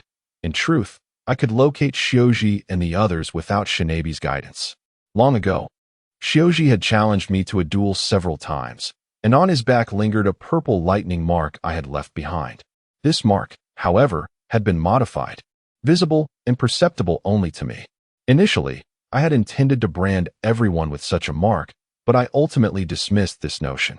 The thought of the girls aboard the ship led me to reject it outright. As for the male compatriots on the vessel, I only left this mark on Shioji, which merely served as a one-sided perception. Regarding Shinabi's rather naïve requests, I found it difficult to refuse. After lifting him up, we swiftly traversed the sky, and upon our arrival, Shinabi lowered his gaze to observe the battle below, while I closed my eyes, searching for Shioji's precise location. Upon opening my eyes, I noticed a vague silhouette below. This crocodile appeared exceedingly peculiar, even more so than Shinabi. Apart from both being bipedal, I was particularly intrigued by the black scales adorning this creature. Meanwhile, Shinabi, cradled in Gray's arms, seemed to have discovered a semblance of family, standing and moving as he did. Could this be his father? Although Shinabi had never encountered his father or mother, gazing into the crocodile's sharp eyes from below, I gradually descended to the ground. After setting Shinabi down, I gestured towards the direction where Shioji and Union lay incapacitated, instructing him to tend to their wounds. I was uncertain whether Shinabi comprehended my words, for he looked at me with a puzzled expression before turning toward the ruins of Union. The massive black crocodile observed my approach, the distance between us diminishing. Just as I prepared to strike, it lunged forward in an unexpected assault. I stood still, anticipating its attack, and in the next moment, my body was sent flying. As my feet skidded across the ground, I was propelled nearly 10 meters before regaining my footing. Lowering my gaze to find a portion of my abdomen missing and bleeding profusely, I felt exhilarated. This crocodile seemed far more formidable than the dragons I had encountered previously. The injury did not diminish my capacity to continue fighting. Approximately 20 seconds later, the lost flesh on my abdomen regenerated, leaving only a trace of blood. Of course, this regenerative ability consumed part of my magical energy, prompting me to tear away the remnants of my damaged clothing. I swiftly maneuvered toward the crocodile to engage in close combat, only to find my strikes ineffective. The pain radiating from my fists revealed the astonishing hardness of the creature's black scales. Our mutual assaults persisted for nearly a minute, until I finally retreated, surveying my battered form, wounds gradually healing. Once I had fully recuperated, I faced the crocodile, bare-chested, and unleashed my customary spell, the Roar of Thunder magic. Observing the black crocodile poised for an impending attack, it remained motionless, seemingly eager to absorb the forthcoming onslaught, perhaps believing it could evade my strike. A purple magic circle flickered before me, and bolts of lightning ravaged the ground ahead, hurtling toward the black crocodile. Just as my magic was about to make contact, it sprang into action. I witnessed its enormous form momentarily turn transparent. Though not completely so, I discerned its identity. Likely a black crocodile that had consumed a fruit akin to the spirit fruit. Now rendered transparent, the crocodile perceived the impending purple lightning, confidently believing it could evade my attack. Upon the lightning striking its body, a howl echoed throughout the castle. The formidable bolt pierced the special crocodile and Apos' form, which, despite its transparency, was struck, causing numerous scales to be stripped from its massive body. What was once a colossal black crocodile transformed into one adorned with intermingling hues of black, green, and red, blood seeping from the areas where scales had been torn away. Its prior arrogance dissipated, and it recalled its days as a mere half-meter hatchling, captured for display on this cursed island. Naturally, it had a name, given by visitors long ago, Shasha. Time had blurred in its memory, but it seemed it had been over 300 years since it was ensnared on this island. Back then, this cursed isle was a haven for the wealthy, with several casinos nestled near the forests surrounding the grand amusement castle. The island was dotted with luxurious villas and mansions for the affluent to enjoy their respite. One day, after consuming a peculiar fruit from a plant within the amusement park, it acquired an extraordinary ability. Before the fog engulfed the island, countless wealthy merchants flocked to witness its wonders. However, due to its newfound powers, a dense mist enveloped the isle, causing it to vanish beneath the waves. This very mist also led to the demise of all who inhabited the island at the time, leaving it in solitude. For reasons unknown, ever since it devoured the mysterious fruit, it developed an aversion to the dawn, choosing to roam only under the cover of night. The island, too, would only reappear in its original maritime domain when darkness fell. Once, it realized that proximity to rivers or the sea rendered it powerless. Thus, it patiently awaited new creatures to land on its shores. Years passed, and it welcomed crocodiles from the surrounding waters, allowing them to thrive on its island, yet it remained unsatisfied. Subsequently, after developing the ability to resurrect the deceased, it exerted this power upon the bones scattered across the ground. Any remnants could be revived, and upon animating these undead beings, it discovered it could control their actions. As it grew increasingly indolent, it remained within the castle, refining its mastery over servitude, commanding the undead to procure sustenance for itself. After issuing several commands, Shasha fell into slumber. Upon awakening for the first time, it discovered its body adorned with black scales, testing their hardness to find them remarkably resilient. Thus, Shasha perceived itself as the mightiest of beings. Having survived for over 3 centuries, it never anticipated being bested by what appeared to be a feeble creature before it. I quietly collected the fallen scales of the black crocodile, noting the abundance, and fortunately, I had an empty pouch in my pocket. Once filled, I turned my gaze toward the figure, preparing to deliver a final blow to the crocodile. Truth be told, had it not been for its status as a devil fruit user, I likely would not have triumphed over this formidable black crocodile. In a pure physical confrontation, I would have been utterly defeated. My victory was solely reliant on my unique abilities, rendering this battle a mere stroke of luck. I slowly advanced, the sound of my footsteps resonating clearly around me. Before me lay a creature, its body still oozing blood. I contemplated granting it a swift release. Yet as I prepared to raise my hand, a small figure suddenly appeared before me. I withdrew my hand and beheld Snappy, who, with fervor, hopped in place, repeatedly exclaiming, "Snappy!" Although I was uncertain of its precise meaning, I had a vague understanding of its intent, choosing not to impede Snappy's actions.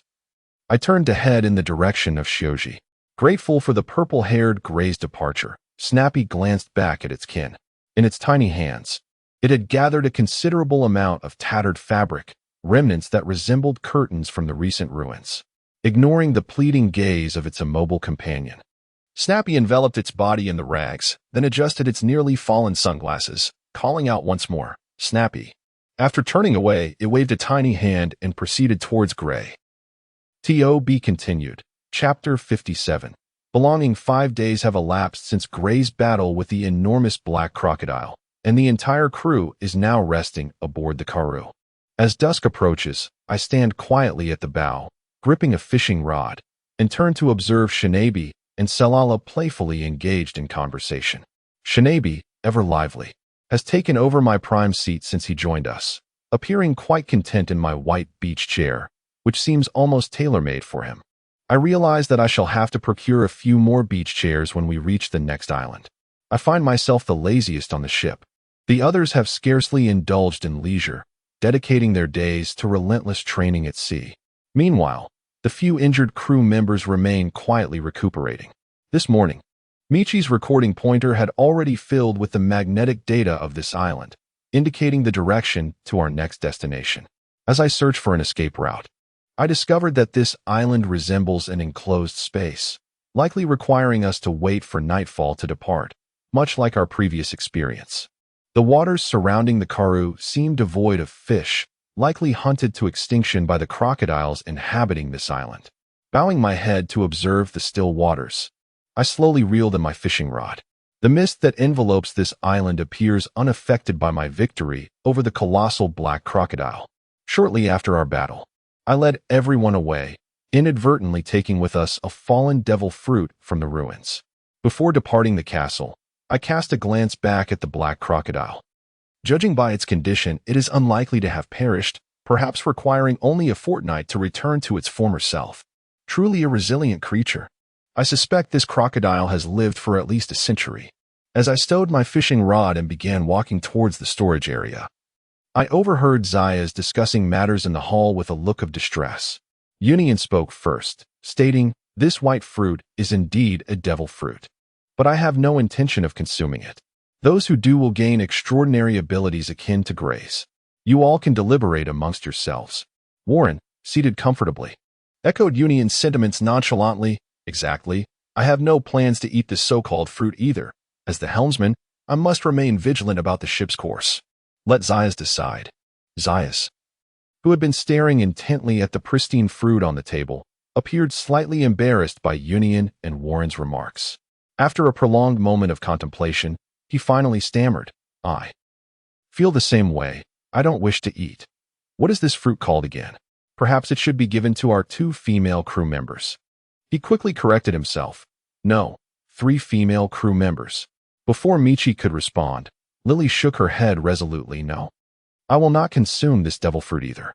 While it may seem to offer a beautiful ability, I refuse to risk it. If I accidentally fall into the water, it would be disastrous." Hearing the others present their reasons for declining the legendary devil fruit, Michi felt compelled to follow suit, though she noted that Selala was not present. Ever since witnessing Gray's disappearance, Michi had envied his unique powers. Amid the curious gazes of her companions, she cautiously lifted the white fruit with both hands, drawing my attention as I set aside my fishing rod to observe this mysterious devil fruit. Since discovering the fruit on the battlefield, I had wrestled with the temptation to keep it for myself, yet I resisted, considering that if any of the crew consumed it, it could enhance our overall strength. Michi, feeling the weight of everyone's scrutiny, grew increasingly anxious. Finally, she took a tentative bite. Almost immediately, her face contorted in discomfort, and she placed the fruit back on the table. Covering her mouth with both hands, Michi refrained from speaking. Zayas, who had been feeling downcast, stood before her and asked urgently, "Michi, what does it taste like? Do you now possess abilities like Grace? Hurry, show us." I tapped Zayas gently on the head, replying with a tone of disdain, "It cannot be that simple." Michi just took a bite. She needs time to understand her transformation. I added with a teasing smirk, "You must be regretting not consuming the devil fruit yourself, aren't you?" Zayas, oblivious to the implication behind my words, gazed at Michi enviously. "I don't care. If we encounter another fruit like this again, whatever it's called, the next one will be mine." Union shook his head in silence, while Lily interjected bluntly, "We have no idea what abilities this devil fruit possesses. If our captain consumes a fruit with no value, Zaya's regret will come too late." Zayas felt a bit awkward as he glanced at Lily, yet he remained silent, continuing to observe Michi for any signs of her newfound powers. Minutes passed, and Michi, still covering her mouth, regained her composure. Standing still, she closed her eyes to carefully sense a peculiar feeling within her, and then, to everyone's astonishment, she transformed into a pile of snow. Zayas, taken aback, shouted, Michi, where are you? What has happened to you? Union, recovering from his shock, remained seated at the table, quietly observing the unfolding events, his injuries still unhealed. Upon seeing the pile of snow, I instantly comprehended which devil fruit Michi had consumed. Moments later, the snow reformed into Michi, who looked flustered as she stared at her companions. With her head bowed, she addressed them, everyone. It seems I've turned into a pile of snow. I suddenly feel smaller and have struggled to revert back, but I believe I have begun to grasp this ability. Zayas watched her with relief, choosing not to speak as he turned to head towards the bow of the ship. Warren, observing Michi's transformation into snow, discovered he could sense that the snow was indeed Michi, a strange sensation that puzzled him. He said nothing and slowly exited the hall, his body still wrapped in bandages. Union, unfazed by Michi's consumption of the devil fruit, concluded that her powers seemed to be related to snow, while Gray wielded lightning abilities. This meant our ship now boasted 2 crew members capable of manipulating the weather, and he too said nothing as he made his way to the bow. At that moment, I approached Michi with a smile and remarked, Michi, the devil fruit you consumed likely grants you the power of snow. Develop your abilities well. Perhaps you will become as formidable as I am. Oh, and I must mention, your newly acquired powers may allow you to fly through the skies, though you will need to master them. I exited the hall, leaving Michi and Lily to discuss matters within. I felt a surge of joy for Michi's acquisition of such a potent ability. With over 900 years until the anime's plot commences, I dismiss the narrative. It holds no relevance for me. I am not a savior, and such troublesome thoughts are burdensome to entertain. Besides, whether I even live to see the birth of Luffy remains uncertain. Observing Shinabi and Selala enjoying fruit juice made from the fruits stored in the warehouse, I noted that my own share had already been consumed, while Shinabi and Selala indulged in a few extra glasses. I approached and knelt beside Shinabi, who was of a similar size to Selala, and said, Shinabi, tonight we shall depart this island, venturing into the outside world for adventure. Will you accompany us? Do you have any lingering attachments to this island? I observed Shinabi, who continued to sip the remaining half-glass of juice, unresponsive to my words. His gaze obscured beneath the dark lenses of his sunglasses. After a moment, I watched as he took Solara's small hand and responded to me with a single word, Snappy. I interpreted this as his lack of attachment to the island, allowing me to feel reassured about our forthcoming adventure together. Over the course of these 5 days, the swift recovery of Shiozi, Warren, and Union from their injuries could largely be attributed to Shinabi's efforts, though they had yet to fully heal. As night descended, Demon Island reemerged in its familiar waters, and the crocodiles upon it continued their habitual lives, frolicking in the water and joyfully hunting. Standing at the bow of the ship, Mickey gazed at the compass in his hand, directing his voice toward Warren. Warren, hard to starboard. Gray, raise the sails, prepare to set sail. At that moment, Shinabi, seated in a beach chair, glanced back at his homeland a few times, ultimately resolutely turning away. Meanwhile, Sasa, recuperating in the castle, sensed the departure of the ship through her own abilities, realizing that one of her younger kin was accompanying them, leaving her with an inexplicable sense of loss. T.O.B. continued. Chapter 58, Snappy and Appo's new life in a relatively tranquil expanse of the ocean. A small figure swiftly navigated its way through the waters, riding the winds toward the next island. By now, it was past noon, and a little crocodile wearing sunglasses was frolicking in a small pool of water aboard the ship. Fully immersed, it enjoyed the refreshing water while a glass of juice rested at the edge of the pool. After a while, Snappy felt he had played enough and leisurely swam to the pool's edge to sip on his juice. Adjusting his sunglasses, he exclaimed, "This tastes delightful, Snappy." As Snappy surveyed his playground, he was in high spirits.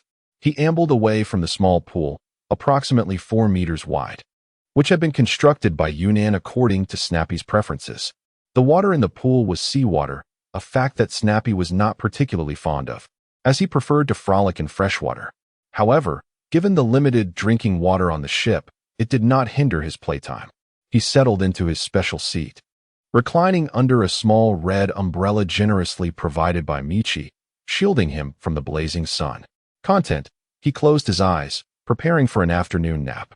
I stood outside my room, observing the peacefully slumbering Snappy, feeling an overwhelming envy for his idyllic existence. It had been nearly 2 months since we departed from that island.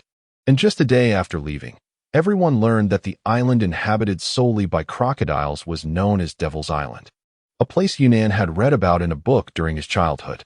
One could only land on that island at night, and those who ventured there never returned, their fates shrouded in mystery. Yunnan speculated that they had transformed into the immortal beings that roamed the island. I concurred with Yunnan's sentiments.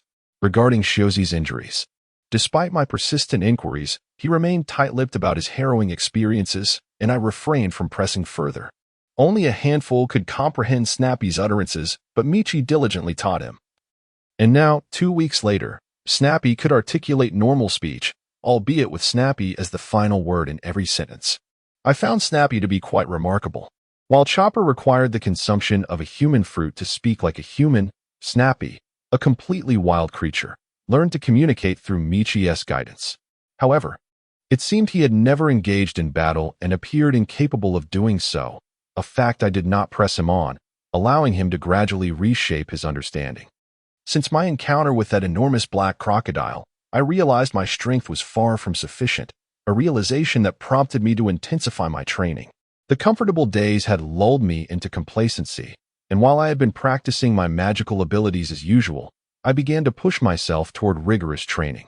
My physical strength remained at 10, and in pursuit of the 100 million life force required to unlock my second magical source, I had accumulated nearly 40 million life force thus far. I anticipated that soon my capabilities would experience a significant enhancement. As for the source of such an abundance of life force, I was still perplexed. Occasionally, while idling on the ship, I noticed my stored life force would increase. It seemed the area of the windless belt I had encountered near the South Sea had left a lingering effect, drawing foolish onlookers who often paid for their curiosity with their lives. Although my physical strength had not yet improved, my physical condition had dramatically enhanced.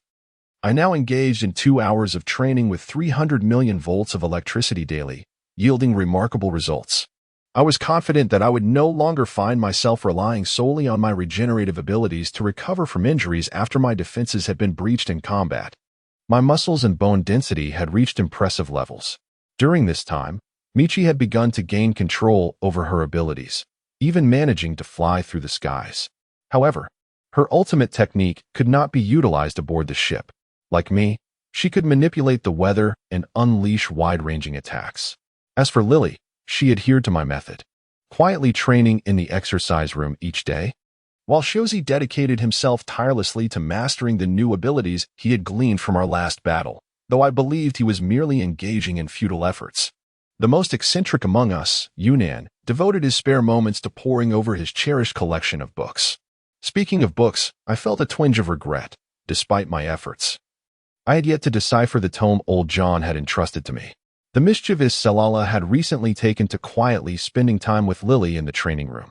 Perhaps I had grown accustomed to holding Salala. Without her, I found myself cradling dear Noah in my left hand, positioned against my chest. This sparked curiosity among the others regarding my newfound interest in literature. Salala, too, expressed confusion as she attempted to open the book, only to abandon her efforts in frustration. As others had done before her, I had set a magical seal upon it, and without the correct method to unlock it, it remained impervious. In the past month, Salala had watched Michi soaring above her, captivated by the sight of Michi executing her techniques upon the waves. She tugged at my trousers, imploring me to teach her the same skills. I had shared the training methods with her, yet she had yet to grasp them, perhaps hindered by her current physical limitations. I merely observed from the sidelines. Warren, the quietest among us, had little time for training. His days were spent preparing meals and remaining at the helm, awaiting Michi's directives. As I stood outside my room, I glanced around before moving in his direction. I gently patted his shoulder and inquired, "Your shoulder injury should have healed by now, right? Perhaps you should consider intensifying your training. If I hadn't found you in time last time, you'd likely still be lying in your room." Warren's head drooped lower at my words, and I refrained from pressing him further, instead shifting the topic. "By the way, that little sapling you've been caring for has grown from a mere sprout to nearly 30 centimeters tall. What is its origin? Warren appeared intrigued by my question and confidently replied, well, it's nothing extraordinary. The little sapling cannot recall its age, but it knows it is an atom tree that has been slumbering on that island. It was delighted to join us on the ship and is eager to meet everyone, though it can only communicate with me. That's wonderful. Since it is Warren's friend, it is our companion as well. Should it require anything in the future, it may approach me directly, and I shall do my utmost to assist. By the way, the little atom just thanked everyone for taking it in and expressed that it looks forward to adventuring with us. Ah, splendid. However, Warren, do not neglect your training. You mentioned insights gained from our last battle. Presumably, it relates to hockey. I may not fully understand it, but I know it enhances your strength and is quite practical. Master this ability, and you shall emerge as a formidable force. Hearing Gray's words, Warren resolved to intensify his training. While I had always been indifferent to my strength, I now realized that if I did not keep pace with the others, I would become the subject of ridicule. There seems to be some commotion in the waters beneath our ship. Engrossed in conversation with Warren, I had failed to notice the disturbance below the surface. It sounded as if some sea creatures or beasts were stirring in the depths. The creature appears disinclined to assault the hull of the canoe, instead gliding back and forth beneath the water's surface, seemingly intent on swirling the surrounding seawater in an effort to ensnare the canoe in a vortex. To be continued. Chapter 59. Lily's swordsmanship. The once placid waters were now roiled by a multitude of whirlpools, each approximately 20 meters in diameter, and the Karu was caught in one of them. Beneath the churning surface, several enigmatic creatures darted to and fro. The Karu pitched and rolled violently, rousing Schnappy from his midday slumber in the deluxe seating area. He squinted, his gaze sweeping over his surroundings, and noticed his sunglasses had slipped beneath his beach chair. Startled awake, Schnappy swiftly retrieved his sunglasses. The ship's erratic movements made the task of putting them on a protracted affair, but he eventually managed to secure them, feeling they perfectly complemented his style. With his sunglasses firmly in place, Schnappy lifted his head, and the sight before him made him question his senses. Several colossal beasts loomed into view. Their gazes, he felt instinctively, were fixed upon him, as if contemplating a meal. Panic-stricken, Schnappy jumped up and down on the deck, exclaiming, "Everyone, the ship is besieged by monsters. Come to Schnappy's rescue." In that instant, as Schnappy whirled around, a figure materialized before him. Feigning composure, Schnappy listened as the figure, head bowed, reassured him, "Don't worry, everything will be all right. It seems these beasts are rather audacious. Fortunately, our provisions are dwindling. Tonight, we feast. Warren, remember to prepare the meat later." Warren, carefully maneuvering the ship, responded to the figure's words, "Understood." I was already famished. Gray quickly dispatched them. I unleashed several bolts of lightning upon the monkey-like creatures. The moment the electricity touched their hides, their eyes rolled back, though they remained alive. Their bodies swayed before collapsing in different directions. I managed to catch two of them, one in each hand.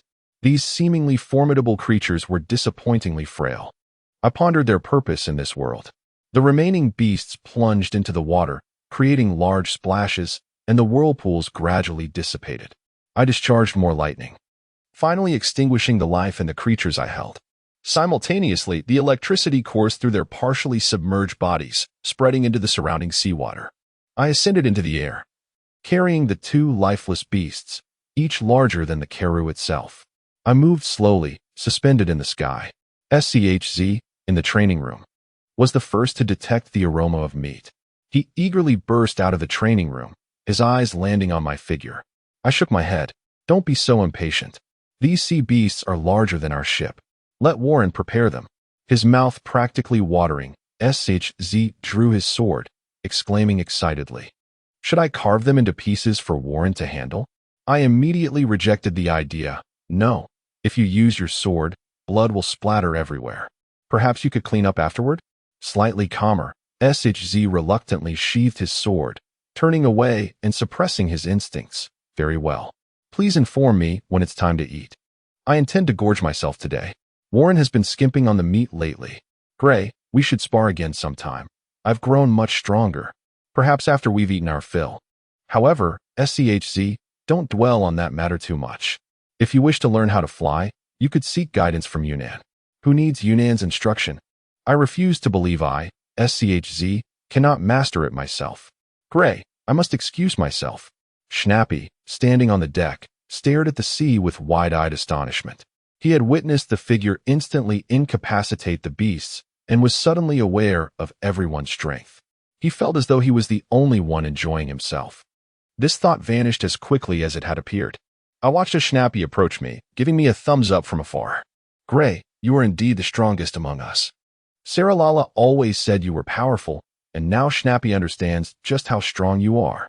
I responded with an air of nonchalance. Of course. Since you enjoy jumping around so much, Schnappy, perhaps you should learn some kicking techniques. If you master them, you might even be able to fly. Really? Could Schnappy truly fly like you, Gray? Incredible. However, I have no such plans at the moment. My medical knowledge is still insufficient. Once my skills improve, I will join you all in battle. Still hovering alongside the ship, I nodded. It seemed it would be a long time before Schnappy considered training. At that moment, my head turned to the side. Lily, who had been in the training room, emerged and stared at me. I felt uneasy under Lily's gaze. The atmosphere felt off. Lately, Lily seemed different. Her desire for strength had intensified. As I continued to escort the Karu, clutching the lifeless sea beasts, I spoke to Lily. Lily, please don't stare at me like that. By the way, do you know how to prepare these? Warren hasn't come to relieve me. Lily emerged from the training room. Her hair disheveled from her relentless training. The usually meticulous Lily, who always took care to groom herself, seemed oblivious to her appearance. It seemed that every time she left the training room, she neglected this detail. Lily continued to study me inquisitively, wondering how to train herself to become as strong as Gray. Jolted from her reverie by my voice, she disregarded her earlier behavior and responded with a smile.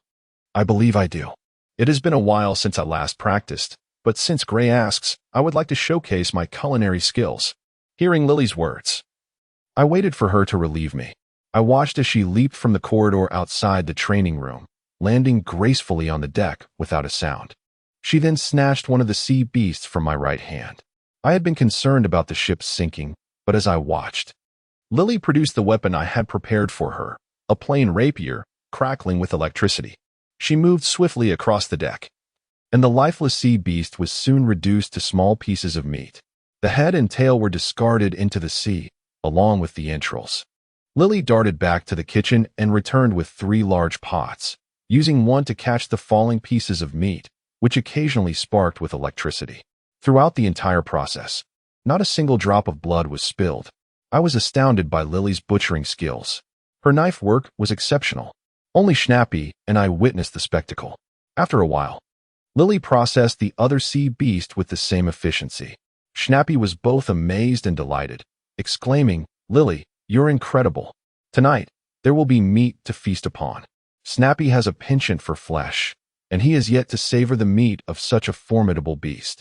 Lily, hasten to the kitchen and prepare it, Snappy. The corners of Snappy's mouth have begun to drool. Seated upon his chair, he writhes with anticipation. No one knows the expression concealed beneath his sunglasses, for he has always been accustomed to feasting on small fish. However, since embarking on this vessel, he has gradually enhanced his lifestyle. In truth, Snappy's yearning for meat is not vastly different from that of Shozi. He merely has not expressed it until now. Lily, pleased with her culinary prowess, glanced at the 2 figures in opposite directions. After she sheathed her sword, she smiled and declared, rest assured, the dishes I prepare are equally delectable. Tonight, everyone shall dine to their heart's content. To be continued. Chapter 60. Sarala's thoughts as I watched Lily head to the kitchen to prepare the meal. The excited shinobi closed his eyes and savored the appetizers with his nose, reclining in his chair as he indulged in a grand feast, albeit merely a figment of his imagination. I felt a sense of joy witnessing Lily wield that western sword with such finesse. Since departing from Devil Island, I had reforged Warren's shattered shield into this sword by incorporating sea stone. I discovered my latent talent for forging. Any material could be shaped into my desired form once I infused it with sea stone, though I could not guarantee its power. After the destruction of his shield and sword, Warren ceased to request my assistance in crafting replacements, merely engaging in training exercises with various equipment. However, when I mentioned my intention to reforge his shield to create a weapon for Lily, he readily consented. During his recovery on the ship, it was Lily who tended to his serious injuries, and as a gesture of gratitude for her care, he was quite willing to part with the shield his father had given him. Lily, being a Marten, feared that the electrical currents from her fur would become uncontrollable during battle. Thus, she requested I forge her a lightweight, flexible weapon. I envisioned a Western sword as the ideal choice for her, with a silver-white blade infused with a hint of sea stone, making it a formidable adversary to those with devil fruit powers. However, I recognized that Lily was not a pure swordswoman. She merely utilized the sword to augment her strengths. As for Michi, who had consumed a devil fruit, she could no longer unleash the power of her meteor attack as before. Responding to her strong request, I modified the meteor. I reintroduced remnants from Warren's shield and incorporated an iron rod that Michi presented, claiming it was her trophy and could stretch at will, which she found delightful. Considering her penchant for beauty, I contributed some of my cherished special materials. Consequently, I reforged the meteor, enhancing its characteristics. The resulting whip, a 2-meter blue weapon with a red handle, could extend freely from 2 to 7 meters in length, although it could stretch only 5 meters at will. It sufficed to enable Michi to harness her advantages. Notably, after infusing the whip with purple lightning, the electrical currents now coursing through it were significantly more potent than before.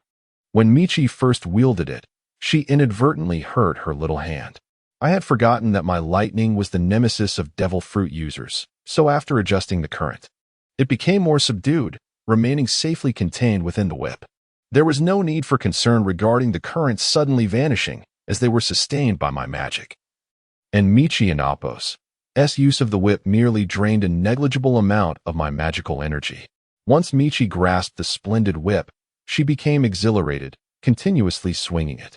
Observing her delight, I, the craftsman, felt a profound sense of satisfaction.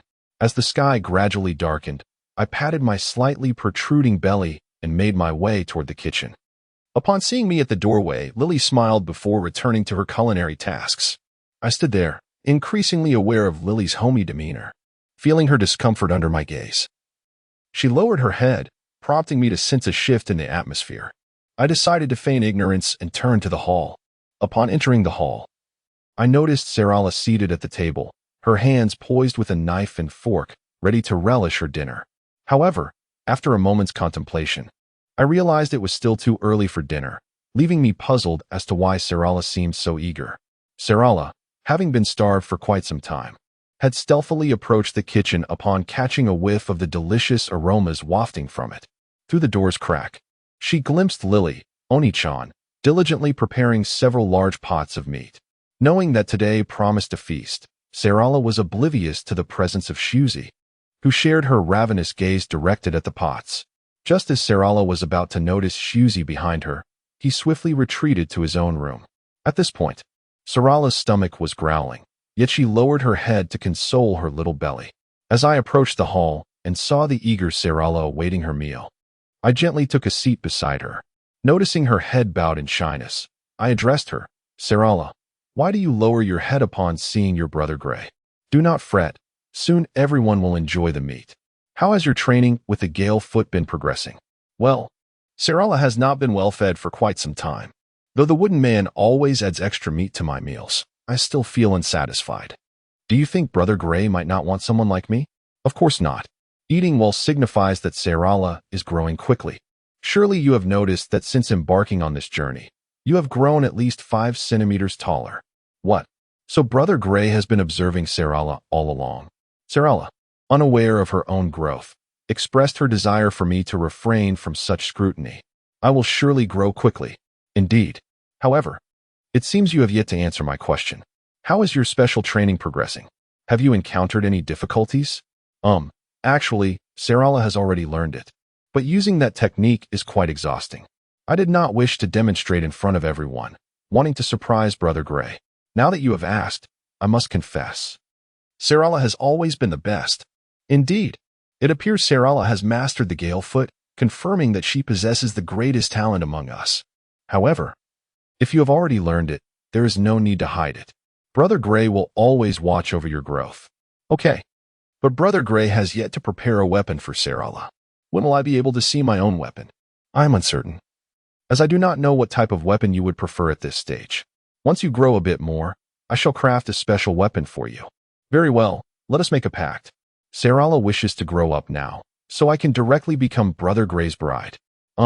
Sarala, do not be so hasty. We have already made our agreement, so there is no need to rush. Rest assured, Brother Gray will indeed marry you. How wonderful to have Brother Gray. Once Sarala becomes Brother Gray's bride, I will ensure he has 10 children. That seems a bit far-fetched, Sarala. I do not concern myself with the number of children. Brother Gray may not care, but Sarala does. Having watched my father surrounded by so many women, providing me with numerous siblings, I do not wish to be lonely. I hope my children will have siblings as well, so they will never feel alone. Oh, I see. So that is how Sarala feels. It seems that you are currently in your childhood, and your words leave me a bit perplexed. Nevertheless, it matters not, for I find contentment simply in the presence of Sarala. Do you perceive that delightful aroma wafting from the kitchen? It appears Lily is on the verge of preparing our delectable feast. Allow me to step outside and summon the others to prepare for dinner while Sarala waits here. Oh, go ahead, Brother Gray. To be continued. Chapter 61. Please take me skiing after exiting the hall. I descended the staircase and found myself at the door of the training room. I rapped on the door a few times and called out, "It's time for dinner. There's plenty of meat tonight, and Lily has prepared the meal herself. Hurry up and come out." I could hear some movement inside the training room, and moments later, Yunan opened the door. With a stern expression, he replied, "It's just me and Mickey in here. I've been hungry for a while. I'll be right out." As for Mickey, she's a bit shy. She mentioned that her abilities don't seem to develop any new techniques in this training room. "Mickey, why don't you join me for dinner with everyone?" "Hey, I know, I'll be there shortly." I suddenly realized my abilities were causing me some trouble. "Yunan, you go ahead with Gray. I'll catch up in a bit." After Yunan gently closed the door behind him, I noticed the sky was gradually darkening.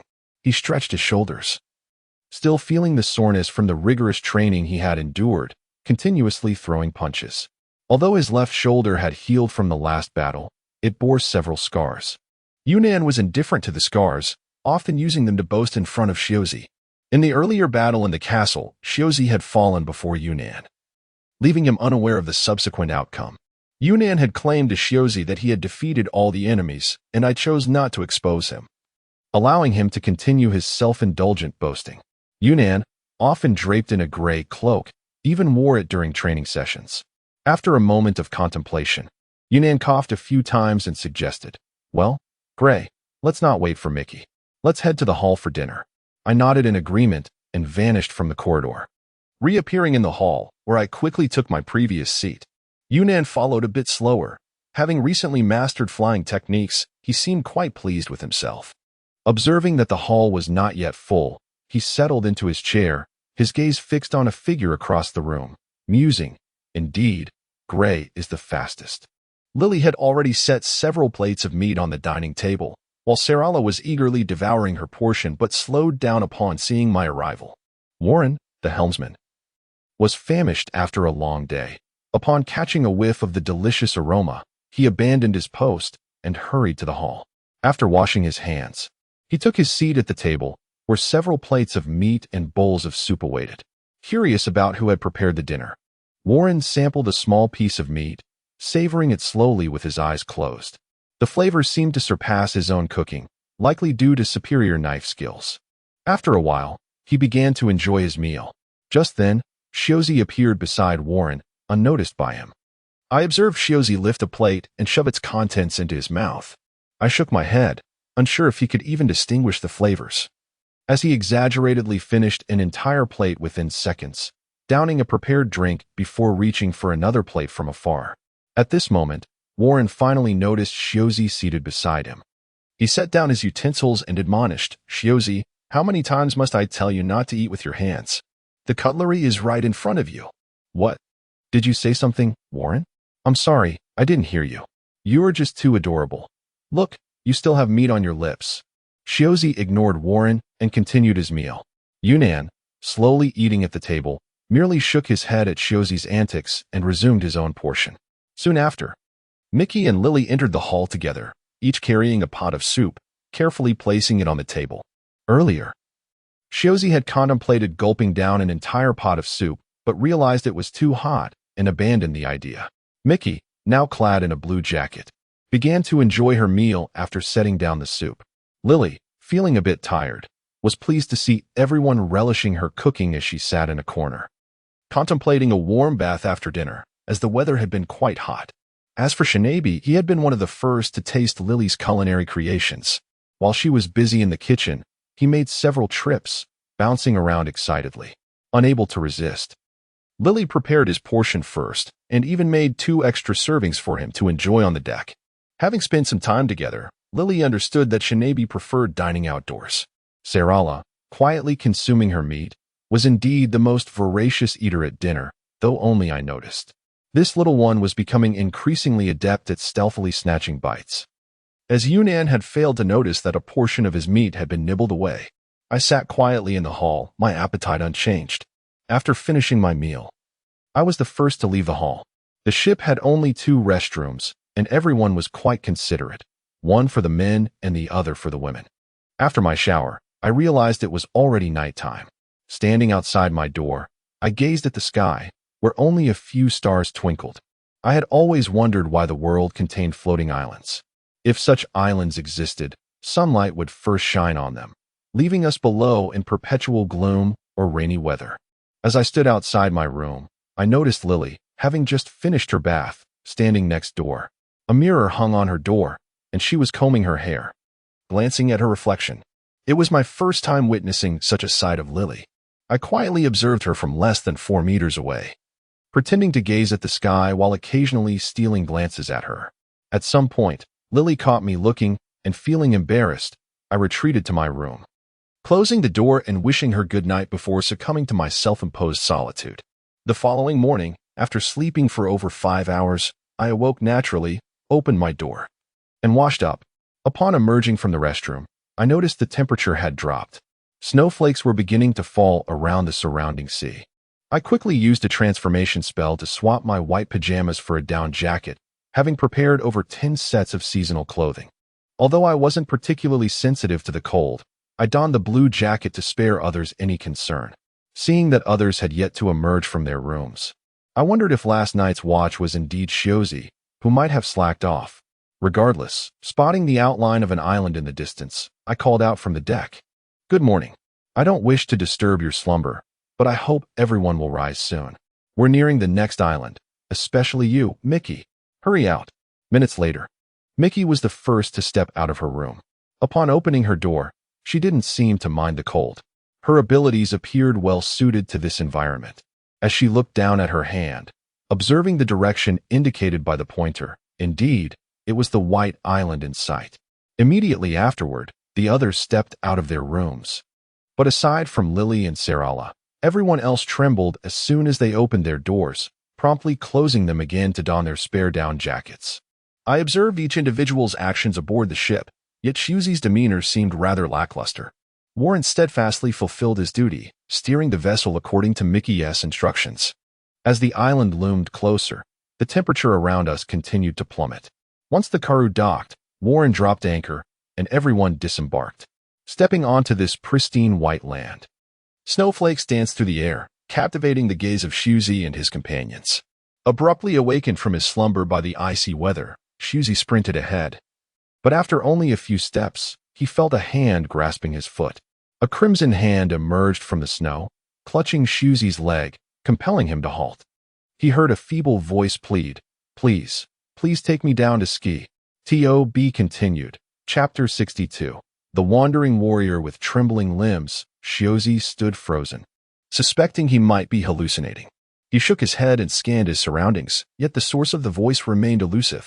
After a few hesitant steps, he heard it again. Young man, you are stepping on my waist. Could you kindly assist me in extracting myself from this snowdrift?" Several figures halted, observing Xiuzi as he stood still, believing he had made an important discovery. Soon, they witnessed him crouching down and digging through the snow, prompting each of them to find his actions rather peculiar. I led Selala forward, my own body shivering slightly, with Union trailing closely behind after a few coughs. The entire group soon gathered around Shiozi.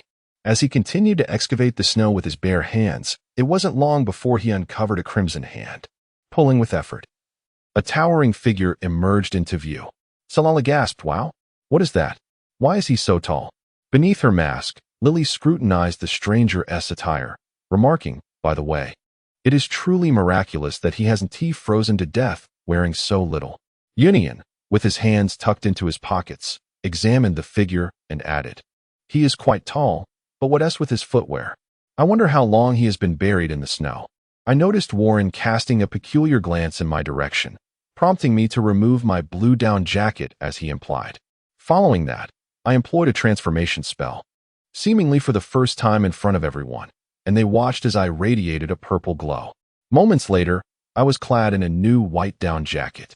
Warren took my jacket and handed it to Shiozi, saying, "Let him wear this coat. Otherwise, he will soon succumb to the cold." Shiozi busily patted the stranger's body, but his own height barely reached the stranger's shoulders. Finally, after a few pats, he received the jacket from Warren and addressed the towering figure, "Sir, although I do not know who you are, you appear rather unfortunate.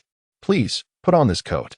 The figure, whose skin was flushed red and who trembled in place, seemed to lack the strength to respond.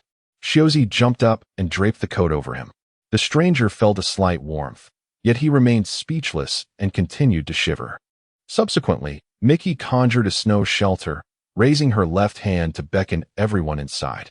The towering figure was quicker than the rest, dashing in with urgency. While the temperature inside was still somewhat chilly, it was certainly more tolerable than outside, where snow continued to fall and the biting wind howled. Just moments ago, Shiozi had been unable to hear the conversations of the others behind him. Now, all eyes were on the stranger. I observed his features, bushy eyebrows, a broad mouth, and footwear that resembled wooden clogs. Strangely, he lacked the traditional warrior and Appo's top knot. Instead, his hair was tied back in a ponytail, and a sheathed sword hung at his waist, suggesting he had lost his weapon. Warren retrieved a water flask from his pack, pouring a cup of warm water for the stranger. The now slightly warmed figure looked at the youths surrounding him, and, lowering his head with a hint of embarrassment, expressed, "I am profoundly grateful for your assistance. Thank you immensely. Should you require anything, do not hesitate to call upon me." Shiozi, intrigued by the stranger, smiled and inquired, "My name is Shiozi, and these are my companions. May I ask your name and how you came to be lying in the snow?" The seemingly destitute man suddenly knelt before us, speaking with utmost respect. "I apologize for my rudeness. I am Jubii, a wandering warrior stranded in this land. I shall never forget your kindness. However, I have urgent matters to attend to and cannot impose upon you further. I must not perish in this forsaken place." Jubii stood and swiftly disappeared from our sight, but moments later, he returned, his flushed face revealing he had held back his words for quite some time. I seem to have lost my way, and I can no longer recall the direction I came from. Might I follow in your company? I promise to share my destination once we arrive." Upon raising his gaze, Jubii noticed no one was acknowledging him. He then became aware of the companions Shiozi had mentioned, including a masked swordswoman, a child clad in thick clothing, another little girl in a red dress circling a youth with purple hair, and a foreign girl with blue hair, dressed in a skirt amidst the snowfall. As for the males, Jubii chose to ignore them, observing the indifference of the others towards the disheveled warrior. Shiozi recognized his embarrassment and turned to smile at Jubii, saying, "It's perfectly fine for you to stay with us. Wouldn't you agree, everyone? After all, we have no specific purpose on this island and do not know how long we might remain." I nodded in agreement, while Warren continued to stand nonchalantly without comment. Union slightly shook his head, perceiving the addition of a burden. Mickey also consented, and as for Lily, I could not discern her expression beneath her mask, while the two children disregarded him. Seeing the expressions of the others, Shiozi smiled at the forlorn warrior once more and said, "Jubii, do not take it to heart. You may stay with us. However, I noticed the sheathed sword at your waist. Are you a swordsman? Would you be interested in a friendly duel?" Upon hearing the red-haired youth, Jubii merely shook his head, choosing silence. Unable to bear the tension, I stepped forward and said, "Sir, you must have spent some time on this island. Could you please inform us of any dangerous areas we should be wary of? We are not merely here for leisure." Jubiai's furrowed brows relaxed a bit as he slowly responded to the purple-haired youth. "In truth, I have been on this island for over 5 years, yet it is vast, and I often find myself lost. While I cannot gauge how perilous the threats you mention may be, I do know of 2 particularly dangerous places on this island." Seated on the ground, Jubiai sipped the warm water he had just received, expressing his concerns. "There are dangerous creatures residing in the higher elevations of this island, known as beastmen. They are imposing figures, and this snowy paradise is their haven. Do not provoke them." After taking a few more sips of warm water, Jubiai added, "The other hazardous area is where the Navy is stationed. I have heard there is a naval fortress in a nearby town. I have only heard of it and never seen it, but it is said to house around 1,000 soldiers, each armed. It is best to avoid them as well. Thank you for your hospitality. I will be sure to express my gratitude in the future." Listening to Jubiai's words, Shiozi interjected eagerly, clapping his chest. "Thank you, Jubiai, for sharing this invaluable information. As for your gratitude, it is unnecessary. However, I am intrigued by the beastmen you mentioned. I wonder if they can withstand my blade. I am quite looking forward to it, aren't you all?" As I observed the invigorated Shiozi, I nodded in agreement. I had never encountered an orc before, making this a splendid opportunity to witness their appearance firsthand. Behind me, Celera persistently nudged my foot with her back, her demeanor suggesting a keen interest in the orc. As for the mention of the Navy by the elder gentleman, we chose to disregard it entirely. After all, we were not pirates but adventurers, a status far more noble. Yunin, on the other hand, appeared increasingly belligerent, having stepped out of the snow hut. Yet, he seemed to possess little resilience against the biting cold. His foremost task was to acclimatize to this environment, while internally agreeing with Gray's assertion that when faced with challenges during training, one should seek to hone their skills in unique circumstances. Shiozi then joined us, turning to the others and declaring, "So it is settled, everyone, Mina. Let us embark on a quest to seek out the legendary orc. And, old chap, do remember to keep pace with us." T.O.B. continued. Chapter 63. Thoughts on the road in a valley nearly 3,000 meters from a quaint town on Snow Island. Shioji and his companions trudged slowly through the snow, moving in a singular direction. Initially, Shioji had intended to seek a duel with the orcs immediately. However, within mere minutes, he reconsidered, realizing the necessity of finding a warm place to rest.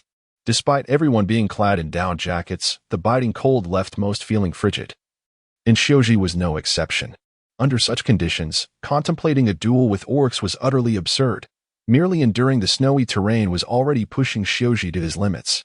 Shivering, he turned to observe the other 4, who appeared unfazed by the cold, leaving him feeling quite disheartened, especially as even his sister, Selala, seemed to have fared better than him.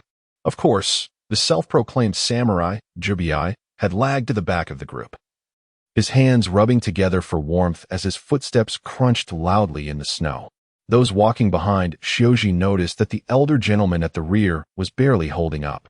Warren, feeling sympathy for the man whose face was battered by the snow, decided to offer assistance. He approached Jubiai and said loudly, "Sir Samurai, would you like me to support you? You seem on the verge of collapsing.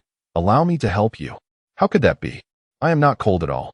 "Perfectly fine." However, the amiable youth's offer was unexpected, and thus, Jubiai decided to accept the kindness.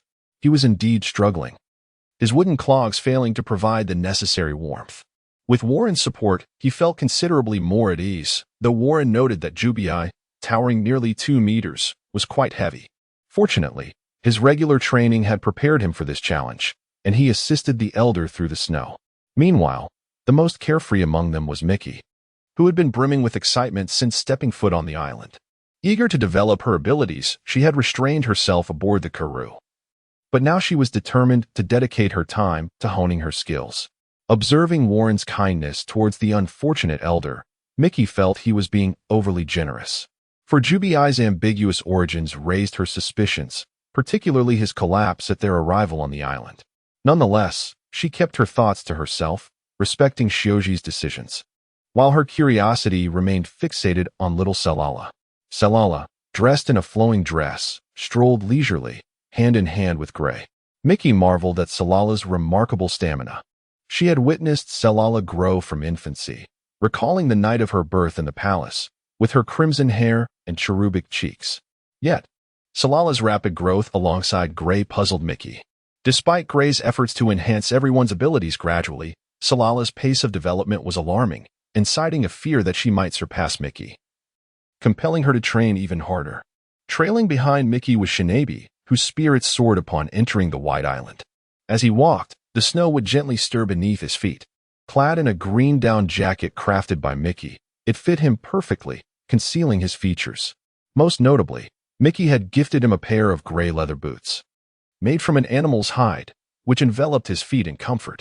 After spotting the rosy-faced elder, Shinabi ceased his jovial leaps, yet he remained cheerful as he chased after Mickey, who walked briskly through the snow. In a similar plight as Shioji, Union, hailing from the Tea Kingdom where snow was a rarity, trembled in the cold.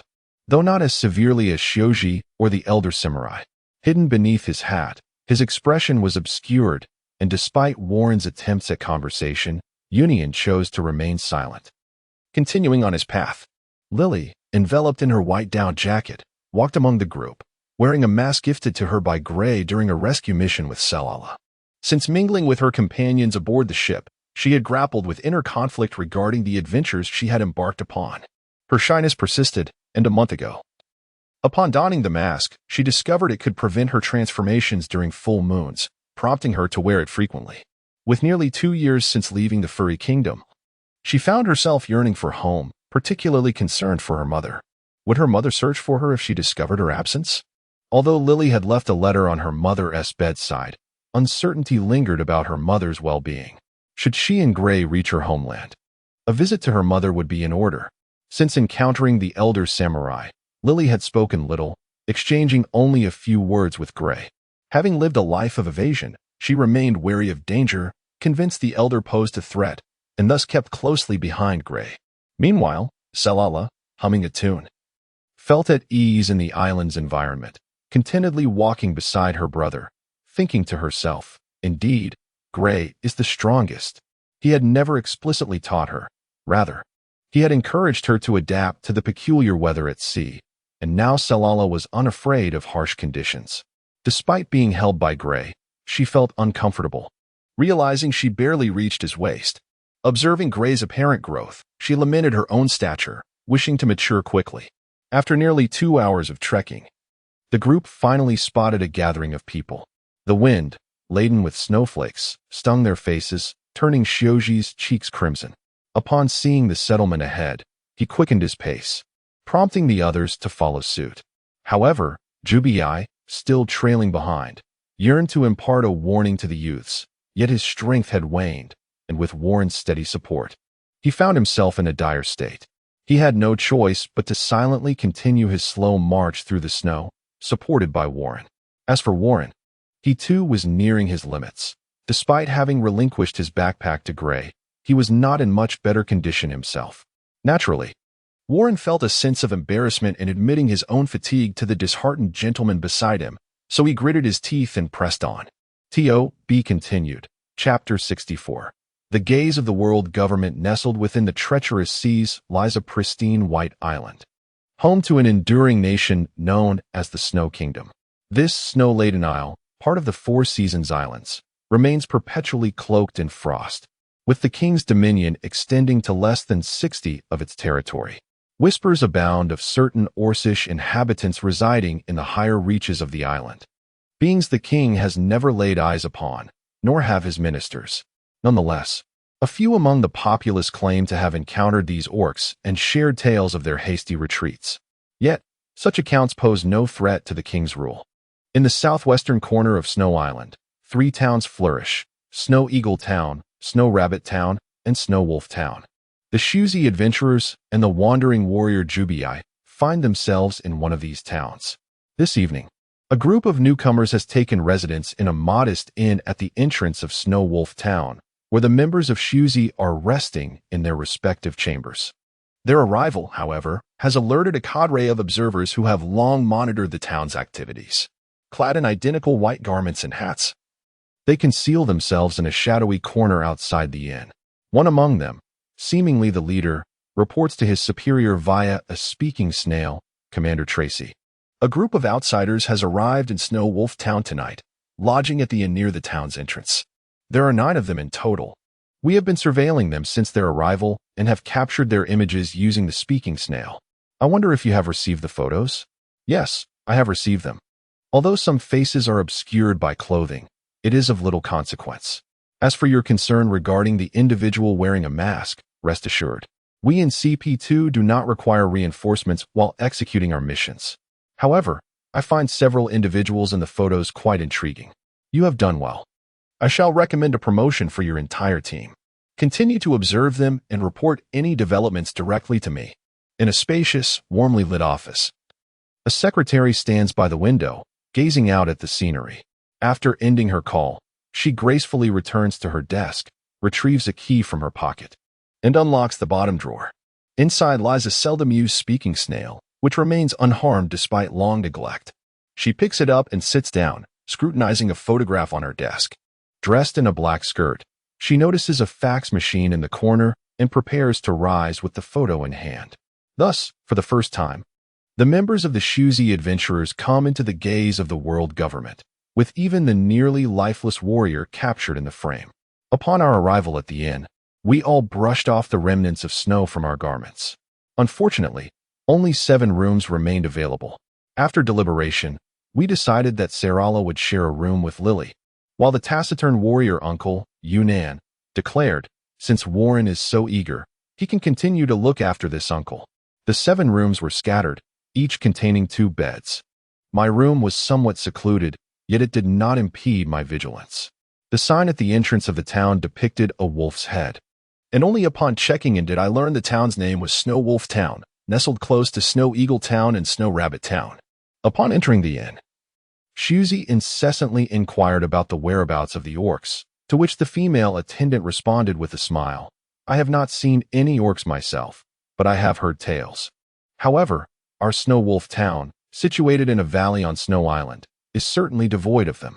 Dejected, Shuzi turned to Yunnan. Yunnan, you'll need to cover the lodging expenses. You're the one with the belly. However, I require room service to prepare some meat for me. Though Yunnan felt no hunger, he ordered dinner for each room.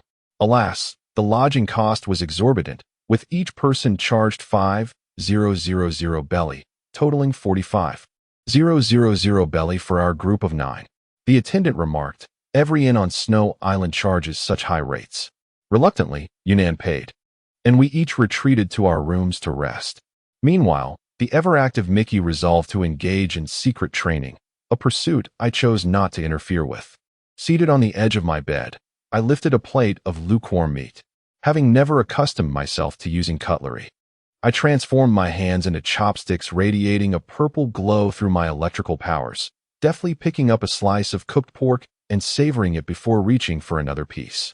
As the night deepened, I checked in with my mind network, discovering that the others had drifted into slumber, particularly the warrior uncle who was in a deep sleep. Warren lay sprawled on his bed, fully clothed, without even covering himself with a blanket.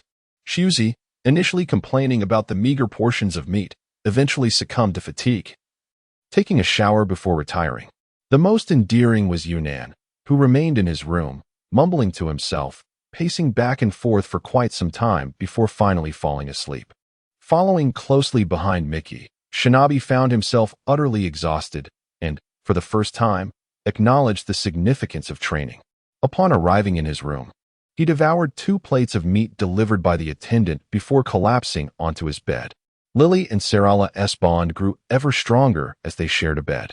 Though I did not possess a voyeuristic inclination, I felt compelled to discreetly check on each room for the sake of our safety. Since entering Snow Wolf Town, I had noticed a group of approximately 30 individuals with familiar attire observing us intermittently. One among them, concealed in a shadow on the street, aimed a camera at us. Unbeknownst to the others, I quickly posed a peace sign for the lens, while the young naval officer remained composed, capturing our group's likeness. However, after taking the photo, he broke into a cold sweat, realizing he had been discovered. Yet, observing the purple-haired boy's apparent indifference to his actions, he dismissed the incident as a mere illusion, finding solace in his belief. When the photographs were developed, the naval officer discovered that only the purple-haired boy was making an ambiguous gesture toward him. At that moment, a hand suddenly rested upon his shoulder, jolting him awake. His superior, upon seeing the photograph, perceived something unusual about the individuals captured, though his focus remained fixated on the masked figure. Having spent several years in this world, I often pondered a perplexing question. How should I confront the world government or the Navy should I ever cross paths with them? From the perspective of the populace, I ought to support their actions and offer assistance in their time of need. However, possessing a modicum of insight, I understood that the world government, in the present or near future, would likely obscure certain truths. Indeed, rulers frequently employ such tactics, deceiving the ignorant masses while relishing the privileges of power. Previously, in the land of T, I encountered Shuzi's father, Garp, who appeared to navigate the political landscape with ease. Yet, I had long suspected that he was not as straightforward as he seemed. It appeared that Shuzi's father also regarded me with a hint of intrigue. However, neither of them chose to unmask each other's faades, and I found myself quite content with the demeanor exhibited by Shuzi's father. Of course, in the presence of Shuzi and the others, I had already begun to unveil my true self. Realizing this, I noticed that it was quite late. The Navy outside the inn remained eerily silent.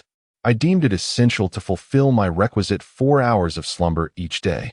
After employing a transformation spell to don a set of nightclothes, I nestled beneath the covers and succumbed to sleep. To.B. continued. Chapter 65. The expedition to the island of snow the following morning, after the entire party had partaken of the breakfast prepared by the inn. We gathered at the entrance. I stood outside, casting glances at several figures along the path, noting with admiration the dedication of the naval officers who had braved the cold night. However, their numbers appeared significantly diminished, suggesting they too required rest. Turning back to observe the expressions of my companions, I noticed that Shuzi still wore the same expressionless visage as the day before, while Jubii exhibited a similar demeanor. As for Mickey, who had ventured out the previous night, I was uncertain when she had returned. Her current appearance suggested she had managed to catch some sleep.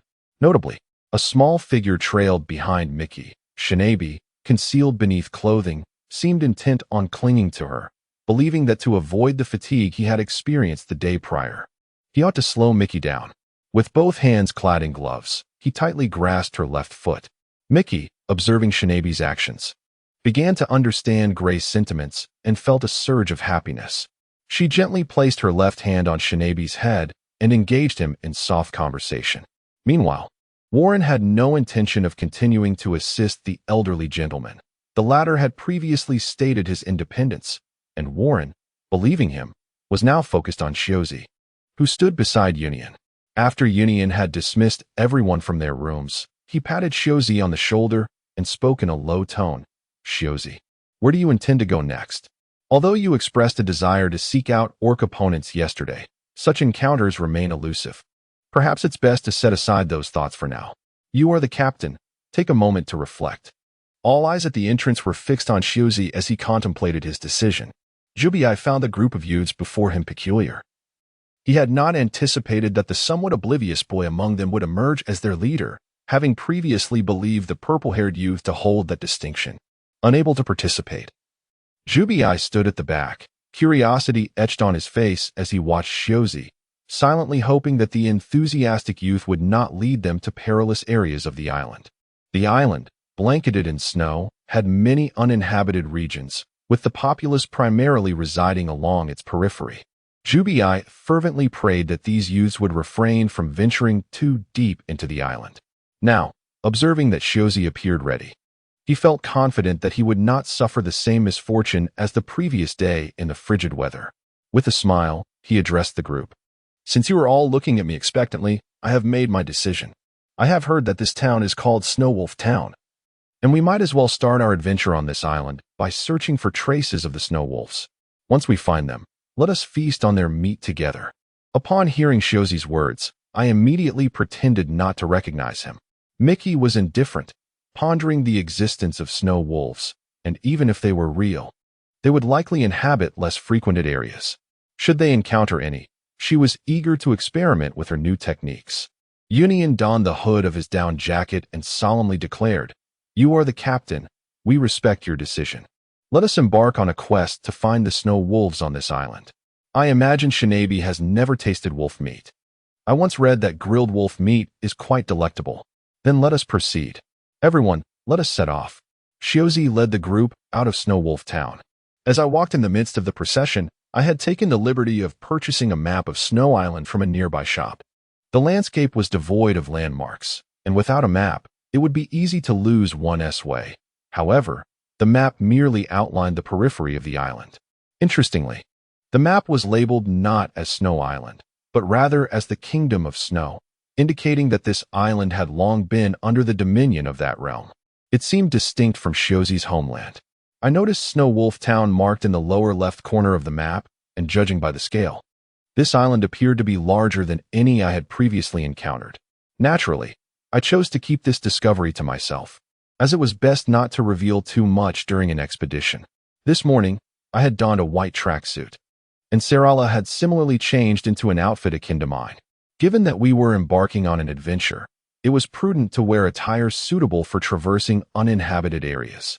However, Sarala declined my offer to carry her, despite my desire to do so. As for Lily, she was bundled up tightly, and I could not discern her feelings. She silently trailed behind me, not long after Shiozi and his group departed Snow Wolf Town. Several naval soldiers who had been monitoring them reported back to their superior. One soldier spoke into the Din Din Mushi, report to Lieutenant Kareem. "The group we have been observing has just left the inn and exited Snow Wolf Town, though their conversations were not entirely clear. It appears they have resolved to hunt snow wolves within the Kingdom of Snow. Over. Your report is invaluable. Have the other soldiers return with you to rest. I will ensure that you all receive promotions for your efforts. You need not concern yourselves with the remaining matters. That will be all for now." The officer on the other end of the Din Din Mushi ended the call, and the naval soldiers rejoiced. They had previously considered their task a burden, but with the promise of their superior, they walked away with buoyant spirits toward the naval base on Snow Island. On the other end, Lieutenant Kareem, upon receiving the soldier's report, cautiously decided to inform the CP2 officer. "Report to Officer Tracy, the group you instructed us to monitor has now left Snow Wolf Town. Their current objective seems to be hunting snow wolves deep within the forests of Snow Island. Should we take action against them? Advise your subordinates to remain calm." Among that group, there are likely several formidable individuals. I have already reported this to the world government, and I anticipate that their identities will soon be uncovered. For now, remain at your base on standby. Even if they cannot become our allies, it is best not to provoke them. If they wish to hunt snow wolves, let them do so. It does not conflict with our objectives. Understood. I will instruct my subordinates to continue searching for traces of the orcs in the higher elevations of Snow Island. Officer Tracy, do you have any further directives for our Navy? Well, there is a minor task. Trace the whereabouts of their ship based on their route. We simply need to locate it. There is no requirement to intercept it. That will be all for now. I am quite busy and must end the call. Lieutenant Kareem, watching as the CP2 officer terminated the conversation, harbored his own plans. Before the arrival of this CP2 woman, the naval base had held little significance, and the daily lives of the sailors were far from adequate. However, 3 years ago, upon her arrival, she had not only provided substantial financial support, but had also negotiated with the King of the Kingdom of Snow, resulting in the naval base's complete independence from the kingdom's oversight. Lieutenant Kareem held great respect for this CP2 woman. Presently, he was enjoying breakfast in the base's cafeteria, and each soldier observed their superior with renewed vigor. Meanwhile, in another part of Snow Island, Shiozi and his party had been walking for over 3 hours. It was nearly noon, yet the sun remained obscured from view. Through my mental network, I sensed a forest not far away, though I was uncertain how to distinguish between a forest and a grove, as they seemed quite similar. Having traversed the quaint towns of Snow Rabbit and Snow Eagle, the group finally stumbled upon a desolate area. Today, Shiozi exhibited even more vigor than yesterday, though he still felt a chill in the air. Lowering his gaze to the weapon at his waist, He then raised his head, turning his back to the others, and called out exuberantly, "Yo, everyone, let us venture into that forest over yonder and see if any formidable beasts reside there. Perhaps we may even encounter some orcs." However, Shiozi's exuberant shout startled some creatures that were nestled in slumber. To be continued. P.S. The appearance of Lieutenant Kareem in this chapter bears a striking resemblance to Roy Mustang from Fullmetal Alchemist. Chapter 66. The Restlessness of the Forest. Mickey, upon hearing Shioji's shouts, immediately paused and felt her feet gradually transform into a mound of snow.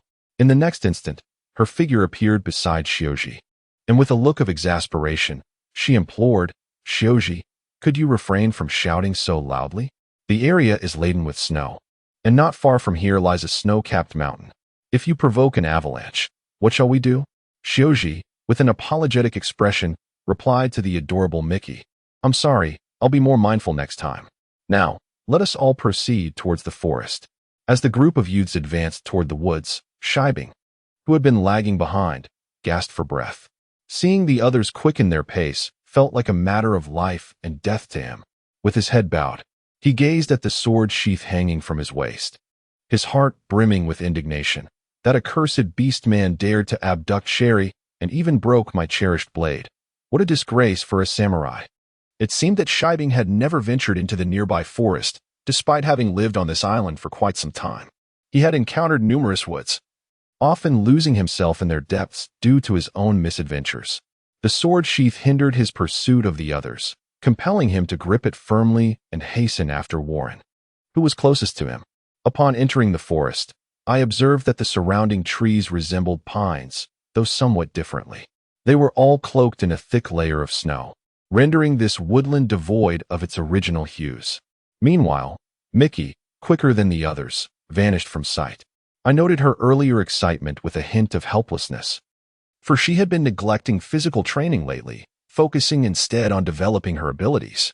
Shinabi, stifling tears, noticed Mickey abandon him and turned to glance at Sarala beneath his sunglasses. I could not discern his expression. After nodding, Shinabi, like Sarala, clung to my feet. I found their antics rather exasperating. How was I to walk? Ultimately, I resolved to hold one of their hands with each of mine as we progressed slowly. Shioji, silent and downcast, drew his sword and struck at a nearby tree. The unfortunate sapling succumbed to his blow, collapsing and scattering the surrounding snow. How can this tree be so fragile? Beasts of the forest, take heed. Today, the great Shioji has arrived. Come forth and pay your respects. His voice echoed even louder than before, as if fearing the creatures of the forest might not hear him. Warren, unable to tolerate this, quickened his pace to stand beside Shioji, pressing down on his sword with a touch of regret.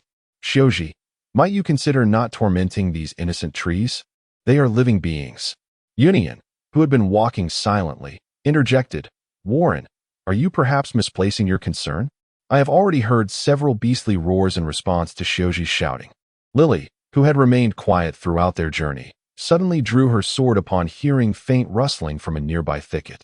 Swiftly, she moved and slashed at the noise. However, her strike met only air. The creature, though seemingly feeble, exhibited remarkable speed in its escape. Lily, masked and concealed, finally showed a flicker of emotion beneath her disguise. Her cat ears twitched under her hat as her gaze fixated on the rapidly darting figure, accompanied by faint hissing sounds in the air. With a graceful leap, she charged forward, her sword enveloped in electric currents. Just before her feet touched the ground, she swung at the closest patch of grass. Trained yet limited, Lily could not replicate Shioji's long-range slashes but had mastered a 10-meter strike, after which the attack would dissipate. Her blow struck true, grazing the creature hiding in the grass. Though it only sustained a minor wound, the accompanying electric shock left it momentarily incapacitated, blood seeping from a slender cut on its white form. Quickly, Lily seized the creature. Recognizing the familiar gaze it bore, one she had once possessed, she tore a piece from her garment to bandage its injury and gently placed it in another thicket. Aware that more of its kind lurked nearby, Lily glanced around before vanishing from sight. Union, observing Lily's unexpected aggression, felt a twinge of curiosity. As he approached, he saw her beside Gray, and with his hands in his pockets, he inquired, "Lily, did you discover any beasts?" "No, I misheard. There's nothing nearby. Let us continue," she replied, cautiously trailing behind Gray. Union remained puzzled by her demeanor.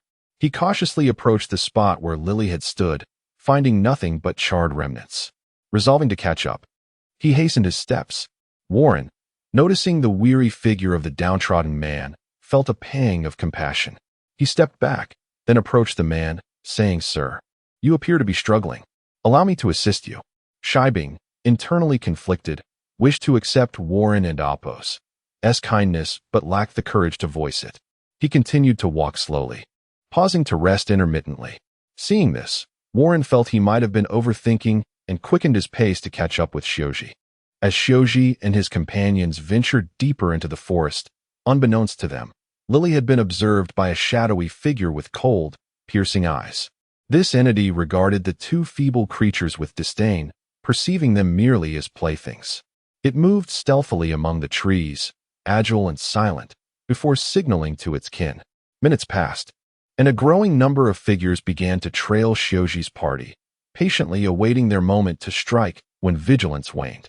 After approximately 20 minutes of silence, Shoji settled beneath a tree to rest. The watchful figures behind him, surprised at Shoji's need for respite, approached the tree as well. Lily, sensing the eerie stillness, realized the forest's beasts had their eyes on them. Yet, thoughts of the shadowy figure beside her brought her a sense of security as she continued onward. I had been observing a pure white wolf, likely a snow wolf, larger than the average. It had somehow concealed nearly 100 of its kind nearby. Strangely, these wolves, despite their proximity, showed no inclination to attack, demonstrating remarkable patience. I led Sarala, and, after Shinabi discovered a clearing, I stamped my foot, causing the snow on the ground to vanish instantaneously. As I released my grip, I prepared to lower the hefty backpack from my back. The snow elementalist, Mickey, moved swiftly through the forest, and just as she was about to reunite with the others, she encountered a large pack of pure white wolves surrounding her. A small dagger materialized in her hand, and with a gentle flick, she hurled the snow blade, swiftly eliminating one of the snow wolves. To be continued. Chapter 67. Sarala's first battle. Mickey has consistently pursued a non-bloody approach to developing her devil fruit abilities. Ever since her body was drenched in blood during a previous mission, she has yearned for a way to conclude battles without carnage. Since consuming the pristine white devil fruit, she has been immensely satisfied with her newfound power to manipulate snow. Just moments ago, she unleashed her snowblade. Any living creature struck by it would slowly be eroded from within by snow, transforming into a mere pile of snow that would eventually vanish into the air. If the snowblade struck an inanimate object, the result would be a piercing/comparable in power to Mickey's own Gale Kick. Despite her proficiency in long-range techniques, she still carried a blue whip at her waist. The modified meteor, which she has grown reluctant to discard, serves as a reminder from Gray that she has become overly reliant on her fruit S abilities. Should she encounter a formidable opponent against whom her snow powers are ineffective, she must resort to using the meteor, which is known to be a bane to other devil fruit users. With Gray's lightning suppressing the influence of Seastone, Mickey has grown increasingly fond of this weapon, though its usage has dwindled recently, nearly relegating it to mere decoration. The snow wolf had entirely transformed into snow, leaving no trace of blood where it once stood. Its existence vanished from this world, and the surrounding snow wolves immediately sensed the disappearance of their companion. One wolf howled in alarm, prompting all the snow wolves to abandon their concealment in the trees. They leapt down, rapidly surrounding Mickey and her allies. Fascinated by the snow wolves, Mickey suddenly conceived an idea. She raised her left hand and used her powers to conjure a snow wolf. Although inanimate, this snow wolf moved with the swiftness of a living creature, pouncing upon another snow wolf. The latter, caught by the throat, barely had time to react before its wound bled and was instantaneously transformed into snow. Mickey's snow wolf clung tightly to the living snow wolf, and despite its struggles, it too gradually succumbed to the same fate. Meanwhile, the pile of snow on the ground did not dissipate. Mere seconds later, it coalesced into another snow wolf. Thus, The two conjured snow wolves continued their assault on their living counterparts. Elsewhere, Shiozi realized that the wolves surrounding him were indeed the snow wolves he had been seeking. Without delay, he drew his sword and advanced towards the pack. Meanwhile, Yunian reacted even more swiftly, having already dispatched several snow wolves with his fists. However, his brutal combat style left the remains of his defeated foes in a gruesome state, blood splattering the area, though it would soon be covered by the falling snow. Warren, on the other hand, chose not to engage in the fray, believing that with others present, his involvement was unnecessary. He found himself perplexed about how to contribute to the battle, as his current abilities, Iron Block for defense and Shave for evasion, were still in their infancy. Glancing at the disheveled man beside him, Warren spoke gently, "You need not involve yourself in the battle. Their presence suffices."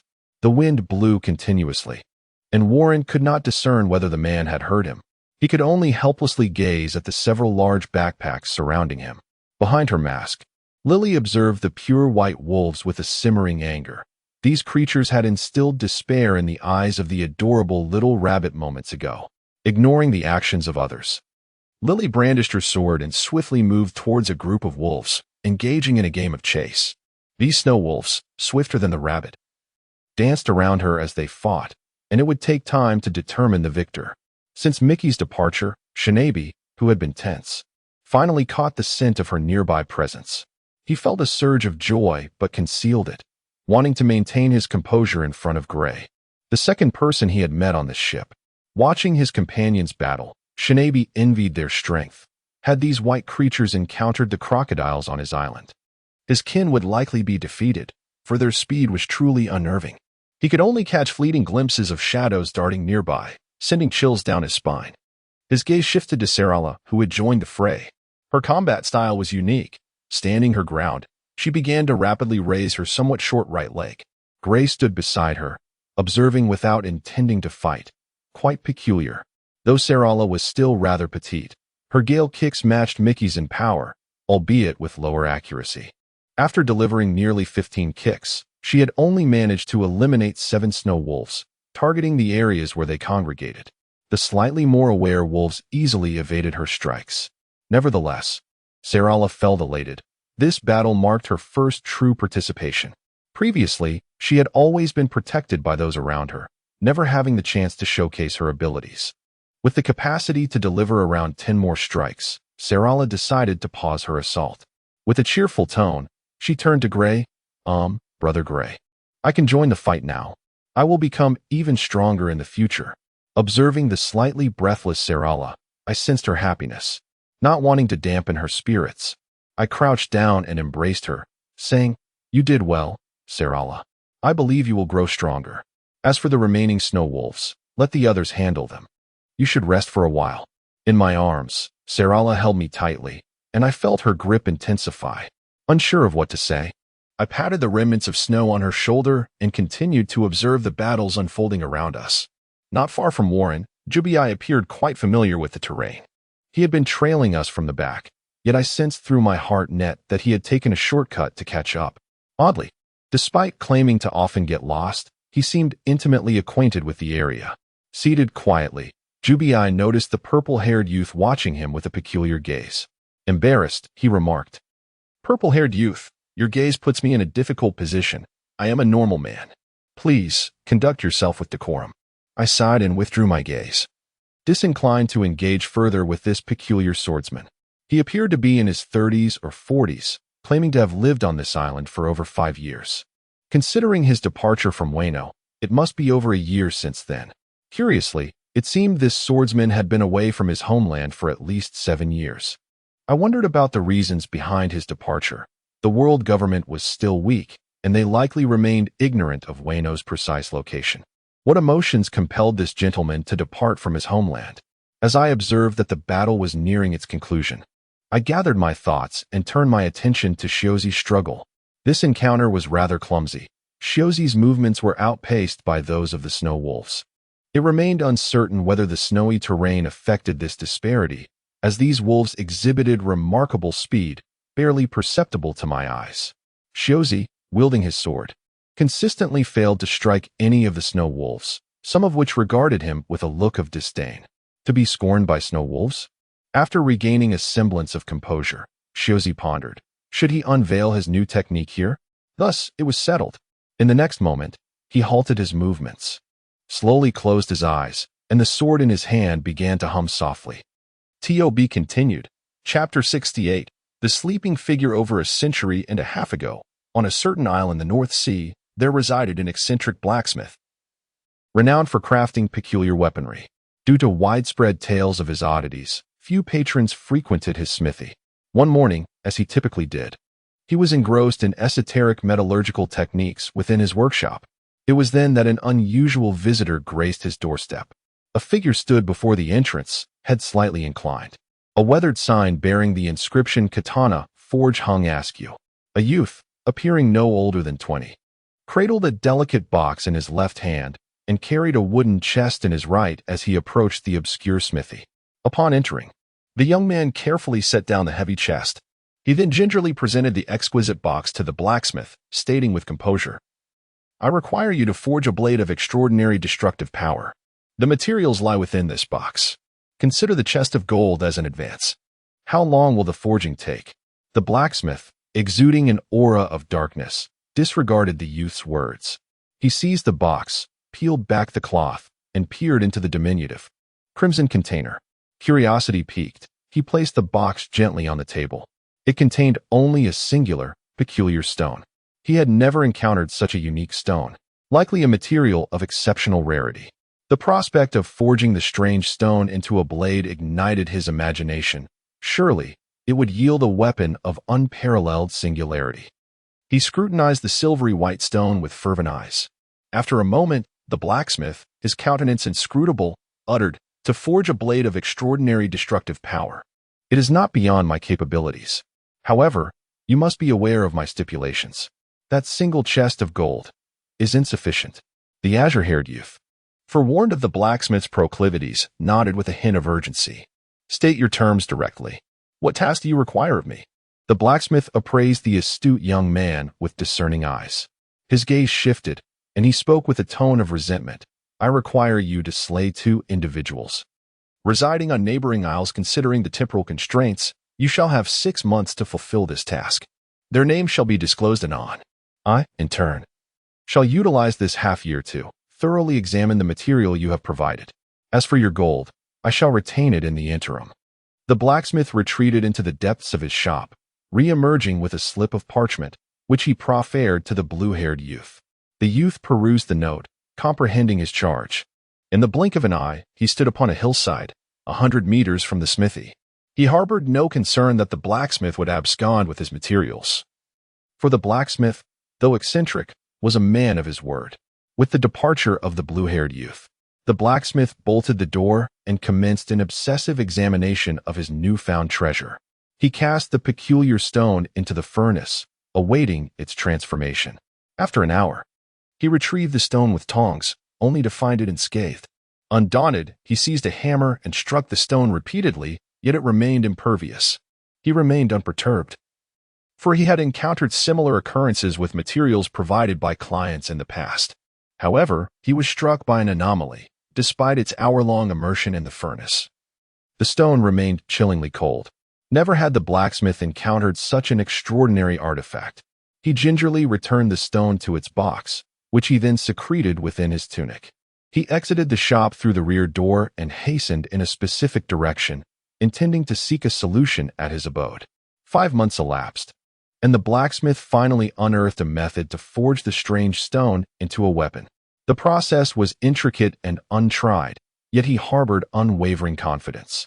Half a month later, the disheveled smithy birthed an extraordinary blade, a katana with a blade length of 92 centimeters, a handle length of 27 centimeters, and a blade width of 3.1 centimeters, all forged from the same silvery white material. The blacksmith recoiled from the blade, for upon its completion, as he reached to test its edge, the blade itself rebuffed his touch. Moreover, the blade imparted a message. It had chosen its own name. A blade naming itself. How peculiar. Nonetheless, he was loath to disregard the blade's volition. However, unable to touch the blade, he remained ignorant of its true destructive potential. Upon closer inspection, the blade's edge was preternaturally sharp. Combined with the lightness of the enigmatic material, he was certain that the blade would be both exceptionally keen and agile, a coveted combination among swordsmen. He exulted in his creation, eagerly anticipating the arrival of the blue-haired youth, that he might witness the blade's prowess. 14 days later, the blue-haired youth arrived at the smithy a day ahead of schedule. He found the blacksmith seated, awaiting his arrival. Though his attention was fixed not upon the blacksmith, but upon the silvery white blade resting on the table. Ignoring the blacksmith's gaze, he swiftly grasped the blade, tossing a note to the blacksmith as he vanished from sight. The blue-haired youth ascended a nearby peak, sensing the blade's latent hunger. He raised his right hand and executed a swift, elegant stroke, unleashing a devastating arc of energy that cleaved a neighboring peak in twain. The blacksmith, witnessing the cataclysm, felt a pang of envy for the youth who now wielded the blade. The blue-haired youth stood motionless for a moment, then murmured, "So that is your name. I am honored to be your partner." The blue-haired youth departed the isle, seeking formidable swordsmen to duel. Thus, 5 years passed, and he rose from a mere swordsman to a celebrated great swordsman. Yet, despite his acclaim, he was discontented, forever yearning for an adversary of equal caliber.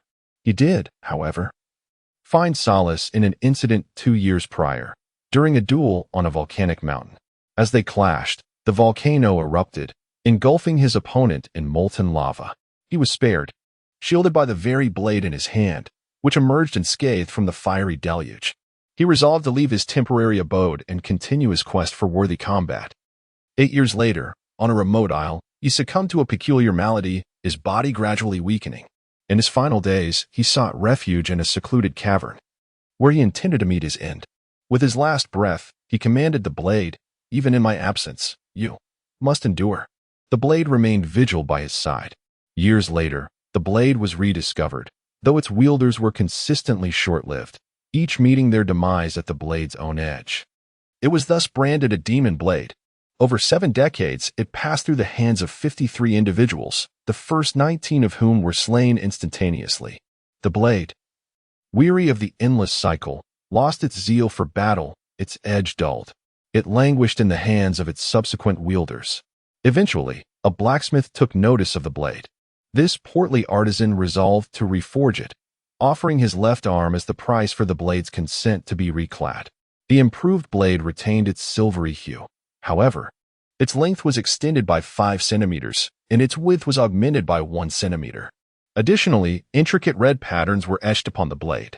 The blacksmith tested the weapon and, upon wielding it, felt that any technique employed by its user would be executed with an exquisite flourish. Thus, it was aptly renamed Baiwa. Shortly thereafter, this blade was included among the esteemed collection of exceptional swords and was enshrined in the royal treasury of the Tea Kingdom 6 years ago. 5 years later, it finally found its current wielder. Standing motionless, Shiozi sensed the blade's intent as a thin layer of grayish substance began to flake away from Baiwa's surface. Shiozi finally swung the weapon once more, his eyes closed as he called out with heavy resolve, "Awaken, Red Sakura." To be continued, inspired by a scene from Inuyasha featuring the emergence of the demon god. Chapter 69. The Descent of Satan. Since being chosen by the red-haired imp, it remained indifferent to the commotion outside, continuing to slumber in its enclosed space. The red-haired youth wielded it daily like a mere kitchen knife, which was infuriating, especially considering that his feeble arms were utterly unworthy of its recognition. Having never been paired with a sheath, it felt a deep sense of shame towards these nonsensical scabbards. In its earlier days, no sheath could contain it, and it found itself reminiscing about its only true companion. It had anticipated a prolonged slumber, but the youth's fierce spirit ignited during his battle with that peculiar bat, rousing it from its midday nap. Observing the imp's disarray brought it a strange joy, yet it realized that if the youth were to perish, it would fall into the hands of others. Staying within the grasp of this red-haired imp was undoubtedly more comfortable. After saving the red-haired imp, it feigned sleep while keenly observing him.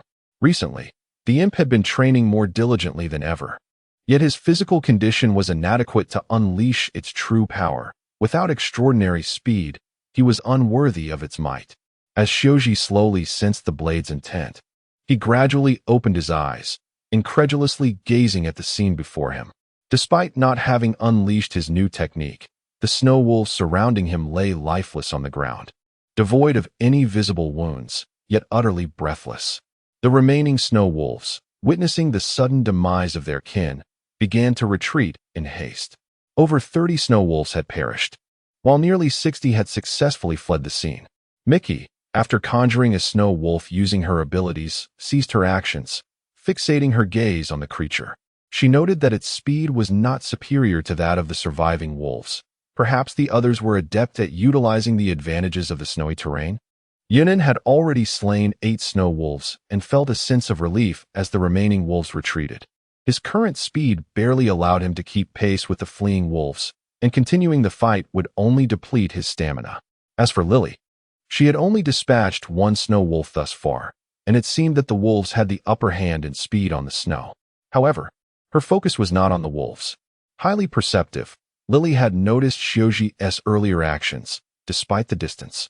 The aura she sensed in that moment heralded the arrival of death. Sitting nearby, Shijian stared wide-eyed at the figure holding the blade, contemplating its nature as a demonic weapon. The unleashed crimson aura had swiftly siphoned the lives of the surrounding snow wolves. Doubt began to creep into Shijian's mind. What manner of youths were these? Each more peculiar and formidable than the last. It seemed he could no longer keep pace with this era.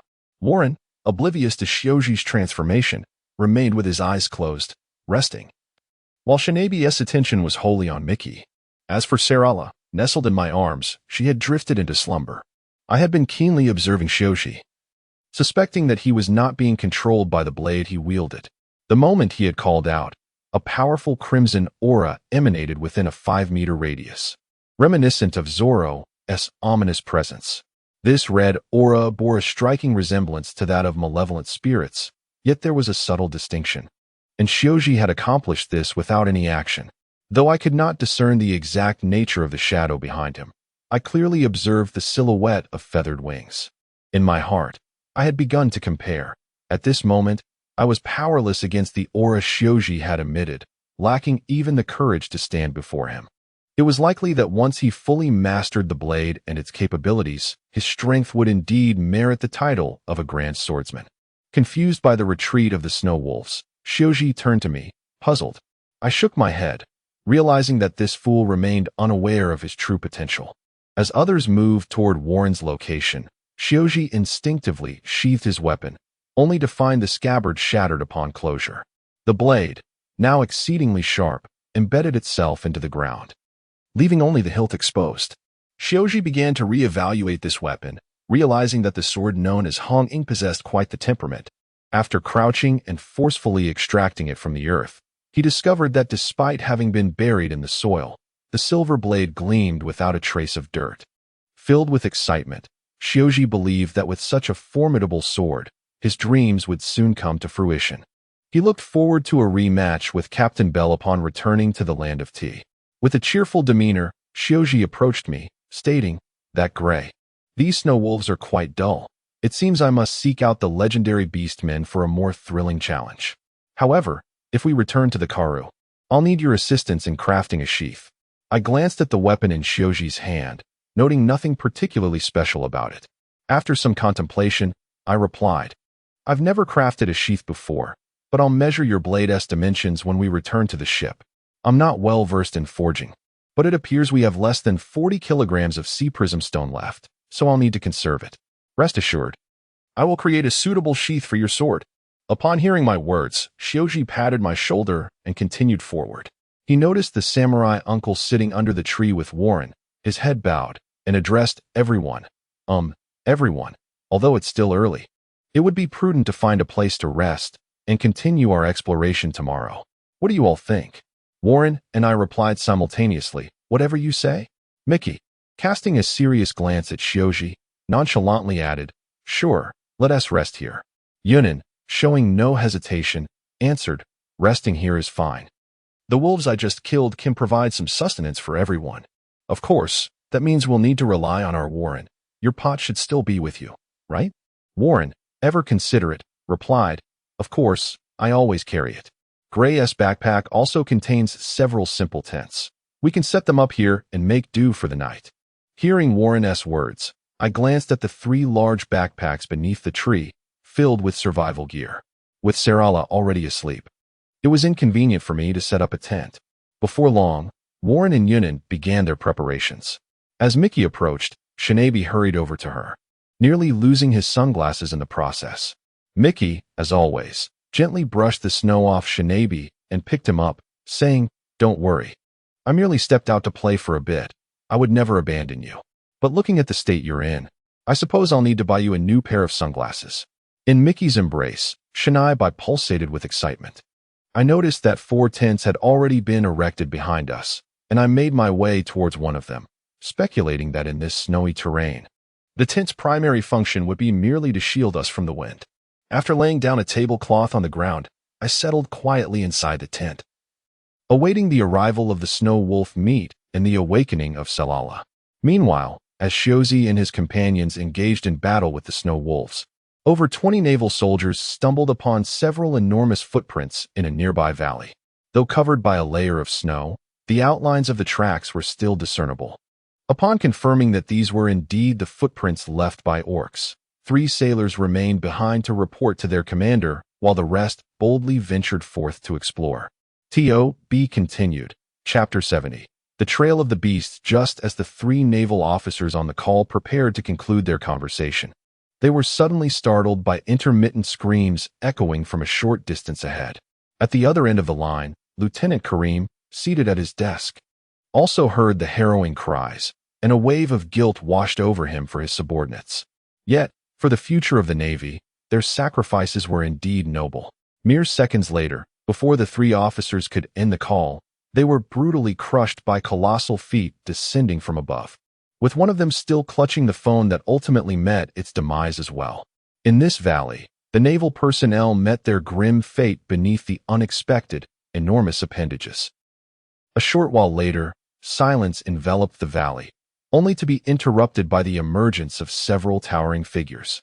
One of them lifted a fallen naval corpse with palpable excitement, bringing the lifeless body closer to its gaping maw filled with sharp teeth. Delicious. It has been far too long since I've savored such a flavor. I am utterly weary of feasting on snow wolves and snow foxes. Snow scorpions can only be roasted. By the way, Kelly, the little polar bear you caught last time, its meat must be exquisite. Where exactly did you hide that bear? Galanai, older brother. You needn't dwell on that bear any longer. The one I caught a few days ago has already been given to our brother Eric. Kelly isn't sure if he has devoured it yet. However, during the capture of that bear, that swordsman managed to escape quite swiftly, eluding my grasp. Such a Kelly is hardly cool. Let go of those trivial matters. That insufferable swordsman was grievously injured before his escape. Even if he fled, he is likely hiding in some corner, nursing his wounds. Let us take these delectable morsels back to share with our brother. This meat is simply too cool. Indeed, it seems rather peculiar that our weak human adversaries have begun to intrude upon our territory with increasing frequency in recent years. Could it be that our movements have been discovered? Nonetheless, it matters little. They merely serve as appetizers for us. Galanai, do not run so fast. Wait for me. The towering figures gradually faded into the valley, leaving behind vast footprints and pools of blood. As freshly falling snowflakes began to cover the remnants of the grim events that transpired. As dusk approached, in the Grand Hall of Mariewa, 5 figures of modest stature were seated. They were the current highest leaders of the world government, reclining on sofas as they initiated a deliberation.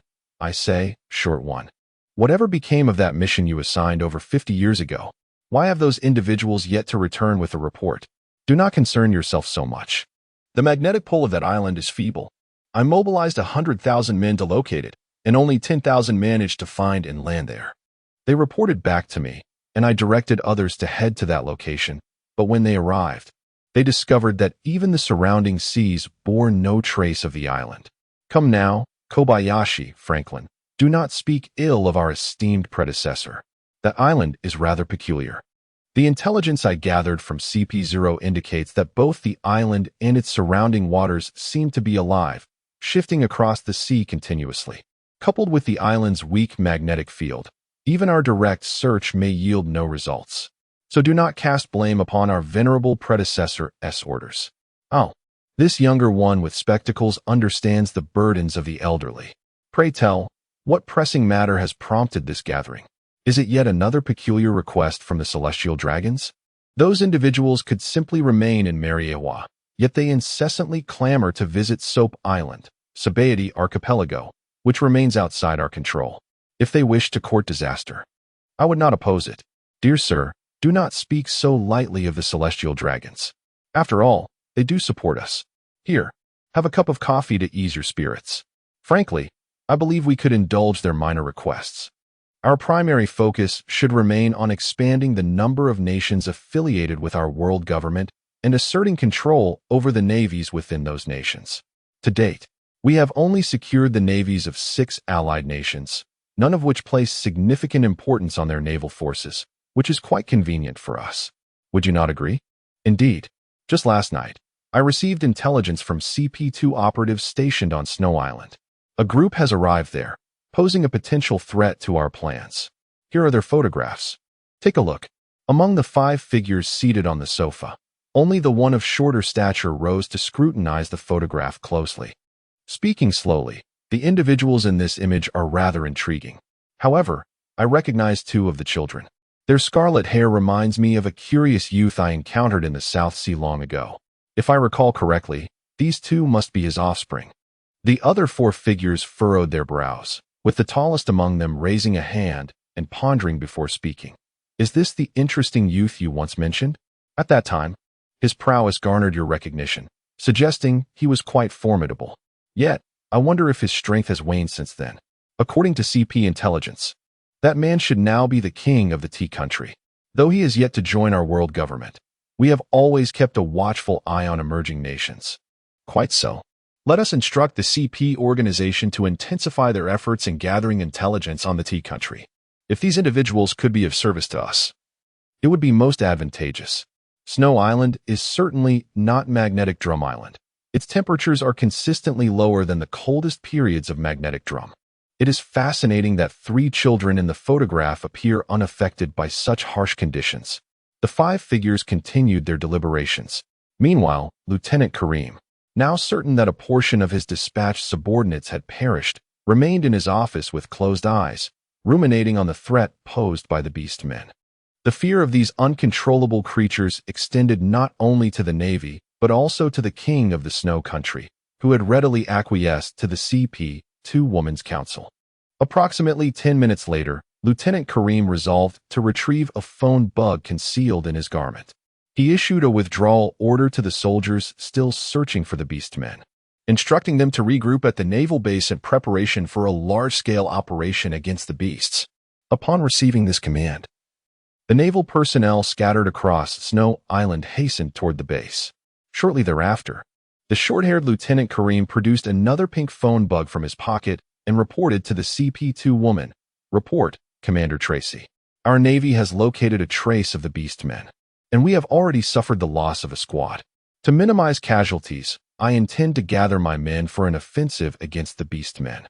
Do you have any further orders, Commander Tracy? Well done. Ensure that the families of the fallen soldiers are compensated adequately. I will come to your base shortly to join you in action. Remember, our objective is not to eliminate the orcs, but rather to procure their blood. Ensure that you prepare ample syringes, as they may prove useful later. Of course, once we have acquired a sufficient amount of orc blood, we may proceed to dispose of them. The decision will be yours at that time. I am fully aware of the mission entrusted to me by Commander Tracy, and I shall execute it flawlessly.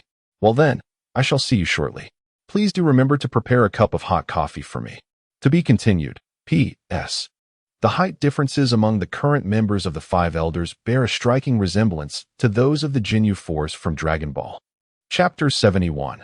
The naval operation commences as twilight descended and the chilling air enveloped the town of Snow Fox. Its inhabitants had long since finished their evening repast and were preparing for slumber. The streets lay nearly deserted, save for a few wayfarers. Yet, in a secluded corner to the southwest of Snow Fox, stood a modest fortress that served as the naval base for the Isle of Snow. This night, Nearly 800 sailors gathered in the base South Grand Parade Ground, excluding those on duty and nearly 500 soldiers who could not arrive in time. The assembled sailors stood in solemn silence, awaiting the arrival of their commander, having already dined, each aware that a significant operation lay ahead. Uniformly attired, they stood steadfast despite the relentless snowfall, for tonight heralded a momentous opportunity for promotion. Many among them had aspired to join the Royal Army of the Kingdom of Snow, only to be relegated to this remote naval base by disdainful soldiers. Others enlisted merely to secure their daily sustenance, though they had never truly filled their bellies. However, the majority were driven by the desire to protect their families, clans, and the nation itself, joining the naval ranks for their own reasons. Every sailor in the base held deep respect for Commander Tracy, the beacon of hope for the Navy. Tasks assigned by Tracy were met with eager compliance. Tonight, they received exhilarating news. Commander Tracy would join them in the field, igniting excitement among the sailors. Within the central office of the naval base stood two figures. One savored a cup of hot coffee while the other awaited orders with respectful anticipation. Typically, Lieutenant Kareem donned a specially designed blue military uniform for missions, and today was no exception. However, he now wore a long-neglected white coat, the word justice emblazoned on its back in traditional characters. The tall woman beside him eschewed revealing attire for a red-down jacket. Having drained her cup, she gently set it on the table and exhaled softly. Addressing the man before her, "Now that the Navy has assembled, let us commence our operation. Those who return successfully tonight will each receive a promotion. Kareem, you know what to do." Lieutenant Kareem nodded in response, assuring her, "Rest assured, Commander Tracy, I understand the peril of tonight's undertaking, especially since we are to confront the legendary Beastmen, whose numerical superiority may not yield advantages. Naturally, I, Kareem, will take full responsibility for the lives of my sailors." All 793 available soldiers are assembled in the parade ground. "Please, lead the way, Commander Tracy." After exchanging a few glances with Kareem, the tall woman strode purposefully out of the warm office. The fortress, constructed with funds provided by the world government, was a familiar terrain for her. Once Kareem closed the door, he followed closely behind. The winds across the Isle of Snow were unusually fierce this night. As the soldiers stood at attention, they beheld Lieutenant Kareem and Commander Tracy emerging in the parade ground, each prepared to receive instructions in quiet anticipation. Addressing his subordinates with grave seriousness, Kareem proclaimed, "My comrades, we all understand the challenges faced by our Navy. Many of you have loved ones who are anxious for your safety. Today, we mourn the loss of 25 brave soldiers, whose sacrifices have unveiled the presence of beastmen that have long lurked on our island, though seldom seen. Tonight, we shall hunt them down, fulfilling the wishes of our king for the peace of our island and the justice of our Navy. We are duty-bound to eradicate the beastmen from the Isle of Snow." The assembled sailors echoed their agreement, having equipped themselves with binoculars, firearms, and ample ammunition. A select few elite soldiers bore artillery and shells upon their shoulders. Commander Tracy surveyed her obedient troops with satisfaction. The 793 sailors were organized into 16 teams and departed sequentially from the base, with Lieutenant Kareem and the tall woman bringing up the rear. As the last of the soldiers exited, she brushed a stray lock of hair from her face. Turning to Kareem with a hint of concern, "Tonight, we may both need to engage in combat. How proficient have you become with the techniques I taught you?" Unfazed by his own awkwardness, Kareem replied candidly, "Commander Tracy, since your teachings 3 years ago, I have only mastered the techniques of shave and gale. I believe they should suffice against the beastmen. Thank you for your concern. Let us proceed. Each team is heading toward the valley to scout for the beastmen's whereabouts. I believe we shall uncover their location before dawn." In the solitude of the night, Lieutenant Kareem's attitude towards the CP-2 woman subtly shifted, unbeknownst to him. Yet, the tall woman remained unconcerned about the extent of his training, confident that her own abilities would ensure the success of their mission. Approximately 2 hours later, the naval contingent gathered before the snow-laden valley, their visibility limited by the night's embrace. Snowflakes continued to cascade around them, yet the soldiers, clad in government-issued thermal gear, remained unfazed by the biting cold. Kareem observed that most footprints had been obscured by fresh snow, revealing only 2 indistinct prints. Analyzing the size and spacing, he deduced that at least 4 beastmen had traversed this very spot. Soon, Lieutenant Kareem formulated a tactical plan. Grasping a nearby loudspeaker, he issued a solemn command. First and second teams, search the left route of the valley. Third and fourth teams, proceed to the right. Fifth and sixth teams, scout the heights above. Teams 7 through 12, follow me down the central path. The remainder will hold this position for support. Attention! The beastmen are swifter than ordinary humans in this snowy terrain. Each of you must return alive to complete this mission, my comrades. The soldiers dispersed, embarking on their search for the beastmen's tracks, with the blonde woman closely trailing Lieutenant Kareem. Sensing a subtle disturbance in the air, her instincts warned her that they had already attracted the attention of a lurking creature as they entered the valley. Before undertaking a mission for the world government, she had mastered the 4 superhuman styles and possessed a basic proficiency in observation hockey, though her mastery of armament hockey remained developing. However, a woman's intuition is often remarkably precise. Approximately 3,000 meters ahead, atop a towering mountain, several imposing figures armed with weapons lay in wait, cautiously observing their new quarry before deciding to strike. One figure turned to another, voicing a complaint. I say, Kelly, where did you acquire these weapons? They fit us just right, but the scopes keep wobbling. How can we aim at our prey? Patience, dear gal. These are the weapons that Brother Eric intercepted by the shore a year ago. Their power is quite formidable, and he has cherished them ever since. However, it seems that the number of ordinary humans in our vicinity has increased today. To prevent any casualties among our 7 brothers, Brother Eric has decided to unveil these weapons. This is my first time using them, but I trust one will adapt swiftly. Brother Eric truly embodies coolness, although I am yet to master these arms. There is an undeniable thrill in wielding such power. Nevertheless, I find it curious that Brother Eric keeps that little polar bear locked in a cage. Is he not concerned about it starving? Honestly, had it been me, I would have long since prepared a stew from that bear. As for Kelly, he remains oblivious, and I cannot fathom Brother Eric's thoughts. Yet, I sense a wild instinct within me that identifies 2 troublesome humans among the crowd below. Eliminating them from a distance would be ideal. Brothers, let us remain vigilant. The hunt shall commence in 10 minutes. Understood. T.O.B. continued. Chapter 72. The combat methods of the orcs on this night. Within a secluded cavern on the island of snow, a colossal figure sat before 4 graves. Adorned with a blue hat, this imposing presence cast a glance at one of the older graves before surveying the others.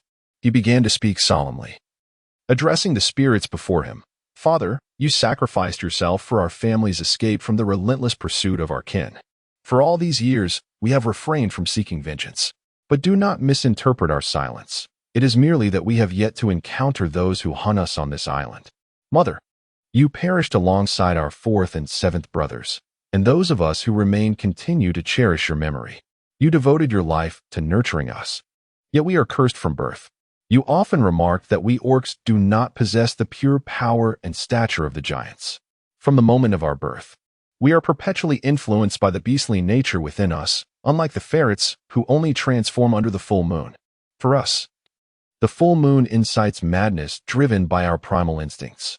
You taught us how to control this wildness. Yet only my 2nd and 3rd brothers and I have managed to do so. 7 years ago, on a fateful night, our 4th and 7th brothers succumbed to their madness. And you, dear mother, faced them without retaliation, meeting your end at their hands. I, as the eldest, was left with the agonizing burden of ending their lives when they could not regain their senses. Do you comprehend the depth of my sorrow at that moment? I lost 3 of my dearest in a single day, and my heart ached, as did the hearts of my remaining brothers. We orcs possess an innate urge to slaughter any creature outside our kind. Over the years, aside from the necessity of sustenance, I have refrained from harming the weak, urging my brothers to do the same. Yet, my 2nd brother often ventures out to hunt the feeble humans. I harbor a foreboding sense that his actions will inevitably lead to our downfall. We sought refuge in this remote location, hoping to live in peace on the island. Yet I never anticipated that humans would track us down. I cannot bear to lose another brother. I, Eirik, will join the fight. Sherry, did you hear what was just said? What have you decided? The colossal figure concealed his toothy grin beneath a large white veil, revealing himself as Eirik, the eldest of the orc brothers residing in the cave. He glanced towards a small corner of the cavern where a frail white bear was confined within a white cage. The bear, standing over 5 meters tall and approximately 2 meters wide, wore a red scarf around its neck. For Sherry, the bear's size was just right.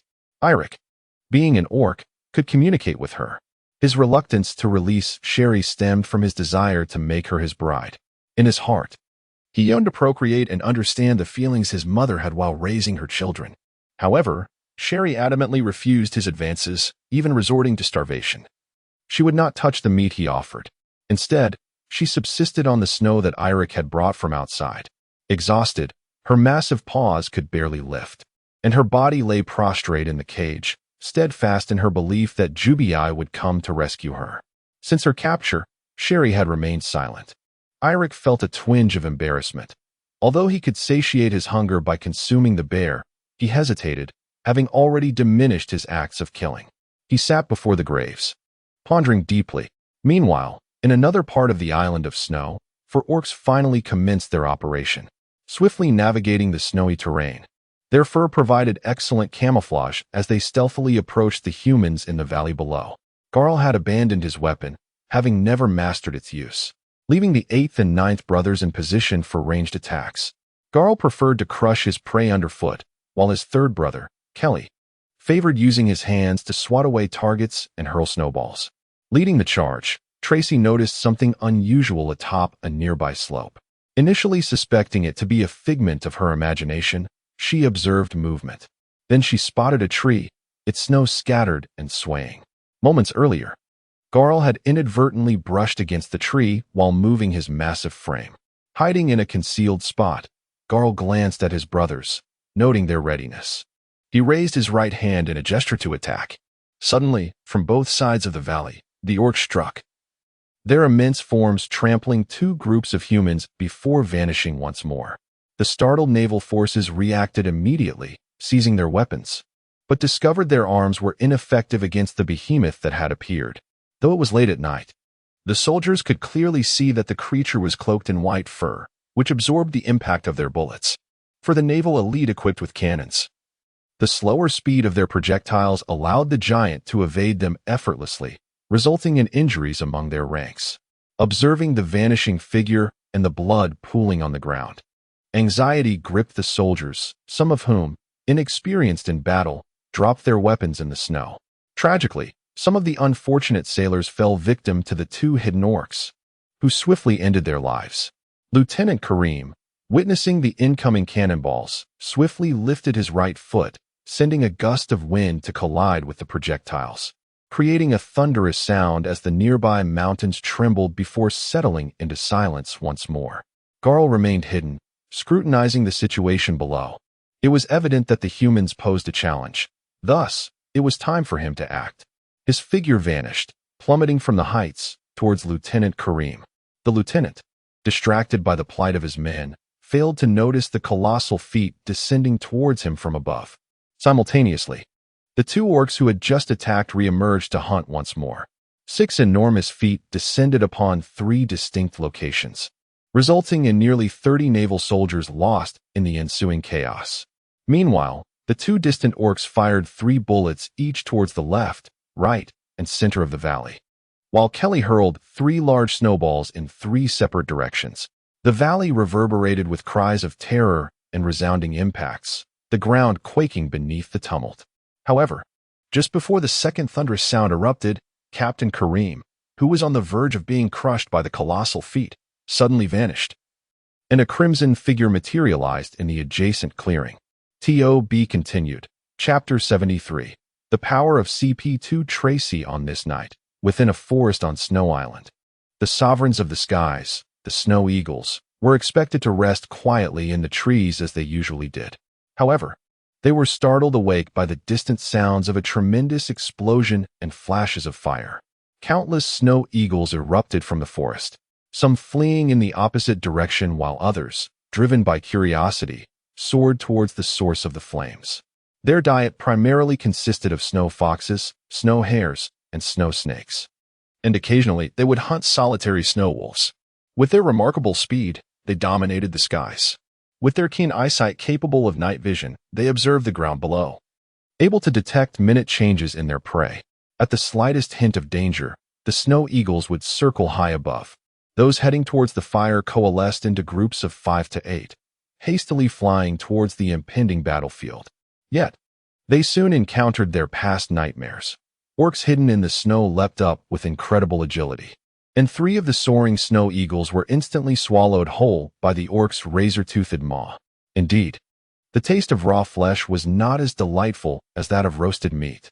The orc, realizing that his weapon was ineffective against the eagles, had resorted to this gruesome act. No longer concerned about the eagles above, he retrieved his weapon to assess the battle involving his sibling. Although he wished to assist, he feared inadvertently injuring his brother. The previously harmonious coordination of the brothers had left the valley below devoid of any pristine, white snow, though fresh flakes began to fall, gradually concealing the chaos beneath. Approximately 300 meters from the valley's forefront, 2 figures, one large and one small, faced each other. Standing below was Tracy, who had recently saved Kareem with a swift maneuver. With her left hand, she drove a syringe into the enormous hoof of the orc, clad in a red down jacket. She observed as the syringe filled with the orc's blood. Immediately, she tucked it into her jacket and executed a swift kick towards the descending feet. Just as she was about to be crushed, she nimbly shifted to a nearby patch of ground. The orc, Gaul, who collided with Tracy's kick, believed the human to be dead. However, he soon felt a sensation akin to a mosquito bite on his left foot, which was swiftly replaced by a searing pain. Instinctively alert, Gaul twisted in midair, and a vivid spectacle unfolded upon the hillside. Though he yearned to cry out from the agony in his left big toe, he prudently chose to retreat a few steps, aware that the danger had not yet subsided. Although he had evaded the attack, his toe had been severed. He squatted down, scooping snow to apply to the wound, which, though painful, would help staunch the bleeding. Orcs often trained their feet, and Gaul was adept at controlling every muscle. Gradually, he rose, the muscles beneath his fur becoming more pronounced, albeit hidden from view. Meanwhile, not far behind, Kelly hurled 2 large snowballs to buy time for his brother. Tracy, her head slightly bowed, surveyed the bloodstain on the ground and the severed toe of the orc. Ignoring Kareem, whom she had previously cast aside, she noted that the orc remained motionless, likely waiting for assistance from his kin. Tracy quickly moved to the blood pool, carefully extracting another syringe to collect the orc's blood. She also retrieved a bag to store the enormous toe, larger than 3 human heads combined. While dodging incoming snowballs and sporadic artillery fire, she managed to fill 5 syringes with blood. Satisfied with her haul, Tracy began to scrutinize the disheveled orc before her. Tonight brought Tracy immense joy. Her gains far exceeded her expectations. Initially, she had intended to continue collecting blood, but having acquired the orc's toe, she deemed further collection unnecessary.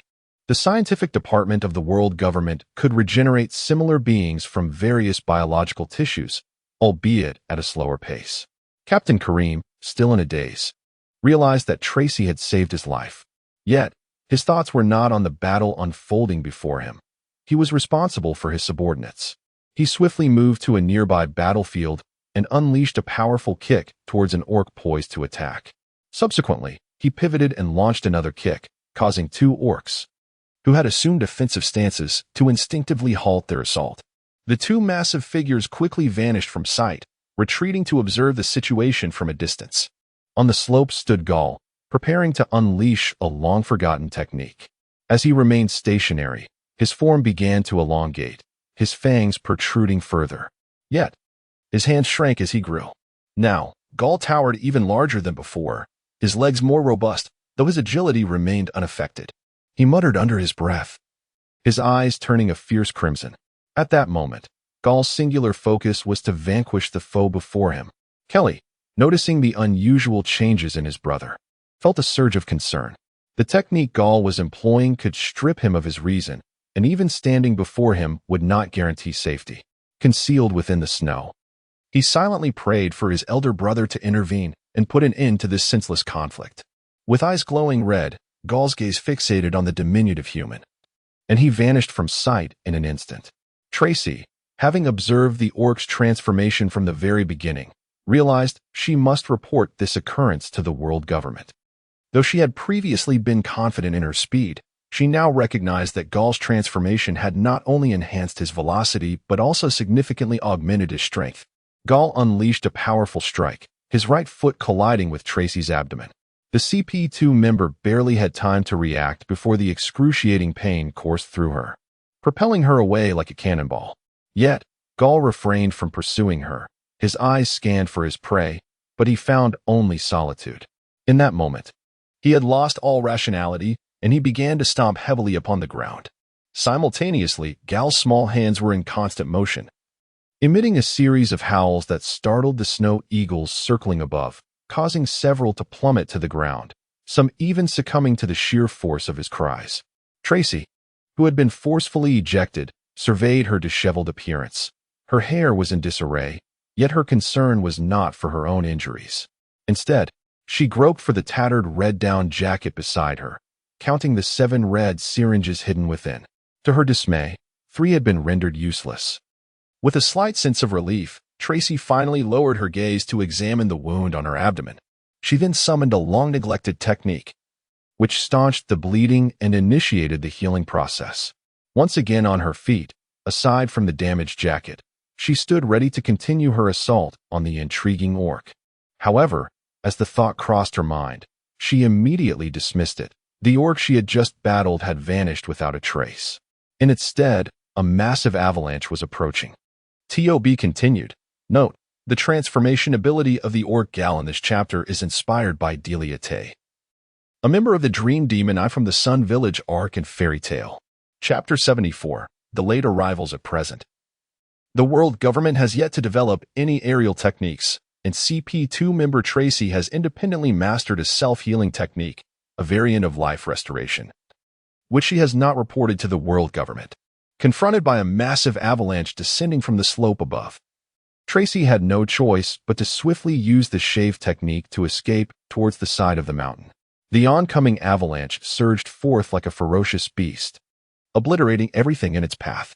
Below, in the valley, naval soldiers began to retreat, yet a portion remained trapped in the impending destruction, desperate to find refuge. Tracy hastened her movements, but soon realized her speed paled in comparison to that of the avalanche behind her. Observing the frantic naval soldiers below, she glanced around but found no nearby sanctuary. Just as Tracy was about to be engulfed by the snow, a blade of wind appeared to her right, colliding with the accumulating snow behind her.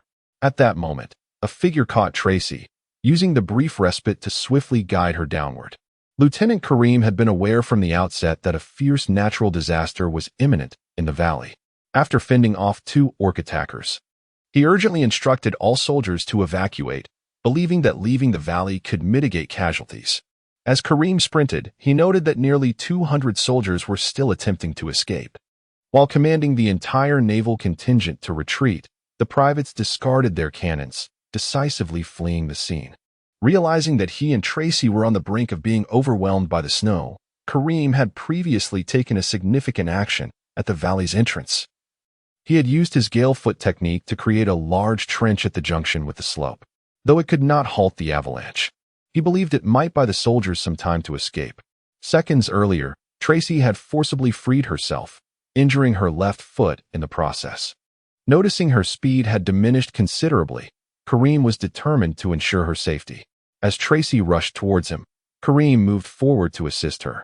Yet, Tracy remained oblivious to Kareem's presence, and they continued to run side by side. However, it seemed the avalanche was gaining on them, and soon both were consumed by the snow. On one side of the valley, a group of orcs had gathered, with several showing respect to a figure adorned with a blue hat, who held the unconscious orc, Garl. You lot are fortunate. Had I not arrived, you might have perished at the hands of those humans. However, the avalanche triggered by Garl has granted us an opportunity. Kelly, take Garl back to the cave to rest. That technique he used today will require at least half a month for recovery.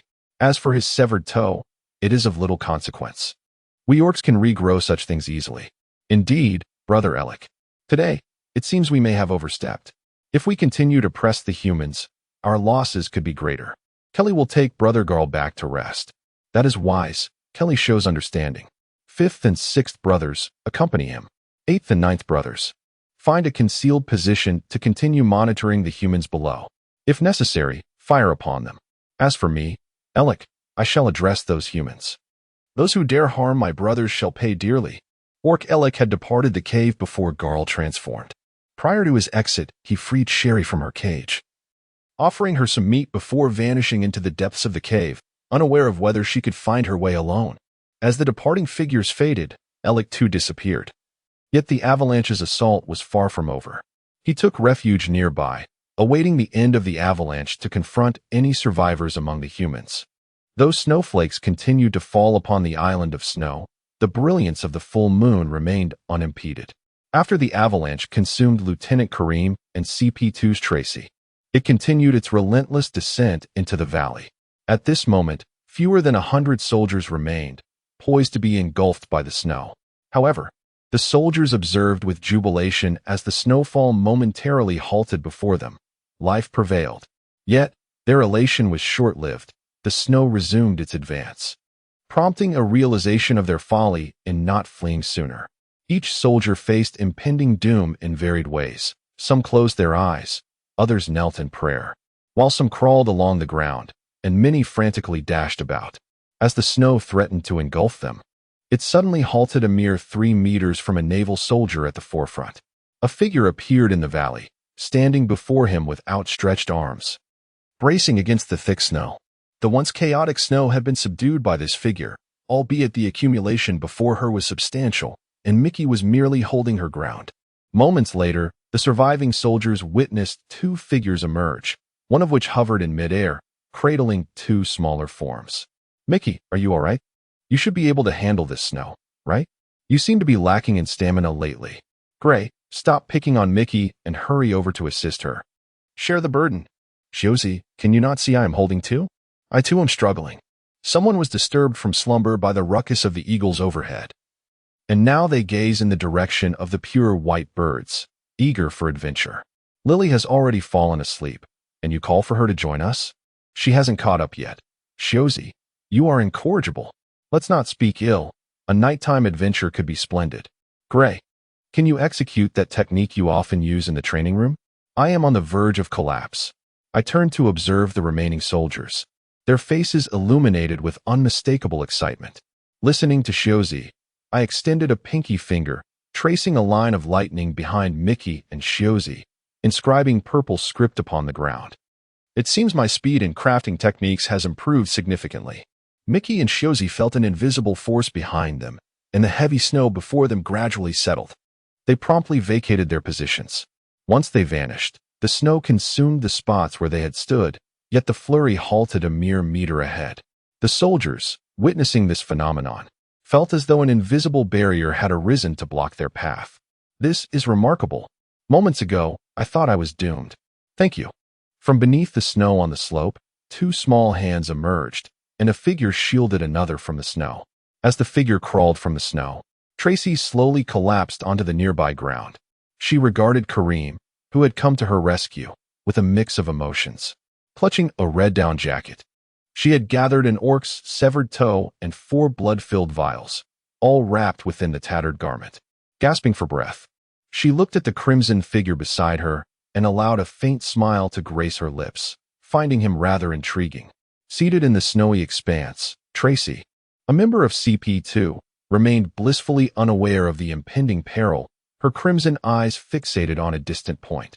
Meanwhile, as the orc Kelly hastened towards the cave with his brother Gal and 2 other orc companions, 3 shadowy figures pursued them closely from behind, oblivious to their presence. The relaxed orcs had yet to perceive the looming threat. T.O.B. continued. Chapter 75. The Battle of Jubii as the time rewinds to before the departure of Zayas and his companions from the camp. Jubii observes the youths preparing to head in a direction contrary to his own destination. He continues to caress the weapon at his waist, noting that even the masked female swordsman is ready, albeit swaying as she walks. After a moment of contemplation, Jubi bows to the young adventurers poised to set off, expressing, "I sincerely apologize, but I have decided not to accompany you. My destination lies across a vast snowy expanse. While I lack skiing equipment, it does not deter my resolve. I am grateful for your kindness, and I deeply appreciate having met you all." Jubi intends to depart without waiting for a response, but as he raises his head, Warren gently clasps his shoulder and says, "Uncle, please do not say that. Since you have important matters to attend to, I, Warren, shall accompany you as well. I trust the others will agree with my decision. I will also join you, Uncle. Warren, you have recently practiced little, and the path you tread may harbor dangers. I cannot rely on just you, so I, Yunnan, shall also part ways with the group." Having shed his down jacket, Zayas expresses his confidence in both Warren and Yunnan after hearing their exchange. With hands trembling slightly, he turns with a smile and replies, "Of course, we shall proceed separately. Regardless, we must reconvene here before noon tomorrow. I look forward to encountering the orcs. A contest against them might prove quite exhilarating." Thus, Warren and Yunnan set off, initially intending to follow the soldiers leading to a distant snowy realm, only to discover the fabled orcs along the way. Jubi, at the forefront, is the first to notice their presence and crouches to signal Warren and Yunnan to follow him. However, as Jubi prepares to pursue, two more orcs emerge nearby, casting a shadow over his previously stoic demeanor. The new dagger at Jubi's waist was a generous gift from the kind youths, perfectly fitting his scabbard. Observing the purple-haired youth unleash a certain ability, Jubi felt that the boy lacked an understanding of swordsmanship. Nevertheless, he finds contentment in possessing this weapon. Hiding beneath a tree, Jubi recognizes one of the orcs as the very creature that abducted Shelley. Determined, he plans to confront them head-on, disregarding the two youths beside him as he rises and steps forth from the thicket. As he moves, the clattering of his wooden clogs alerts the orcs. With a darkened expression, Jubi proclaims, "Accursed orcs! Where have you hidden my Shelley? I challenge you to a duel. Will you accept?" The trio of orcs turns, with Orc Kelly gazing incredulously at the swordsman he had previously defeated, astonished that he dares to reappear. A flicker of anxiety crosses Kelly's mind. How did he and his brethren fail to notice this swordsman nearby? Kelly gently lays his brother Garl, who is slung across his back, onto the snow and sternly instructs his companions, "You two handle him. Be wary of his weapon." The two orcs vanish in an instant, reappearing less than 10 meters from Jubi. As four massive hands approach him, Jubi instinctively grasps a new technique. His dagger remains sheathed, and as he prepares to draw it, he is met by the familiar figures of Warren and Yunnan, who stand resolutely before the oncoming assault. Yunnan, positioned to the right, thrusts his fists forward to meet the two hands, while Warren, unwilling to use his attack, braces himself to withstand the blow. Upon collision, Yunnan barely manages to fend off the attack, noticing that it seems to have had little effect on the orc. Meanwhile, Warren absorbs the impact, his body gradually retreating in the snow until he halts just before colliding with Jubi. Grateful for his training in the iron block technique, he realizes it suits him well in battle. Facing away from Jubi, Warren exclaims, "Uncle, you may fight the nearby orc without worry. Yunnan and I will handle these two. I have faith in your victory." Jubi's defenses gradually lower as he expresses gratitude to the two youths. "Thank you, and I shall leave the rest to you." As soon as he finishes speaking, Jubi dashes toward Kelly with remarkable speed, delivering a swift strike. His dagger flashes out, then retreats to its sheath so quickly that Kelly, caught off guard, fails to notice Jubi's approach. However, the knight amplifies his instinctual awareness. The technique Jubi employs is tailored for snowy conditions. Days prior, in combat against this very orc, he found his water-based advantage nullified.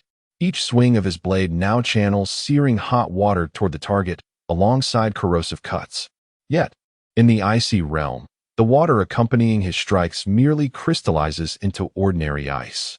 Since the orc shattered his previous blade, Jubi has grappled with the need to adapt to this whether to coexist with Shelley.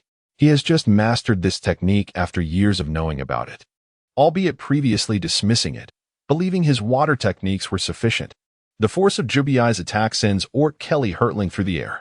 As he rises from the snow, he glances down at his legs, where a wound has opened, blood staining the snow beneath him. Steeling himself, the injury quickly ceases to bleed. Kelly touches his eyes, which had been pressed against the ground during his fall, some snow having entered. Maintaining his composure, he addresses the slight figure before him. Your blow has indeed pained me. I never anticipated your strength would grow so swiftly. This time, I will not treat you as I did before. I shall defeat you and leave you for my brother Garl to deal with.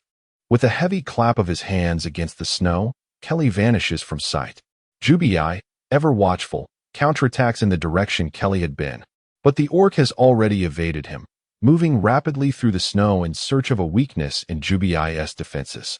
As Kelly maneuvers, he strikes the ground, causing the surrounding snow to tremble. Soon, a flurry of snowflakes envelopes Jubiai's vision, obscuring it and affecting Warren and Yunin in their skirmish.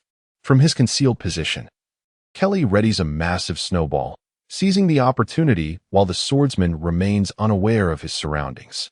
With all his might, he hurls the enormous snowball at his quarry. Jubiai, eyes tightly shut, senses the impending attack and calls out, "Apologies, but I will not be defeated by the same trick twice." Jubiai swiftly unsheathed his blade, executing a swift strike imbued with searing boiling water, countering the assault of the orc, Kelly. To be continued.